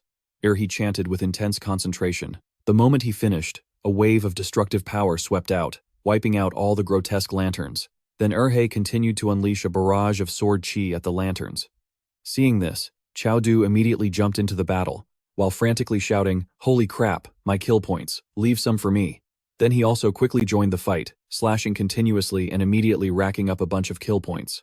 While he was fighting fiercely, Tong Erhe, who was up ahead, called back to him, Brother, be careful, these human skin lanterns are just a cheap trick. The real terror is the painted skin demon hiding behind them. Instantly, Qiao Du felt an incredibly terrifying power radiating from that demon. Sensing an immense amount of killing intent, Qiao Du immediately spun around. There, a strange black aura appeared, and suddenly, a demonic arm shot out from within it, aiming straight for Qiao Du. He instantly dodged the attack and shouted in anger, You monster! What a cheap shot! The attack missed him, veering off course and slamming straight into a tree behind him. Then, from within the dark mist, a creature with a humanoid body leaped out, landing opposite Qiao Du. Although it had a human shape, its skin was wrinkled and hideous. It spoke, Hello there. Your skin is beautiful. I like it very much. Could you have to gift your skin to me? As it spoke, it moved closer to Qiao Du. Your skin is so much better than theirs. If you don't answer, I'll take that as a yes, so I'll just come and take it myself. Instantly, Qiao Du swung his spear in a powerful downward arc, shouting, Get lost. The slash split the demon's mask in two, revealing a grotesque face with glowing red eyes underneath. It immediately erupted with power, releasing a terrifying demonic energy. The force of the blast sent even Qiao Du staggering back. The demon clutched its face and roared in fury. You pathetic human! I was being nice, asking for your skin, but not only did you refuse to appreciate it, you even dared to damage the human skin lantern I worked so hard to create. The demon immediately lunged toward Qiao Du, screaming, I'm going to flay you, eat your flesh, and devour your soul. A golden aura flared around the spear in Qiao Du's hand as he instantly swung it to counter the demon's attack. After the clash, he thought, It's tough. The demon's hand had successfully grabbed his spear. Looks like only killing intent will work on it. Qiao Du mused. Then, the demon's next attack came. This time, its arm stretched out, lunging toward him. Looking at the attack, he continued to think, It seems I can't beat this demon unless I enter my berserk state. With that thought, he immediately activated his berserker mode. Just before the demon's hand could touch Qiao Du, a voice rang out. Mystic Ice Curse. A pillar of ice suddenly shot up from the ground, completely blocking the demon's attack. Qiao Du was stunned by what just happened. From a distance, a group of people charged in, shouting, "Friend, we're here to help you." They landed instantly, launching an extremely powerful attack right where the demon stood, forcing it to leap into the air to dodge. Having successfully pushed the demon back, they immediately gathered and assumed a combat formation. The one who had just appeared was Qin Hao, the little sword god of the Qin family. Witnessing everything from a distance, Qiao Du couldn't help but think with admiration. This guy's attack power is immense. The demon once again charged forward, but this time, its target was Qin Hao. Noticing the demon rushing in, the girl at the back immediately activated her skill, Mystic Ice Curse. Her ability instantly created a dome of ice, blocking the demon's attack completely once again. Then, they all charged in to fight the demon. Observing the battle, Qiao Du thought, their teamwork is flawless. Plus, their timing was too perfect. Could it be they've encountered a skin peeler demon before? Qiao Du's eyes narrowed. I get it. This skin peeler demon must have a demon eye. Otherwise, why would these rivals suddenly help me? Just then, Tang Erhe appeared from a distance and called out, Brother Qiao Du, any idea where Brother Tang Aotian went? If this skin peeler demon is already occupied, let's get going. Hearing this, Qiao Du turned his head and replied, Zhang Erhe, you go on ahead. I'll follow right behind you. Hearing his reply, he hesitated for a moment before agreeing. All right then, I'll go on ahead and wait for you. Qiao Du continued to observe the battle, thinking, they're really impressive. No wonder the skin peeler demon managed to escape from them before. Qin Hao landed a series of slashes on the demon's body, one of which even severed its head. Then Qin Hao shouted, attack together, don't let it open the demon eye space. Hearing this, another person from the back charged forward. Everyone rushed in at once. A massive explosion erupted at the center of the battle. A young man with his hair in a ponytail had a serious look in his eyes. He unleashed a powerful attack down onto the demon, forcing a demon eye to pop out. He immediately tried to grab it, shouting, got it! Suddenly, the demon eye he was about to grab vanished unexpectedly, giving him no time to react. Qiao Du, having snatched the demon eye, quickly turned and fled from the group. From behind, Qin Hao realized what had happened and yelled, what are you all standing around for? After him. At his command, the entire group shot forward in pursuit of Qiao Du. As he fled, Qiao Du glanced back over his shoulder with a smirk, thinking, the second demon eye is mine. Now, there are only 2 left. The Ghost Mountain Dungeon. This was originally a contest between individuals. Since you all plotted against me first, don't blame me for this. Behind him, Qin Hao threw his sword, sending it flying forward, and simultaneously shouted to the man with the ponytail, catch the sword. The man instantly grabbed the sword and was immediately pulled forward by its momentum. The sword's speed quickly closed the distance to Qiao Du, who said in surprise, whoa, they can do that? Catching up to Qiao Du, the man stopped right in front of him. He got into a fighting stance and said to Qiao Du, stop running. You can't escape. All I have to do is hold you here, and Brother Qin Hao will catch up in no time. Hearing this, Qiao Du remained silent. Just then, 2 figures approached. 2 men, completely cloaked, stepped forward, revealing crimson eyes from under their hoods. One of them held a massive mace. Meanwhile, Qin Hao's group was also surrounded by a crowd of strangely masked figures. Qin Hao demanded, who are you? What family do you belong to, that you dare break the rules of the Ghost Mountain Dungeon? After speaking, Qin Hao started to worry, thinking, these people are all mid-tier. If they all attack, we're definitely dead. Outside, a group of people were watching the events unfold on a screen. Qin Kangtian spoke up. It seems someone has already ambushed our juniors in this Ghost Mountain Dungeon. The person next to him replied, this kind of act is tantamount to challenging all the families in the capital. Back with Qin Hao's group, he spoke again to the mysterious figures. What is it you people really want? One of them stepped forward and answered, nothing much. I've simply heard of the great name of the Qin family's little sword god for a long time and wanted to have a little spar with you. He asked, confused. A spar? One-on-one? The man replied, that's right. Understanding the situation, Qin Hao immediately drew his sword and declared, then bring it on. Returning to Qiao Du and the young man with the ponytail, the 2 of them were now facing 2 mysterious, masked individuals. The ponytail guy spoke first, probing. Who are you? Don't you know I'm from the Qin family? You dare to attack me? Aren't you afraid of the Qin family's revenge? One of them answered him, we want your life. Immediately, the ponytail guy charged in, wanting to end the fight in one go. He immediately drew back his arm, preparing to unleash a powerful punch. The fist flew straight forward without any mercy. He threw a continuous barrage of punches at the man in black, saying confidently, let's see how many times you can dodge. But the man still easily dodged all of his punches. Another punch flew forward, aimed straight at the mysterious man's face. But this time, he didn't dodge. He stopped it and said mockingly, trash. Then he suddenly lowered his center of gravity and threw a punch right into the ponytail guy's face, making his eyes go wide. This punch was so powerful it sent him crashing to the ground with a massive impact. Then, the man followed up with another forceful blow. Watching from a distance, Qiao Du's face darkened as he thought, "He's not human. But why does he look so familiar?" When it was over, the ponytail guy was lying sprawled on the ground, unconscious. Another mysterious figure nearby spoke up to stop him. "All right, don't forget our main objective." Then he pointed his mace toward Qiao Du and asked in a threatening tone, "You little brat, are you going to surrender quietly? Or do you want us to beat you half to death before we drag you away?" Meanwhile, the man in the back had gotten into a combat stance as if preparing to do something. Then, he suddenly punched right through the stomach of the mace-wielding man in front of him. The man's eyes widened as he looked behind him in disbelief. He said, in pain, "Lin Lang." "You!" But the one called Lin Lang just said calmly, "Sorry about that." Watching him throw the other man's body to the ground, Qiao Du called out, "You're Lin Lang. How did you become?" But before he could finish, the man cut him off, saying, "Qiao Du, since we're classmates, I won't make things difficult for you. In this Ghost Mountain dungeon, there's more than one person in a black cloak. They're all coming for you. So, be careful. I'll let it go this time, but the next time we meet, we will be enemies." With that, he immediately vanished. Watching him leave, Qiao Du furrowed his brow and thought, "The people in black cloaks, they're coming for me?" Just then, Qin Hao's group found his location.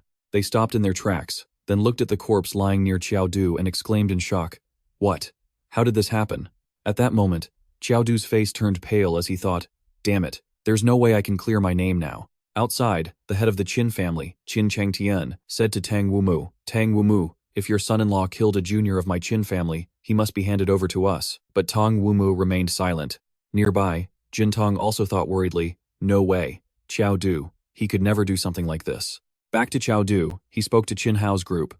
"If I said I didn't kill him, would you believe me?" Hearing this, Qin Hao's face darkened as he drew his sword and said, "What do you think?" Qiao Du replied without backing down, "You're forcing my hand." At the same time, he took out a beautifully carved red ring.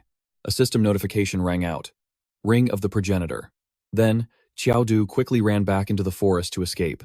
Seeing this, Qin Hao immediately shouted, "Don't even think about escaping." Qiao Du ran ahead with Qin Hao, chasing right behind him. He yelled back as he ran, "Stop chasing me, I really didn't kill him." Qin Hao shot back, unconvinced. "If you didn't kill him, then why are you running? Stop." Hearing that, Qiao Du replied, "Then put your sword away first." And so, the two began an epic chase deep in the forest. A while later, Qin Hao and his group were still searching for Qiao Du. Where did he go? I think he ran that way, after him.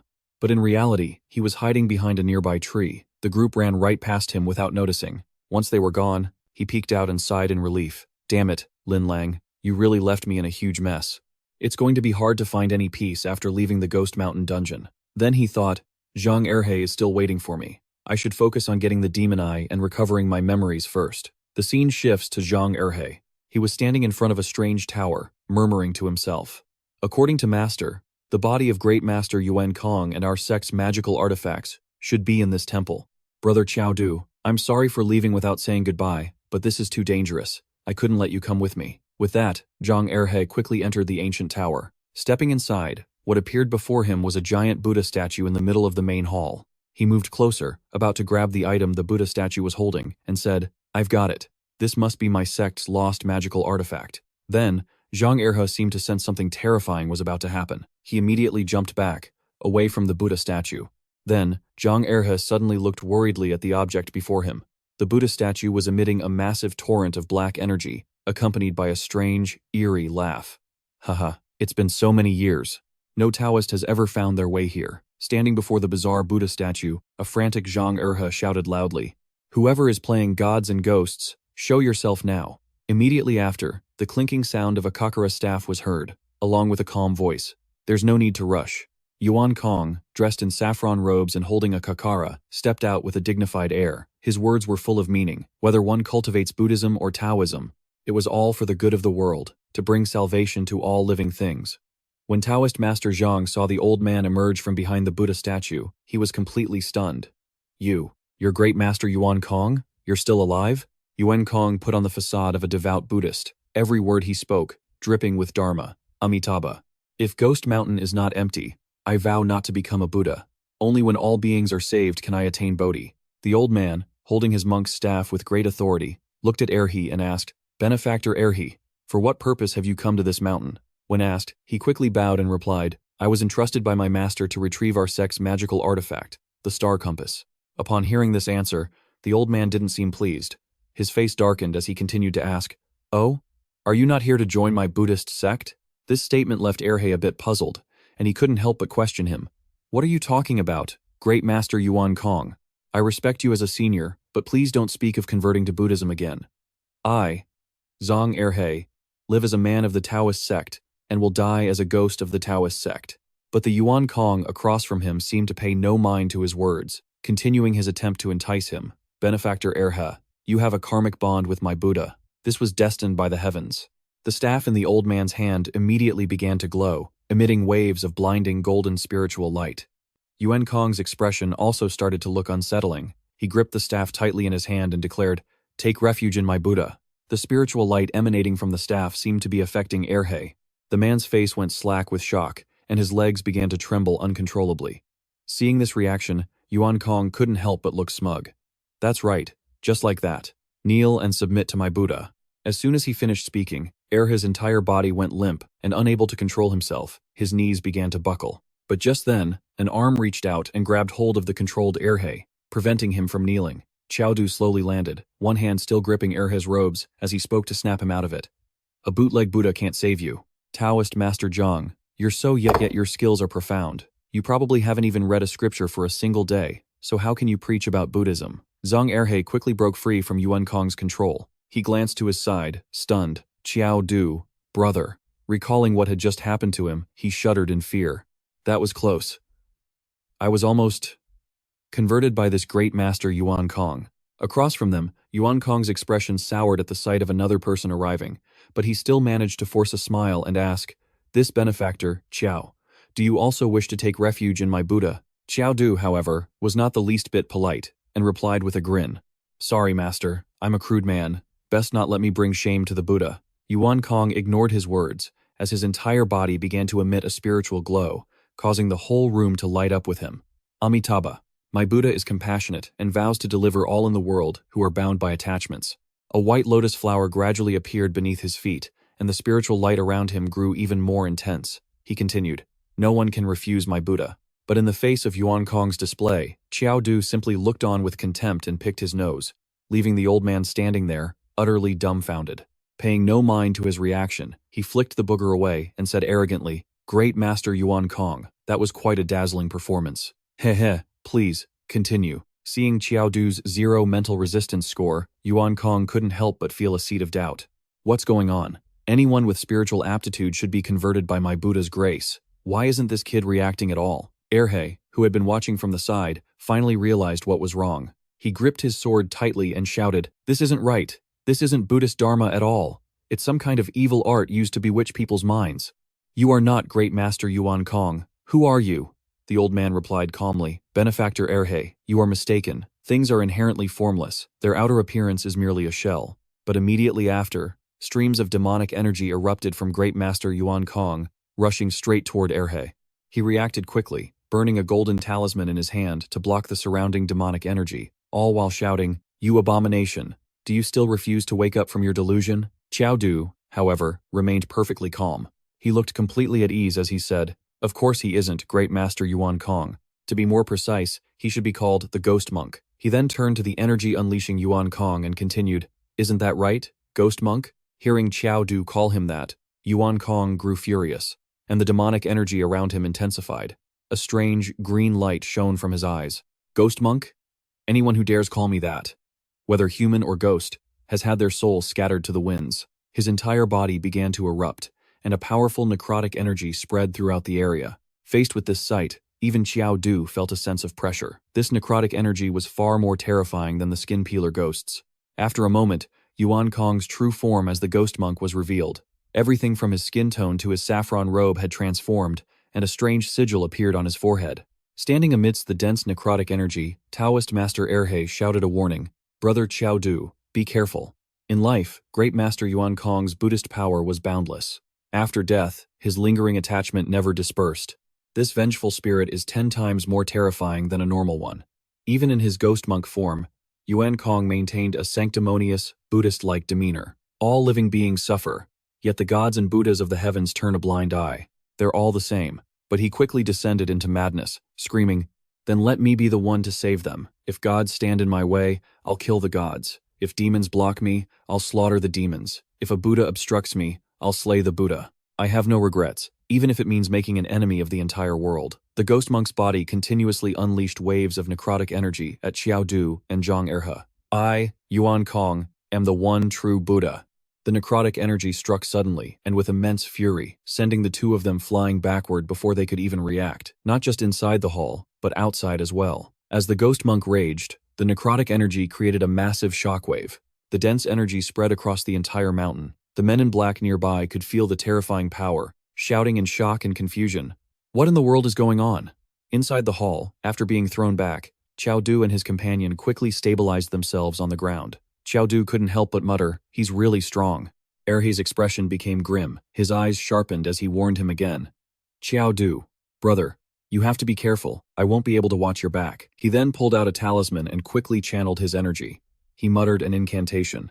"6 arms to the left, 6 ding to the right, the yellow god before me, Yue Zhang behind. Divine consciousness shall execute punishment, sparing not the strong and powerful." He then swung his sword fiercely toward the ghost monk. "Divine Ghost, 7 kills order."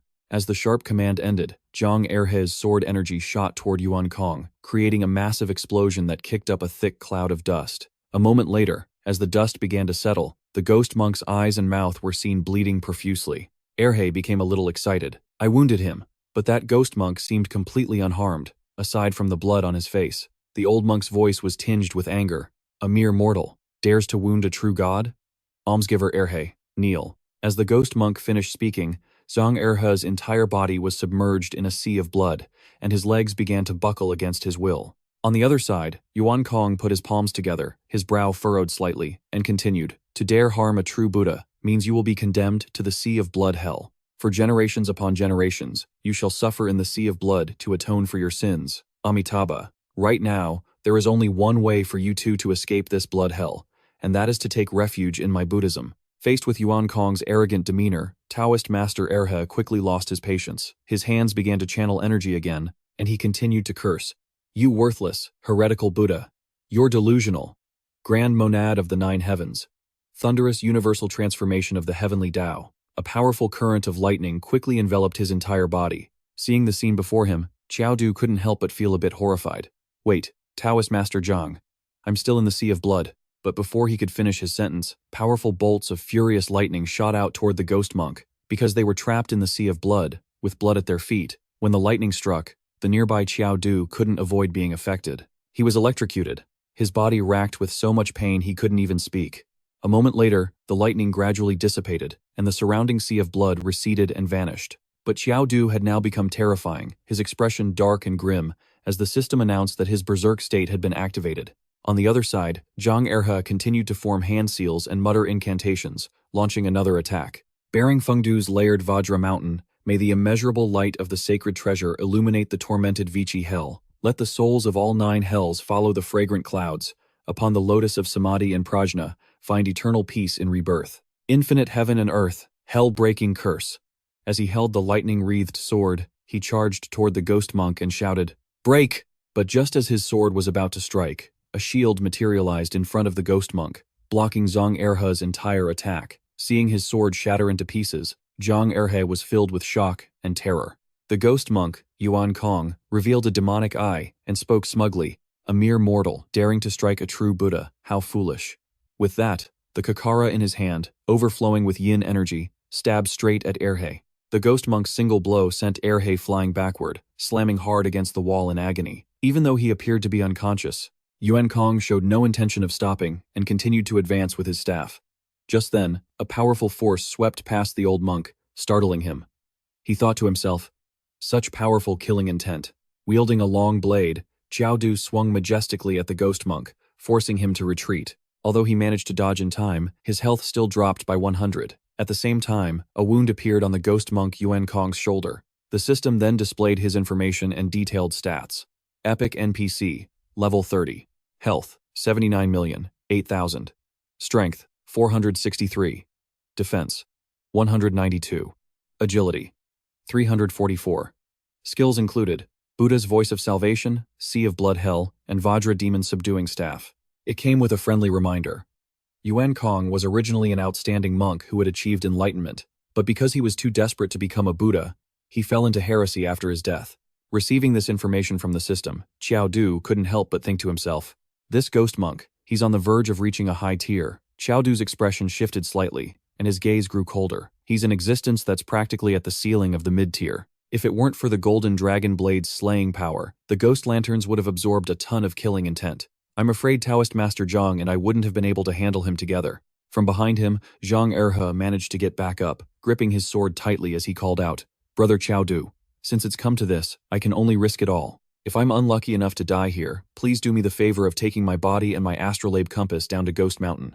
I don't want to turn into a ghoul or a ghost insect after I die, thank you. But Qiao Du remained perfectly calm, a slight smirk playing on his lips as he reassured him, Taoist Master Zhang, you're not going to die. And neither am I. As soon as he finished speaking, Qiao Du powerfully pushed off the ground and launched himself into the air. Wielding his long blade, he quickly lunged at the ghost monk's side and swung down. But the old monk reacted instantly, raising his staff to block the blow while constantly muttering, Amitabha, almsgiver Qiao Du. Your killing intent is heavy. After death, you will surely descend into a Vichy hell. Qiao Du spun his blade and thrust downward. The ghost monk seemed to anticipate this, using the staff's shaft to block the blade's tip. Erhe didn't just stand by. He had already appeared right behind Yuan Kong, hands forming a seal, ready to attack. Though he was dealing with Qiao Du in front of him, the old monk could still feel the killing intent from behind. He twisted his head 180 degrees to face backward, scaring the soul right out of Erhe. Just then, the ghost monk revealed himself. It turned out both of his eyes were demon eyes, glowing with an eerie red light. The kakara in his hand launched an attack, sending Zhang Erhe flying backward once again, slamming hard against the wall. After observing the old man for a moment, Qiao Du began to calculate in his head. Look at those demon eyes. He actually has 2 of them. If I can just kill this ghost monk, a Ming can collect all 4. In a brief moment of distraction, the ghost monk turned his head forward, put his palms together, and chanted, Amitabha, Buddha. Then, the jade staff in the old man's hand shot straight towards him. Qiao Du's entire body felt suppressed, unable to move an inch. Seeing him frozen in place, Zhang Erhe panicked and yelled, Qiao Du, brother. The ghost monk's jade staff stabbed right into the center of Qiao Du's head, sending him flying backward. His body was slammed violently against the wall, the impact creating a significant shockwave. After that single attack, Qiao Du lay sprawled on the ground, powerless and motionless. At the same time, behind the ghost monk, Erhe plunged his sword into the monk's temple, and it began to emit streams of golden spiritual light. At the same time, he roared, startling the old man, then plunged another sword into his chest, all while ceaselessly reciting an incantation. No land, no limit, the universe lends its power. With the stain of my heart's blood, this sword shall annihilate evil fiends, slay demons without a trace, and return them to the afterlife. Zhang Erhe's entire body emitted a dazzling spiritual light, his face grim as he stared at the ghost monk opposite him. Yuan Kong was horrified when he saw this scene. You madman, are you trying to take me down with you? But Erhe paid him no mind, clutching his sword tightly as he continued to murmur the incantation. Heaven's net above, hell's judgment below, sword of demon slaying. He let out a roar, and all the evil presence turned to dust. Then, he sent the sword, glowing with a brilliant spiritual light, flying straight towards the ghost monk. The terrifying power rushed forward so quickly that the old monk couldn't react and could only scream, No. The sword pierced through the ghost monk's body, simultaneously unleashing a burst of energy that caused him immense pain. Meanwhile, after using all his strength for that last attack, Zhang Erhe could no longer stand steady and began to stagger. Qiao Du once again rushed to his side to support him. Seeing him run over, he was a bit surprised and managed to ask, Brother Qiao Du, you're still alive? Qiao Du replied with a faint, wry smile. Just lucky, he said, while thinking to himself, thank goodness for the passive ability of the Silver Lion Helm, or I would have been seriously injured. While supporting Taoist Erhe, Qiao Du asked, Is Yuan Kong dead? Zhang Erhe struggled to reply, I'm not sure. If it were a normal ghost fiend, it would have been turned to dust by now. But he's a Buddha turned demon, so my single sword strike might not have been enough to kill him. After helping him steady himself, Qiao Du gripped his long saber and walked towards the other side. Then I'll go add another slash. But as he got closer, Qiao Du was startled to find the ghost monk was nowhere to be seen. He could only see Zhang Erhe's sword embedded in the wall. Just then, from a nearby corner, a wave of ghostly energy billowed out, accompanied by a pair of chilling eyes and a terrifying voice. You will all die. A swirling cloud of purple demonic energy began to gather right above their heads. The demonic aura swirled round and round in the space. After a moment, the demonic energy gradually dispersed, and the scene inside the hall changed. Now, before the two of them, the ghost monk sat on a lotus throne, overflowing with ghostly energy, surrounded by thousands of followers. Seeing the scene before them, Zhang Erhe and Qiao Du were utterly stunned. The ghost monk Yuan Kong sat upon the lotus throne, drenched in a demonic aura, and spoke in a grim voice. Why do you not bow before a true Buddha? As soon as his words fell, Erhe lost control of his body and was forced to his knees. He couldn't resist and collapsed, prostrating on the ground. Qiao Du, beside him, was also heavily affected but managed to remain standing. Feeling that he couldn't hold out much longer, he called out for help. Queen, this fiend's ghost eye domain is too powerful. What should I do now? The voice of the machine queen immediately rang in his ear. Why don't you use those ghost eyes? That way, you'll have two ghost eyes just like him. You might be able to break his ghost eye domain. Qiao Du immediately pulled out the two ghost eyes. Holding them in his hand, he made a decision. All right, let's risk it. He then quickly placed the two ghost eyes into his own eye sockets. The moment they were in, waves of intense pain shot through his eyes, which began to emit a strange red glow. At the same time, the ghost monk, filled with killing intent, waved his hand and roared, "Wretched creature." His hand then grew to an enormous size, towering like a mountain, and slammed down on Qiao Du's head. The hand struck the ground with immense force, creating a massive shockwave that shattered the earth into pieces. However, when the hand was lifted, revealing a giant handprint indented in the ground, Qiao Du was still standing in the same spot, completely unmoved. The ghost monk couldn't believe his eyes. He furrowed his brows and shouted, "Impossible!" Back with Qiao Du, the machine queen was now above his head, creating a layer of golden light that protected him from the ghost monk's attack. After a long moment, once he had stabilized and adapted to the ghost eyes, Qiao Du slowly opened his eyes.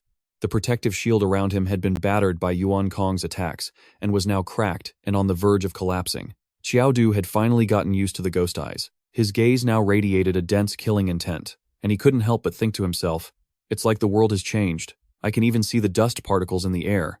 Is this the power of two ghost eyes? What if I could get all of them?" Qiao Du stood calmly, fearlessly facing the ghost monk. Looking at him, the old monk immediately noticed the change. The ghost monk exclaimed in surprise, "The ghost eyes. The remaining two ghost eyes are in your hands." Qiao Du gave an arrogant smile and asked him, "You want them?" The ghost monk Yuan Kong became extremely excited and madly charged towards Qiao Du with his jade staff, shouting, "I'll take them myself." Although the ghost monk's movements were fast, in Qiao Du's eyes, his actions now looked like they were in slow motion. My vision has been enhanced to the max. I can even predict his next move. Yuan Kong's jade staff, carrying a powerful force, struck with a Vajra demon-subduing blow. Even with the attack right in front of him, Qiao Du remained calm and unfazed. Just as it was about to hit, Qiao Du activated his speed-enhancing boots. Then, he swung his long saber with one hand, launching a counterattack. The old monk reacted quickly and dodged just in time. Qiao Du's gaze grew even colder as he said arrogantly, "It's useless to run." At the same time, a system notification announced that Dragon's Roar combo had been activated. He casually swung his saber again, and the old monk quickly blocked it with his jade staff. The system notification continued. Dragon's Roar combo. Another strike. Gradually, Qiao Du increased his speed and power. The Dragon's Roar combo had now repeated 5 times. The ghost monk was struggling to defend himself, and he could feel something was wrong. This isn't right. Each of his slashes is faster and stronger than the last. And another wave of attacks came, but this time, the jade staff in the ghost monk's hand was shattered into pieces. Just as the system notification sounded, Dragon's Roar combo has repeated 20 times. A terrifying force appeared before the ghost monk. It rushed towards him, forcing him to retreat in fear. The ghost monk's eyes filled with more and more doubt about what was happening. Qiao Du didn't give him any more chances, and with one cold slash of his saber, he cut him into pieces. Even in death, as his body gradually faded away, the ghost monk still couldn't believe what had just happened. Impossible! How could it not have vanished completely? After the demon monk failed to fully disappear, a ring of light appeared in midair, and a system notification popped up at the same time. Bloodlust increased by 400. Congratulations, player, you have obtained the demon eyes. Qiao Du calmly walked toward the ring of light in the air and reached out to touch it. 3 cards emerged from within the ring of light, and he quickly reached out to take them. The system chimed in again. Congratulations, player, you have received an A-rank item, the Make Your Enemy a Father card, quantity 3. The Make Your Enemy a Father card is a single-use item. When used, you can forcibly make someone your adoptive father against their will. Reading the instructions made him furious. He threw the cards on the ground, cursing nonstop. What the hell is this? Make a father card. What kind of garbage item is this? What rotten luck? Just then, from inside that same orb of light, another weapon fell out, startling him and making him turn to look. Qiao was a bit surprised. There was still one more weapon, but after picking it up and examining it for a moment, he realized something was unusual. Wait a minute, this is… Just then, the system displayed information about the weapon. Congratulations, player, you have obtained the D-rank equipment, Sky Piercer Halberd. Sky Piercer Halberd. When the player wields the Sky Piercer Halberd, they can bypass the defense of their own adoptive father. A scene immediately flashed in his mind, making an enemy his adoptive father, then using this spear to stab him to death. The mere thought of it made his eyes light up with glee. So it's that kind of weapon, a rule-breaking one. This means I can land a critical hit at least 3 times. He then scampered back to pick up the 3 cards, grinning from ear to ear.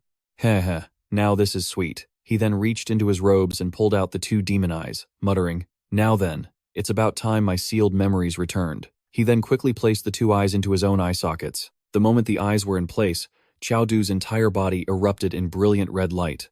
A familiar figure appeared in his memory, causing him to instinctively utter, ah. A familiar silhouette was deeply etched in Qiao Du's mind. She stood far away, her back turned to him, but he could still recognize Zuo Yu. Qiao Du's gaze turned incomparably dark and cold. At the same time, the system announced, congratulations, player, you have acquired the S-rank hidden skill, War God's Demon Eye. The player can consume life force to see through and replicate any melee skill or attack within their line of sight. The amount of life force consumed depends on the power of the attack or the level of the skill being replicated. Shattered fragments of memory gradually pieced themselves back together in his mind. The final image was of the person who was once closest to him, Zuo Yu. As the memory became clearer, the aura around him grew more furious, and his heart filled with hatred. The injured Zhang Erhe, sitting off to the side, saw this and called out, Qiao Du, brother, what's wrong with you? Hearing the voice behind him, Qiao Du suppressed his aura. With a grim expression, he turned and replied, I'm fine, Zhang Erhe. The demon monk has been dealt with. At the same time, he pieced everything together in his mind. So, it seems highly likely that those men in black are from Bise. It looks like Lin Lang has also become a sacrificial pawn in Bise's experiments on the outside world. Just then, people emerged from the forest outside. The men in black slowly approached Qiao Du. One of them gave an order. Notify the other 3 teams to get over here, now. Qiao Du stood defiantly in the middle of the shrine, watching them approach. Another one opened his mouth to threaten him. Qiao Du, come with us. Don't make us use force. Hearing these words, he just let out a cold laugh. Ha ha, then by all means, use force. He silently assessed them. These guys are all mid-level. Seeing his arrogance, the men became enraged, drew their weapons, and charged at him. This punk doesn't know what's good for him. Attack. Qiao Du didn't just stand there and take it. A long spear materialized in his hand, and he immediately shot forward toward the group. As he was charging, a fireball suddenly flew right at him, catching him by surprise. Because it was so sudden and the fireball was so fast, Qiao Du could only fall back, but he still couldn't completely escape the blast. At the same moment, from behind the fireball, a man in black with a sword shot forward to attack Qiao Du. He reacted instantly, raising his long spear to block the attack. The man's sword clashed with Qiao Du's spear, creating a shower of sparks and a horrifying screeching sound. He quickly unleashed a strike, sending the man in black flying back and inflicting 505 damage on him. The one who was knocked back was immediately healed by a teammate, but his mind was reeling with doubt. How is this possible? I actually couldn't beat him? Not giving them any more time, Qiao Du immediately lunged toward them. A man carrying a shield stepped forward to meet his charge. He brought his spear down with all his might, but the shield was completely unharmed, making him think to himself, that's one tough turtle shell. Just as he was thinking, another fireball shot at him from the side. Qiao Du reacted instantly, gripping his spear and swinging it to bat the fireball away. But at the same time, another man in black appeared behind him. Taking advantage of his distraction, the man leaped into the air, preparing to dive down for an attack. Qiao Du sensed the danger right behind him and quickly pivoted on his heel. His whole body slid backward in a long arc, dodging the attack. His expression grew serious. Individually, their strength is on par with mine, but their coordination is just too good. Unless I can take one of them out first and break their formation, there's no way I can breach their defense. With that thought, Qiao Du pulled out a card with one hand, and with the other, he quickly switched his weapon to the Sky Piercer Halberd, saying, since it's come to this, don't blame me for using my trump card. He then immediately raised the Make Your Enemy a Father card and shouted, "If you will not yield, then I am willing to acknowledge you as my adoptive father." The shield bearer on the other side stared blankly, not understanding what was happening. The card in Qiao Du's hand slowly faded away, and the man with the shield finally reacted. "What's happening? Why do I suddenly feel so close to him?" Seeing that it had worked, Qiao Du didn't give the man a chance to react, and quickly charged forward with his sky-piercer halberd, shouting loudly, "A true man stands between heaven and earth. How can he willingly remain beneath another? Old man, you and I stand on opposite sides of this world." The guy, startled by the movement, reacted just in time to raise his shield, but this time, that turtle shield couldn't block Qiao Du's attack. The spear in his hand shattered the shield and pierced right through the man. HP 0. Slaughter value plus 150. The remaining men in black turned pale with fear when they saw this, their voices trembling as they exclaimed, "One hit! He one-shot a mid-level tank!" Not giving them any more time to think, Qiao Du sprang forward, spear in hand, and dashed right next to the healer. His healing arts were also quite formidable. The nearby man in black reacted, unleashing his power, Fire Dragon Orb, but Qiao Du was faster, dodging every single attack. At the same time, he swung his weapon, slashing the healer and making him cry out, "Arr!" The notification rang out again, slaughter value plus 150. Just then, the blonde-haired man charged up from behind and unleashed his ultimate move, Absolute Shadow Kill. The guy was incredibly fast, unleashing dozens of sword energy strikes that continuously slashed at Qiao Du. He laughed smugly, "Ha, can't keep up with my speed, can you?" But what he didn't expect was that Qiao Du was completely unharmed. With eyes blazing red with killing intent, Qiao Du lunged in front of him. Qiao Du smirked faintly and repeated the man's words, "Absolute Shadow Kill." Immediately, the system notifications began to flood in. Ghost Eye, Heavenly Soldier's Path, HP minus 1200. Berserk State has been activated. In the next moment, the blonde-haired man found himself surrounded by a series of sword energy strikes, identical to the ones Qiao Du had just used, leaving him completely stunned. Why? How can he use my ultimate skill? Standing amidst the storm of blades, he realized something and wondered, where's the attack? Why haven't they hit me yet? Just as he thought this, he felt an intense killing intent right beside him. He turned to look and was utterly horrified. Qiao Du, holding a long saber, swung it in a single arc, cutting the staff-wielding man in black next to him in half. The two remaining men watched this scene, their faces ashen and their heads drenched in sweat, terrified beyond belief. At this moment, Qiao Du was radiating an overwhelming killing intent, like a true demon. He cracked a cold smile and turned his head to look at them. Still two left. Watching Qiao Du slowly approach with his spear, the two men grew even more panicked and backed away. The blonde-haired man stammered, You monster!" Qiao Du ignored his words, his entire body beginning to emit a fiery aura. His eyes grew even more savage as he said, "All of you from Bise deserve to die." Seeing him consumed by such rage, the two men immediately turned and fled towards the forest. "We'll wait for the other three teams to get here. This kid is just too damn weird." Qiao Du, for his part, slowly retracted his aura and weapon. "I've used up all my cards anyway. It's not worth chasing them down." Zhang Erhe, who had been watching from the side while nursing his injuries, finally spoke up, "Brother Qiao Du." But Qiao Du just smiled faintly and cut him off. "Zhang Erhe, thank you for your help this time." Without letting the man say another word, he left him with a single sentence, "We'll meet again if fate allows," and quickly exited the dungeon. Meanwhile, in another dungeon, inside a dark and cold cell, Zuo Yu was bound in iron chains, imprisoned. She was holding a small box, her gaze sad and pensive as she stared at it, tears streaming endlessly down her face. Suddenly, a voice echoed by her ear, startling her. "So you're finally going to break my seal?" The scene shifts to the dungeon's exit portal. A large crowd was gathered there. As Qiao Du gradually materialized, someone shouted, "He's out!" A group of people quickly rushed forward to surround him. A white-haired man among them yelled, "Qiao Du!" Nearby, the head of the Qin family, Qin Kongtian, also narrowed his eyes and stared in his direction. On another side, Xiao Tian's glanced at Tung Wumu, who was sitting leisurely beside him, and thought smugly, "Let's see how this old geezer handles this."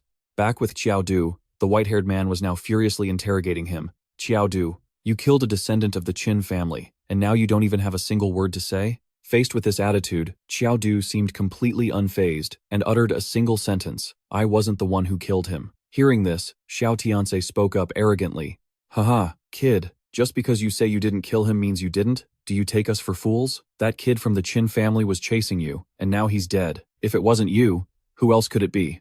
Qiao Du's expression darkened, and his eyes grew cold as he began to explain. 2 men in black showed up. One of them was named Lin Lang. He used to be from the 2nd physical education class at Capital University, but has now joined Bise. The ones who killed your Qin family member were from Bise. But Xiao Tian's reacted as if he'd heard a joke and laughed loudly. Ha! Ridiculous. No one else saw it, so can't you just make up whatever story you want? The subordinate standing next to him added with contempt. Yeah, right, Bise. And I'm a Qilin. At this moment, Qin Tianxue also stepped forward and called out to him, Qiao Du. Seeing her attitude, he was a bit confused. Sister Tianxue, you don't believe me either? She put on a pained expression, her eyes welling with tears as she said, You killed a member of our Qin family. How do you expect me to believe you? As soon as he heard her answer, his face grew even colder. He whispered, Is that so? Before he could finish, Qin Tianxue quickly cut him off. I'm sorry, Qiao Du. A sharp, cold sword appeared in her hand. In the next instant, she swung the blade, and fresh blood splattered everywhere. Qiao Du's entire body trembled in pain, but he gritted his teeth and endured it. After stabbing him in the chest, Qin Tianxue was shocked to see that he didn't react at all. She staggered back a few steps in horror, her voice trembling as she asked, Why? Why didn't you dodge? Qiao Du coughed twice in pain, clutching his wound as he answered coldly, Cough, cough. This strike is to repay you for your help back in the Dihun Lake dungeon. That's why I didn't dodge. But from now on, I am Qiao Du. And you are Qin Tianxue of the Qin family. We have severed all ties. We have nothing to do with each other anymore. In his mind, at that moment, an image of Zuo Yu appeared, along with the thought, if Zuo Yu were here, no matter what happened, she would have believed me. Across from him, Qin Tianxue watched as he coldly turned to leave, and she couldn't help but feel a pang of guilt. Did I really blame him wrongly? He hadn't taken more than a few steps when someone behind him shouted, Stop right there. Immediately, a group of people quickly surrounded him, but he remained perfectly calm. What is the meaning of this, Qin family? Qin Kangtian, with his hands behind his back, spoke slowly. Who gave you permission to leave? Howard, did he kill our man? Qin Hao, standing behind him, heard the family head's question and immediately replied, It's true. I didn't see Qiao Du kill him with my own hands, but by the time we caught up, the man was already dead. He continued his account, recalling the events that had transpired in the dungeon instance. I also encountered those men in black, but it was just a skirmish to determine a winner, not a life or death duel. I don't believe those men in black were the ones who killed the Qin family member. Hearing this, the Qin family head's expression darkened. He spoke to Qiao Du in a cold voice. You heard that, didn't you? Qiao Du? Whether you killed our Qin family member or not, you are the prime suspect. Do you really think you can just walk away like this? But on the other side, Qiao Du maintained a calm demeanor. So, what are you implying? Seeing his attitude, Qin Kangtian furrowed his brows in anger. It's very simple. You must die, and you must also hand over the 4 demon eyes on your person. Hearing these words from the old man, Qiao Du's face grew even darker. He let out a loud, mocking laugh. Haha, the Qin family. So this is the great Qin family. He then unleashed a powerful aura, his voice laced with killing intent. I'll say it one more time. I did not kill your Qin family member. His death has nothing to do with me. If you people insist on making a move against me, then at worst, I'll just take you all down with me. This scene caused an immediate uproar in the surroundings. Everyone was shocked and astonished. Is this kid insane? He actually dared to call the Qin family head an old bastard. And he even threatened him. Isn't this just a suicidal move? On the other side, the Qin family head's face turned cold as he watched Qiao Du's reaction, frowning, as he wondered why he had such a premonition. In his eyes, Qiao Du now seemed like a terrifying demon who could crush him with a single move. If we fight, could this brat really kill me? But his rage quickly made him dismiss that thought, and he bellowed an order. Is my Qin family really going to be intimidated by a mere kid? Then he quickly gave the command, seize him. Right after the dead or alive command was given, his subordinates obeyed the order and roared in unison, Yes, sir.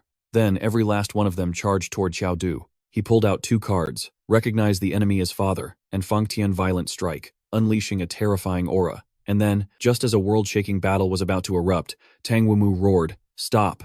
The old man, emanating pure killing intent, slowly descended right in front of Qiao Du, leaving him both surprised and confused. After landing, Tang Wumu declared, Qiao Du is the son-in-law of my Tang family. If you touch him, the Tang family will declare all-out war on the Qin family. Seeing him step forward to help Qiao Du, Xiao Tianse was completely stunned. Has that old geezer Tang Wumu lost his mind, all for a temporary son-in-law? Meanwhile, Qin Kangtian, seething with rage, ground out each word. Tang Wumu, do you want the Tang family to be destroyed in an instant? But the Tang family head remained perfectly calm. Perhaps. If we go to war, it's true that my Tang family is no match for the Qin family, but taking a few big bites out of the Qin family on our way out won't be a problem. So, what do you think will happen when your Qin family is severely weakened, and only a few of you are left? Do you think the others won't be like wolves smelling blood, pouncing on your Qin family to tear it apart? As soon as Tang Wumu finished speaking, the members of the other families behind Qin Changtian began to snicker with delight, causing him to furrow his brows even deeper in anger. Across from him, Tang Wumu spoke again. Besides, in the Demon Mountain dungeon, survival is up to fate. That's always been the rule. Or is a life from your Qin family more precious than a life from any other family? His words hit their mark. The surrounding families immediately erupted in an uproar of curses and complaints. That's right. The Qin family is too damn arrogant. When our people die, it's nothing. But when someone from the Qin family dies, you demand revenge. What kind of logic is that? Damn hypocrite.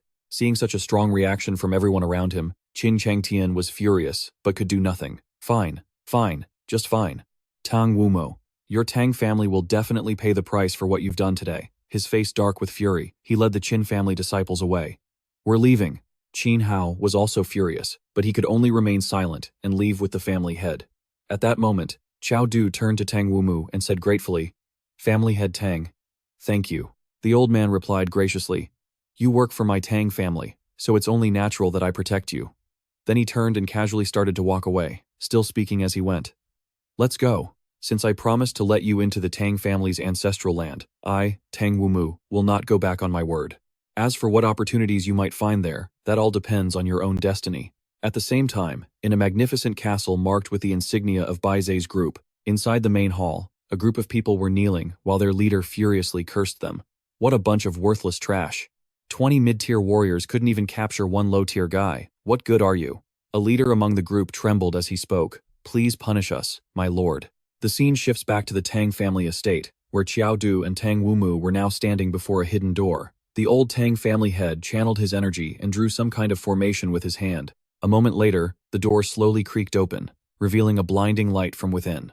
Once the door was fully open, Tang Wumu turned to Qiao Du and said, "Young friend Qiao, please, the Tang family's ancestral land is below." Tang Wumu went first to lead the way. The two of them entered and descended a long staircase. Suddenly, the voice of the Machine Queen echoed in his ear. "Qiao Du, you should use your eyes less often. If someone finds out you have an S-rank skill, you'll be in big trouble." The door behind him suddenly slammed shut. He frowned slightly and replied, "I know." One following the other, they descended 9 flights of stairs, finally arriving at an underground altar. Surrounding the altar were 5 large stone pillars, and in front of it was a massive stone platform. As Qiao Du looked around, he couldn't help but feel surprised and suspicious. What is this? Why does this altar look exactly like the one at Soul Flute Lake? Tang Wumu seemed to sense something and turned to ask, "What's wrong? Are you feeling unwell?" Qiao Du quickly played along, waving his hand dismissively and replying with a laugh, "Haha, it's nothing. It's just a little hot down here." It was only then that the old man began to reveal his true intentions. A cunning smile appeared on his face as he glanced at Qiao Du and said, "Don't worry. In a little while, you won't feel the heat anymore." His words sent a chill down Qiao Du's spine. "Old man, what are you planning to do?" The smile on Tang Wumu's face grew more and more sinister, his eyes filled with deceit. "You never should have gotten in Tonglan's way at the enemy Soul Lake." Immediately after, the old man erupted with a powerful surge of energy and struck directly at Qiao Du, forcing him to retreat some distance to escape. "Since you ruined my plan, I'll just have to use you instead of Tanglan." As soon as Qiao Du stabilized himself, he drew the enemy adoption card with one hand and quickly summoned his weapon with the other. At the same time, he shouted to activate the card, but before he could finish the sentence, he felt something was wrong. His entire body went numb and empty. Immediately, Qiao Du's body collapsed powerlessly to the ground, unconscious. An infinite darkness quickly enveloped his mind. After a long while, Qiao Du slowly opened his eyes. A blurry, dazzling light shone directly into them. He could make out the flickering silhouette of a person and an unfamiliar voice. "Are you awake?" Qiao Du found himself bound hand and foot inside a strange machine, his mouth gagged, only able to make muffled sounds. Standing beside him was a man who looked like a scientist. Seeing that Qiao Du was awake, Tang Wumu approached and said, "Enough playing around. Let's get down to business." The old man stared at him with a strange look, smiling as he said, "Such a perfect body." Then he quickly turned and walked to the machine right next to him, muttering all the while, "Qiao Du, I'm about to die of old age. If nothing changes, I'll only live through this month.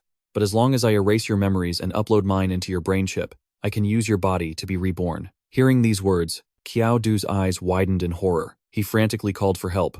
"Queen, save me." But the response he received wasn't very promising. "I'm sorry. They injected you with a drug that lowers your guard.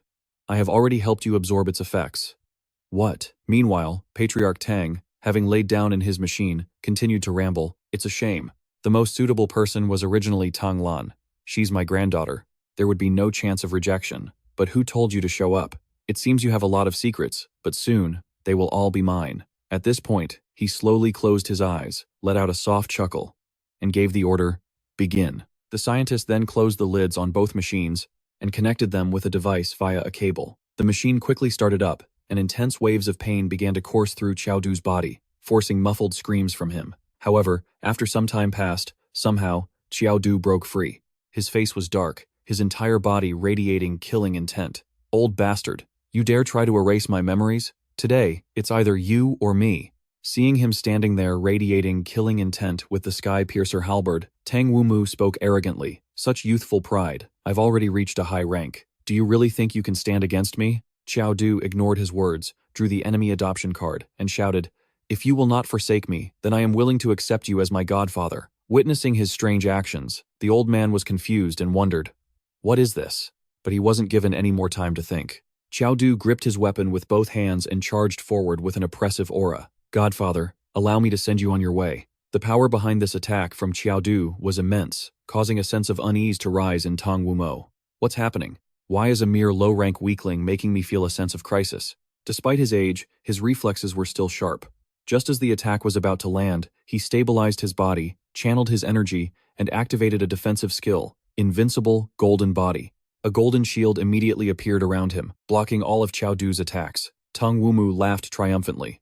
"Haha, this is an A-rank, single-use item. Not even Ji Pingyang could shatter the Invincible Golden Body's defense with a single, full-powered blow, let alone a weakling like you." But what he never expected was that the Sky Piercer halberd could actually pierce through his Invincible Golden Body. The shield began to crack, and the old man's jaw dropped in astonishment. Qiao Du put more force into his hands and roared, "Old man, die for me!" The Sky Piercer halberd shot forward with immense force, pinning him to the wall behind him. His HP was immediately reduced by 999,999. When this number appeared, Qiao Du couldn't help but wonder, what's going on? How is his HP so high? Retrieving his halberd, he looked over at the recovering Patriarch Tang and was surprised by the system information that appeared. Sage's Protection, an S-rank item, negates one fatal blow. Qiao Du became a little interested. Sage's Protection. "You old geezer, you actually have a Sage's Protection. It's such a waste on you. Why don't you just die obediently and drop it for me?" Tang Wumu, now covered in wounds, was baffled. Why? Why does this weapon, which is clearly not high rank, give me a sense of fatal danger? This is too strange. He composed himself slightly and turned to ask, "Brat, what kind of trick did you use?" But Qiao Du paid him no mind, pulling out another card. "You don't need to worry about that. I just want to see how many more Sage's Protections you have." The moment he finished speaking, the old man, Tang Wumu, suddenly vanished without a trace. Turning to the side, Qiao Du saw a large, human-shaped hole in the wall. He ran. Is this really an old man with only half a month left to live? The card in Qiao Du's hand slowly faded away as he mused that for someone so powerful to flee from a low-level player like me. It seems he's truly afraid of death. At the same time, a system notification appeared. "A mysterious power has been detected protecting your godfather. This attack has failed. You may initiate one more critical strike." A look of great interest appeared on his face. He gave a slight smile and said, "Looks like I can save this last card. The next time we meet will be the day you die, old man." Then, Qiao Du smashed through another section of the wall and made his way out. His lifespan isn't long. He might not even make it to our next meeting.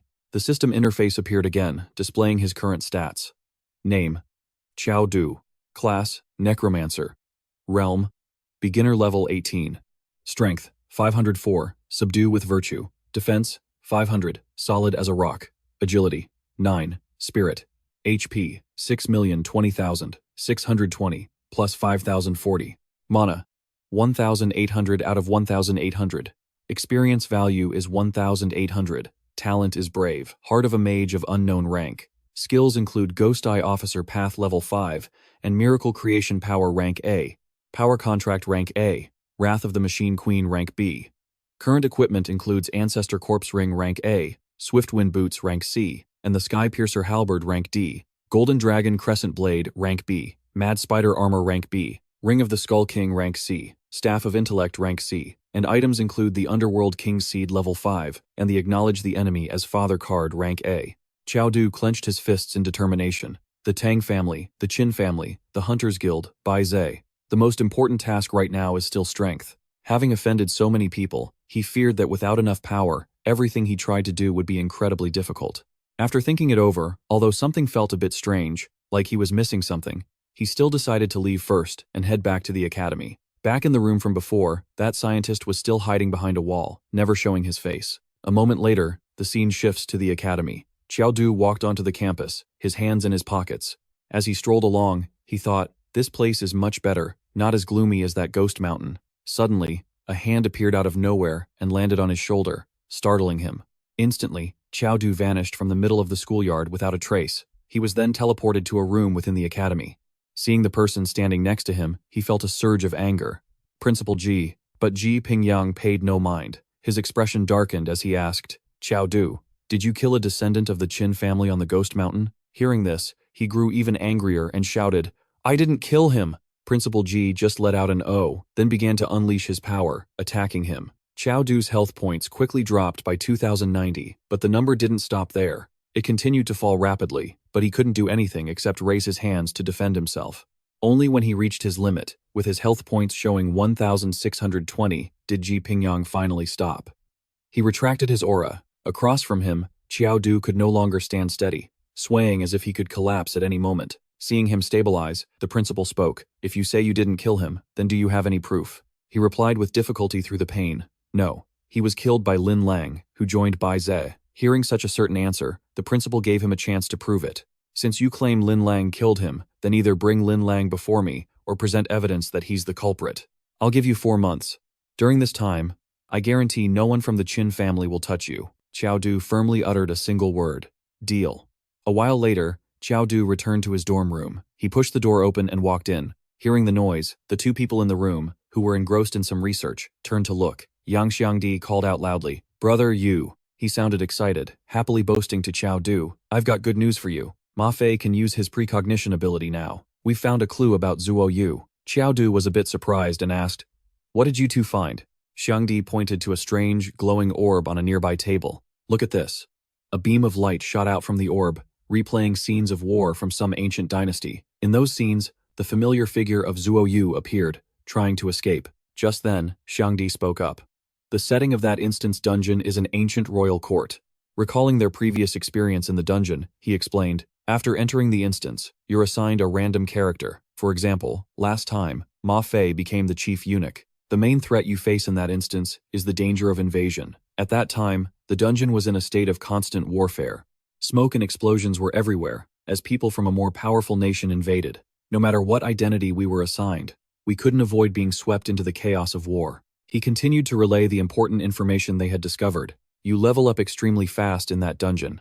Last time, Ma Fei and I were about to break through to the intermediate level on the battlefield before we even cleared the stage. Unfortunately, a ridiculously overpowered boss appeared at the end, and we both failed.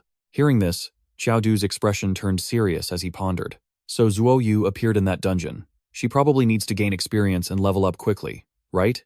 Ma Fei remained silent, just stroking his chin thoughtfully. But Xiangdi was puzzled. That's probably it. But if she's still alive, why hasn't she come back to find us? Remembering the previous images of Zuo Yu, Qiao Du couldn't help but feel a pang of heartache. Perhaps she's in a situation where she can't act on her own will. He stared intently at the scenes replaying in the orb of light, and said to the other 2, Let's go check out the dungeon first. We might be able to find some clues. The scene changes to a forest, where Qiao Du and the others stood before a spatial gate. Upon seeing the gate, Xiangdi got a little excited. Found it. This is the dungeon. Right after, he said, let's hurry inside. To avoid being discovered by the Hunters Guild, the 3 of them entered. Qiao Du's group quickly vanished into the dungeon gate. Just as the 3 of them went in, a mysterious figure appeared outside the gate. Inside the dungeon, Qiao Du found himself in the role of a character lying motionless on a bed. Beside him, 2 servants were chattering away. We're doomed, we're doomed. It's been half a month. Ever since the Crown Prince fell into the Empress's bath and was pulled out, he still hasn't woken up. What are we going to do? The other servant warned him. Are you tired of having a head on your shoulders? His Majesty has already ordered a new crown prince to be appointed. How dare you still call this dead man crown prince? Hearing that, the first servant immediately corrected himself. Oh, the prince, the prince. Qiao Du slowly opened his eyes. Looking around, he quickly guessed this was the imperial palace. At the same time, the system displayed his quest notification for this instance. Quest requirement: reclaim the title of crown prince and protect your nation from invasion. Difficulty: rank D.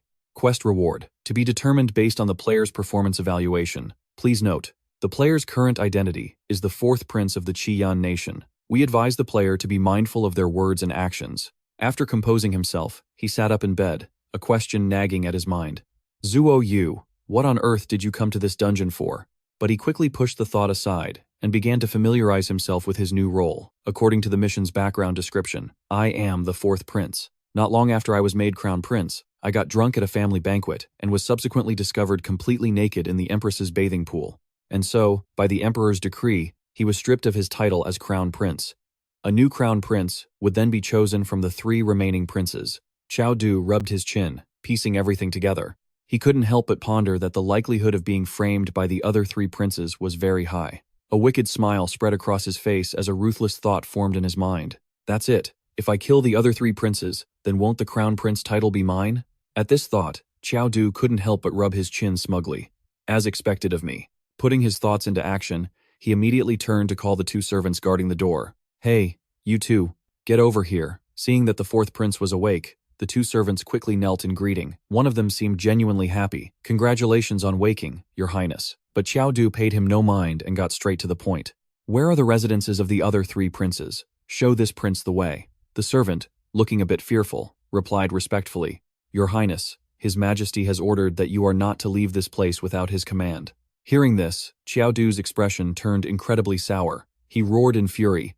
What? That old geezer wants to imprison me? Just then, a eunuch's voice announced from outside the hall. His Majesty, the Emperor, has arrived. The ruler of the Crimson Flame Empire, Jiang Shunzheng, entered the hall, clad in majestic robes, exuding an air of authority. Seeing the man before him, Qiao Du quickly suppressed his anger, telling himself inwardly, easy now. This is my new, convenient old dad for this scenario. However, the moment the Emperor entered, his face was dark as he angrily questioned him. You unfilial son, do you not intend to explain to us why you appeared in the Empress's bathing pool after getting drunk? The anger Qiao Du had just suppressed flared up again, but he could only curse inwardly.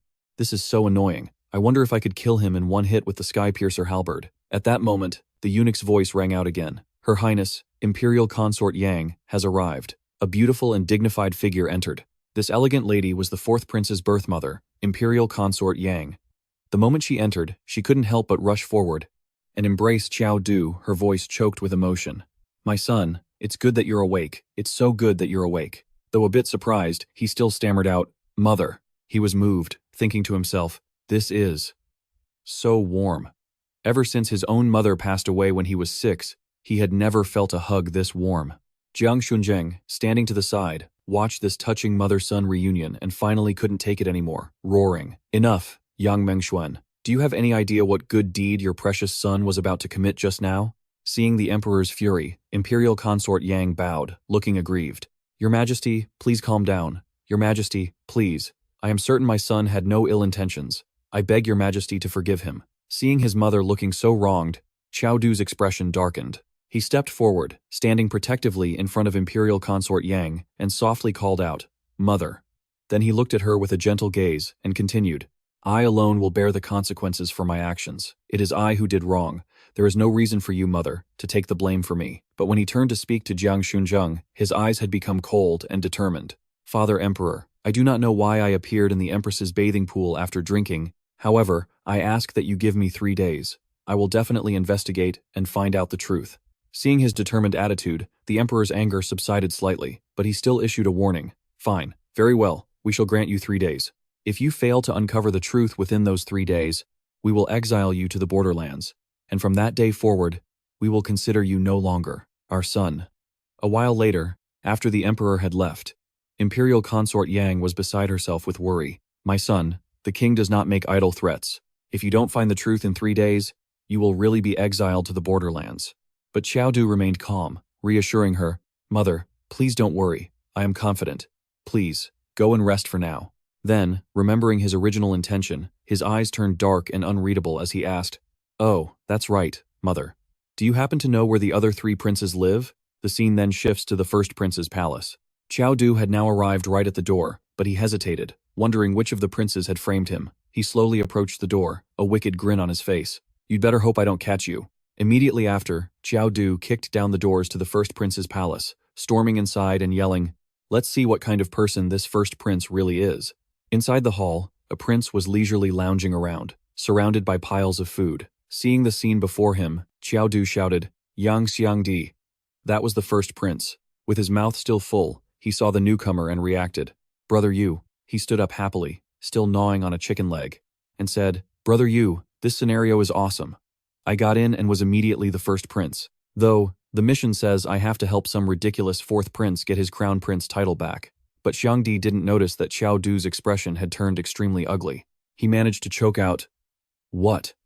What do you think the chances are that the ridiculous 4th prince you're talking about is me?" Xiangdi just burst out laughing. "Haha, brother Yu, you're saying we're all princes? Then does that mean Ma Fei?" Before he could finish his sentence, another figure appeared at the palace entrance. A very familiar voice followed. "Isn't it obvious?" Ma Fei, in the role of the second prince, strode into the hall and declared arrogantly, "Of course I'm a prince too." A while later, once the 3 had gathered and understood each other's missions, Xiangdi spoke up. "Holy crap, what the hell is there to investigate then? There are 4 princes, and 3 of them are on our side. The one who framed Qiao Du must be the 3rd prince." Qiao Du uttered a single word. "Go." The 3 of them stormed towards the 3rd prince's palace, emanating a murderous aura. A moment later, outside the 3rd prince's residence, a eunuch's voice called out, "The 1st prince, 2nd prince, and 4th prince have arrived." Inside, the 3rd prince paced back and forth anxiously, wondering, "Big brother, 2nd brother, and 4th brother are all here at the same time. What is going on? Could it be that my plot against 4th brother was exposed? No way. I cleaned up all the traces. They couldn't have found any evidence." With that in mind, as soon as he saw them enter, he put on a bright smile to welcome them. "I didn't realize my dear older brothers and 4th brother were visiting so suddenly. Please forgive me." He hadn't even finished his sentence when a heavy fist slammed right into his face. The 3rd prince was sent sprawling to the ground from the single punch, his eyes rolling back. But Qiao Du didn't care, saying, "Come on, dear little brother, let your big brothers show you some love." Immediately after, the 3 of them rushed in and beat him to a pulp. The 3 of them kept talking. "This little punk is no good. Let's just beat him up first, so our 3rd brother can feel our brotherly love. Oh hell yeah, let me get a few hits in." A moment later, the 3rd prince was black and blue, cowering on the ground and trembling uncontrollably. "What the hell do you guys want?" Qiao Du mercilessly gave him another kick. "Who told you to frame me? Spit it out. Confess how you framed me. Right now." But the 3rd prince remained defiant. "Frame you? 4th brother, I have no idea what you're talking about." Seeing that he still wouldn't confess, he turned to the other 2. "He's still got a big mouth. Keep hitting him." This made the terrified 3rd prince scramble up. "Stop, stop, I'll talk." Then, trembling all over, he began to plead desperately. "I'm sorry, 4th brother. Your 3rd brother was blinded by greed. Tomorrow, our father emperor is going hunting. I'll take that opportunity to confess everything in front of all the civil and military officials." The 3rd prince's face was pale with fear. Seeing the murderous look still in their eyes, he quickly added, And I'll ask Father Emperor to restore your position as Crown Prince. That should be enough, right?" The 3 of them seemed somewhat satisfied, but young Xiangdi was still worried. "Brother Du, I'm afraid this 3rd prince is planning some kind of trick." But Qiao Du considered it and said, "The 3 of us are united right now. What's there to fear from him? If we really kill him here, I'm afraid it'll be difficult for me to regain my position as Crown Prince." Seeing the logic in his words, young Xiangdi just turned to glance at the 3rd prince. "You're right. We'll spare his life for now, then." The 3 of them returned to the 1st prince's palace. While gnawing on a chicken leg, Yang Xiangdi said, "Oh right, Brother Du, there's something you probably don't know. Ma Fei and I discovered it last time we entered." He recalled the time the 2 of them accidentally stumbled upon a group of sorcerers wielding lightning. He explained, "The nation planning to invade the Qian kingdom is the Great Wu Kingdom. That country has many sorcerers who practice sorcery. They can summon wind and rain, control lightning. Their methods are a bit like elemental mages." Ma Fei, who was beside him, chimed in, "Based on my and Yang Xiangdi's previous experience, the Great Wu Kingdom will assassinate the emperor at the hunting grounds tomorrow. After the emperor's death, the 4 princes will fight for the throne, and the Qian kingdom will descend into chaos with civil wars everywhere." The Great Wu Kingdom will take that opportunity to invade. But as he said this, he added smugly, however, this time, the three of us are all princes, so we don't have to worry about that. Yang Xiangdi, on the other hand, had an even sillier grin on his face, and his words left the other two completely speechless. Heh, that's great. When I become emperor, I'll make both of you crown princes. A moment later, 2 loud thwacks were heard, and 2 new lumps appeared on the first prince's head. His face was a picture of utter grievance. Time passed quickly, and the next day arrived. A large crowd had gathered at the hunting grounds in the valley. The emperor, dressed in royal robes and mounted on a horse, looked incredibly majestic. When Qiao Du saw Consort Yang, he dismounted and called out, "Royal Mother." She walked over and asked softly with concern, "My son, your health." But before she could finish, he quickly reassured her, "Thank you for your concern, Royal Mother. My health is no longer a concern." Seeing him like this, she felt a sense of relief. "It's good that you're all right. It's good that you're all right." Just as the mother and son were talking, the Empress of the Qian Kingdom, the third prince's mother, appeared out of nowhere and started making accusations. "Fourth prince, you didn't pay your respects to His Majesty first, but to Consort Yang? Don't tell me that in your heart, Consort Yang's status is higher than His Majesty's?" Consort Yang immediately spoke up to defend her son. "That's not true. My son didn't mean that." But Qiao Du couldn't care less. Ignoring all etiquette, he asked, "And who are you? Everyone else has a horse to ride. Why don't you? Where's your horse? Did you lose your horse?" This made the Empress's face pale in shock. She furiously shouted, You insolent brat. How dare you speak to the Empress like that?" But Qiao Du just turned away indifferently. He even added an insult. "Crazy woman. I can't be bothered with you." Unable to bully him, she changed tactics and turned to Jiang Shunzheng, putting on a pitiful act. "Your Majesty, you must stand up for me." But the Emperor only replied coldly, "That's enough. Of the 3 days, only 2 remain. If the fourth prince doesn't give me a satisfactory answer, I will settle all scores, new and old." At that moment, a eunuch stepped forward to announce, "Your Majesty, everything is ready. The hunt can begin."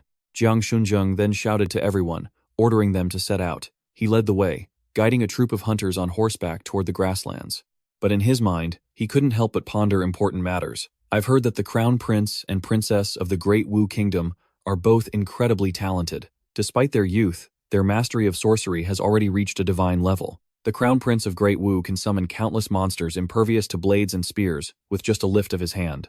And the princess of Great Wu is even more terrifying, able to freeze 1,000 miles of land just by clasping her hands." Thinking of this, Jiang Shunzheng glanced at Qiao Du, who was galloping right beside him. He felt a pang of regret. The fourth prince, skilled in both literary and martial arts, was originally the best successor for Qian, but I never expected him to become so lawless and unruly. Could it be that heaven truly wishes to destroy my Qian kingdom? A short while later, a small deer appeared on the green grass. Hearing the commotion behind it, it was slightly startled. Jiang Shunzheng drew his bow and took aim, but as the arrow flew, the deer leaped into the air and dodged it. Seeing that he had missed his prey, he turned to Qiao Du beside him.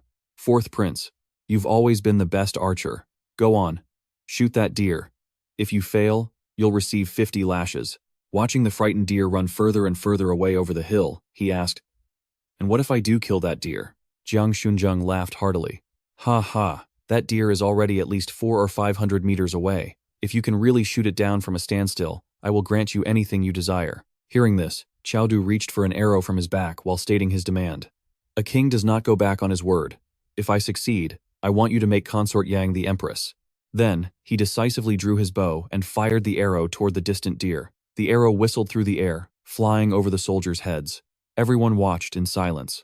As Jiang Shunzheng followed the arrow's trajectory over the hill, he thought to himself, "See, it seems the fourth prince has truly changed after the incident at the bathhouse." He drew another arrow, a red glint flashing in his eyes, and said with amusement, "Archery is quite fun, isn't it?" Inwardly, he calculated, "Demon eye, lock on target. I definitely won't miss this time." But suddenly, the bow in Qiao Du's hands snapped into 3 pieces.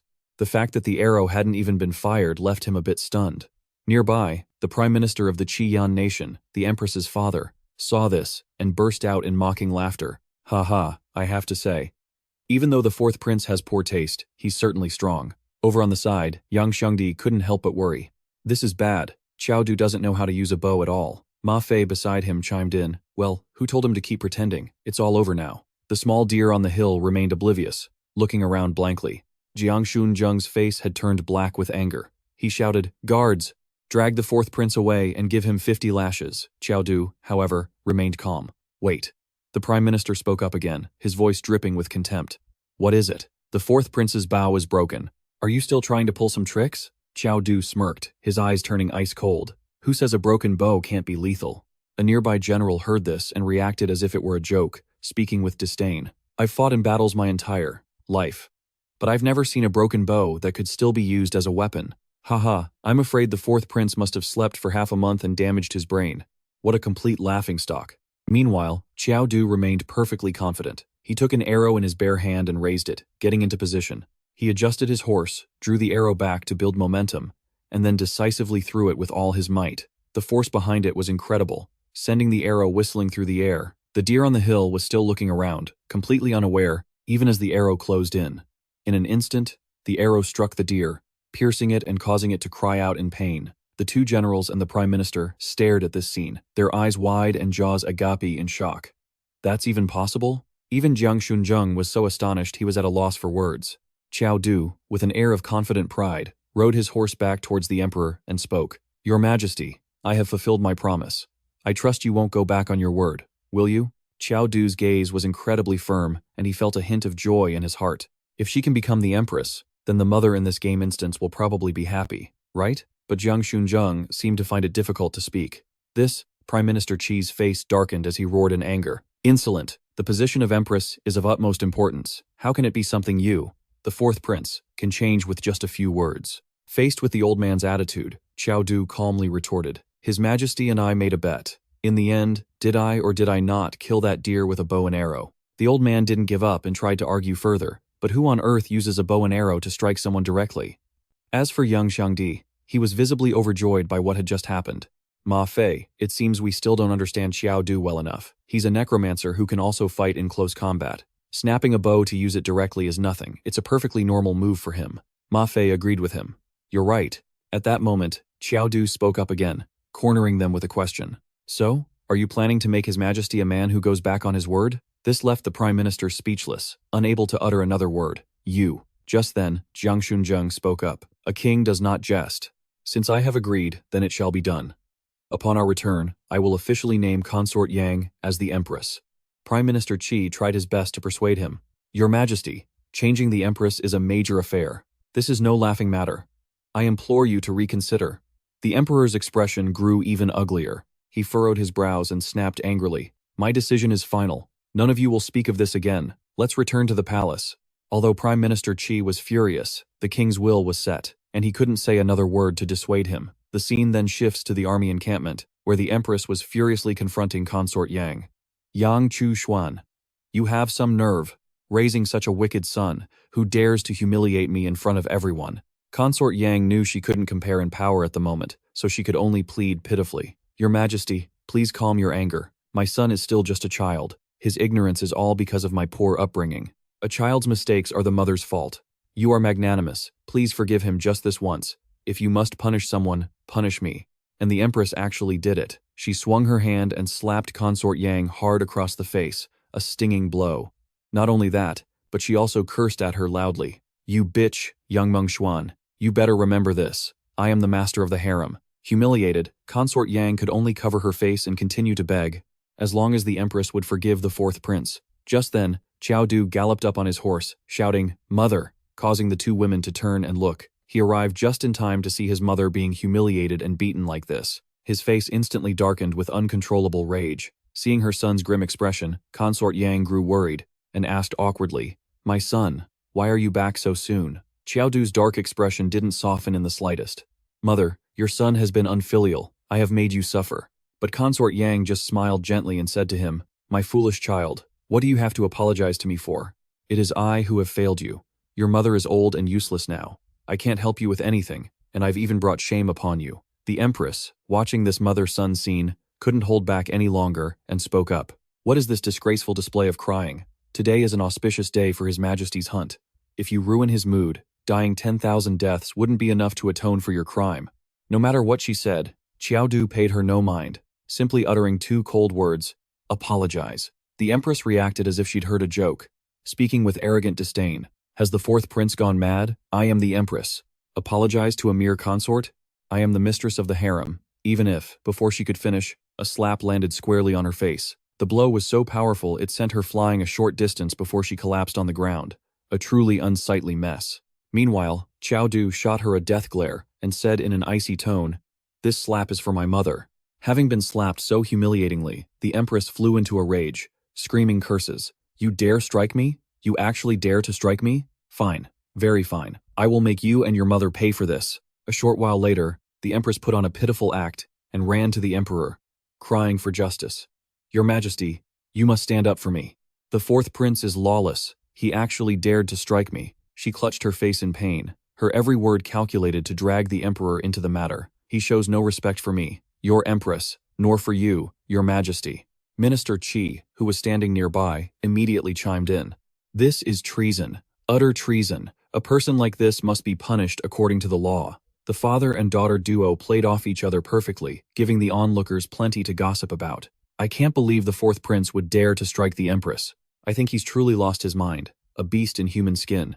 Seeing the reactions of everyone around, all pointing their fingers at Consort Yang and her son, the Empress gloated silently. "Let's see how you two get out of this one." Consort Yang, upon hearing the gossip, tried her best to speak up and clear her son's name. "It's not like that. It's not like that at all. My son is not that kind of person." Jiang Shunzheng, who had been observing from his throne, finally spoke up. "Fourth prince, is what the Empress said true?" Qiao Du remained completely calm, answering serenely. "I hit her, purely because she was bullying my royal mother. If I hadn't stepped in, wouldn't I be failing in my duty as a son?" The third prince, standing off to the side, shot him a quick glance. "The opportunity has arrived, fourth brother. Oh, fourth brother, don't blame your big brother for being cruel." Immediately after, he stepped forward and said loudly, "Father Emperor, I can prove that the Empress's words are true, because I was also assaulted by my fourth brother." He took off his outer robe, revealing a body covered in bruises, and continued in a victim's tone. "I originally thought, since we're brothers, if I got beaten, so be it. But I never expected that fourth brother, instead of repenting, would get even bolder, daring to strike even the Empress. The way fourth brother is today is all my fault for being too tolerant. I hope Father Emperor will punish me." Seeing this scene, Qiao Du's expression was as foul as if he'd just eaten shit. What the hell is this? In this instance, the average person has 800 schemes up their sleeve. Every last one of them is an Oscar-worthy actor. Up on his throne, Jiang Shunzheng flew into a rage. "Guards!"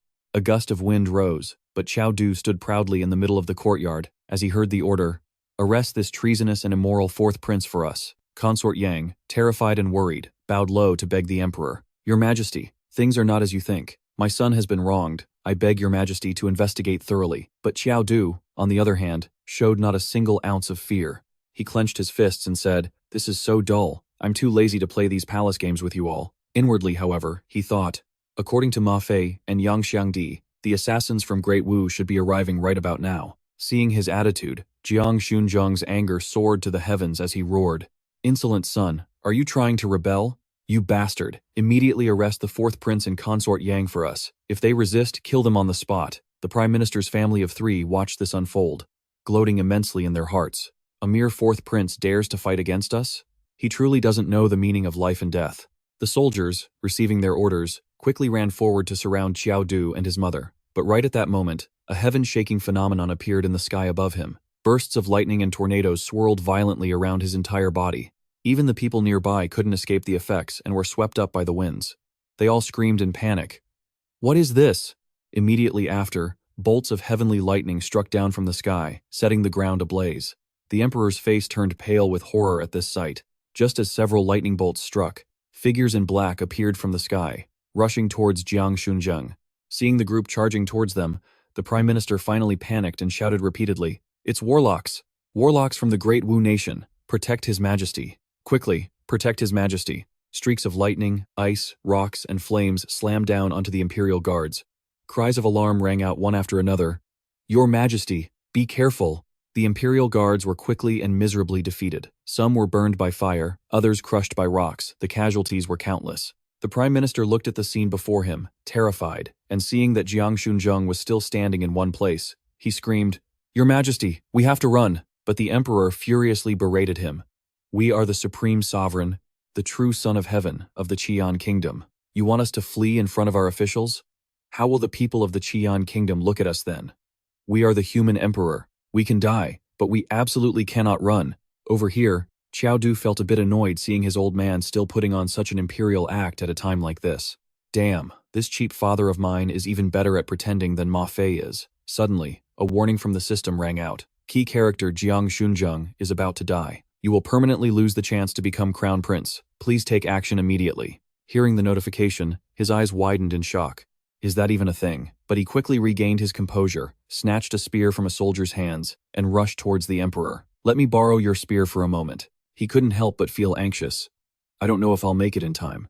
Then, Qiao Du swiftly swung the spear in his hand and resolutely hurled it forward. Over on the other side, just as the emperor was about to be struck by a lightning bolt, a spear flew over, knocking him back several dozen meters. The spot where he had just been standing was instantly hit by lightning, creating a massive explosion. The spear Qiao Du had thrown pinned him to the wall behind him. Seeing it, Jiang Shunzheng also showed a flicker of surprise. The masked warlocks, seeing their attempt fail, became a little angry. One of them spoke up and demanded, "Who is ruining our grand plan?" The prime minister, meanwhile, was still in a state of utter panic, repeatedly shouting, "Protect his majesty, capture the assassins, don't let these 4 damned warlocks escape." One of the warlocks, annoyed by the old man's constant nagging, flicked his hand and sent a fireball flying. So noisy. Seeing the large fireball hurtling towards him, the old man looked on in disbelief, only managing to take a few steps back. What? No. In an instant, the prime minister's entire body was engulfed in flames. He was in excruciating pain from the burns, but he could do nothing but scream for help. "Ah, save me." The third prince and the empress were horrified. She let out a desperate cry, "Father," but there was nothing she could do to stop it. Over on the other side, soldiers quickly arrived and surrounded the 4 warlocks. The commander ordered their capture. Seeing they were surrounded, one of the warlocks spoke up. "That dog emperor isn't dead yet. The 4 of us definitely won't make it out alive. For the great Wu nation, even in death, we must drag that dog emperor down with us." But as soon as he finished speaking, a soldier charged forward and stabbed him through the chest with a spear. He didn't panic at all. He raised his hands and began to channel his energy, then calmly said to the other 3, "Brothers, I'll go on ahead." Following a cry of self-destruct, his body exploded with immense force, sending the surrounding soldiers flying. Seizing the opportunity, the remaining 3 launched themselves forward, shouting, "Kill the dog emperor." Qiao Du didn't just sit still either. He immediately activated his speed boots. He shot up and chased after the 3 mages, his weapon already in hand. The 3 quickly noticed him pursuing them from behind. The one in the lead ordered the man behind him, "He's the 4th prince. Number 2, kill him. We're going to kill that dog emperor." The mage called number 2 immediately accepted the order. Understood. He stopped to block Qiao Du's path. He immediately channeled his energy, forming several ice shards in front of his palm, ready to strike. Die! But before he could even launch the attack, Qiao Du had already swept past him with his spear, cutting him down. At the same time, the system notification chimed. Player Qiao Du has been detected defeating NPC Wu Zhao. Reward: 21 free attribute points, 105 experience points. The moment he finished off one of them, another weapon appeared in his left hand. He calculated inwardly, "I can't let you kill this convenient father of mine. If that happens, I won't be able to complete the mission." He then simultaneously channeled his power and threw both weapons straight ahead. One of the mages sensed the approaching danger and yelled out, "Big brother, be careful." The man reacted instantly, summoning an earth shield. A large, solid boulder appeared in front of him, but it was useless. The spear Qiao Du threw pierced through the boulder, knocking the man backward. The 2 mages from the Great Wu Kingdom were each pinned in different directions by a spear. One of them was thrown right in front of the emperor, startling him for a moment. Before he drew his last breath, the man managed to curse the emperor one last time. "You dog, emperor." Suddenly, a terrified scream erupted from another direction. "Help! Protect the emperor! Guards, protect his majesty!" This drew Qiao Du's attention.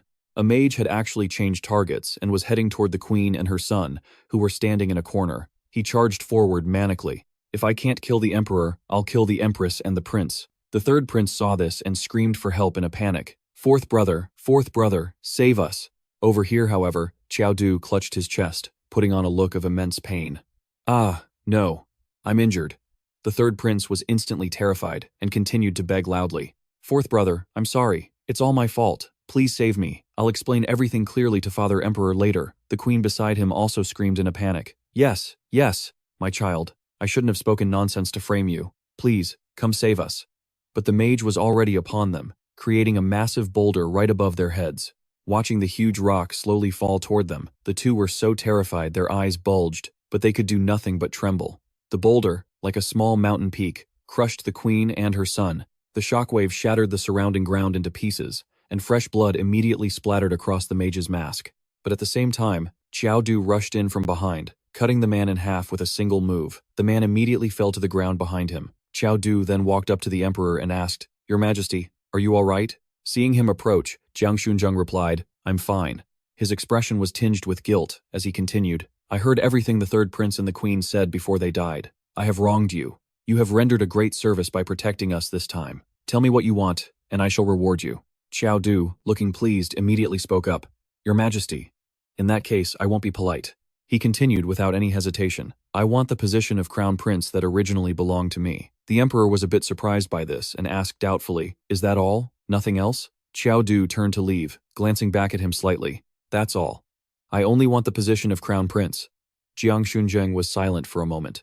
"I agree," he said, feeling a pang of guilt in his heart. At a time like this, all he wants is to reclaim the title of crown prince? It seems I truly misunderstood the boy. At that moment, the system notification sounded. "Congratulations, host, on reclaiming the position of crown prince. Please use your status as crown prince to protect the Qian kingdom from invasion."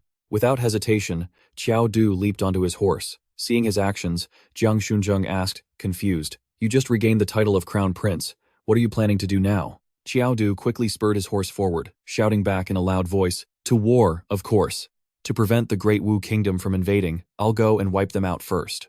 When I return, I want to see my mother reinstated as the empress." Jiang Shunzheng stood there watching his retreating figure, repeating his last words in disbelief, afraid the Great Wu will invade, so he'll go wipe them out first. As if understanding the meaning, he immediately issued a stern command. "Assemble our nation's grand army." Soon, night had fallen. On the borderlands, the three of them, Qiao Du, Ma Fei, and Yang Xiangdi, were riding at full speed toward the Great Wu Kingdom. Xiangdi, following closely behind, asked with some worry, "Brother Yu, is it really okay for just the three of us to go? That boss is really powerful, and I heard that two peerless geniuses have appeared in the Great Wu Kingdom."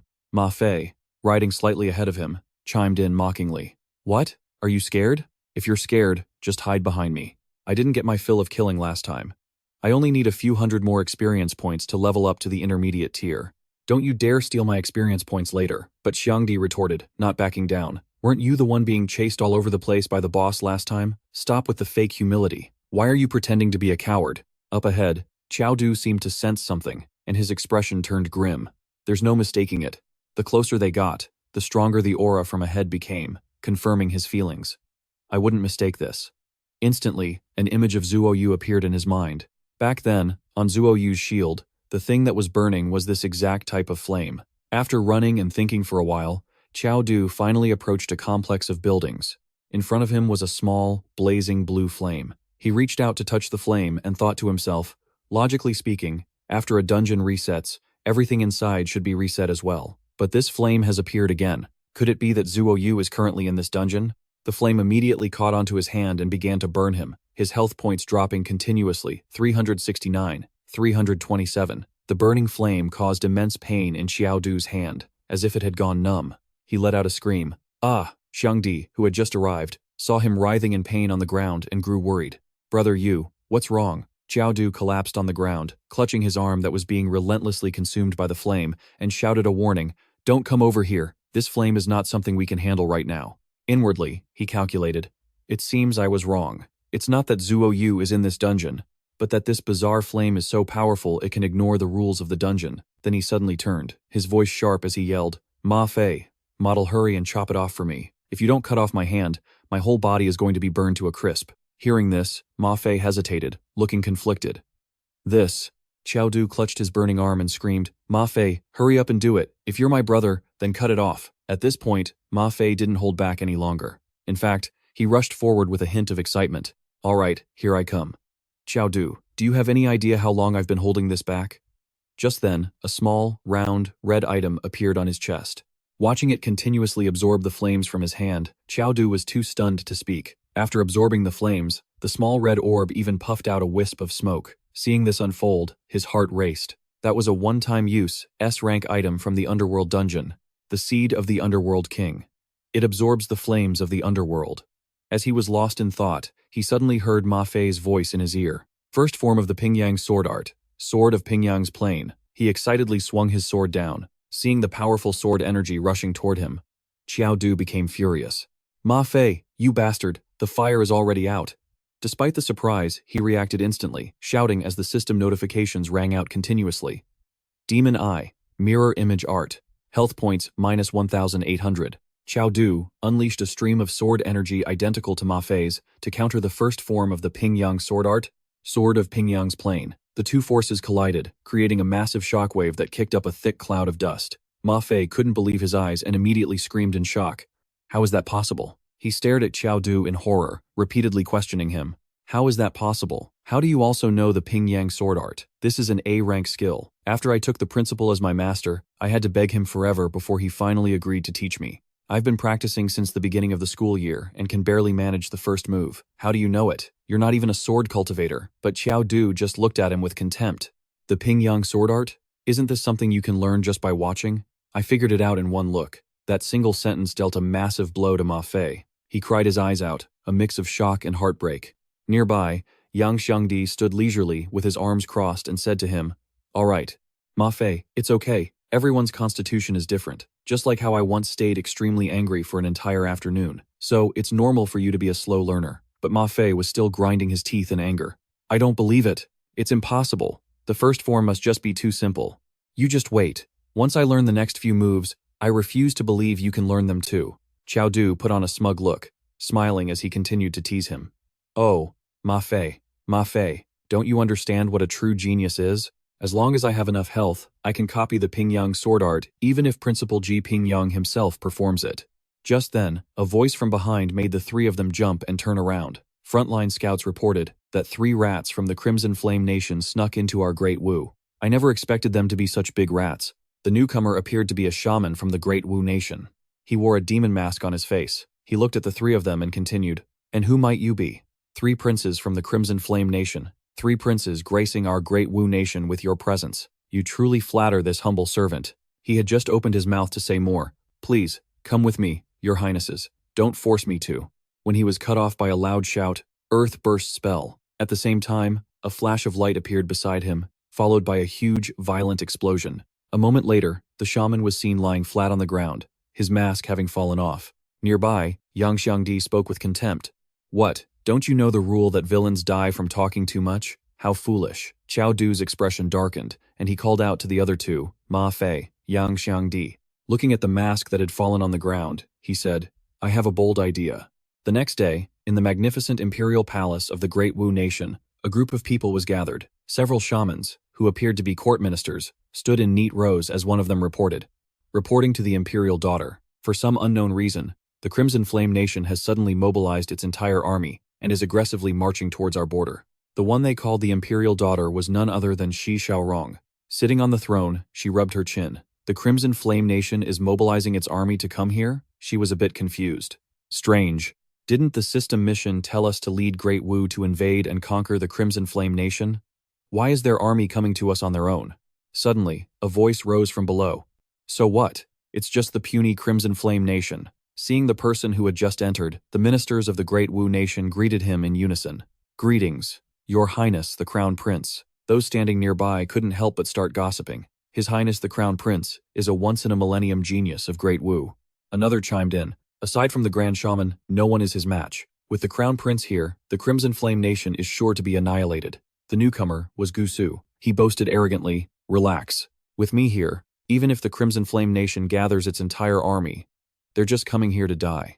Hearing Gusu's arrogant words, Shi Xiaorong felt a bit annoyed. If Qiao Du said that, I might believe it. As for you, just get lost. Hearing that name, Gusu gritted his teeth in anger and growled, "Qiao Du." But he immediately unleashed his aura and continued arrogantly, "Haha, I've already broken through to the mid-tier. If I meet Qiao Du again, I can definitely defeat him within 3 moves." He then thought of the man in red, and a surge of anger rose within him. "Qiao Du is just a stepping stone on my path to greatness. My real goal is to challenge that man." He immediately turned and shouted an order to the shamans. "Let's go.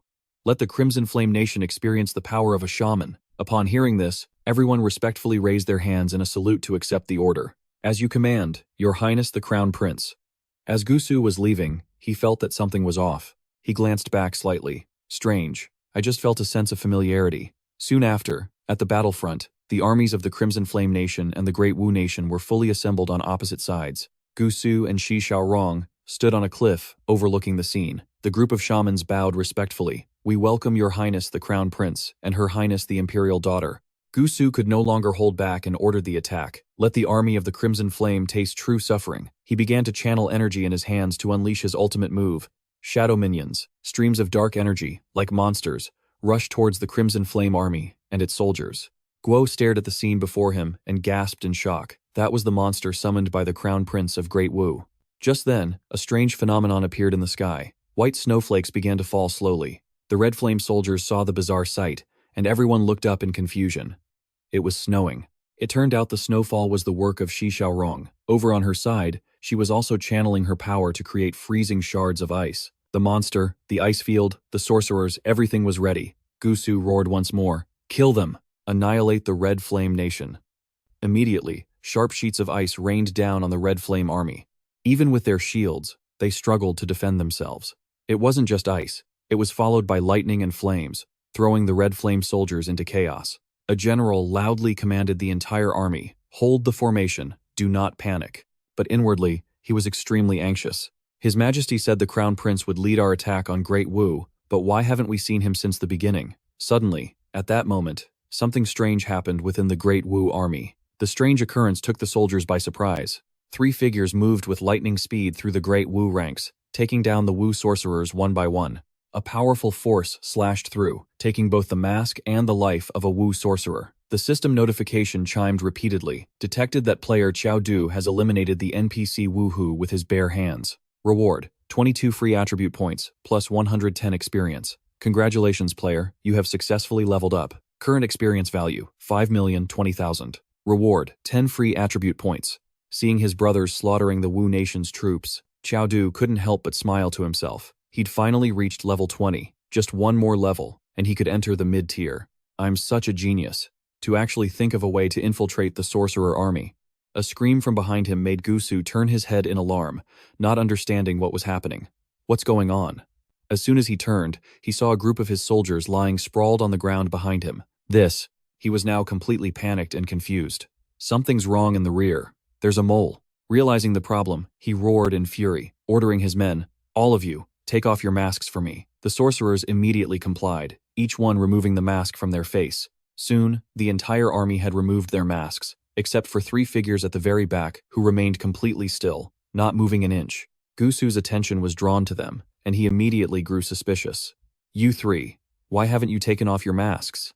At this point, Qiao Du couldn't hide any longer. He slowly raised his hand to remove the mask from his face, his tone tinged with a hint of mock regret. "Sigh. I had hoped to get to know you as a common sorcerer, but I never expected to be met with such coldness in return." All 3 of them took off their clothes and masks in unison. Qiao Du, with his usual cocky demeanor, offered a greeting. "Long time no see." Surprised? Shocked? Seeing who it was, Gusu roared in a fit of rage.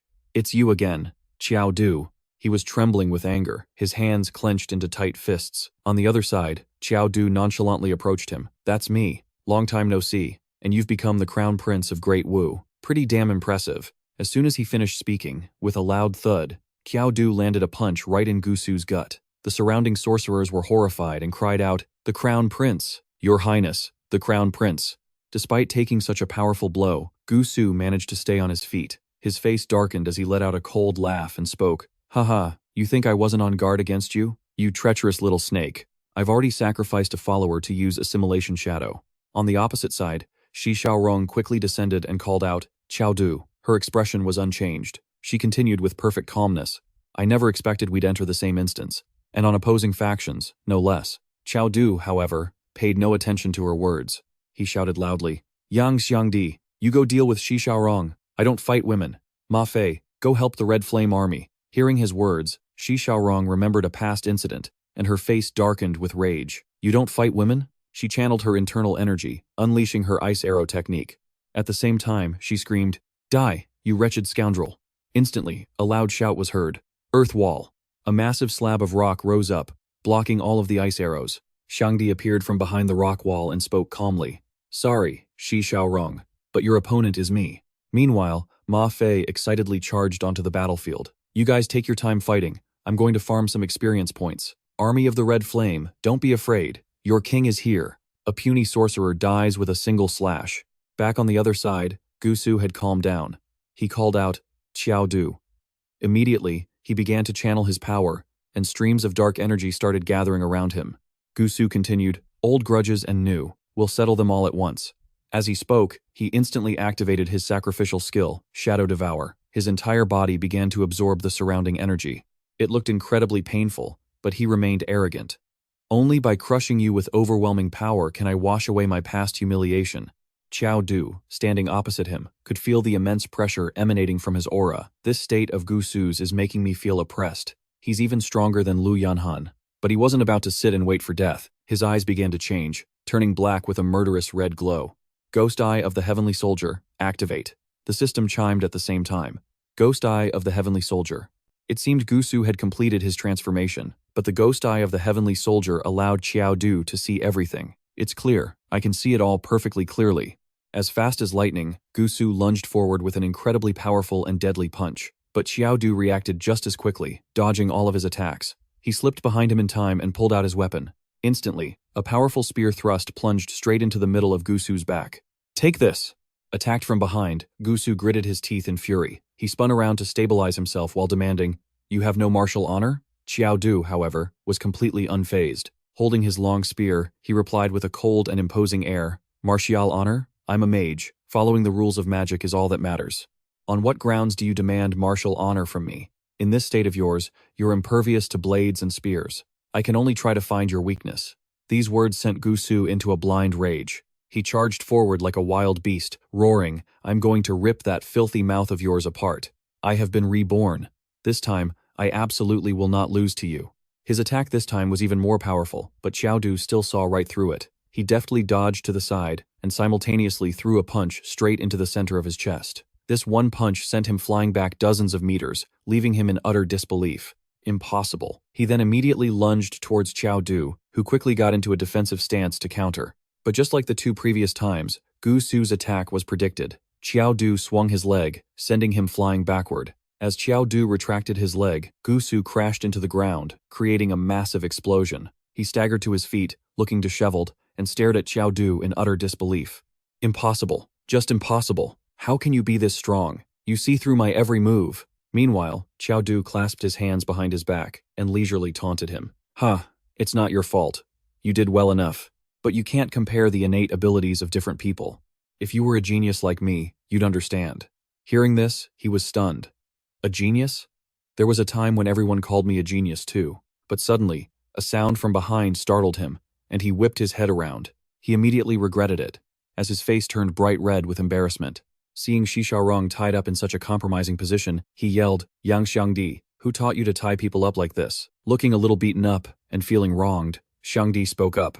Brother Yu, her ice magic is incredibly powerful. He sneezed, then asked, Brother Yu, what's the plan for them? Qiao Du calmly replied, It's best if we get them out of the instance dungeon first. Just then, a voice echoed from above.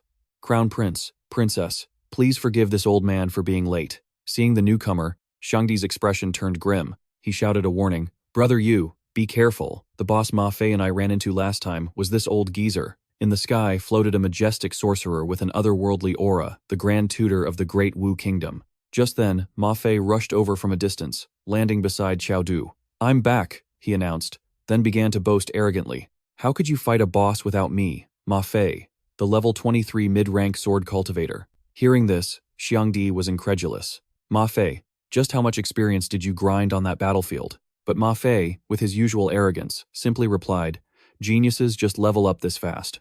Across from them, the Grand Tutor had landed. He traced a symbol in the air with one hand and said, The Qi Yan Kingdom truly has 3 formidable, genius princes. A gentle wave of energy swept past, releasing Shi Xiaorong from her bonds. He had the aura of an immortal sage. Just then, the system displayed the details for this epic-level boss. Sorcerer Demon King, level 25, HP, 10,001,000, Strength, 0, Defense, 0, Agility, 0, Intelligence, 488, Spirit, 499. Skill, Power of the 5 Elements. Another notification popped up. Friendly reminder, the Grand Tutor of the Great Wu Kingdom. He is a master of 5 element sorcery, capable of summoning tsunamis and causing landslides with a mere wave of his hand. Seeing this information, Qiao Du's expression grew grim, but inwardly he was secretly pleased. Excellent, he thought. His stats are the complete opposite of mine. Having regained her composure, Shi Xiaorong took a fighting stance. Grand Tutor, I'll help you, but the Grand Tutor just frowned slightly and said casually, There's no need, Princess, you should rest, I am more than enough. The Grand Tutor gave a slight wave of his hand, then turned to Qiao Du and his friends. Since you dared to trespass into my Great Wu, then none of you will be leaving. With 2 words, water lance, surging streams of water shaped like sharp spears shot towards the 3 of them. Ma Fei reacted instantly, drawing his sword. He sliced through one of the water spears and boasted, Old man, you gave me a hell of a beating last time. I'm definitely paying you back for that today. He then swung his sword, unleashing one sword to level the plains. The first form of the plains leveling sword art, a powerful wave of sword energy filled with killing intent, shot towards the Grand Tutor. Facing the attack, the Grand Tutor remained calm. He gently gestured with his hand, casting wooden shield barricade. Sturdy wooden pillars erupted from the ground in front of him, forming a defensive wall. When Ma Fei's one sword to level the plains struck, it only managed to destroy the first pillar, with another one still standing between them. Immediately, the Grand Tutor of Wu counterattacked with golden chi blades. Hundreds of powerful blades of energy materialized around him. The blades shot straight at Ma Fei, forcing him to struggle desperately to block them. Seeing his friend in trouble, Xiangdi slammed his hand on the ground and yelled, Earth Beast Bind, Netherworld Earth Summon. Instantly, a gleaming golden chain appeared and wrapped itself around the Grand Tutor's body. Seizing the opportunity, Qiao Du gripped his long spear and lunged forward like a flash of lightning. Even with the spear about to strike, the Grand Tutor of the Great Wu Kingdom remained calm, his voice filled with disdain. Such petty tricks, trying to show off in front of a master. Earth Fissure, the ground beneath them immediately cracked open. Following his command, the fissure widened rapidly. In an instant, he had manipulated the earth to move himself far away from Qiao Du. His attack struck empty air, leaving him stunned. What? Standing a great distance away, the Grand Tutor began channeling a massive fireball. Goddess burst flame. He then hurled it directly at Qiao Du. Panic surged through Qiao Du as he faced the incoming attack. This is bad, he thought. The boss has 0 agility, so I can't leech any of its speed. But before he could react, a horrifying explosion engulfed the area. A thick cloud of smoke and dust billowed out. After a moment, as the smoke began to clear, the hazy silhouette of Qiao Du was revealed, his eyes glowing a menacing red, filled with killing intent. A system notification appeared. Berserk state activated. Qiao Du, now enraged, stared directly at his opponent and said, My turn, don't you think? Spear in hand, he charged straight at the Grand Tutor, a single thought racing through his mind.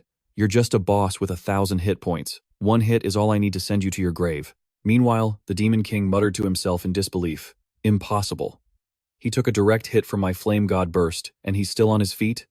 In the blink of an eye, he was upon his foe. There's a lot more you won't see coming, he said. However, the Grand Tutor once again cast Earth Fissure, causing the ground under Qiao Du to split apart. Quickly, a large chasm opened up before him. Thinking fast, Qiao Du activated his skill, Ring of the Skull King, and shouted, The same trick won't work on a saint twice. Furthermore, Qiao Du thought to himself, My ghost eyes have completely locked onto the boss's movements. There's no way he can dodge this. With that thought, he hurled his spear at the Demon King. The king, in turn, created a barrier using ultimate metal. The tip of Qiao Du's spear was stopped dead. Then, the Demon King used barricade, and just like that, the spear was captured. Qiao Du yelled in shock. That's even possible? Seeing that Qiao Du had lost his weapon, the Demon King quickly executed his Golden Blade assault, creating tens of thousands of swords. A second later, they shot straight towards him. But even so, they couldn't find a way to injure Qiao Du. At the same time, he was trying to figure out a way to counterattack. What should I do? Even the Call Your Enemy Daddy card requires me to get close to the Demon King. But I can't get near him right now. All his skills are long range, and my Demon Eye can only replicate melee abilities. His attributes and fighting style completely counter me. There's basically no chance for a close quarters fight. In addition, Xiangdi helped him by creating a stone wall to block those swords from hurting Qiao Du. However, the Demon King just released a few seeds and said, Overgrowth seeds. A moment later, long vines grew out from the rocks. They grew larger and larger, completely destroying the stone wall he had created. Luckily, Qiao Du managed to escape in time, and when he met Yang Xiangdi, he even thanked him.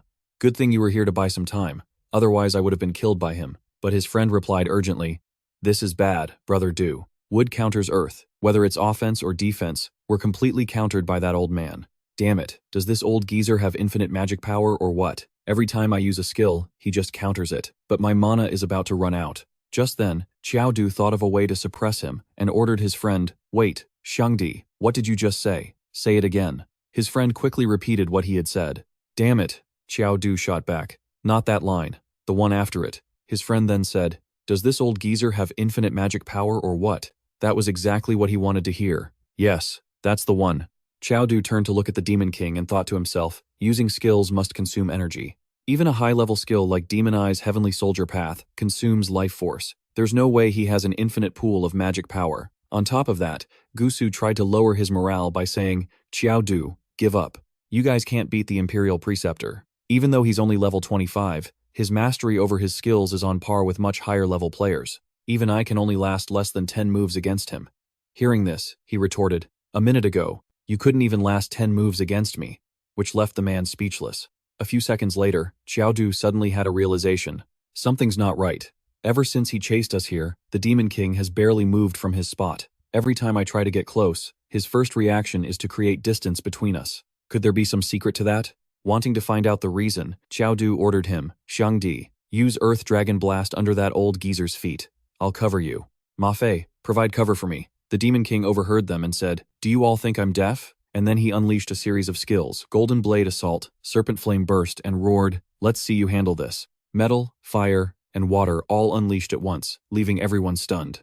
While no one was paying attention, Ma Fei used World-Slicing Sword to launch a sneak attack from behind. Unfortunately, the Demon King was already on guard, so he created a shield behind him and told him, "It's useless." Meanwhile, Qiao Du kicked Xiangdi away and yelled, "This is your chance.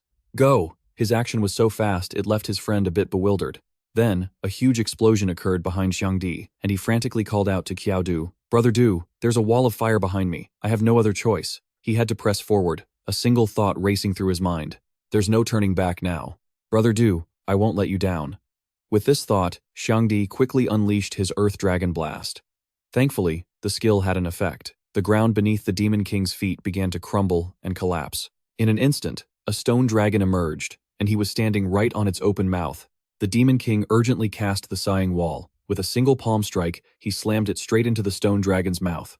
Next, the Demon King looked up with a dazed expression. He realized that Qiao Du, after taking that last hit, only had a part of his shirt burned off, and he confidently said, "Looks like my guess was right. Xiangdi, Ma Fei, the reason the Demon King has infinite magic power is right under his feet. Force him off the ground." Immediately, they both replied in unison, "Got it." Xiangdi used Earth Dragon Blast again, while Ma Fei used World Slicing Sword. The Demon King looked down on them and replied, "Humph, wishful thinking. Metal, wood, water, fire, earth, the 5 elements unite. Infinite chaos, 5-point heavenly gate."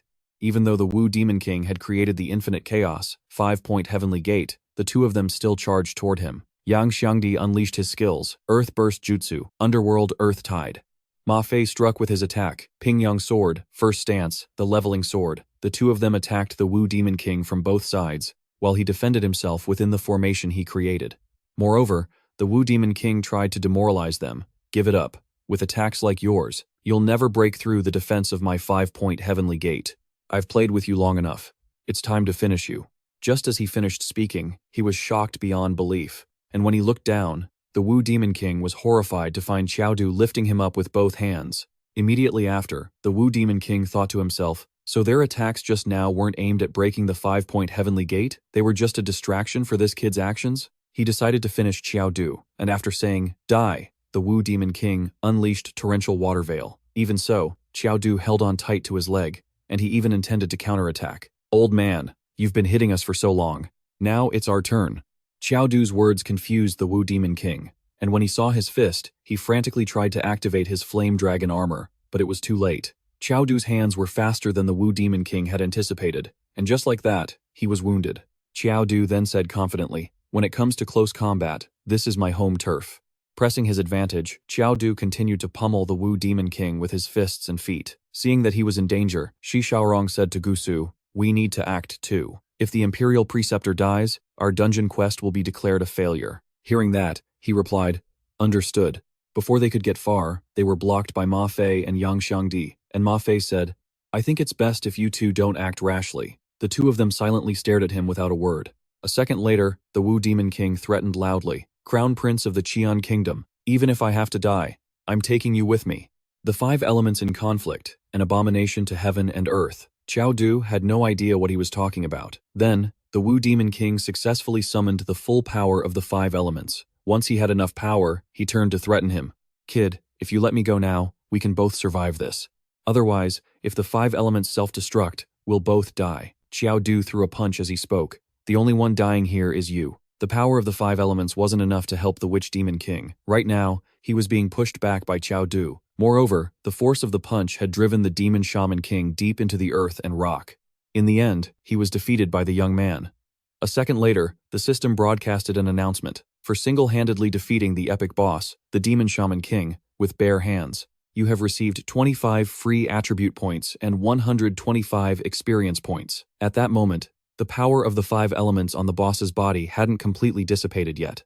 So, Qiao Du activated the Silver Lion Helm and said, "It's all up to you," and the system provided him with its information. Silver Lion Helm, C rank. When equipped, head defense increases by 50 points. Blocks 1 instance of damage targeted at the head. Cooldown, 24 hours. No class restrictions. And then, the 2 extreme powers of earth and fire collided. The next second, it created an earth-shattering explosion. After a moment, the dust settled, and Qiao Du emerged from the smoke with the Silver Lion Helm on his head, saying, "Looks like my gamble paid off. It really could block it." As soon as he finished speaking, he was confused to see a crack appear on it. Very quickly, the Silver Lion Helm shattered, causing Qiao Du to exclaim in surprise, "No way." The system then confirmed, Silver Lion Helm has been destroyed. Silver Lion Helm's hidden effect has been activated. When the Silver Lion Helm is destroyed, your level increases by 1. Congratulations, Qiao Du, on successfully leveling up. Current EXP, 502 out of 1000. Received 15 free attribute points. Congratulations, Qiao Du, on advancing to the intermediate stage. Reward: A rank passive skill. Superhuman strength. Superhuman strength, A rank. Each point of strength can be converted into 0.5 defense and 0.5 agility. Friendly reminder: immense energy requires sufficient physical constitution to control. After reading the notifications, Qiao Du still couldn't believe it, muttering to himself, I've reached the intermediate stage? This can't be right. Still in disbelief, he checked the system again. Superhuman strength, A rank.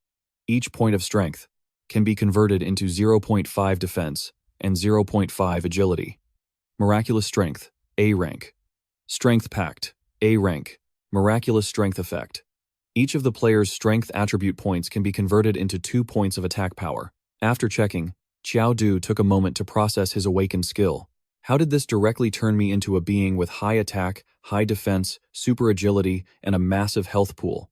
I'm supposed to be a necromancer. He then commanded the system to open his attribute panel. It complied with his wish. Name, Qiao Du. Class, Necromancer. Realm, Intermediate Stage, Level 21. Strength, 777. Physical recovery. Defense, 88.5. An iron wall. Agility, 397.5. Swift as the wind. Spirit, 0.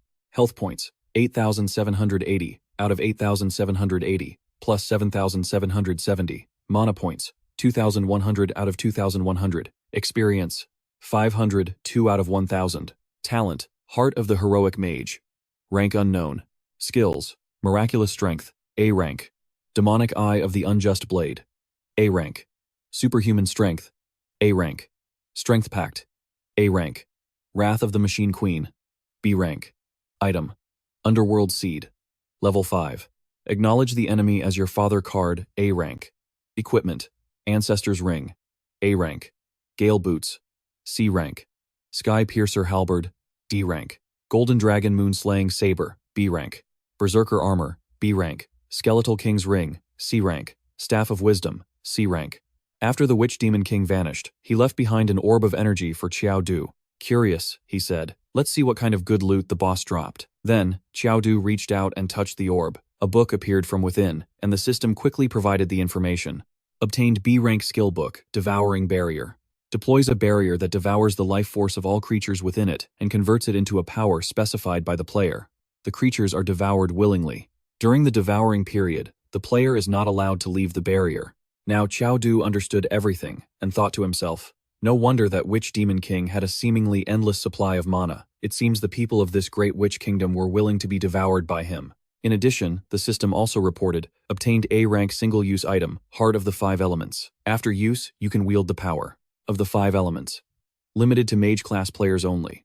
Qiao Du held the Heart of the Five Elements and said, "The Heart of the Five Elements. If I use this, will I be like the Witch Demon King? Can I wield the power of the five elements just by raising my hand?" He thought for a moment, and suddenly remembered the Machine Queen. If I use the Heart of the Five Elements, it could probably replace the Machine Queen's heart. But then, Qiao Du decided to give it to someone else, Yang Xiangdi. Receiving the treasure, he immediately thanked him. "Brother Yu, words can't express my gratitude. In the future, I will." Just then, Shi Xiaorong came looking for him. "Qiao Du, I have something important to tell you. Do you remember Bise, the mysterious organization that kidnapped us after the final exams?" Qiao Du listened to Shi Xiaorong but didn't quite understand. "Bise?" He told her to continue. She went on. "Your Jing University has been infiltrated by Bise. And there's more than one of them."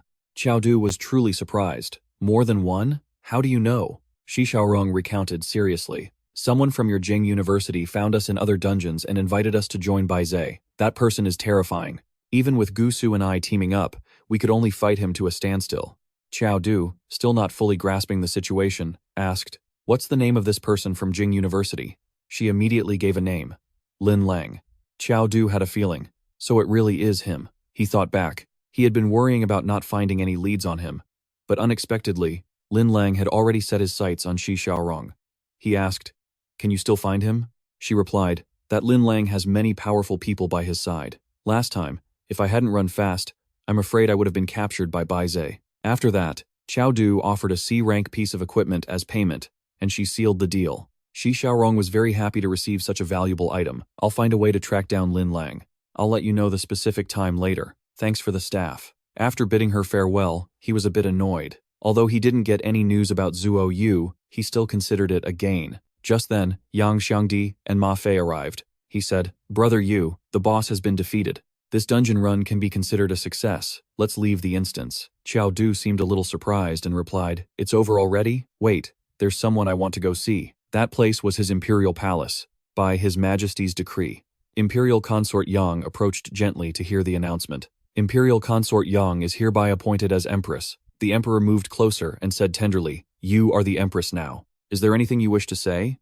Yang Gifei simply replied, "This servant is merely basking in the Emperor's glory." The trio of young men on the city roof just watched. Qiao Du spoke up, "Let's go. There's nothing left to see here." Yang Xiangdi then said, "Brother Yu, did you really come all this way just for an NPC? But when the dungeon resets, everything will be restored anyway." He calmly replied, "I don't know, but aren't they just like real people?" He wondered to himself, if NPCs had their own consciousness, could they still be considered NPCs? What did any of this have to do with what his parents left behind, and what was Baize's ultimate goal?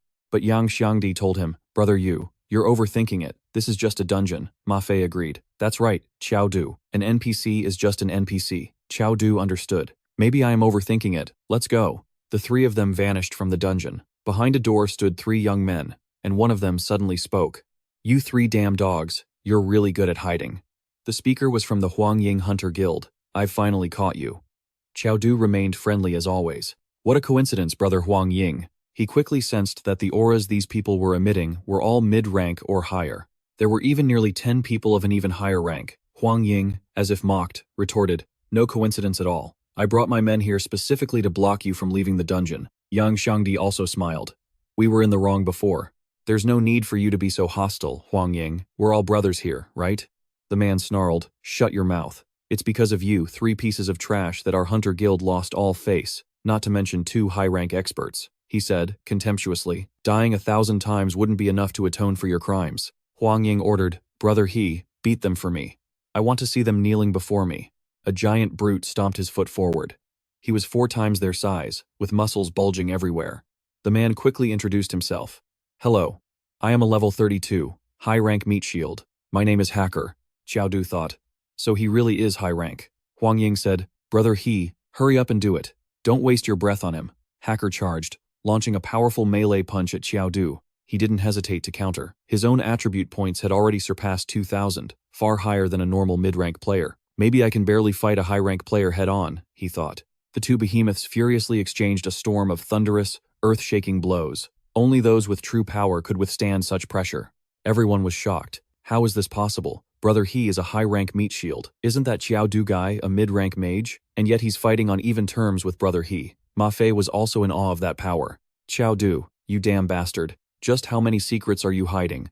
I really thought the gap between us had gotten smaller, but I never expected it to just keep getting wider. At that moment, Qiao Du was thrilled. So it was true. He could fight a high-rank player head-on, even bare-handed. So he threw a kick at Hacker, but he was a bit surprised by the man's durability. Hacker blocked it with his bare hands. Sweetheart, you had fun kicking me. Now it's my turn, don't you think? Relying on his raw physical strength, he easily knocked Qiao Du back. Hacker then slammed Qiao Du hard into the ground, making it difficult for him to withstand the relentless assault. After that, Hacker landed another heavy punch. The battle caused the ground to explode with each impact, sending Qiao Du flying. He tried to calm himself. How can this be? My stats are already this high, so why can't I gain even a slight advantage against this level 32, high-rank wall of meat?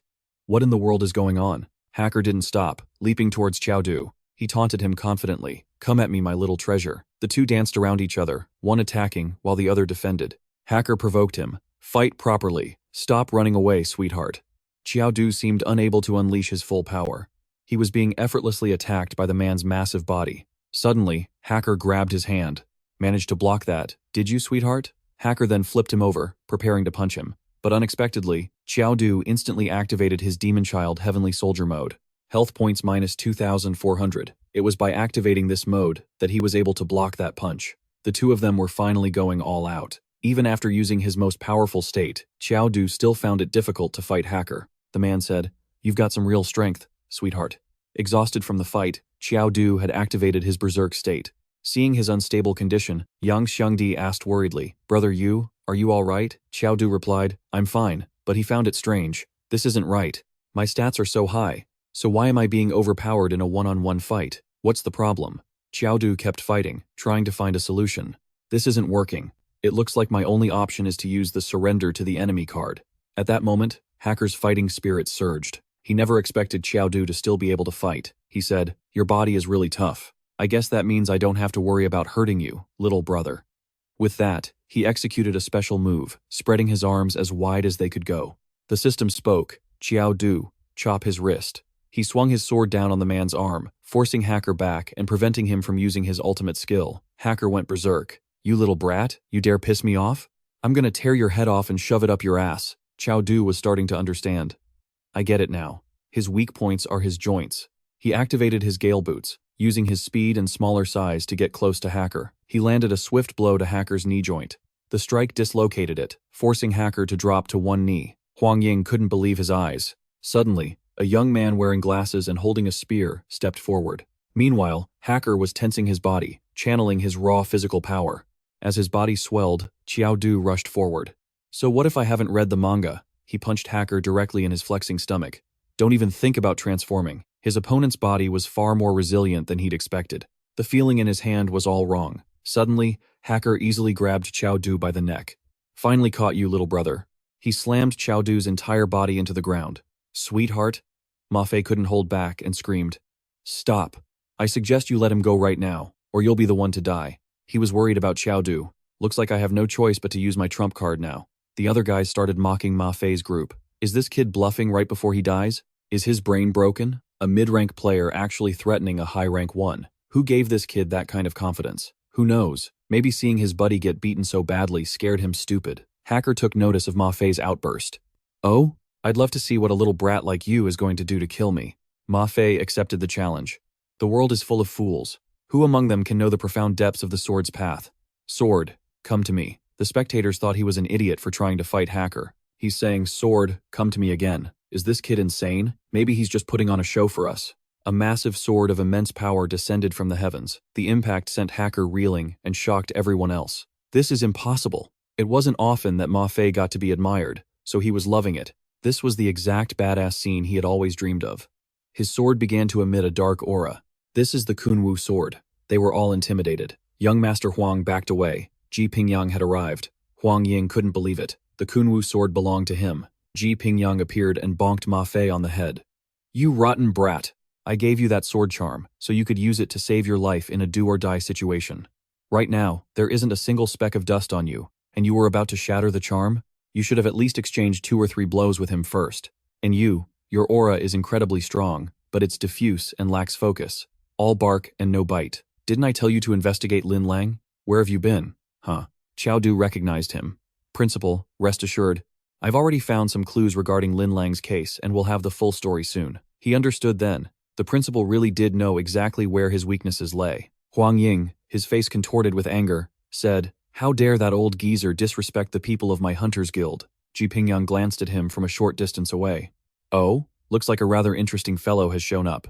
Ji Pingyang stood there majestically, with Qiao Du, Yang Shengdi, and Ma Fei behind him, a powerful white aura emanating from them as they faced their opponent. He said, "Come on out. No need to play hide and seek." The two young men looked in the direction of a powerfully built man who was approaching, their faces filled with astonishment. The old man's steps were firm and powerful as he approached, a massive hammer in his hand. It was the former guild master of the Hunters Guild, Huang Huayu. His eyes glowed red, complementing his long beard, and flames erupted behind him, as if mirroring his immense anger. He glared at his opponent and said, "Ji Pingyang, quite the show of force. Do you really think my Hunters Guild has no one left?" Ji Pingyang looked at Huang Huayu approaching him, the giant hammer resting on his shoulder. "And who are you?" The old man immediately announced his identity. "I am Huang Huayu." All the young men watching from the sidelines were stunned and exclaimed, "Huang Huayu is the former guildmaster, so the former guildmaster is still alive. Ji Pingyang is in for a tough fight this time." The former guildmaster is known as the Hammer King, one of the 8 kings. Huang Ying burst out in anger. "Grandfather, these bastards have insulted our Hunters Guild time and time again. Grandfather, kill them all." Behind Huang Huayu, the flames roared even larger, and his hammer seemed to thrum with energy. Huang Huayu's face was filled with determination, but he spoke calmly. "Fiery burst, divine hammer." And then, he flashed behind his target and charged at Ji Pingyang, hammer in hand. A brilliant yellow light erupted, sending bits of stone flying everywhere. The light grew stronger and brighter. Even more stone fragments were blasted away. Huang Huayu stood looking down from above, hammer in hand, amidst the gray smoke and rising debris, and said, "People all say Ji Pingyang is the #1 swordmaster. From the looks of it now, you're nothing special. A fraud who cheated his way to fame. This is the price for messing with the Hunters Guild." Ji Pingyang stood amidst the shattered rock surface as clouds of dust billowed past him. He spoke calmly. "Oh, is that so?" The old man stared at him in utter disbelief, unable to trust his own eyes, and gasped, "What is this? Impossible," he thought to himself. "That was my full power attack. How could it not have left even a scratch on him?" Ji Pingyang looked at him and said calmly, "It's very simple. You're too weak." And then, all the young men from the sidelines, staring at the scene from afar, exclaimed in astonishment, "The Hammer King, one of the 8 kings, was just told he's too weak? Just how powerful has Ji Pingyang become?"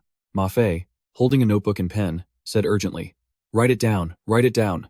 This is the most precious lesson on how to act cool." Huang Huayu suddenly burst into loud laughter, his face extremely provocative. "Me? Too weak? I haven't heard a joke that ridiculous in years." Ji Pingyang closed his eyes and said placidly, "It's simply the truth." At that, the old man flew into a rage, his eyes flashing with light. "Then let me see what gives you the right to say such a thing." Huang Huayu gathered his power and flew high into the air with his hammer, preparing to dive down onto Ji Pingyang. Amidst a powerful gale, he roared, "Yama Divine Hammer!" Ma Fei and Qiao Du stood behind him amidst the gray smoke. Ji Pingyang held his sword in his hand and said with extreme composure, "Ma Fei, watch closely. Classes like hammer wielders or axe wielders specialize in raw power and force. For a sword master, they are difficult to deal with, but you must remember, the strength of the sword lies in its infinite versatility." Huang Huayu charged at Ji Pingyang, swinging his hammer with immense force, but the latter easily dodged. When facing a hammer wielder, if your strength is equal to or less than your opponent's, you must do everything you can to evade. Do not meet his attacks head-on. First, grasp your opponent's opening, and only then, draw your sword. Huang Huayu froze, not understanding what was happening. Ji Pingyang was already behind him, his eyes watchful. Ma Fei said, "A live teaching session from the world's #1 swordmaster. You couldn't buy an opportunity like this even if you had the money." Huang Huayu was slightly exhausted and had been wounded in the arm. The old man said, "Ji Pingyang, I would rather die than be humiliated. I will make you bleed today." Ji Pingyang turned, glancing at the old man. "Humiliate you? No, no. I just think you make for excellent teaching material." And with that, Huang Huayu once again charged straight at Ji Pingyang with his giant hammer, screaming in fury. "Ji Pingyang, you're asking for death," he said. "The sword has 6 great realms." Ji Pingyang held his sword, and with his silhouette, He traced numerous paths through the air. They are, in order, sword howl, sword chi, sword glow, sword force, sword stance, and sword intent. He held out his sword, and a purple light radiated from it. When you swing the sword at high speed, the vibration of the blade itself creates a sound. This is called sword howl. When that speed is combined with airflow to cause damage and extend its attack range, it's called sword chi. When sword chi can be controlled at will, clinging closely to the blade's edge, it is called sword glow. When sword chi condenses into a tangible form, transforming into a solid force, that is sword force. Dense sword force, when imbued with the master's spiritual will, forms a sword stance. And after the sword stance has been condensed to its absolute limit, it finally transforms into sword intent. Huang Huayu swung his giant hammer with immense force. Golden rays of light shot up around him, his face filled with hatred. "You've gone too far." The old man flew high in the air, charging straight towards him, but Ji Pingyang remained perfectly calm, standing his ground as he watched Huang Huayu. Yang Xiangdi and Xiao Du shielded their eyes from the clouds of dust, while Ma Fei said in amazement, "Such a powerful sword stance."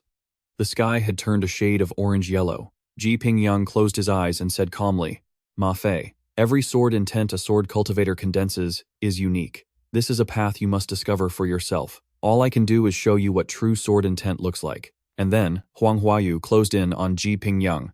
However, Ji Pingyang swung his longsword, whipping the smoke and leaves into a swirling vortex. In the nearby forest, tree trunks were sliced clean from that slash. Qiao Du watched in utter amazement, whispering to himself, "That's the exact same skill. But one sword, Bingyang, in Principal Ji's hands, feels completely different." That sword sliced off Huang Huayu's arm and sent his mace clattering to the ground, as if the skill itself had been given a soul. In the forest, severed trees crashed down, kicking up a thick cloud of dust. "So, this is sword intent?" Seeing Huang Huayu lying on the ground, Huang Ying cried out in alarm, "No, Grana." Some of the young men also gasped in shock, saying, "He's dead. The former guildmaster is dead. This is terrifying. The Mace King didn't even put up a fight. He was killed just like that. My God, what level is Ji Pingyang now?" A series of coughs echoed from within the smoke. Seeing this, Qiao Du spoke up. "Wait, that old geezer isn't dead." Ji Pingyang gave him a confused look. In the smoke, Huang Huayu lay on the ground, writhing in agony. He slowly sat up as sharp needles erupted from the ground. Something green shot toward Ji Pingyang, and several strange tendrils whipped through the air around him. Yang Xiangdi, Qiao Du, and Ma Fei cried out in worried unison, "Principal!" A few strange, long tendrils wrapped around Ji Pingyang, making his sword intent waver. However, it was useless. Ji Pingyang unleashed his power, shattering those tendrils into pieces. Immediately after, a tendril shot towards Qiao Du, Yang Xiangdi, and Ma Fei with incredible speed. Seeing this, Qiao Du pushed the other two out of the way just as the tendril arrived. His leg was caught by the strange object. Qiao Du was hoisted into the air. To Ji Pingyang's surprise, Huang Huayu had also been ensnared by the vines. Seeing this, Qiao Du shouted, "Principal, I'm fine. Don't worry about me. Go after that old man first." Suddenly, the vines tightened around Qiao Du. His legs and torso were squeezed tight before he was dropped toward a tree, making him look down in surprise. Qiao Du looked down at his own body. About to crash into a thick branch, he screamed, "Principal, sorry, I was just kidding. Quick, save me." Ji Pingyang used his mysterious purple-black energy, tearing the objects to shreds. He held his sword as Qiao Du jumped down to the ground, saying, "That was close, that was close. Almost made it." Qiao Du looked at him and said, "Sorry, Principal. I held you back. Otherwise, you could have caught up to that old man." Ji Pingyang simply looked at him and replied, "No, you did well. Saving your comrades comes first." Ji Pingyang was on high alert, glancing behind him and thinking to himself, "The Wood King? One of the 8 kings? In a dense forest like this, only he could hide his presence so well and escape my senses." Suddenly, he glanced over and smirked. But, being the one who gets saved for a change isn't a bad thing. Ji Pingyang swung his sword, unleashing a powerful gust of force that sent everyone flying into the air. They all came crashing down in a heap on top of each other. Ji Pingyang walked over, scratching the back of his hand, and said to Qiao Du, Yang Xiangdi, and Ma Fei, "After today, the people of the Hunters Guild will become your sworn enemies. I hope you can all become strong enough to destroy the Hunters Guild by yourselves, and to defeat the Mace King, Huang Huayu, whom you just faced." The three of them stared at him blankly. "Principal, but that's the Mace King. He could probably kill us with a single swing of his mace." He turned his back, saying calmly, "All right, I've set the goal for you. Just work towards it. Don't look so miserable." Pressure creates motivation. Huang Ying and some of his men were still lying on the ground as they left. Huang Ying's body was a complete wreck. His hand twitched as he trembled and spat. "Just you wait. I'll make sure you all die a miserable death." One afternoon in the dormitory, Ma Fei sat on his bed looking at Qiao Du, who was busy searching for a book. Yang Xiangdi was lying on his bed with his feet up, sighing. The dorm really is the most comfortable place. Suddenly, he shot bolt upright, staring at his phone and yelling, "Oh, crap, Du. Ma Fei. You two, get over here and look at this." Displayed on the phone was a terrifying news alert. The Tang family, one of the 4 great families in the capital, had been completely wiped out overnight. No one survived. They couldn't even find a single body. Qiao Du stared at the phone, exclaiming in shock. The Tang family? Wiped out? He thought. How is that possible?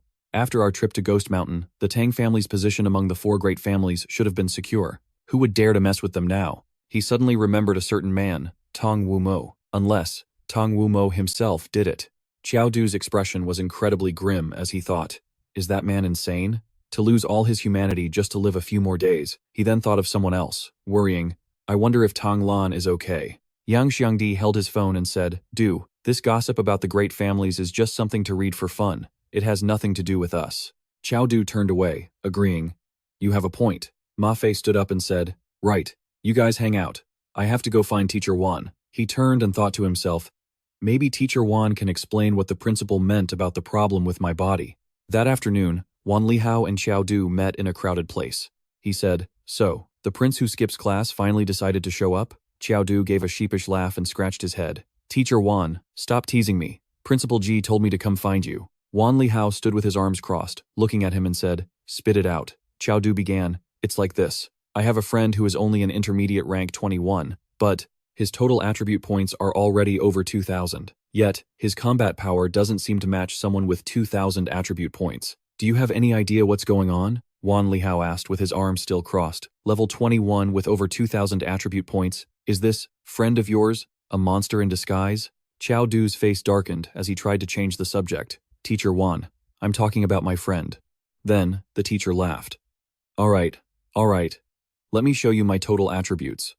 His system panel appeared. Name, Wan Lihao, class, Body Cultivator Warrior. Realm, King Tier, level 45. Strength, 1,535. Defense, 1,024. Agility, 506. Spirit, 89. Qiao Du exclaimed in surprise. So King Tier comes after High Tier. Teacher Wan, you've already broken through the High Tier? Wan Lihao looked at him. My level is more than double your friend's, and my total attribute points are just a little over 3,000. For a level 21 to have over 2,000 attribute points, there's definitely something wrong. As he spoke, he pictured a memory of a young Qiao Du holding a gun. There's a conversion rate between your attribute points and your actual combat power, but your situation is like a kindergartner holding an AK-47. The gun's powerful, but you can't unleash its full power. Qiao Du was stunned. So that's how it is, Mr. Wan. Then how do I unleash the full power of my 2,000 attribute points? Qiao Du looked at Wan Lihao, hanging on his every word. It's simple. Either you quickly level up to integrate that power into your own body, instead of just enhancing your weapon's power. At this, his eyes grew serious. He thought to himself, my Mage's Heart of the Brave talent is my biggest trump card. Leveling up instead of just increasing my attributes would be doing things backward. The system window appeared. Mage's Heart of the Brave effect. When player Qiao Du defeats an enemy using melee combat, he is rewarded with free attribute points. Sole active effect. The player can raise all other attributes to match the value of one designated attribute. He asked Mr. Wan, Is there another way? His expression was incredibly serious. Then he grinned, clenched his fist, and said, Of course, if you can't level up quickly, then just keep raising your attributes. A massive change in quantity will inevitably lead to a change in quality. Qiao Du then clenched his own fist and thought, That's right, the conversion rate doesn't matter. If 2,000 attribute points can't beat them, then I'll raise it to 4,000, or even more. As long as the weapon in my hand is strong enough, even a kindergartner can wipe everyone out. Wan Lihao crossed his muscular arms and said seriously, But as far as I know, no one in the underworld has ever surpassed 2,000 attribute points, while still at the intermediate tier. Not even Headmaster Ji could do it back in the day. Qiao Du declared confidently, Then I'll be the first. Then he remembered, smiled, and corrected himself. No, I mean, my friend will. Wan Lihao stood with his arms crossed, watching him in silence. And so, Qiao Du turned to leave. Thank you, Mr. Wan. I get it now. Wan Lihao walked over, placing a hand on his shoulder as his face darkened. Hold on. Qiao Du glanced at him. Mr. Wan? He looked at Qiao Du with an aggressive, calculating glare. If your total attribute points have already surpassed 2,000, then you absolutely must participate in this year's Global Collegiate Underworld Tournament. Consider it your way of bringing glory to the school, and I'll even overlook the fact that you've been skipping class. Qiao Du, stunned, turned halfway to look at Wan Lihao and asked, What? Amidst the falling leaves, Qiao Du turned his back. The combat tournament. Isn't that for the 3rd and 4th year seniors? He thought to himself, come to think of it, Longxiang also told me to join. Wan looked at him and replied, but some of the more skilled freshmen and sophomores will participate as well, because the combat tournament is divided into a team competition and an individual competition. The captains for the team event have already been selected and have been training for a while. So, it isn't practical to place you on a team right now. If you want to participate in that, you can form your own team and enter. Wan stood with his hands on his hips and said, Mainly, I want you to join the individual competition. With over 2,000 attribute points, I believe you can secure a very high ranking. Qiao Du grinned excitedly and clapped his hands. What's in it for me if I join? For that, he received an angry punch to the head from the man. Wan yelled, You're doing it for the glory of the school. What more could you want? If you achieve a good rank, you'll naturally be rewarded. Then, he said sternly, I'll give you 2 choices. 1. Complete an exclusive dungeon to earn the right to register for the combat tournament. His eyes were threatening. 2. You fight me. Qiao Du looked at him in helpless silence and said, Mr. Wan, is your second option any different from just telling me to go die?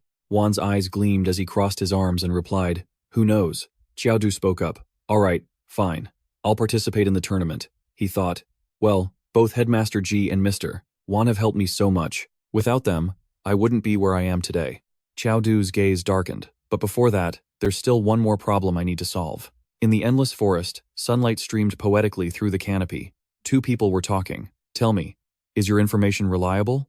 It is, Shi Xiaorong said, crossing her arms as she looked at him. I've already arranged to meet with that Lin Lang. We're meeting tonight in the endless forest at 8 o'clock. He'll be there. I already took your staff of wisdom, so why would I sell you false information? Qiao Du said seriously. I understand. Thanks for your help this time. At 8 o'clock, bright moonlight filtered into the green forest. In the middle of the vast woods, a young man approached and said, Shi Xiaorong, it's wonderful that you've finally come to your senses. Believe me, after you join Bise, you'll have a completely new perspective on the entire world. Shi Xiaorong replied with a solemn expression. Thank you. It's my honor to be able to join Bise. The young man in the black hood turned his back and called out, Follow me, I will show you the true face of this world. She yelled, Ice Wall Prison. The young man's eyes widened, sensing something was wrong as he turned around. Suddenly, tall, sharp spikes of earth erupted around him. Shi Xiaorong held her staff, the gem at its tip glowing brightly. She called out, Qiao Du, I've done all I can. Qiao Du soared high into the air, his blade in hand, preparing to strike down on the man. The man ripped off his hood, revealing his face. It was Lin Lang. He said in surprise, Qiao Du. Lin Lang's arm suddenly transformed, his skin becoming strange and unnatural. Qiao Du landed on the ground and swung his blade forward, but missed. Lin Lang had dodged with incredible speed, his hand clenched into a tight fist. His eyes burned with anger as he said, Qiao Du, in the Ghost Mountain dungeon, I helped you. I spared your life. Otherwise, you would have been captured long ago. Why are you coming after me now? Qiao Du rested his blade on his shoulder and replied, The next time we meet, we're enemies. Besides, the death of the Qin family disciple. That's a false accusation I can't bear. Lin Lang furiously gripped his cloak. He asked, Qiao Du, do you really think you can defeat me? And then, he threw off his cloak, revealing a sturdy physique with strange, blue-tinted skin. You just don't get it. He stuck out his tongue, his eyes glowing. Just how great the power of Bise is. Qiao Du looked forward and thought, compared to the last time in the Ghost Mountain dungeon, Lin Lang looks even less human now. He thought, to turn yourself into something that's neither human nor monster, all for that kind of power. Is it worth it? Lin Lang roared. Worth it? Of course it's worth it. How could a kid like you possibly understand me? I came from nothing, no money, no talent. If I hadn't become this, how could I have ever gained this kind of power? He roared. You don't understand a damn thing, Qiao Du said. Lin Lang, you're a lost cause. In that case, don't blame me for using force. The two charged at each other, and Qiao Du swung his blade forward, creating a powerful flash of light. Lin Lang thrust his sharp-clawed hand towards him. Phantom Dragon Claw. However, Qiao Du grabbed his wrist mid-attack. Qiao Du sneered. And you call this a dragon? The system panel flashed. Dragon's Roar combo activated. Qiao Du unleashed a flurry of strikes on him, creating streaks of light. Terrified, Lin Lang dodged backward. Qiao Du gripped his blade with both hands and brought it down hard on Lin Lang. Dragon's Roar combo. Lin Lang's eyes suddenly lit up as he gritted his teeth. How can this be? Qiao Du's blade unleashed a massive beam of light, striking the ground with a huge explosion that sent up a cloud of black smoke. He watched as Lin Lang collapsed to the ground, enveloped in tendrils of black smoke. Lin Lang pushed himself up slowly, and his system panel appeared. Level 25. HP. 4,126,000. Strength, 421. Defense, 235. Agility, 266. Skills, Phantom Dragon Claw, Dragonification. Qiao Du was reminded of a girl with a strange body. This was exactly like Xun Dong's situation back at the Myriad Poison Grotto. His eyes widened in shock as he thought to himself. Back then, she was an NPC who had merged with a boss. Could it be that Lin Lang has a boss inside his body too? What on earth is Bise planning? Lin Lang's eyes glowed with fury. Qiao Du, you forced my hand. He then activated his powerful skill, Dragonification. Lin Lang transformed into a gigantic monster with a long tongue and sharp claws. The system panel updated. Strength, over 842. Defense, over 470. Agility, over 532. His body was massive, and a grotesque smiling shadow loomed behind him. Activating Dragonification will cause permanent, irreversible changes. Qiao Du, you forced me to use this move. You despicable bastard.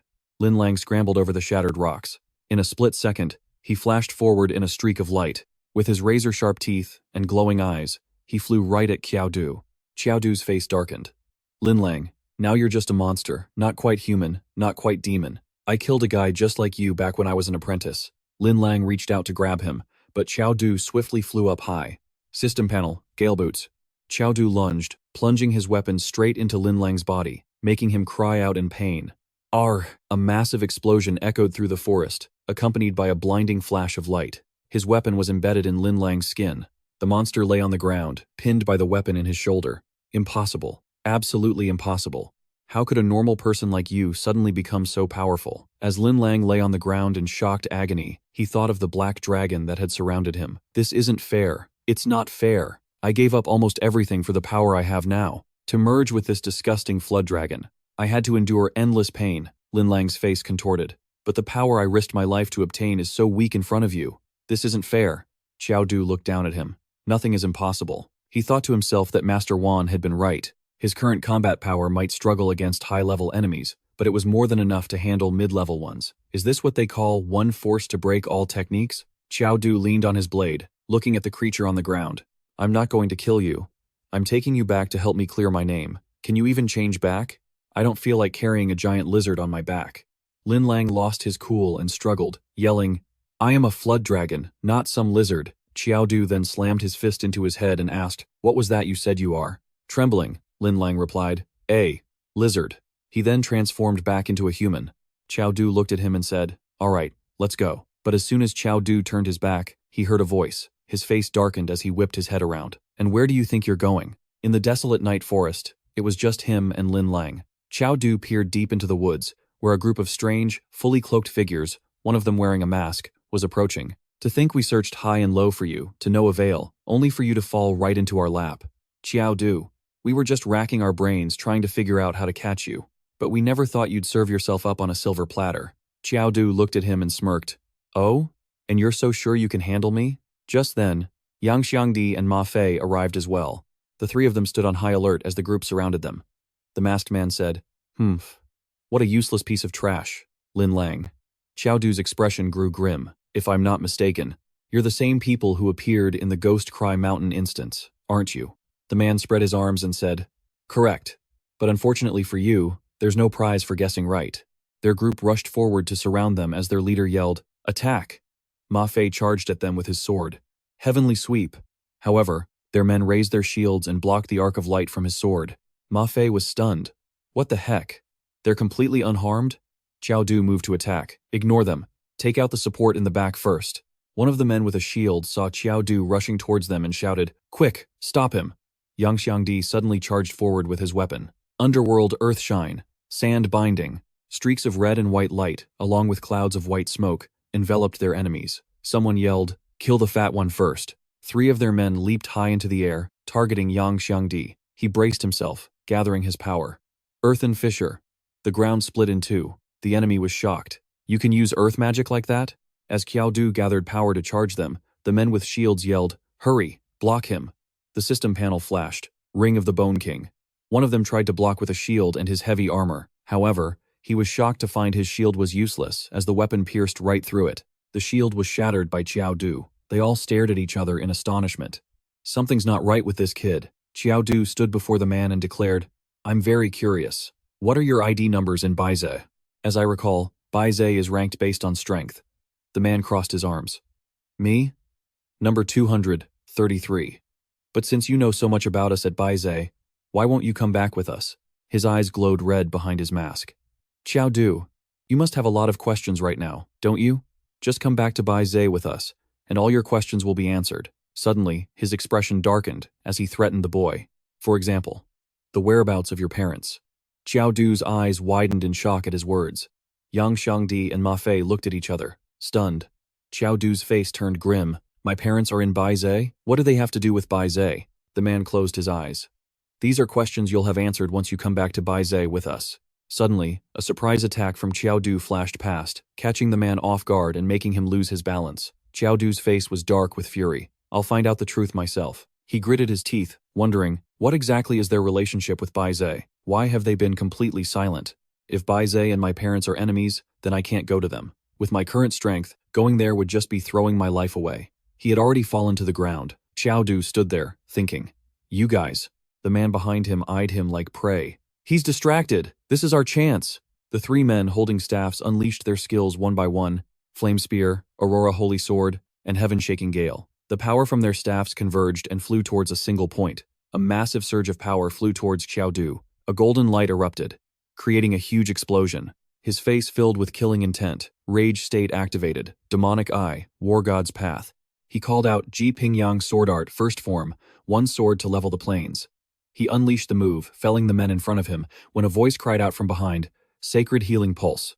Qiao Du swung his staff repeatedly, shouting, "Let's see what's faster. Your little healers or my blade." The men cried out in pain as the voice from before spoke again. "Sacred Healing Pulse." He leaped into the air, bringing a devastating blowdown on the two men below. The men screamed, "Please, stop healing me. Just let me die." Qiao Du frowned and replied, his hands still a blur, "Underestimating my output, are we?" Dragon's roar, continuous slash. He leaped even higher, unleashing a flurry of blows. After he was nearly done, Qiao Du turned to look back at them with a smirk. "Looks like I'm still better, huh? Hope your healers can keep up." The men in the distance watched in terror as they fled. "How is this guy so strong? Something's not right. Run." He swung his staff, watching them go. "Take another one of my hits." The power from his staff circled a few times before flying towards them. They cried out in shock, "Ah!" And with that, they were dealt with. Qiao Du turned and waved his hand. A voice called from the distance, "Duge, we've taken care of everything." He replied, Let's head back." The group walked towards Qiao Du. He continued, "The business with Bise has to end sooner or later. First, let's take Lin Lang back. At Jingdu University, in the principal's office." Qiao Du brought Lin Lang before the principal and said, "Principal, I've brought him back." Lin Lang's exhausted body slumped onto the desk. Ji Pingyang frowned. "This state. What happened to him?"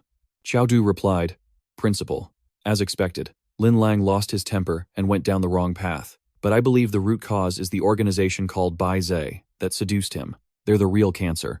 They specialize in a technique that fuses humans and bosses. And what's more," he then explained his encounter with Bise in detail to the principal. After listening, Ji Pingyang thought pensively, "Bise, very well." He held out his hand, and a golden light flashed. He said, "I'm busy with my duties at Jingdu, so I can't protect you directly. This is called a sword orb. No matter where you are, just crush this orb, and I'll be able to sense it. If Bise comes for you again." A powerful stream of sword chi filled the space. "Thank you, Principal." Qiao Du took the sword orb, thinking, with the principal's help, dealing with Bise will be much easier. Ji Pingyang presented another item and continued, "I'm giving you this Qiongqi necklace as well. The Qiongqi necklace, A rank, enhanced +6, increases spirit by 150 points, boosts player skill power by 35%, increases casting speed by 30%, and has no class restrictions." Qiao Du was ecstatic. "Principal, are you really giving this to me?" The principal smacked him on the head irritably and yelled, "It's just because you didn't do a bad job this time, so take it, and take good care of it. That thing has been with me since I was mid-tier. If you manage to enhance it one more time, you might even awaken its weapon spirit. Holding the necklace, he asked, "But sir, if you give the Qiongqi necklace to me, what about you? Won't this affect your combat power?" Ji Pingyang sat down in his chair and replied, "Me? Don't worry, I'll be fine no matter what." Qiao Du was speechless. On an island where waves gently lapped the shore, a hook was cast, and a fish quickly took the bait. The Sword King approached and said, "Oh, boss bye. What's got you in such a good mood? You're even fishing?" A voice replied, "Is that you, Sword King? How's the Mace King doing?" The Sword King answered, "The Wood King saved him, but he lost half his body." The figure spoke again, "Do you understand now? It's impossible to defeat Ji Pingyang in a one-on-one fight. We have to choose the right time, the right place, and the right people, and work together. Only then will we have a chance to kill him. Ji Pingyang is tough, he must be eliminated. As for the battlefield, let's set it in Sioux City. That's the hometown of Qiao Anqing's son." The Sword King replied, "I have no objections." He turned to leave. "Boss bye, I'll be on my way then." Suddenly, the sharp fishhook flew right in front of his face. The other man's voice rang out, "One more thing, in the siege against Ji Pingyang, how many of you 8 kings will make a move?" At Jingdu University, late at night, a cloaked figure knocked on a door. Li Hao opened it and said in surprise, "Lin Lang." He then added, "Come with me. The principal already spoke to me about this." Lin Lang hesitated for a moment before they left together. They quickly teleported. When they arrived, Lin Lang looked around and said, "This is the Phase 2 training ground, the place to dodge the gray swordfish." Li Hao took a swig from a bottle and said, "A teacher is to blame for not teaching strictly." He continued, "You are my student. No matter why you became like this, as your teacher, I can't just shrug off my responsibility." He offered a bottle to him. "Want a drink?" Lin Lang grabbed it and took a gulp, but he drank too fast and choked. Li Hao said grimly, "I have a terrible personality. I love to fight. It's a habit. If I don't get into a fight for a day, I don't feel right. People call me the battle maniac. When I was young, I caused a lot of trouble and was hunted by quite a few people. Who would have thought that someone like me, who is clearly not suited to teach, would end up becoming a teacher at Jingdu University?" Lin Lang was surprised, thinking to himself, "Teacher Li Hao has a past like that?" The man touched his head, and a great force pressed down on him. He spoke slowly. "If anyone had told me back then, Li Hao, you're going to be a teacher someday, I would have slapped them silly. It's ridiculous. How could someone like me ever become a teacher? So why are you all worried and frowning? What can't young people overcome? You made a mistake, so you own up to it. It just means starting over. A truly strong person is someone who dares to face their own mistakes." Li Hao scratched his ear and continued, "I'm really not that good at preaching, but I think you get what I'm trying to say." Lin Lang frowned and admitted, "Teacher Wan, you were right. I was wrong.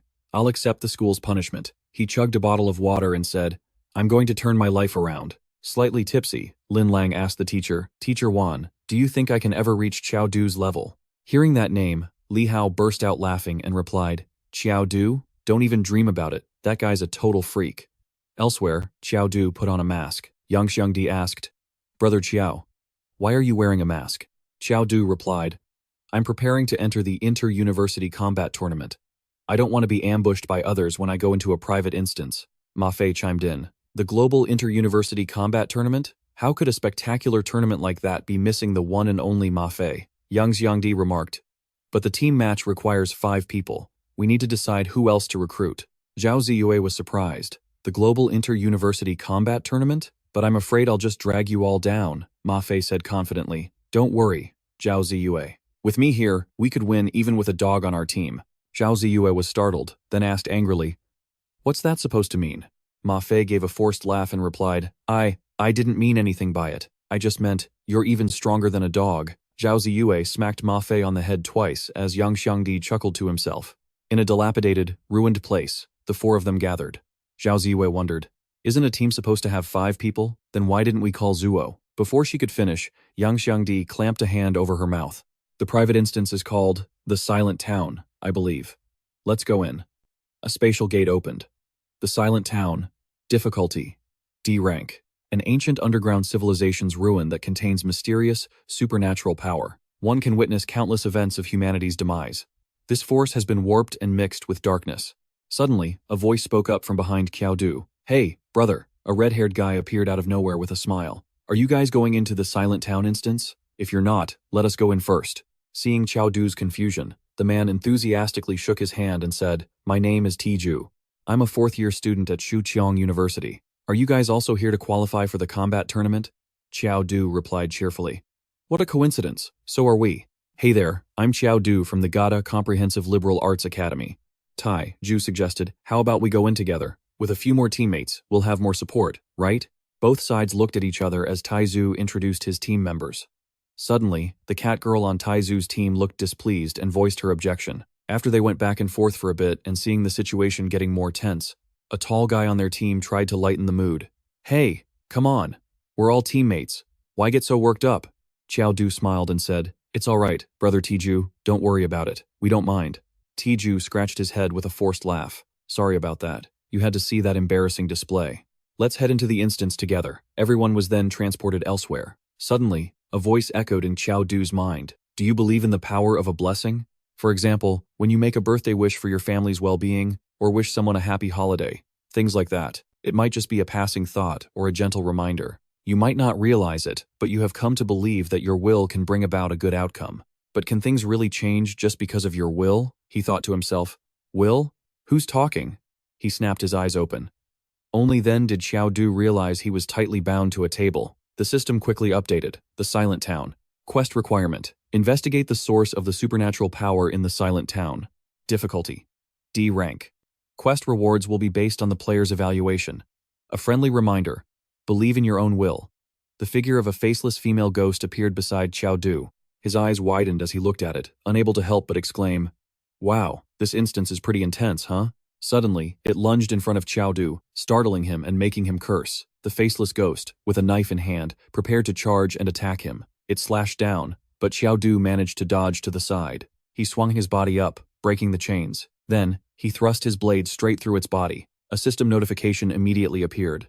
Congratulations, host, for successfully killing the faceless ghost. Slaughter points plus 100. Qiao Du stood there looking at it and said, Looks like I've stumbled into a pretty nasty place. Involuntarily, he turned his head to see hundreds of other faceless ghosts appearing all at once. Qiao Du stared them down, ready to strike again. Still trying to scare me? He slashed at them relentlessly. Slaughter points plus 100. The horde of faceless ghosts scattered in fear.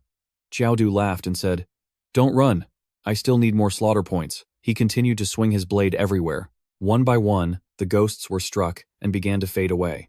Slaughter points plus 100. It wasn't until Qiao Du had eliminated all of them that he casually turned to leave. I need to regroup with the others quickly. Zhao Zhao Ziyo is a support. It'll be hard for her to deal with these faceless monsters alone. He walked up to a wooden door, then opened it, and went inside. Looks like someone else was teleported in here too. Qiao Du was suddenly startled and whipped around at the sound of footsteps. The person who had just rushed in saw him and yelled, Brother Da Pao, you got separated from your team too? Before Qiao Du could answer, he heard cries for help echoing from a distance. A blood-curdling scream rang out. Help! 3 people were being chased by a giant spider. Yang Xiangdi yelled, Brother Pao, save us! Qiao Du charged forward with his blade, fast as lightning. He crouched down and flung his blade straight at the giant spider. Taizu looked at him and exclaimed, Nice. What a great kill, brother. Qiao Du grew wary. Something's wrong. I didn't get any attack notification. The wound on the spider healed almost instantly. The system displayed the monster's info panel. Epic monster, human-faced spider. Revives remaining, 998. Level, 22. HP, 4,000 out of 4,000. Strength, 351. Defense, 122. Agility, 233. Skills, Soul Gnaw, Spider Silk Bind, and Resurrection. Then, another warning popped up. This spider monster is terrifying because it survives by gnawing on the souls of the living. For every living person it consumes, it gains 1 chance to resurrect. It also has a preference for beautiful faces. Yang Xiangdi was so shocked he let out a string of curses. What the hell is this thing? 998 resurrections? Does that mean we can't kill it for good until we've used up all the faces on its body? Qiao Yu, holding his blade, said, You guys go on ahead. This thing is seriously twisted. If it even touches you, it'll suck out your soul and turn it into another resurrection for itself. Even though Zhao Ziyue followed his instructions and ran with everyone else, she was still worried. Qiao Du, what about you? He simply answered calmly, It's fine, you all go.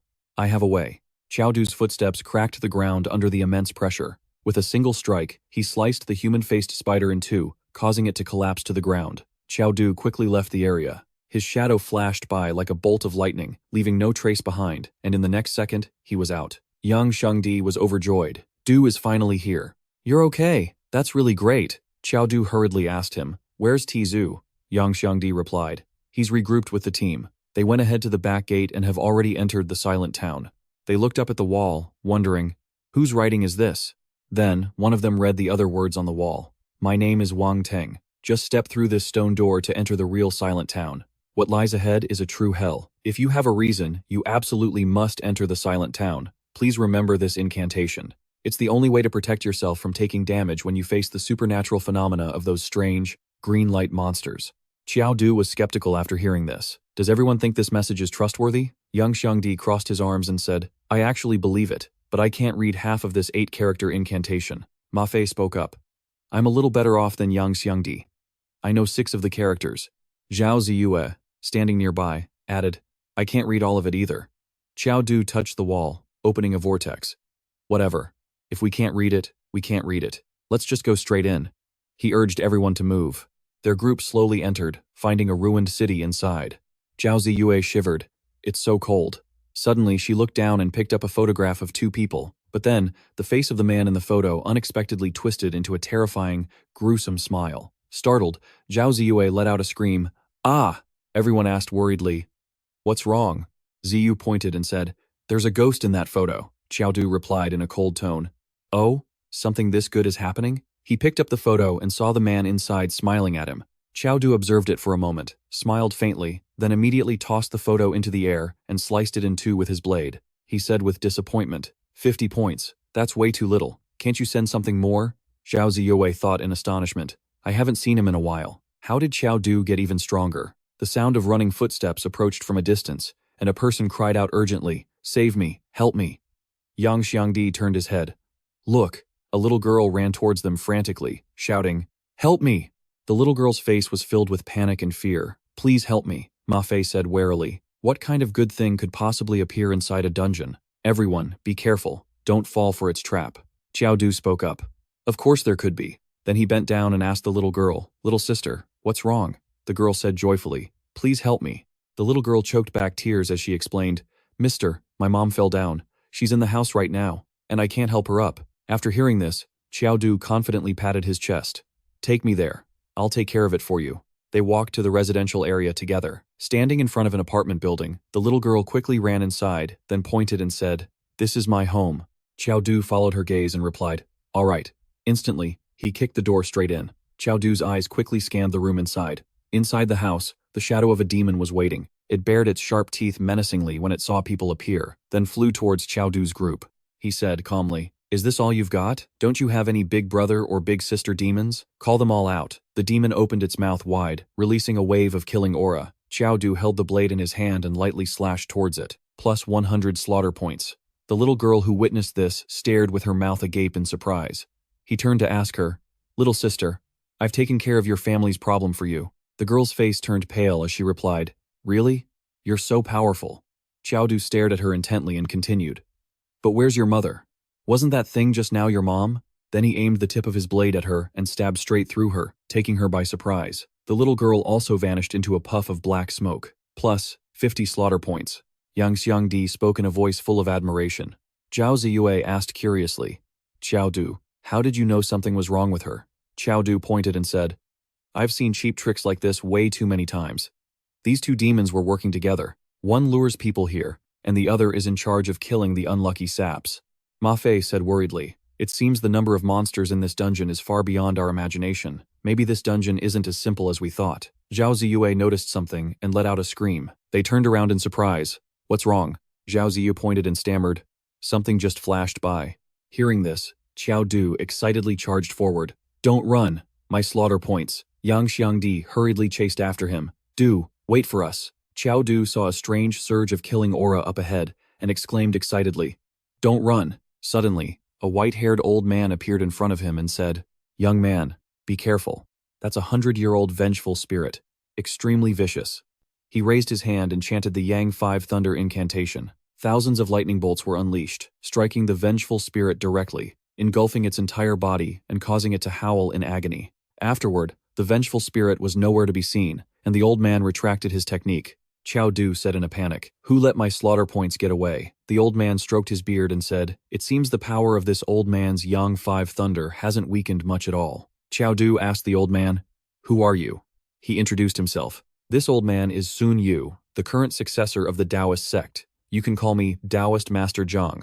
Qiao Du's face grew serious as he thought. A Taoist sect NPC, just like in the Guishan dungeon? There are quite a few monsters in this silent town. This NPC will probably be a big help. Shun. You looked around. There's demonic energy up ahead. In the distance, many streams of black smoke were gathering. Qiao Du quickly ran forward, thinking he couldn't let this old Taoist master steal his slaughter points. The Golden Dragon Crescent Blade's slaughter points are about to burst. The old man called out a warning. Young friend, don't be reckless. Your mortal weapon can't harm these monsters. As soon as he finished speaking, he jumped onto his sword. Qiao Du acted as if he hadn't heard a thing and shot forward like an arrow. Soon, he thought to himself in amazement, how is this possible? What kind of monster is this kid? My speed riding my sword can't even match him running on foot. He landed on the roof of the apartment complex. Qiao Du looked down and saw demonic energy swarming everywhere. He could clearly see Tiju below, who seemed to be in trouble. Zombies were appearing all over the place. Tai Zhu suddenly reminded everyone, remember the incantation on the wall? Chant it. Then he closed his eyes and started mumbling, Miu Fo Yan Ni, Xin An Do Kong. The entire group began chanting together. Miu Fo Yan Ni, Xin An Do Kong. A circle of light appeared around them, pulsating with a constant chant. The demonic creatures heard it and recoiled in fear, immediately retreating. Someone shouted, the demonic creatures are falling back. Qiao Du suddenly looked over as a strange gust of wind blew past. Just then, Sun Du rushed over to Tiju's group and asked, hey, what happened to that thick demonic energy from before? How did they suddenly vanish without a trace? He looked around, wondering where that young, sword-wielding friend from earlier had gone. He then called out to the person nearest to him, Tizu. Young friends, did you see any monsters just now? The person next to Taiju explained that this old team leader's name is Shun Yu, and according to the strategy guide, he's an important NPC. Sticking with him is the only way to trigger the main storyline. He replied, I get it. Ta Zhu walked over and said, Taoist Master Zhang, I'm Ta Zhu. We've already dealt with all the monsters from before. Shun Yu was surprised. You dealt with them? Tai Zhu answered sincerely, that's right. If you, Taoist Master, also have a kind heart dedicated to vanquishing evil and bringing peace to the world, why don't we travel together? I've always held the utmost respect for figures like you. Qiao Du approached from a distance, his every step radiating a powerful aura. Brother Taizu, he said in a cold voice. First, you didn't wait for me when I was holding off the human-faced spider, and now you're trying to steal my thunder? A system notification appeared. Killing aura plus 1,500. Qiao Du thought to himself, good thing I killed those monsters quickly. Otherwise that old Taoist master would have definitely poached him. Taizu scratched his head and replied, ah, Cannon bro, my bad. I thought if I went ahead, I could clear a path for you guys. I didn't expect to step right out into the quiet town. He then asked, but as long as you chanted the incantation and walked straight, that path should have been safe, right? Why did you guys get here so late? You mean you didn't chant the incantation? Qiao Du crossed his arms and replied, we just didn't bother using it. Internally, he thought, I can't let them know we couldn't read the whole spell. But if that spell only repels monsters, it's useless to me. I'm actually hoping every single monster in this instance comes looking for me. Taizu gave an awkward laugh. Oh, so, that's how it was. Sorry about that, Cannon bro. Chushin spoke up. Taizu, you're so useless. Bowing and scraping to someone from a third-rate university like that. They only rush to catch up with us because they want protection from our Kangchong Academy. Can't anyone see their real motive? How ridiculous! Yang Xiangdi shouted angrily. What the hell are you trying to say? She replied in a sarcastic tone. Oh? What about it? A bunch of losers like you want to start a fight? Taizu stepped in to mediate. Cannon bro, don't mind her. How about this? We'll travel together, and you guys can follow behind us. If there's any trouble, just leave it to me. How does that sound? Qiao Du stood to the side, thinking with a stern face. I'll trust him for now. With my current abilities, they can't cause any real trouble anyway. Xun, you reminded them, if the monsters have been eliminated, what are you all dawdling for? If you're not coming, this old man is leaving first. Taizu quickly replied, please lead the way. Taoist master. They arrived at a deserted apartment complex. He spoke up. Hasn't this town been abandoned for a long time? Why does it look like a lot of outsiders have moved in? Xun Yu, who was leading the way, said in a cold voice, let's just hope we don't wake that thing. Taiju asked, Taoist master, what is that thing you're talking about? He answered in a grim voice, the demon king of the quiet town. Just like the demonic aura that pervades this cursed land, the ghosts and demons here will inevitably fight and devour one another until the strongest demon king is born. Chushin also wondered, is that demon king very strong? Sun Yu retorted, strong? Strong isn't enough to describe the terror of a demon king. The birth of any demon king is a calamity for all living things, bringing endless suffering. He recounted, I remember, years ago, my father encountered a demon king. Even with the help of another enlightened master, they barely managed to destroy it. You must understand, my father was a grandmaster of Taoist arts, countless times more powerful than I am, and that demon king was once an enlightened high monk who had fallen to the demonic path. That battle was horrific. Qiao Du suddenly thought to himself, an enlightened monk who fell to the demonic path? He remembered something. Could it be? He then grabbed Sun Yu by the collar and shouted, Quick, tell me, what is your father's name? Qiu Xian frowned in annoyance and said, Qiao Du, what the hell is wrong with you? Let the Taoist master go, now. He glared at her and yelled, Shut up. Sun Yu then said, My father's name is Zhang Erhe. Hearing this, Qiao Du was stunned. Zhang Erhe, how can this be? He thought. Isn't Zhang Erhe the NPC from the Ghost Mountain instance? If the Zhang Erhe this old Taoist mentioned is the same Taoist Master Zhang from the Ghost Mountain instance, then is this because the flow of time is different between the two instances, or is there another reason? Qiu Xian said harshly. Qiao Du, how dare you yell at me? Do you have any idea who my father is? You're just a student from some hick college, and you dare to yell at me? Piss me off, and I'll make you regret it. Yang Xiangdi also tried to calm him down. Brother Qiao, maybe you should let the Taoist master go first. Hearing this, Sun Yu was surprised. Qiao Du. Brother Qiao. Your name is Qiao Du? The enlightened master my father spoke of, the one who killed the demon king with him. Was that you? Qiao Du replied calmly. That's right. The one who killed the demon monk with your father. That was me. Sun Yu's voice was full of admiration. My father passed away more than 50 years ago, yet you are still here, and so young. It seems my father's theory was correct, Qiao Du asked in surprise. Theory? What theory? He recounted with a serious expression. Before my father passed away, he told me that he had come to understand the truth of the world and had also seen through your origins. At that time, my father said, Sun Yu, I finally understand why, after the battle on Ghost Mountain, I couldn't find anyone in the world named Qiao Du. He looked up at the sky and said, because he doesn't belong to our world at all. Yun Yu was confused. Father, what do you mean by that? His father raised his hand and answered, he originally comes from the main world. Immediately, bolts of lightning flashed across the dark sky. Sun Yu panicked. This is heavenly retribution. The heavens are angered. His father stood up and laughed loudly. What? Are the heavens afraid? Seeing a dragon of lightning descending, he looked up and said, trying to threaten me? This old man, Zhang Erhe, does not fear death. The heavenly lightning struck him down, and with his last breath, he said, Jun Yu, you must remember this. The final divination your father performed showed that it is your destiny to meet a man named Qiao Du. Tell him for me. The world Qiao Du lives in is real. And the world that I, Zhang Erhe, live in is also real. Everyone in both of your worlds has been deceived. Soon, you screamed, Father. Back in the present, he stood before Qiao Du and said, and that's what happened. I never imagined that in my lifetime, I would actually get to meet you. After hearing the story, Qiao Du was filled with doubt. Is Taoist Master Zhang, like the Machine Queen, an NPC who has awakened his own consciousness? No, if what Taoist Master Zhang said is true, then they aren't NPCs at all. But with my current strength, I'm still nowhere near strong enough to uncover the truth of this world. At that moment, everyone realized something was wrong. Brother Qiao, something isn't right around here. The demons were now frantically charging toward them. Qiao Du said excitedly, leave them to me. This is like getting a pillow just when you're feeling sleepy. He thought to himself, my golden dragon crescent blade only needs another 500 points to max out its bloodlust. Qiao Du swung his blade. Bloodlust points plus 100. A series of strikes followed. Bloodlust points plus 100. Bloodlust points maxed out at 10,000. Enchantment effect upgraded.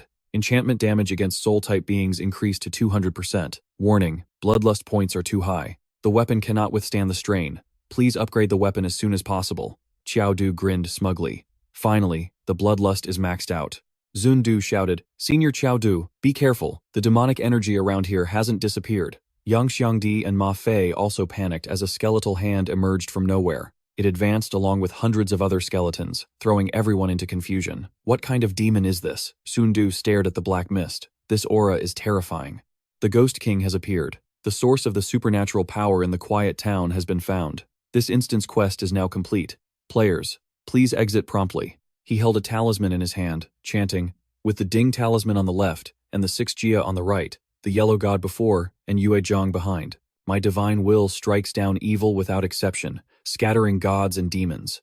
Chundu shouted, execute. and then threw the talisman at the Ghost King. Her crimson eyes glowed brightly. Hidden quest activated. Close the instance and exit the passage. Hidden quest requirement. All players must cooperate to resolve the source of the supernatural power and restore peace to the quiet town. The clash between the C-rank difficulty and the immense power source caused an explosion. Taizhu urgently said, "Quick, start the chant." He and his teammates clasped their hands together, chanting, "Summon Buddha, summon immortals, Mind's seal, deliverance of Jiang." But none of it had any effect on the Ghost King. She uttered a single word, "Kneel." Instantly, Taizhu's group fell to their knees. "What's happening? Why can't I control my own body?" The Ghost King continued her commands. Blind eyes, crushed legs, broken arms, causing them to scream in agony. Sundu panicked. Spoken command. It's actually spoken command. Impossible. She's just an evil spirit. How could she possess the power of spoken command? Meanwhile, Qiao Du's group was unaffected. Yang Xiangdi wondered aloud. Could it be that we're immune to spoken command because we're too handsome? The Ghost King ground her teeth in fury. Impossible. She screamed maniacally. Blind eyes, crushed legs, broken arms, and shattered bones. But only Taizhu's group was affected.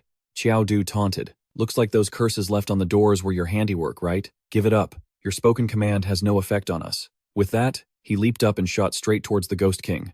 Time to die. The Ghost King glared at Qiao Du. Arrogant brat. She then prepared to counterattack. He closed in on her. Gale boots, she panicked. Dragon's roar combo slash. Qiao Du landed back on the ground after delivering multiple slashes to the Ghost King. Taizhu looked up. Is the Ghost King dead? But just then, Sun Du spoke up. Senior, Qiao Du, be careful. The demonic energy in this place hasn't dispersed at all. He replied, I know. The mission isn't over yet, after all. The pool of blood behind him swirled into a vortex, shooting towards Qiao Du and injuring his arm. Zhao Ziyo used her prayer skill, and the ability healed Qiao Du's wound. Suddenly, black smoke rose from the pool of blood. A system notification appeared with information. Epic Boss, Resentful Witch Spirit, Level 28. Health, 5,000 out of 5,000. Strength, 235. Defense, 56. Agility, 183. Spirit, 307. Skills, Spoken Command, Immortal Body. A pitiful soul in life, she became a resentful witch spirit in death. As long as she has her pool of blood, she is immortal and indestructible. Qiao Du thought to himself, immortal body again.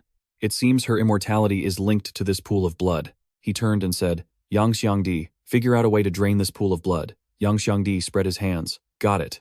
Earth-shattering fissure. The ground beneath the resentful witch spirit split in two. At the same time, Qiao Du launched a swift attack. She changed targets, lunging at Yang Xiangdi. Die! The pool of blood was gradually disappearing. Underworld Earth Beckon made her scream in pain. Seizing the opportunity, Qiao Du and Ma Fei attacked.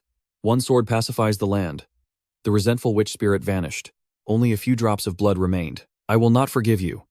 A second later, she regenerated once more. I am immortal and indestructible. Yang Xiangdi shouted a reminder. Brother Du, Ma Fei, leave the blood pool to me. The rest is up to you two. Sand prison. As he finished speaking, the resentful witch spirit charged toward him. You damned fatty, I'll kill you first.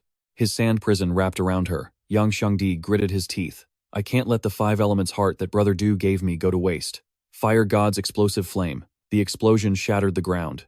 Tai Ju exclaimed in shock. How is this possible? That wood-type mage can actually use the power of the 5 elements? The resentful witch spirit shrieked incessantly. All of you must die.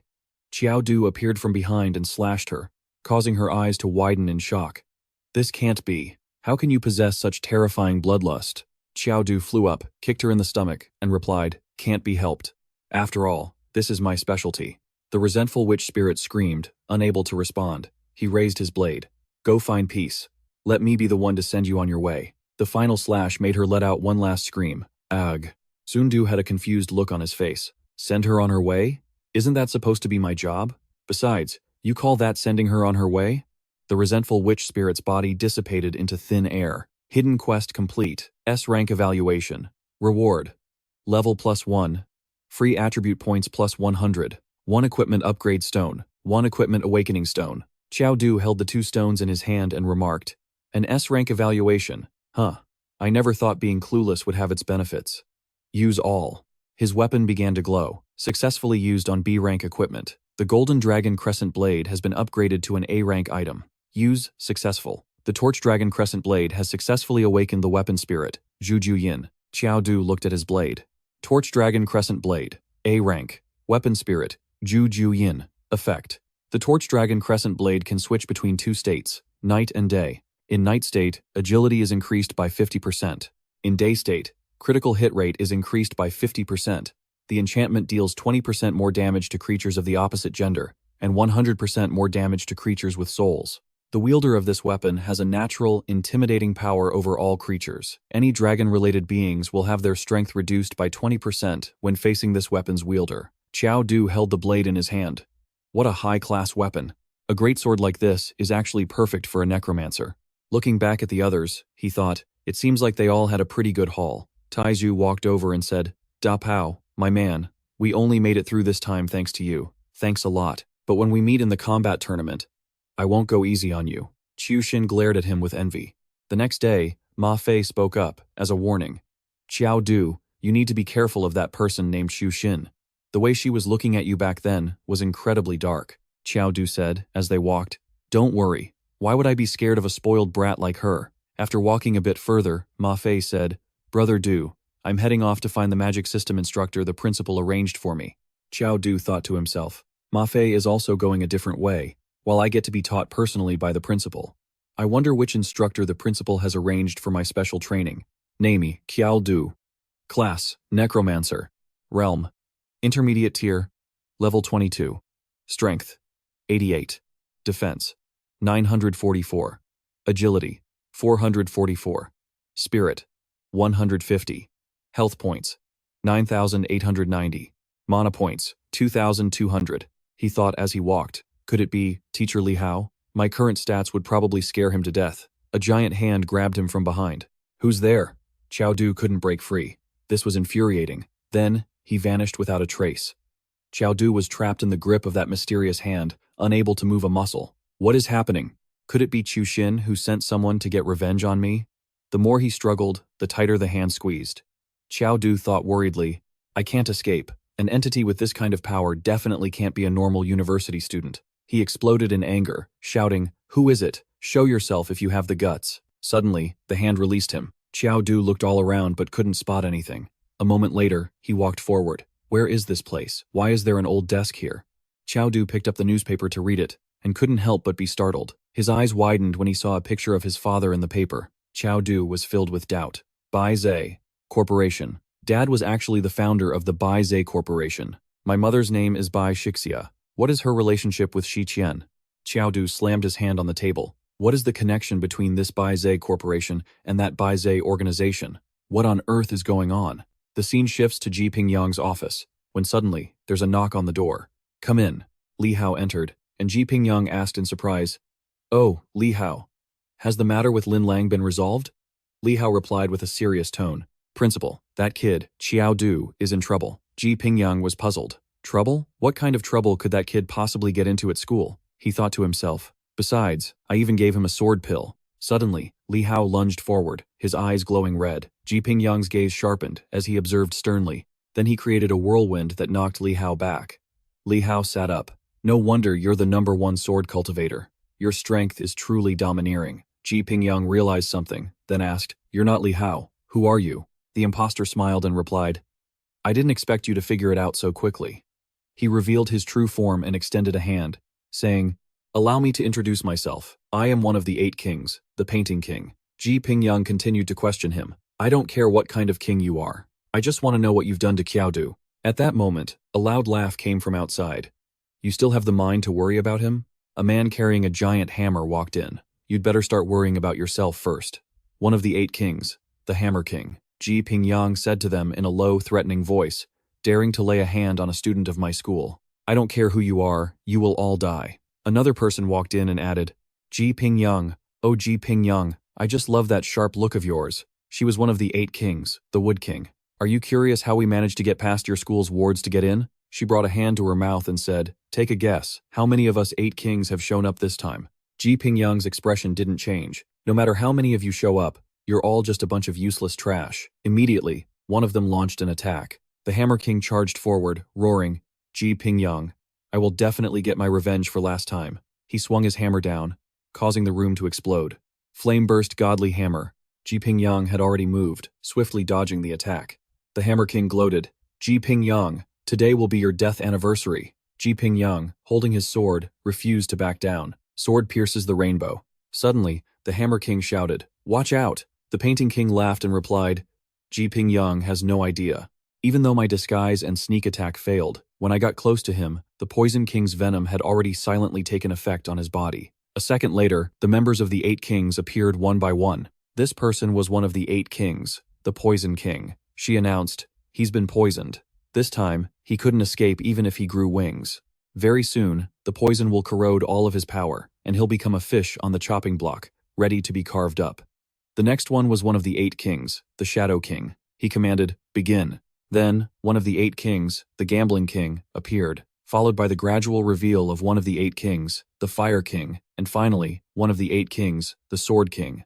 They gathered in a circle and then combined their powers. 8 kings assemble, skill, Godly Phoenix, World Annihilation. Ji Pingyang also quickly drew his sword to attack. A massive amount of energy was released. The two forces collided, causing the ground to explode. The onlookers were thrown far away, and the explosion caused everything around to tremble. Through the smoke, Ji Pingyang walked forward with his sword in hand. He thought grimly, I can still suppress this poison for now. The Sword King shouted as he defended, impossible. We're all clearly at the same Saint-tier realm.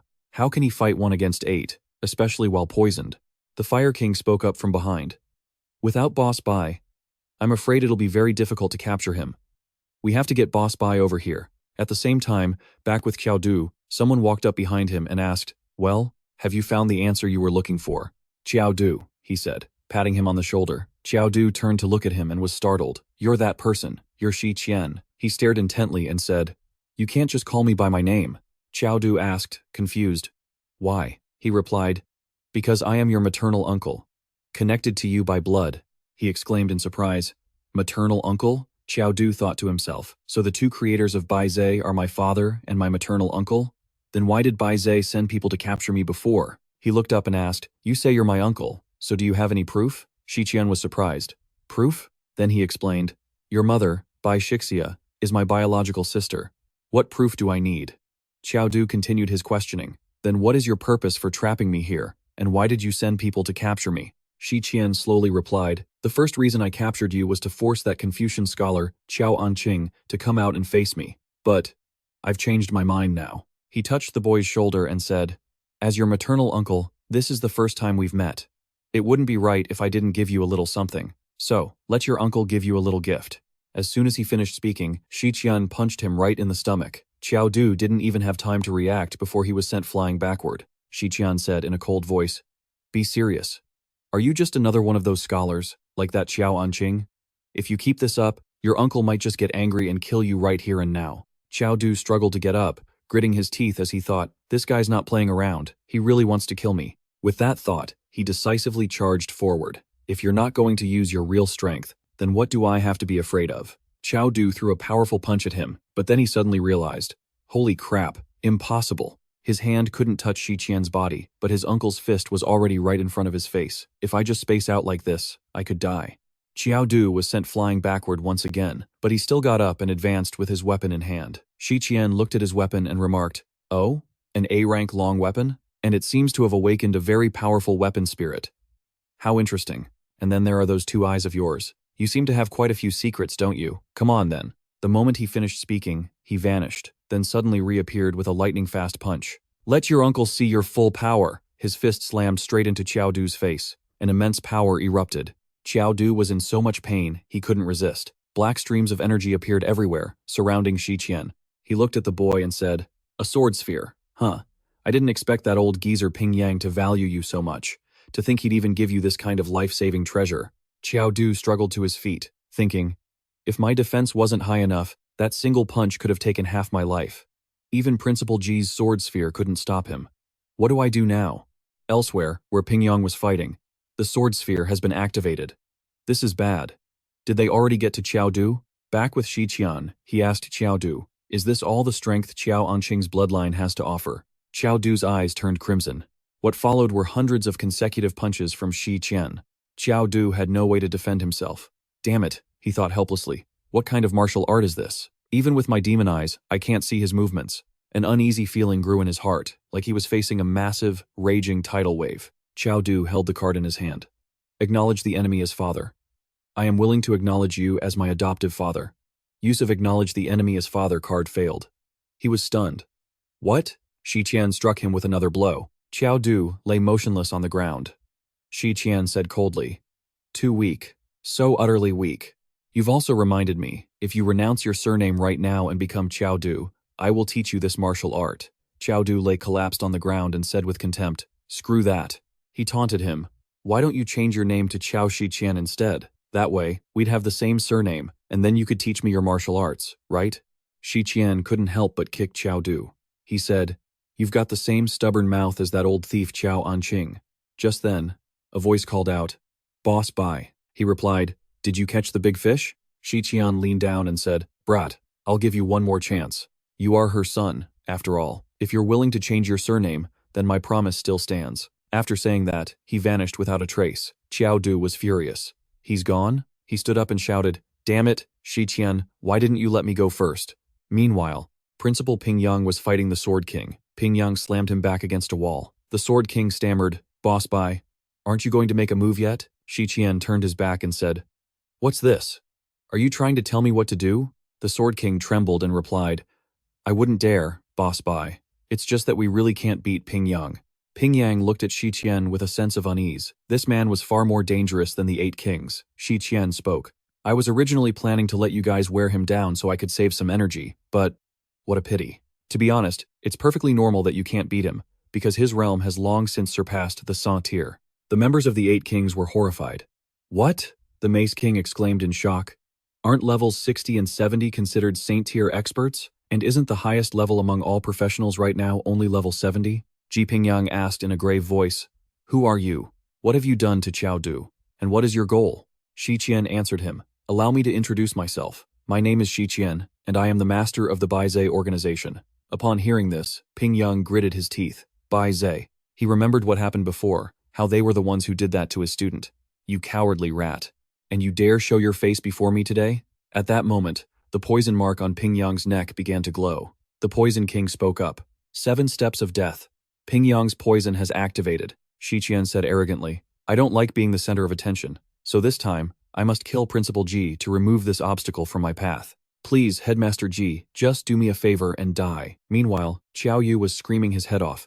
"You bastard, Shi Qian, let me the hell out of here, now." He thrashed around wildly with his weapon. "Let me out!" Strange patterns appeared on Qiao Yu's body as he collapsed to the ground in pain, a cloud of poisonous gas surrounding him.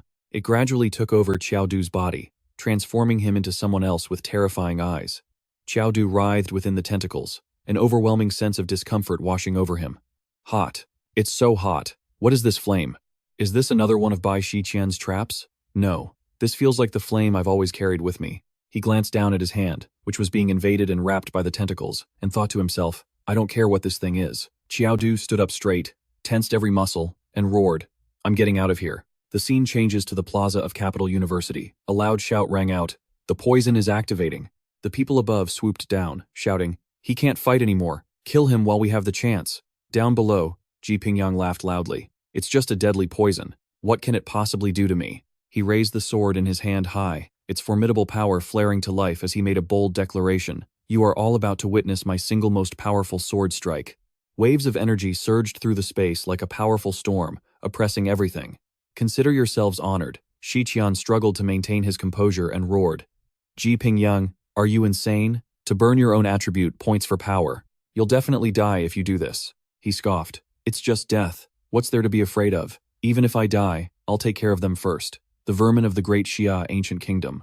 The man now turned around with a horrified look and shouted, "He only has enough power for one more strike. Everyone, attack and stop him, or we'll all die together." Ji Pingyang raised his sword, pointing the tip downward as he channeled his power. Sword chi stretches 30,000 miles. A single sword gleam freezes the 19 continents. Kunwu pierces the heavens, myriad tribulations, one sword to quell chaos, as bright as the blazing sun. Shen Jianshu couldn't help but be startled by this sight. As he unleashed the sword strike, Ji Pingyang's eyes blazed with killing intent. Kunwu, one sword, Pingyang. He brought down a powerful slash, causing a massive tremor to shake the ground, cracking it apart. Shi Qian clenched his fist and shouted, Flowing water, 100 transformations fist. Then he, too, slammed a powerful punch into the ground below.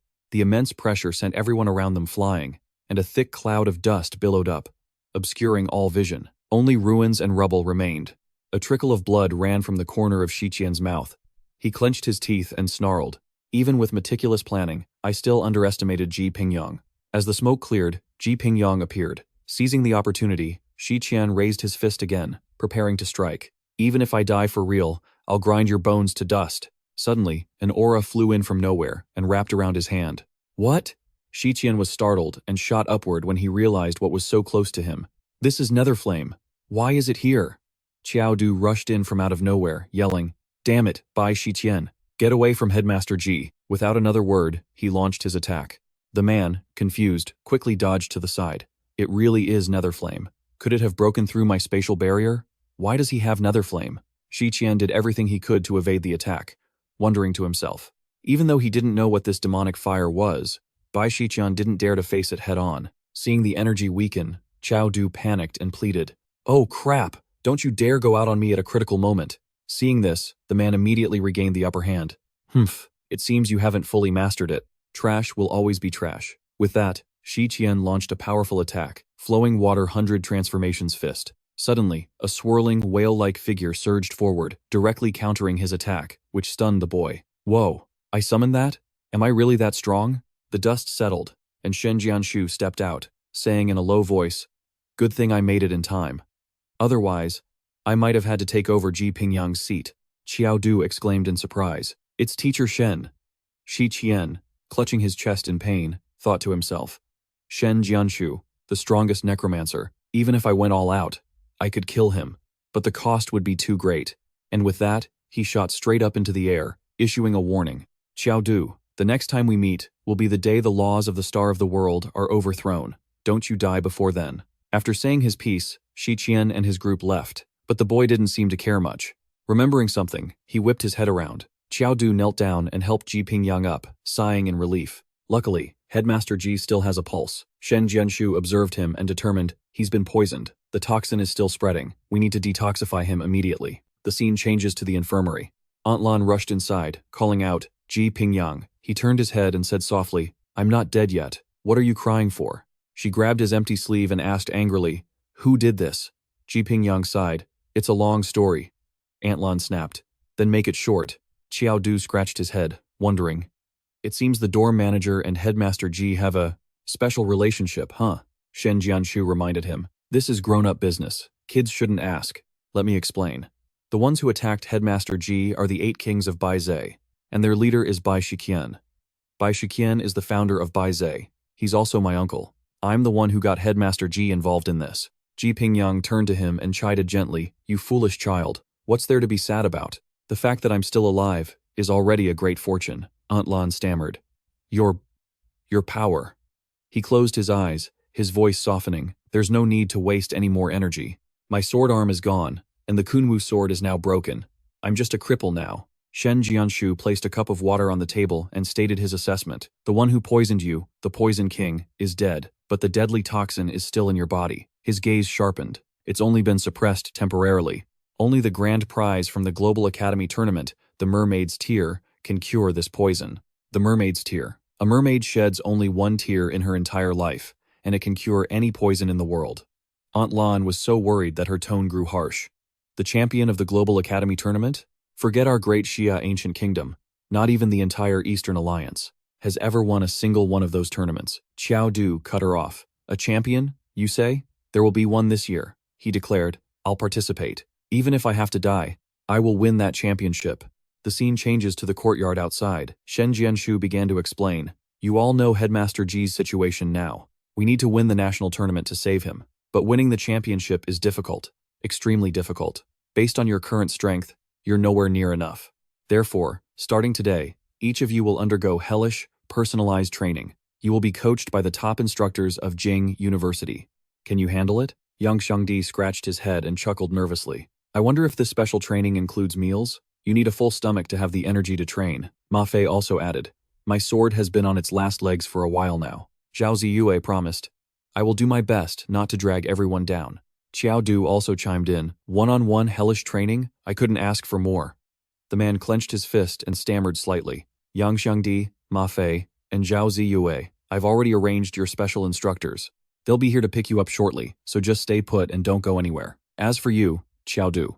At that moment, large pincers emerged from the ground beneath him, but it didn't seem to surprise Qiao Du. Instead, he looked resigned. Again, the pincers quickly snatched him up as Shen Jianshu's voice continued. You're coming directly with me. It then dropped Qiao Du, letting him fall to the ground. The boy asked in a daze, where is this place? The man informed him, this is where you will receive your special training. Welcome to my soul space. Shen Jianshu added. The fact that you could draw a class like Necromancer clearly means you're fated for it. He flew high above and declared, whether you like it or not, you will learn my necromancy.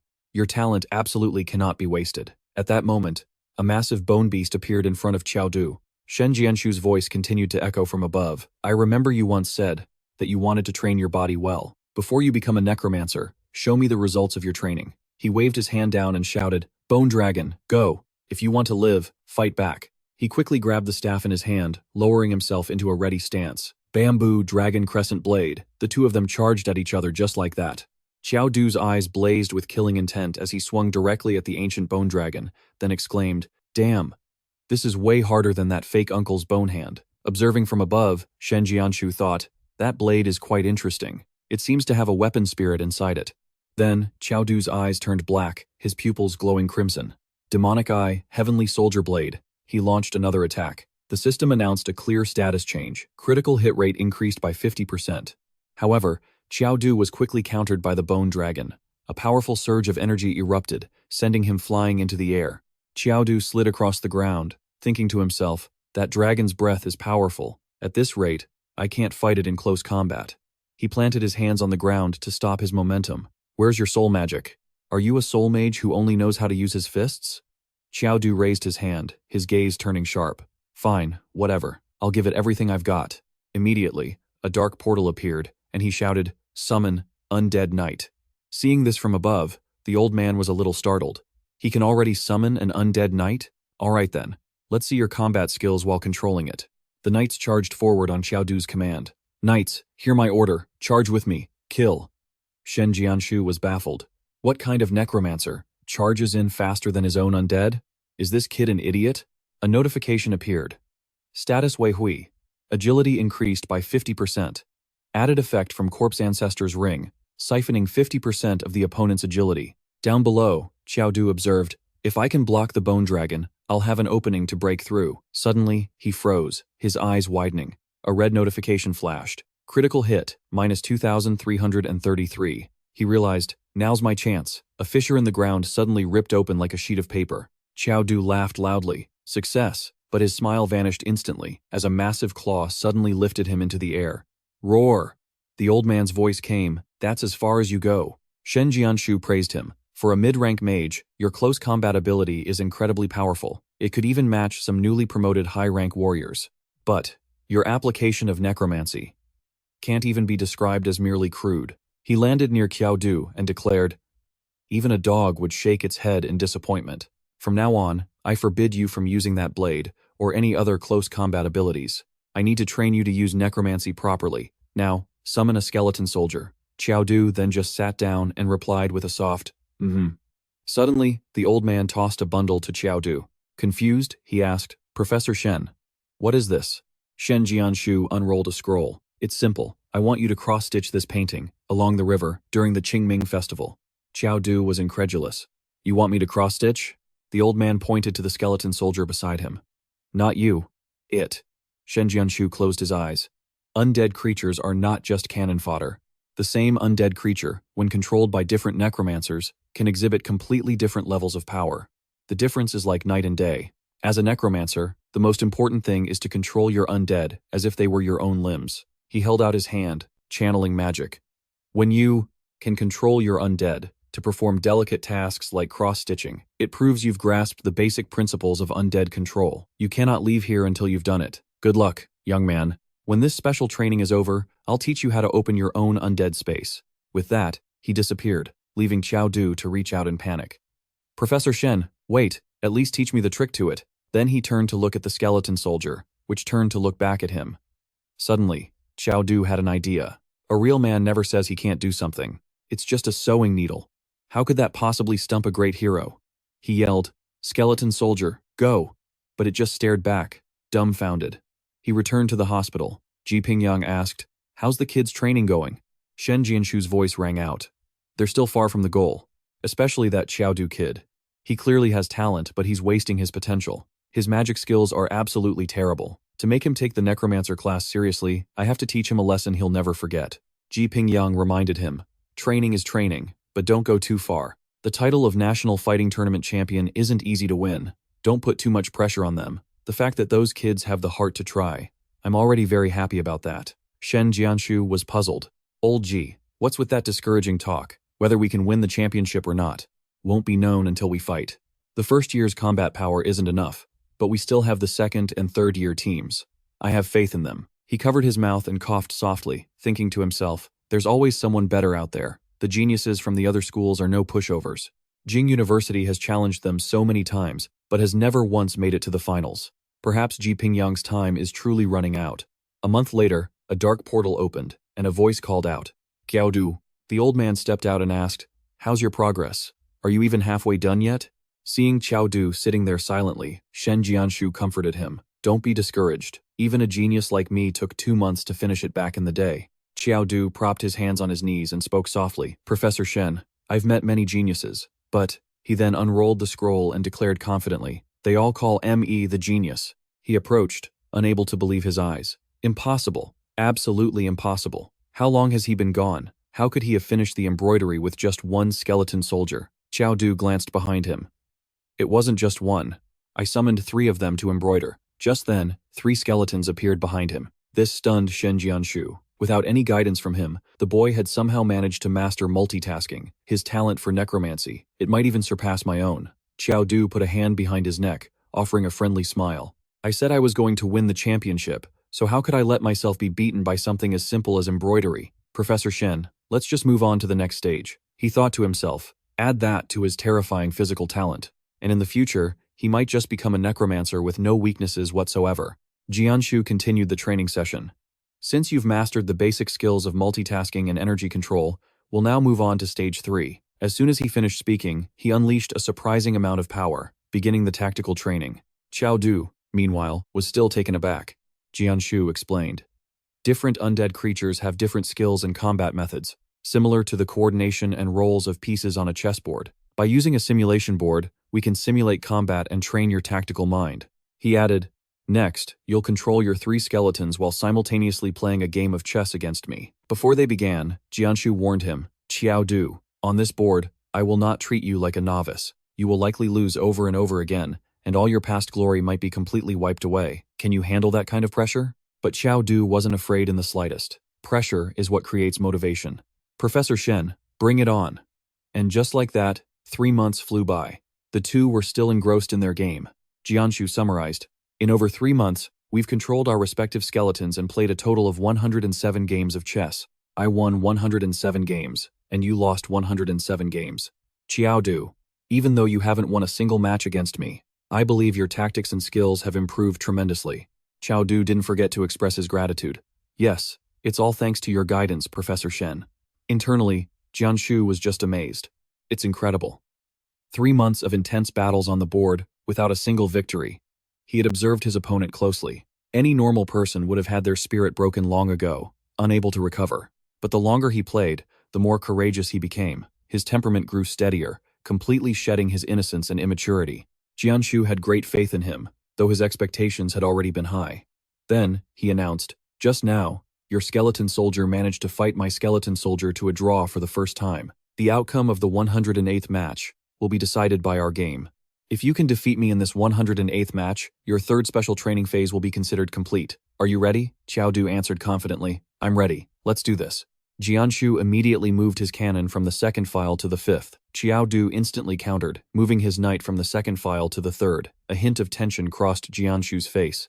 He quickly moved to block, retreating his cannon on the 5th file by 2 spaces. This time, it was Qiao Du who was in a tight spot, but in a flash, he turned the tables, moving his cannon from the 6th file to the 1st. But before he could even feel smug, Jianshu blocked him. Rook from the 7th file to the 5th, check. In the end, Qiao Du had to admit defeat. It looks like I've lost the 108th game after all. But Jianshu suddenly denied it. No. Have you forgotten your own trump card? His serious gaze only confused Qiao Du more. A trump card? Jianshu slammed a chess piece onto the board. Its outer shell shattered, revealing a red piece hidden inside. What's this? Only then did Qiao Du realize with a jolt that he had overlooked a crucial rule, to move only with one's physical body. Jianshu then reminded Qiao Du, "Don't forget, the biggest difference between you and other necromancers is your incredibly powerful physique." He explained, "Your general isn't confined to its palace of 4 squares. It can fight alongside its own soldiers, can't it? Therefore, your path is different from other necromancers. It's a path no one has ever walked before, and you must be the one to forge it." And Qiao Du had to admit, he was completely stunned. That's right. My goal was never just to become a powerful necromancer, but a truly well-rounded, all-powerful warrior. The black piece had always been under the board, not bound by the rules. Now that Qiao Du had grasped this truth, he could finally step onto the path of the truly powerful. His body felt as if it was filled with new power. I can feel the magic energy surging through my body. It's flowing so much more smoothly than before. Jianshu praised him. Very good. You've broken through your own bottleneck. Then, he emphasized another point. However, there's still one final step before you can become a true necromancer. Jianshu suddenly pointed a finger at Qiao Du's forehead. Don't resist my power. Use your mind to sense the world of the undead. He infused a bit of magic into Qiao Du's consciousness. Go now, and perceive the world hidden deep within you, the world of the departed. His vibrant eyes slowly opened. Qiao Du looked around in disbelief. This is my necromantic space. He curiously reached out to touch the space, only to be stopped by a barrier. What's going on? I can't enter. Jianshu reminded him impatiently. Everyone's necromantic space opens in a different way. Use your brain and figure out how to open the space that belongs to you. So, Qiao Du pushed against the barrier with all his might, pouring all his strength into it. Open! The barrier began to show signs of cracking. Open, for me! And soon enough, it shattered into pieces. Qiao Du couldn't hold back his joy. Professor Shen, I did it. At the same time, a system notification appeared. Congratulations, player, for successfully unlocking the necromantic space. Jianshu was speechless. I told you to use your brain. Not that. Forget it. Forget it. As long as the necromantic space is open, I suppose it's fine. He continued, as you level up, your necromantic space will gradually expand. Jianshu explained, your current space can only hold a maximum of 5 or 6 headless horsemen. The rest will have to be summoned on site. He then opened a magical chest. This is every necromancy spell I've collected over the years. With your level of comprehension, I no longer need to tutor you one-on-one. You can figure these out on your own. The information on this one is B rank, Frenzied Beast Tide. A necromancer infuses magic into the bones of various predatory creatures, causing them to rise from the earth and live again. The S rank Annihilation Legion. Legend has it that not even Ares, the god of war, could completely wipe out the terrifying Annihilation Legion. A cursed necromancer could summon the Annihilation Legion back to the physical world, bit by bit. Qiao, you exclaimed happily. Holy crap, Professor Shen, did you clean out your entire inventory for this? Each one of these skill books is valuable enough to start a war in human society. But then he refused. Professor Shen, these are too precious. I can't just take them. Jianshu calmly replied. There are only 2 necromancers in all of Jingdu University. If I don't give them to you, who else would I give them to? Take them. If you want to repay me, then go win the National Martial Arts Tournament. Qiao, you answered loud and clear. Yes, sir. Jianshu broke into a wide smile. All right, now there's just one more thing to do. A magical vortex swirled open in the space. We've arrived. Qiao Yu observed the new location. I've been here before. This is the C-rank dungeon, the Shadow Forest. Jianshu confirmed he was half right. Then he explained. This is the very center of the Shadow Forest, and the thing we're looking for is right here. The Dark Scepter. The space around them was shrouded in darkness. The system announced an epic-level monster, Black Flood Dragon. HP, 10,000 out of 10,000. Strength, 563. Defense, 502. Speed, 544. Skills, Dragon's Might, Dragon's Breath. The system added a special friendly reminder. This creature is the Overlord class boss of the Shadow Forest. It has an endless thirst for blood to complete its evolution. Qiao, you could feel it too. That dragon's breath was incredibly powerful. This Black Flood Dragon was even stronger than Professor Shen's Bone Dragon. From what he knew, the Black Flood Dragon was the guardian of the Dark Scepter. Jianshu encouraged him from behind. Go fight it. After 4 months of special training, let me see what kind of combat power you can unleash with all your strength now. The system provided info on the epic level monster, the Black Flood Dragon. HP, 10,000 out of 10,000. Strength, 563. Defense, 502. Skills, Dragon's Might, Dragon's Breath, and Dragon God Transformation. The dragon let out a ferocious roar. Dragon's Might. The sheer force of its aura made Qiao. You admit its power was the real deal. It felt like his body was about to be torn apart. The Bamboo Dragon Crescent Blade system updated its status. Wei Hui state activated. The suppressive effect of Dragon's Might has been nullified. The dragon's blood-red eyes locked onto Qiao Yu. But that didn't scare him in the slightest. It's just a black flood dragon. So, what if it were a true dragon? How could its dragon's might compare to a bamboo dragon's? The dragon shot up like a bolt of lightning, preparing to launch an attack. Qiao, you quickly used the spell AK Gate and summoned the Headless Horseman to charge. The horseman charged forward on command, but the dragon sent them all flying with a simple flick of its tail. The Headless Horseman couldn't even scratch it. Then try this on for size. Qiao Yu, full of energy, switched tactics. Fan He Zhi Sheng. The usage of this skill. B rank Fan He Zhi Sheng. Under the Necromancer's chant, all undead creatures are enhanced and enter a berserk state. The undead moved with blinding speed, surrounding the dragon. Witnessing this, Jianshu was stunned. That's a spell from the skill books I gave him. When did he manage to learn it? Qiao, you shouted with excitement. And that's not all. Shui Ru Quan Yong. Instantly, the dragon took massive damage. B rank Shui Ru Quan Yong. Effect. Within a certain range, any injured creature cannot heal itself, and blood will begin to gush from its body. It coughed up a huge mouthful of blood in agony, its body beginning to sway violently. Seizing the opportunity, Qiao Yu used the spell Necro Swap. He flew high into the air while simultaneously controlling his magic. Information on this spell, Necro Swap, C rank. After a 3-second chant, the caster swaps positions with any undead creature. Wei Ming state, stacked with the Ring of the Skeleton King. With just this one attack, the dragon was dealt devastating damage. Critical slash, minus 3,966. The dragon's vision began to blur. Its body was enveloped by the swapping magic, and a blinding light filled the area. Epic level skill of the Black Flood Dragon. Dragon God Transformation. It was only then that Qiao Yu realized, oh crap, this one's too much for me. Yet Jianshu remained perfectly calm. Come forth. He then summoned the Divine Death Knight, which landed another powerful blow, making the dragon cry out in pain. This time, it truly had no strength left to struggle. Afterward, Jianshu gave his assessment. You've just learned high-level necromancy. Being able to force the Black Flood Dragon to use its ultimate move is already quite impressive. Meanwhile, Qiao Yu is still in a state of shock. The Divine Death Knight is one of the top-tier undead creatures, and Professor Shen just summoned it so easily? He was incredibly curious. Just what terrifying level had his professor's necromancy reached? Then, Qiao, you made a request. Professor, can you let me have the final blow on the Black Flood Dragon? Jianshu agreed. Sure, but are you short on experience points or something? Qiao, you just gave a knowing smile. You'll see soon enough. System announcement. Congratulations to player Qiao Yu for defeating the epic level monster, the Black Flood Dragon, with brute force. You have gained 63 free attribute points and 6,650 experience points. Congratulations to player Qiao Yu for being the first in the world to defeat a high-level monster with brute force. Reward.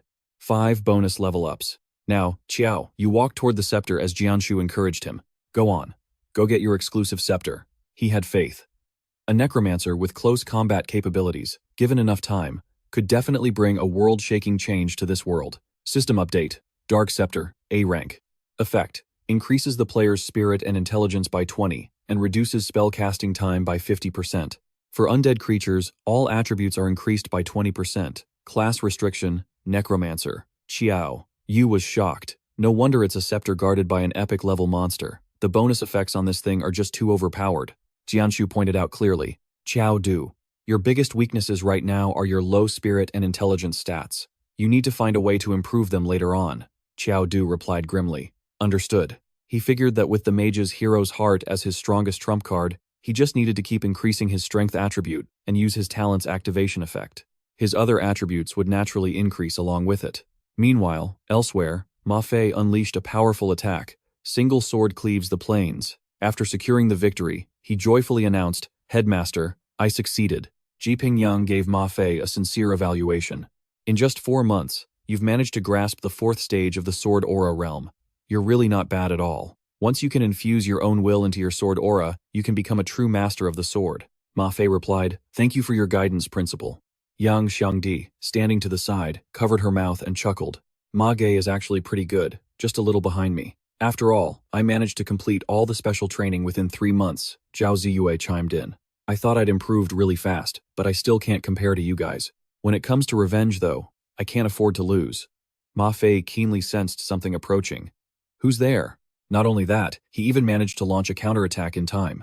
Looking at the scene around him, Ma Fei was a bit bewildered. Headless horseman. He wasn't afraid of anyone, so he provoked them. Where did you rats come from? Let me teach you a lesson. The horde of headless horsemen charged forward. 1,000 army sweep. Ma Fei had no idea what was going on. What? Ji Pingyang recognized it at a glance. This is the single-line long snake formation. Ma Fei was fighting the knights all by himself. So that's what was happening. These headless horsemen are constantly changing formations to wear down their opponent. He stubbornly declared, I don't believe it. Then, another sword attack pierced through the chaos. A voice suddenly rang out. Not bad, Ma Fei. The headless horsemen that I summoned are no match for you at all. Seeing Qiao Du, Ma Fei protested, I've been fighting all these damn headless horsemen for so long, and you're telling me they're just your summoned creatures? Zhao Ziyue couldn't help but be impressed. Qiao Du, you actually learned how to summon headless horsemen? Yang Xiangdi remarked. Won't we be at a disadvantage later then? That's totally cheating. Ma Fei silently assessed the situation. The scariest thing about this Qiao Du kid is his physical constitution. Now that he's even mastered necromancy, even if I were to go all out, I'd probably have a 50-50 chance of winning at best. Ji Pingyang stepped forward with praise. Very impressive, kid. To use an ancient formation so skillfully, it seems that old eccentric Shen Jianshu has taught you everything in his playbook. You're about to squeeze him dry, Qiao Du replied humbly. Not at all, headmaster. But Professor Shen has certainly given me a lot of surprises. I've learned so much from him. Ji Pingyang addressed the group. All 4 of you have made astounding progress in the last 4 months. However, you still have 2 problems to solve before you can enter the National Martial Arts Tournament. First, the tournament consists of 5-on-5 team battles. You're still short 1 team member. Have you picked anyone yet? At the mention of this, Qiao Du looked a bit flustered. Choosing someone. I honestly can't think of anyone who would have good synergy with the 4 of us. A voice suddenly cut in. Headmaster, can the final team member be a premium grade tank? Hearing that voice, Qiao Du immediately turned his head. With the sound of shattering glass, a heartfelt voice called out. Zhuo Yu stood in the distance, head lowered, and slowly announced, I'm back.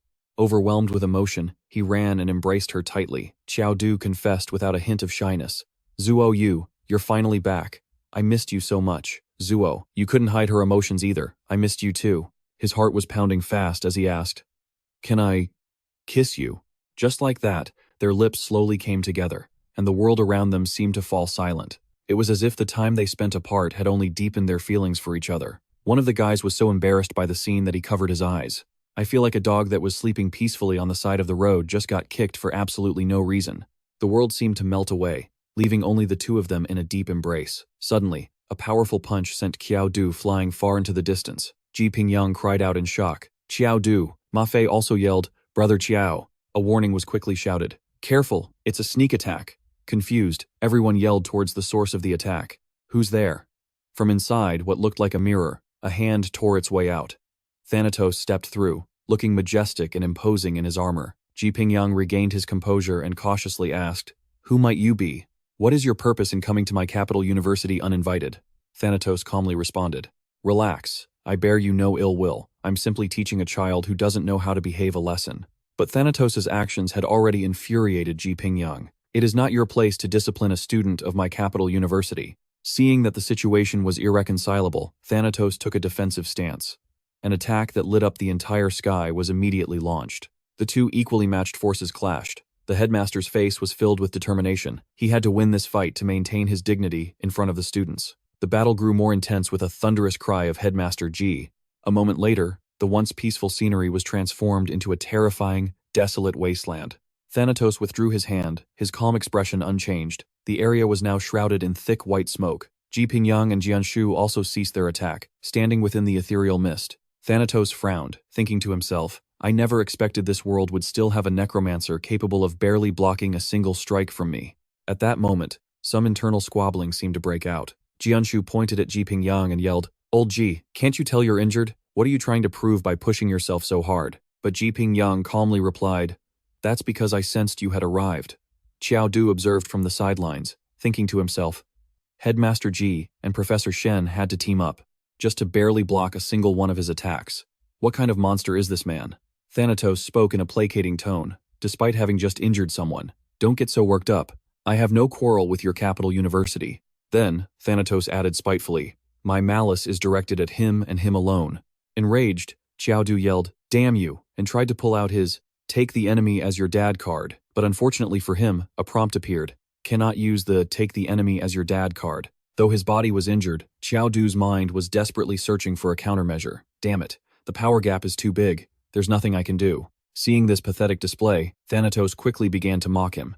And you still thought you could take me on? All guts and no brain. Unable to just stand by and watch, Zuo. You screamed. Thanatos. She ran forward, spreading her arms to protect Qiao. Zuo, you stared Thanatos down and reminded him, you promised me you wouldn't hurt him. Thanatos' tone suddenly softened. I did agree.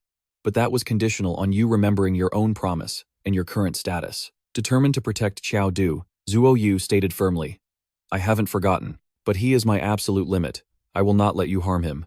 Her words only enraged Thanatos more. Insolence. Do you really think you can stop me by yourself? At that, Qiao's teammates quickly stepped forward as well. Don't forget about us. We're a team, we stick together, win or lose. If you want to lay a finger on Brother Qiao, you'll have to get through us first. I haven't even defeated this Qiao guy myself yet. There's no way I'm letting you kill him in some ambiguous fight. Both Ji Pingyang and Jianshu also stepped forward to protect him. No matter who you are, or what your purpose is, even if I, Shen, die today, I'll risk this old life of mine. I absolutely will not allow you to harm my student. Thanatos looked on, seemingly helpless, and said, forget it. Thanatos lowered his hand and said, consider this a lesson. If there's a next time, I'll personally grant death to this piece of trash. With that, Thanatos vanished like a puff of smoke. Yang Xiangdi collapsed onto the grass, sighing in relief.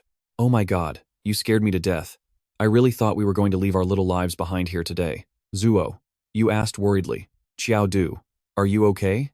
Qiao's face was covered in wounds, but he still tried to act fine, saying, I'm okay. Zuo Yu, who was that guy? What did he force you to do? She avoided his gaze, refusing. Qiao, can we not talk about this? When the time is right, I'll tell you. Qiao stroked her head, gently agreeing. All right. The fact that you're alive and standing in front of me is the best news I could ask for. He kept thinking to himself that it was because he was too weak, that Zuo Yu had to protect him and couldn't tell him the truth. Thanatos, one day, I will make you pay. The thought had barely crossed his mind when Qiao's injured body collapsed onto her shoulder amidst her frantic calls. Qiao, Zuo Yu was terrified. Professor Shen Jianshu came over to examine him and said there were no major issues, that he had just fainted from being unable to withstand that person's direct pressure and malice. But deep down, he was having many other thoughts. If it had been anyone else, their internal organs would have been crushed long ago. And yet, he only fainted. Just how strong is this kid's physical body? Everyone quickly lifted him up. Let's get him to the treatment room. Jianshu watched them go, muttering to himself. To think someone so powerful that they can appear without a sound has shown up in this world. Zuo Yu, what exactly has this child been through recently? Ji Pingyang approached from behind and asked, Old Shen, if that guy shows up again, can you pull him into your spirit space? He closed his eyes wearily and said, if it's a sneak attack, maybe a 30% chance. A direct confrontation? The chances are practically zero. Upon hearing this, Ji Pingyang made a decision. This won't do. Old Shen, you watch over the school and these kids. I have to report this to the higher-ups. Everyone was worried about his health. Qiao, does your head hurt? Do you want some water? But, his mind in turmoil, Qiao shot up and yelled, I said I don't need it. Stop acting like I'm paralyzed. Everyone continued to tease him. You can't have anything happen to you before I get the chance to beat you. Brother Qiao, if you go, I'll take good care of Zuo Yu, which made Qiao even angrier. You bastard. Jianshu slowly spoke up. Qiao, is your body really okay? I'm fine now. I could even go into a dungeon right now without any problems, he said calmly. Then I'll be brief. For this combat tournament, I will be the teacher leading the team. According to the rules, each university is only allowed to send 2 teams. Our 2 teams from Jing University have already been decided, Jianshu specified bit by bit. Therefore, you all must defeat Jing University's 2 teams to earn the right to participate. He clearly presented their titles and roles. Zhao Ziyue, an intermediate rank level 21 healing mage, has astonishing healing ability and can restore individual targets, even reaching 1000 health per second. Yang Xiangdi, an intermediate rank level 24 elemental mage, who wields the power of 5 different elements. Ma Fei, an intermediate rank level 25 warrior class swordsman, who has mastered the 4th stage of sword aura. Jianshu spoke very seriously. An intermediate rank level 23 necromancer. A monster. As for Zuo Yu, do I even need to introduce her? Zuo Yu joined the fun and introduced herself. Zuo Yu, an intermediate rank level 29 heavy armored tank. My skill is damage reflection. I can absorb the opponent's damage, store it, and reflect it back. I'm also immune to all types of poison. Ziyue and Ma Fei were thrilled to hear this. With Zuo Yu joining us, we should have a good chance of winning against the two teams. It's time to show the results of our training. Yang Xiangdi chimed in, Brother Qiao, are you slacking? How is your level even lower than your girlfriend's? Being teased constantly put Qiao Du in a bad mood. Do I need you to manage me? Jianshu coughed a few times to get their attention and said, Don't celebrate just yet. I haven't finished explaining the requirements. He had already arranged everything.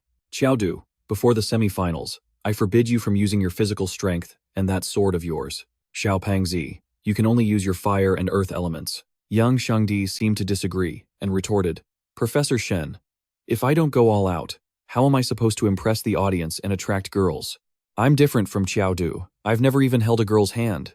But Jianshu calmly explained, Young man, don't be so short-sighted. If you're going to participate, you should aim for the very top.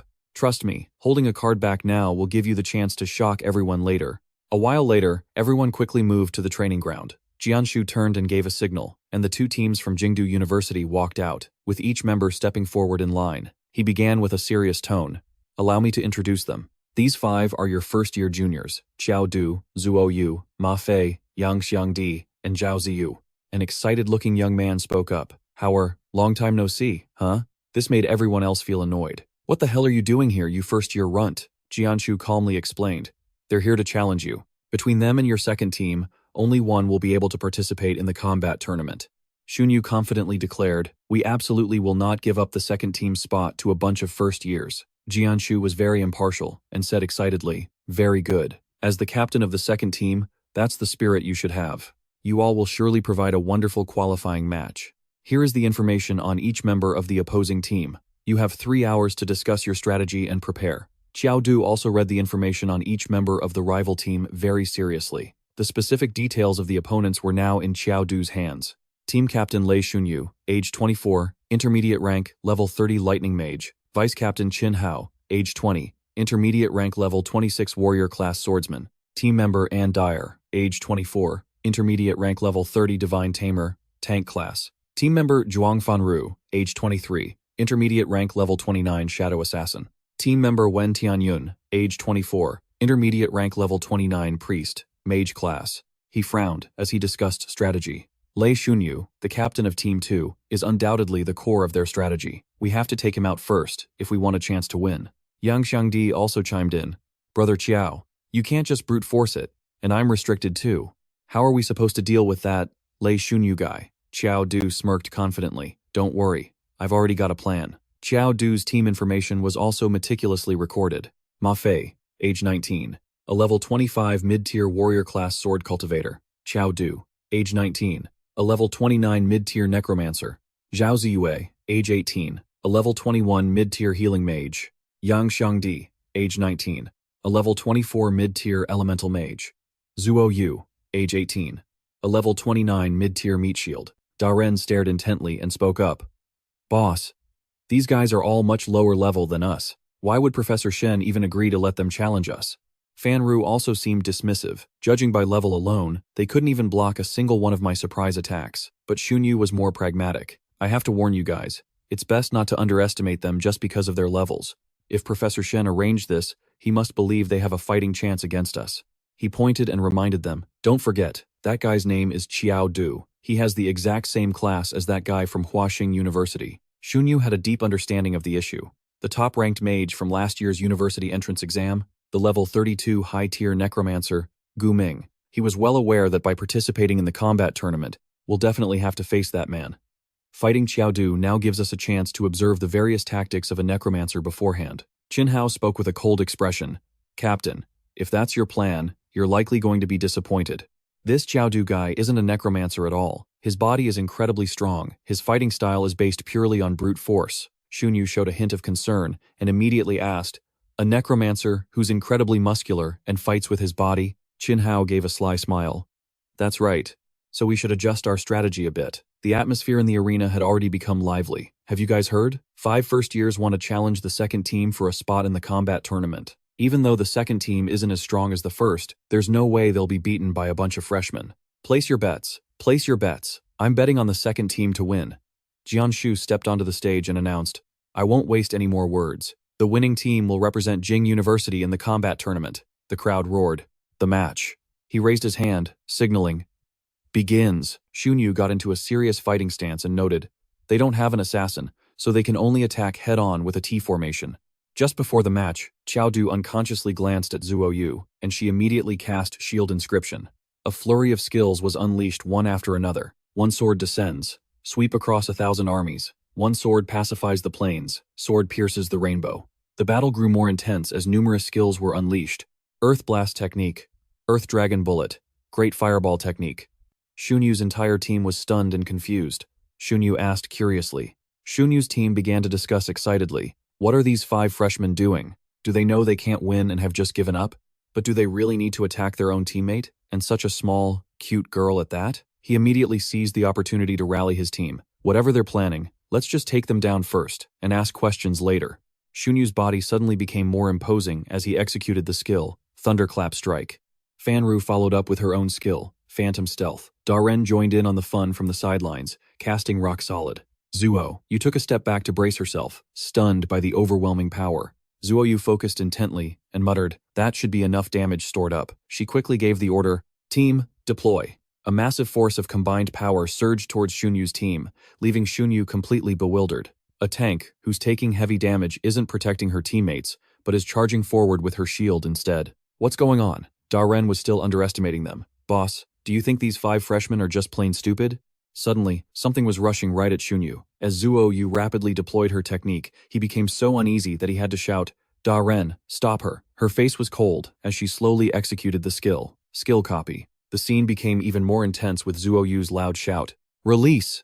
Shunyu looked at him and yelled, Daren, stop her. He immediately shouted, immovable as a mountain. A powerful blow slammed down from above, creating a huge explosion that sent dust and rock fragments flying everywhere.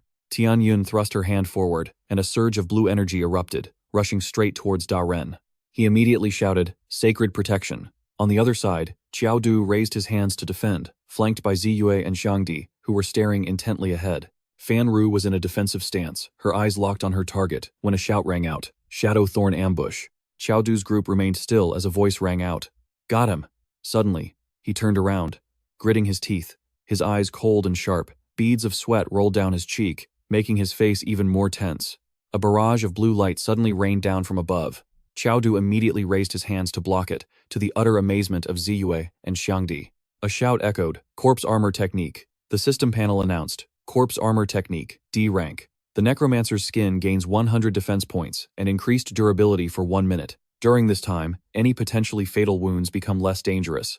Qiao Du thought to himself, I can't just use brute force. What skill should I use? Jianshu stood with his arms crossed, looked at him, and said, You rotten brat. Are you trying to pull a fast one on me? Fanru lunged forward at incredible speed, thinking to herself, he actually blocked my attack with his bare body. Shunyu stood still, lost in thought. What's going on? Fanru continued to reason. Qinhao's intelligence was right. This guy really is a physical powerhouse. He doesn't know any necromancy at all. She observed Shunyu and thought, in that case, there's no need to be wary of this guy. We can just attack him head on. A shout echoed, 9 Heavens Thunder Tribulation. Multiple bolts of blue lightning struck down, creating a massive explosion. The flash of electricity lit up the area, and the ground cracked into pieces. Xiangdi raised his hand, formed a seal, and shouted, Earth-style wall. A large boulder suddenly tilted slowly towards him. The massive explosion, accompanied by a powerful force of blue energy, forced Qiao Du's team to raise their hands to shield their faces from the impact. The crowd watched the scene unfold with excitement. A young man spoke up. Senior Lei's lightning magic is so powerful. That was so cool. The guy next to him added, Those guys are definitely going to lose. Shunyu, weapon in hand, looked at Fanru and said, A necromancer who doesn't know magic is nothing special. One more hit, and this match is over. He gathered his energy, his aura flaring as he prepared to attack her. Suddenly, Shunyu turned around, wondering to himself, what was that sound? A man appeared, charging forward with a horde of warhorses at incredible speed, all of them enveloped in a brilliant blue light. Shun Yu, weapon in hand and channeling his green inner energy, shouted, "Headless Horseman, charge!" Someone standing nearby thought in horror, "What is this? Wasn't he supposed to be unable to use necromancy?"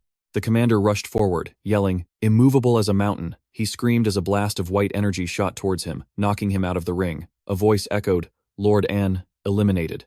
Jianshu stroked his beard with a smug smile, thinking to himself, "Yes, that's right. This is the way we necromancers should fight." Horrified, Qinhao grit his teeth and whispered, "No way. How does he suddenly know magic? This has to be an illusion." The commander below looked up at him and roared, "Illusion my ass, you lying cheat. You little brat, you dared to give us false intel." Qinhao shouted back, "I did not." Qiao Du looked forward and commanded, "Headless Horseman, continue the attack." Qinhao, sword in hand, rushed forward, shouting, "Captain, I'm here to back you up." Suddenly, Ma Fei lunged toward him, yelling, "Your opponent is me." Qinhao looked at him and uttered, "Ping Yang sword art, first form." He shouted, "One sword, Ping Yang," and swung his sword fiercely at Ma Fei, who quickly moved to counter. Both Qinhao and Ma Fei were in their stances, ready for the battle to begin. He exclaimed in shock, "He has sword aura too? How is this possible?" Shunyu spoke up, "This isn't going to work." "Wen Tianyun," he quickly replied, "Here, give me all the buffs," he ordered. Shunyu raised his weapon high and shouted, "Aegis of the Thunder God." A torrent of blue energy gathered behind him, enveloping him completely. Shunyu looked at Ma Fei and declared loudly, "Let's see whose is stronger, my thunderclap art or your knights." A loud shout was heard, "Shield of the Nether Curse."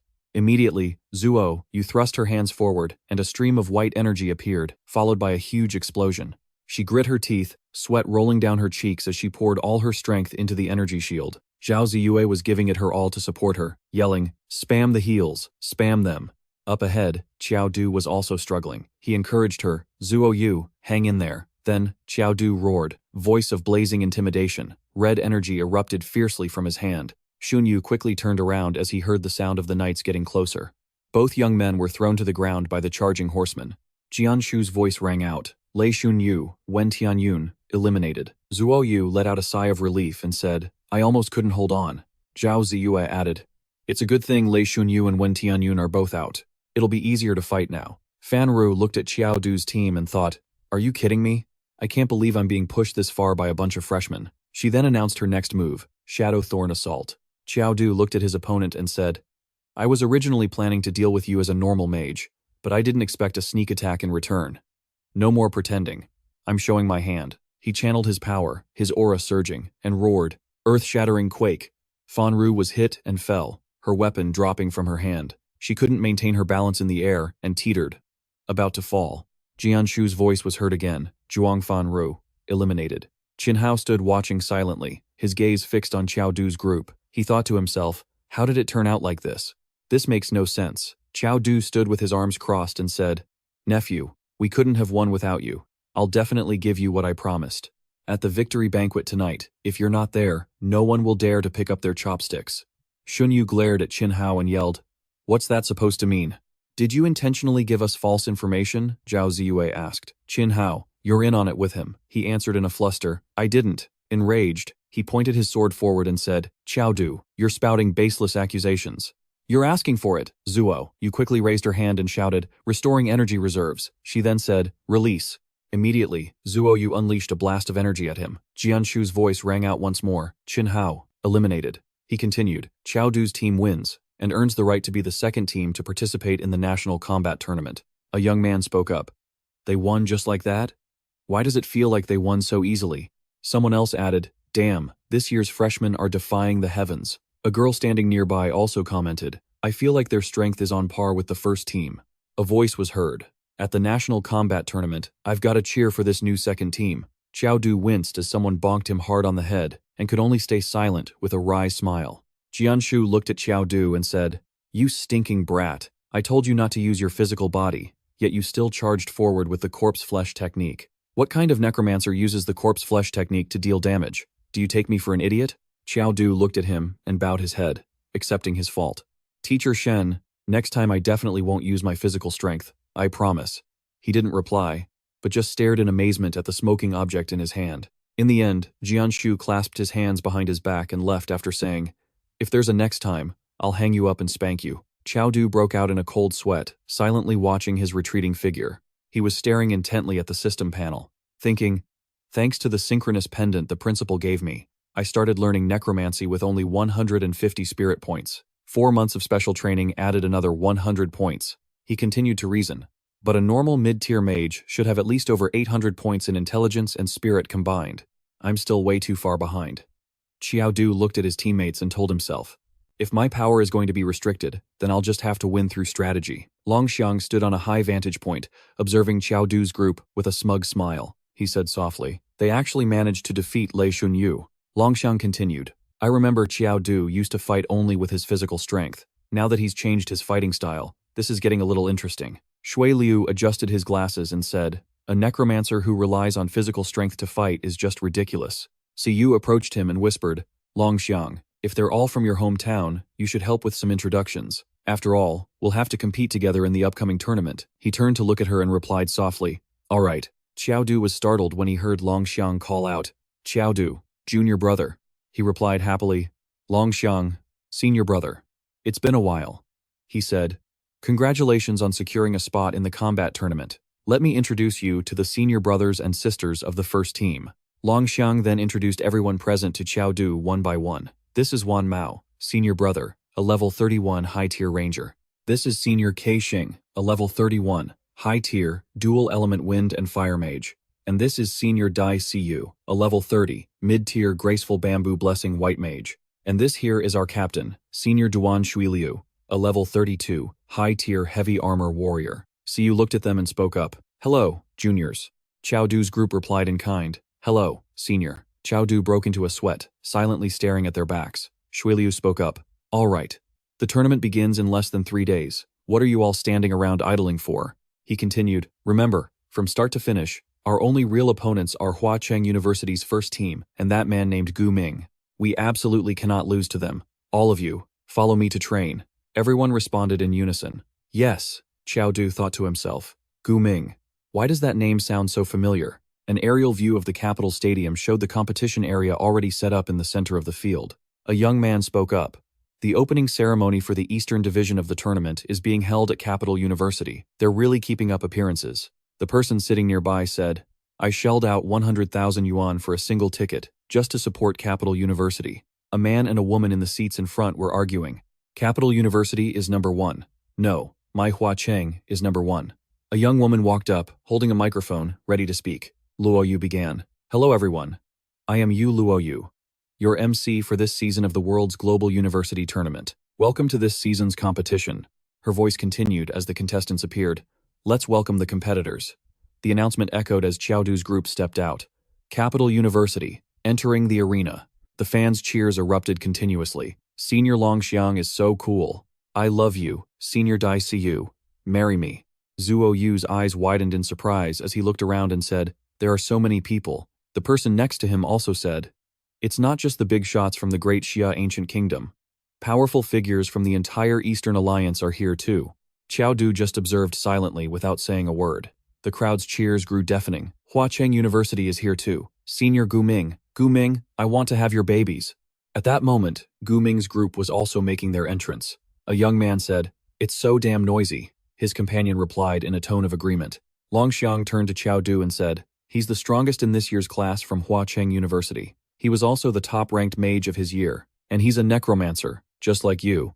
Qiao Du watched them, pondering. Gu Ming. I heard Gusu has a really powerful older brother. Could that be him? Suddenly, the guy shot a sharp, meaningful glance at him. Qiao Du also looked back at Gu Ming, as if trying to size him up. He thought to himself, this guy is definitely Gusu's older brother. That damn look of his. They're really cut from the same cloth. The judges sat behind long tables near the arena, with empty spectator stands behind them. Jianshu was leaning back in his chair, looking pensive. Qiao Du asked, Professor Shen, that person on the platform, could that be? He followed his gaze and replied, that's right. That's the current leader of our great Xia ancient kingdom, Elder Song Qingshan. Jianshu thought to himself, he is the strongest person in the great Xia ancient kingdom. The great Xia ancient kingdom's rise to become the #1 power in the Eastern Alliance is largely thanks to him. Luo Yu's voice rang out. Dear audience members, appearing before us now are all the competitors for this season's Eastern Division. They will engage in passionate battles right here in the arena. Her voice continued. This season's tournament will consist of team battles and individual matches. First, We will proceed with the alliance qualifiers. A win in a qualifier match earns 2 points, and a loss earns 1 point, Luo Yu announced. The Eastern and Western alliances will each produce their top 16 teams and top 16 individual competitors to advance to the knockout stage, she announced. They will be randomly drawn into brutal elimination matchups. Luo Yu's voice continued, steady and clear. And finally, in the grand finals, the strongest team and the strongest individual will be crowned king. Qiao Du thought to himself, not only are there countless people watching live, but the tournament is also being live-streamed. Quite a few of the world's big shots made their names starting from this very tournament. Luo Yu pointed forward and announced loudly, and now, let us invite Elder Song Qingshan of the Great Xia Ancient Kingdom to give a speech. He stood up and spoke in a steady voice. I, Song Qingshan, on behalf of the Great Xia Ancient Kingdom, declare, the Eastern Division of the world's global university tournament now officially begins. I hope you will all compete with everything you've got. Cheers erupted from the audience below. Do your best and shine. Hua Cheng, dominate the field. Beat them, bring glory to Capital University. Fight on for our Great Xia Ancient Kingdom. Qiao Du stared intently ahead and said, it's getting fired up. Luo Yu spoke again. Thank you, Elder Song. We also wish all the competitors the best of luck in achieving results they can be proud of. Next up, Team 2 of Capital University and Team 2 of Hua Cheng University will bring us our match. The first of our qualifiers. She continued, gesturing towards the screen. Let's see who their opponents will be. The screen displayed the matchups. Hua Cheng University's second team versus Dagu Forestry Academy, and Capital University's second team versus Eastone Commerce Academy. An aerial view showed a vast plaza. 2 groups of people stood apart on either side. A voice was heard. So, these are our opponents. They look really weak. Yang Xiangdi spoke up. Are they here to compete, or to film an idol drama? I hate guys who are better looking than me. For this first match, I have only one demand. Finish off the opponent as quickly as possible, and let everyone see the prowess of this year's Capital University team. We understand, they roared. Capital University's second team this year is made up entirely of first-year students. It really makes you wonder what surprises they have in store. Up in the stands, people were still whispering amongst themselves. I remember Eastone Commerce Academy being pretty weak. They could barely even put a team together for the competition. Is Capital University being that arrogant this year? Sending in a team of first years? They're so lucky, they drew 5 scrubs. Can't be helped, it's fate. The heavens wanted them to have this easy win. A girl suddenly let out a soft moan. A girl smiled confidently. I was originally just planning to do 1 round of the tournament and then head home. I never expected all our opponents would be freshmen. And their skill level is pretty much the same as ours. We can actually win this. The young man beside her cheered. Let's make a name for ourselves and go down in history. And so it begins today. As the starting signal blares, contestants from both sides, take your positions. Luo Yu raises her hand. Ready, she yells out. Begin. The moment Luo Yu finished speaking, Qiao Du unleashed a powerful attack. Earth-shattering fissure, blinding sandstorm. The entire Alliston school team was thrown into a panic. What's going on? The group-wide attacks left everyone stunned. This fatty is so fast. What is happening? Isn't he a freshman? How is he so strong? Luo Yu quickly stepped into her commentator role. A player from Jing University's second team has launched a preemptive strike. How will the Alliston Business School team retaliate? Down in the stands, the crowd was in an uproar. Where's the tank? Get him to the front. Counterattack now. Qiao Du continued to unleash his powerful attacks. Earth Dragon Bullet combined with Fire God's Flame Burst. The Earth Dragon shot forward like an arrow toward the Alliston team. A massive explosion erupted in flames as he shouted, Skeleton Summoning Technique. Just as Qiao Du finished, Ma Fei charged forward. The final blow is mine. He swung his sharp sword down. With one sword levels the plains, his slash blew everyone away, and in an instant, the arena fell silent. The skeleton soldier scratched its head, utterly confused with question marks floating above it. It grumbled, couldn't you guys have at least left one for me? Don't I look like an idiot now? Up in the stands, everyone was astonished. It's over just like that? I don't think it's even been 3 minutes. Maybe 2 at most. Luo Yu excitedly shouted, my God. This is absolutely unbelievable. Despite all the doubts, Jing University's second team has proven their strength with an overwhelming victory. The first match of the qualifying round, Jing University's Team 2 wins, earning 2 points. The crowd below erupted in cheers. Let's give them a round of applause and a huge cheer. Shen Jianshu offered his praise. Nice job. You guys did extremely well. Qiao Du scratched his head, puzzled. Really? What part was good? The man replied softly. That little skeleton you summoned. It has a lot of spirit. Shen Jianshu placed a hand on Qiao Du's shoulder to reassure him. Don't worry, Tomorrow's individual competition will give you more opportunities to shine. Time skips to the next day. Luo Yu's voice rang out again. Welcome everyone. Today is the second day of the combat tournament, and the first round of the individual qualifiers. Next up, please welcome Qiao Du, captain of Jing University's second team, who will be facing Lei Mingyi from Yunhai University's first team. Up in the stands, Mu Shui crossed his arms and wondered. Yesterday's match with Jing University's second team was incredible. However, this guy only summoned one small skeleton before leaving the stage. I wonder what his true strength is. Yu, sitting beside him, remarked, he's the captain, so his strength is definitely not weak. I bet he wins. A blue-haired guy sitting diagonally above them offered his opinion. Lei Mingyi is a mid-tier strength-type warrior who specializes in dealing with necromancers with weak defenses. Who wins and who loses is still uncertain. I'm betting on Lei Mingyi. Mingyi snapped his fingers, acting all cute, and struck a sassy pose with his hip out. Baby, can I invite you to dinner? Seeing this, Qiao Du couldn't help but feel nauseous, his skin crawling. He impatiently turned and asked, Hey referee, can we start already? Luo Yu waved her hand to signal. All right, both sides, get ready, she shouted. Begin. In Qiao Du's eyes, he saw the image of Mingyi charging at him at incredible speed. He swung a powerful fist, his eyes burning with killing intent. Remember this well, the one who defeats you is named Lei Mingyi. A powerful punch landed with a loud crash, but Qiao Du's face remained completely unharmed. Seeing this, he couldn't help but be startled. When Mingyi pulled his hand back, he was horrified to see a sinister smile spreading across Qiao Du's face. What? The crowd was just as confused. Am I seeing things? A necromancer just took a punch to the face and is completely fine. Is he really a necromancer? Qiao Du turned and smirked. You can't blame me. I didn't even use my body. This kid charged in to hit me on his own. Shen Jianshu sat on the side, quietly observing the match. In the arena, Qiao Du turned back and pointed his staff forward, his voice cold. Let's not waste any more time. I'm getting serious now. Qiao Du shouted. Summon Skeleton Legion. Instantly, a horde of skeleton soldiers swarmed out of his staff. They began to tear at Mingyi, making him scream in terror. You shameless villain. If you've got the guts, fight me one-on-one. Qiao Du, unfazed, replied nonchalantly, You're the one asking for a one-on-one fight with me. I've never heard such a strange request in my life. His gaze sharpened. Then, as you wish. Undead substitution. Just like that, Qiao Du instantly closed the distance to Mingyi and slapped him so hard his head spun to the side. Mingyi's entire body was thrown backward like a ball. Everyone was stunned. What did I just witness? A necromancer knocked out his opponent with a single slap. I must be dreaming. The old man leaned back in his chair and complained. How annoying. Just end it. 19 days had passed. Whether in team or individual competitions, Qiao Du's group had incredible luck. They basically never encountered any overly strong opponents. In the end, they achieved an outstanding record of 9 wins and 18 points, ranking 4th in the Eastern District Combat Tournament. At that moment, in the Jing University Team 2 lounge, Shen Jianshu spoke up. Regarding the final qualifying match, you all should forfeit. After all, with your current points, even if you forfeit, you'll still qualify for the promotion tournament. Ma Fei slammed his hand on the table and stood up. Professor Shen, we've been on a 9-game winning streak these past few days. Our reputation is soaring. We even have a fan club. How can we possibly give up now? Yang Xiangdi agreed. That's right.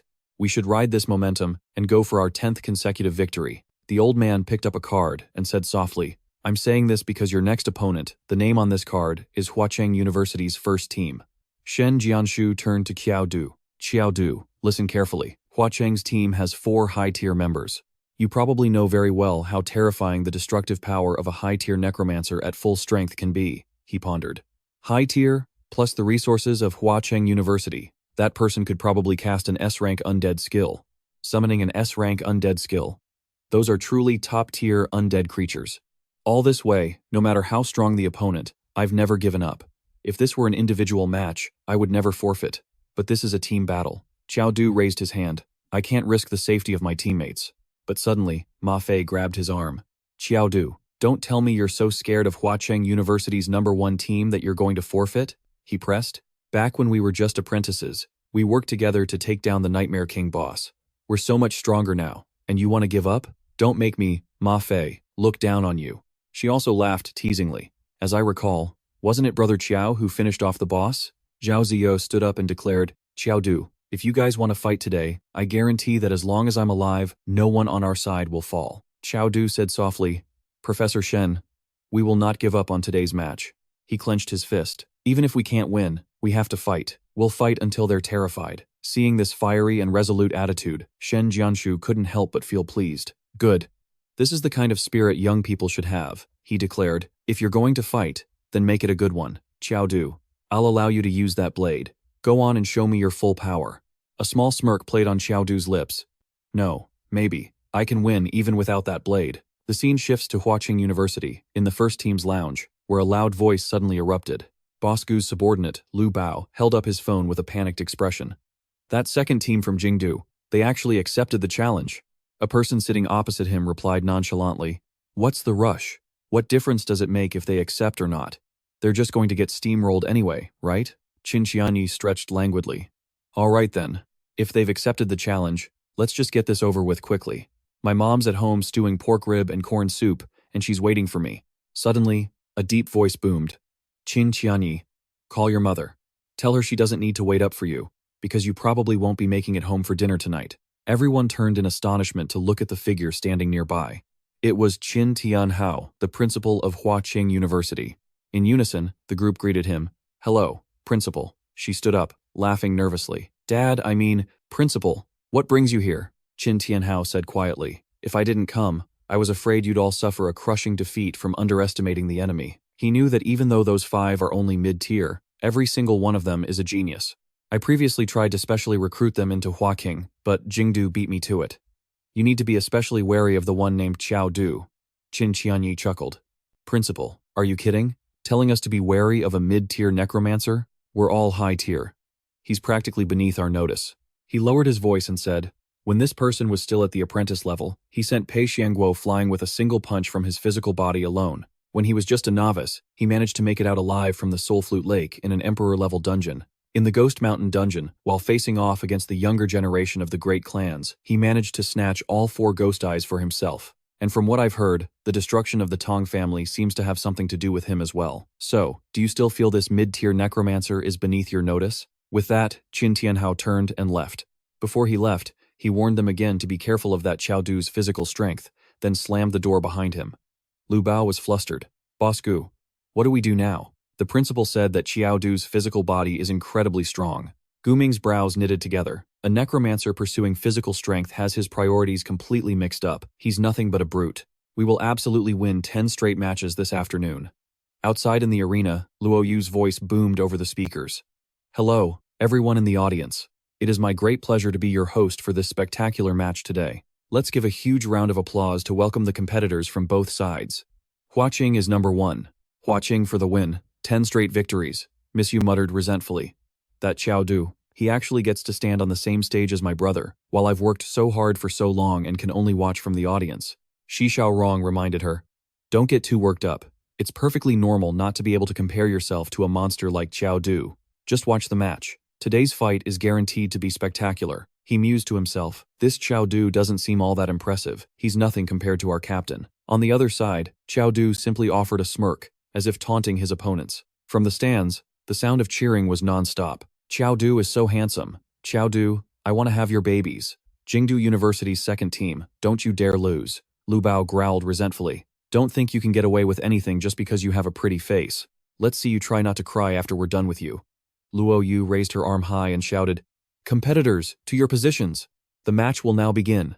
Second style of the Ping Yang sword art. At that moment, Ma Fei charged forward, unleashing a powerful slash. Rainbow sword light. On the opposing team, 2 members raised their hands in unison, forming a protective shield. Pathetic. 4 symbols, birth the 8 trigrams. The 2 forces collided with immense power, and a red notification popped up. Attack nullified. Ma Fei froze. This is impossible. Suddenly, Qin Qianyi appeared from behind him, but before she could make a move, Qiao Du attacked. An aura began to radiate from the ring on his finger. Ancestor Corpse Ring. Her body was instantly flung backward as she yelled to her teammates, "The ring on that kid's hand. It can steal agility." "Watch out," Lu Bao sneered, waving his arm. "It's fine. Let's see him try to steal from me," he roared. "Blood, spirit, poison, mist. There's no antidote for my poison. Let's see you run from this." Qiao Du gave the command. "Yang Xiangdi, no more holding back. Now." Yang Xiangdi immediately responded. "Got it." He stomped his foot hard on the ground. Water spear, metal chi, fire flame, earth burst, wood strike. A massive wave of power surged upwards. Power of the 5 elements. Everyone was utterly shocked. 5 elements. Jingdu University's second team actually has a 5-element mage. My god, this is an absolute shocker. The arena was quickly torn to shreds. 5 different elemental powers, all from a single person. Is that truly a power a human can possess? Qin Tianhao watched from the sidelines, growing incredibly anxious. I originally thought the only one on Jingdu's second team to be wary of was that Qiao kid. I never expected this big guy to have hidden his abilities so well. If I'd known this from the start, I would have listened to the advice and recruited all of them. Suddenly, a voice rang out, causing all 4 team members to whip their heads around. Gu Ming stepped forward, his eyes burning with killing intent. You can't even handle them? He waved his hand, and a legion of skeletal soldiers emerged. Skull Legion. Gu Ming's eyes turned ice cold. Hell's vigor. The eyes of every skeletal soldier began to glow a sinister red. On the other side, Qiao Du felt a flicker of interest. So, we finally forced his hand. But, he's only using 2 low-level skills. Even with the buff, his Skull Legion can't possibly stop Yang Xiangdi's power of the 5 elements. He was a bit confused. What is this Gu Ming guy planning?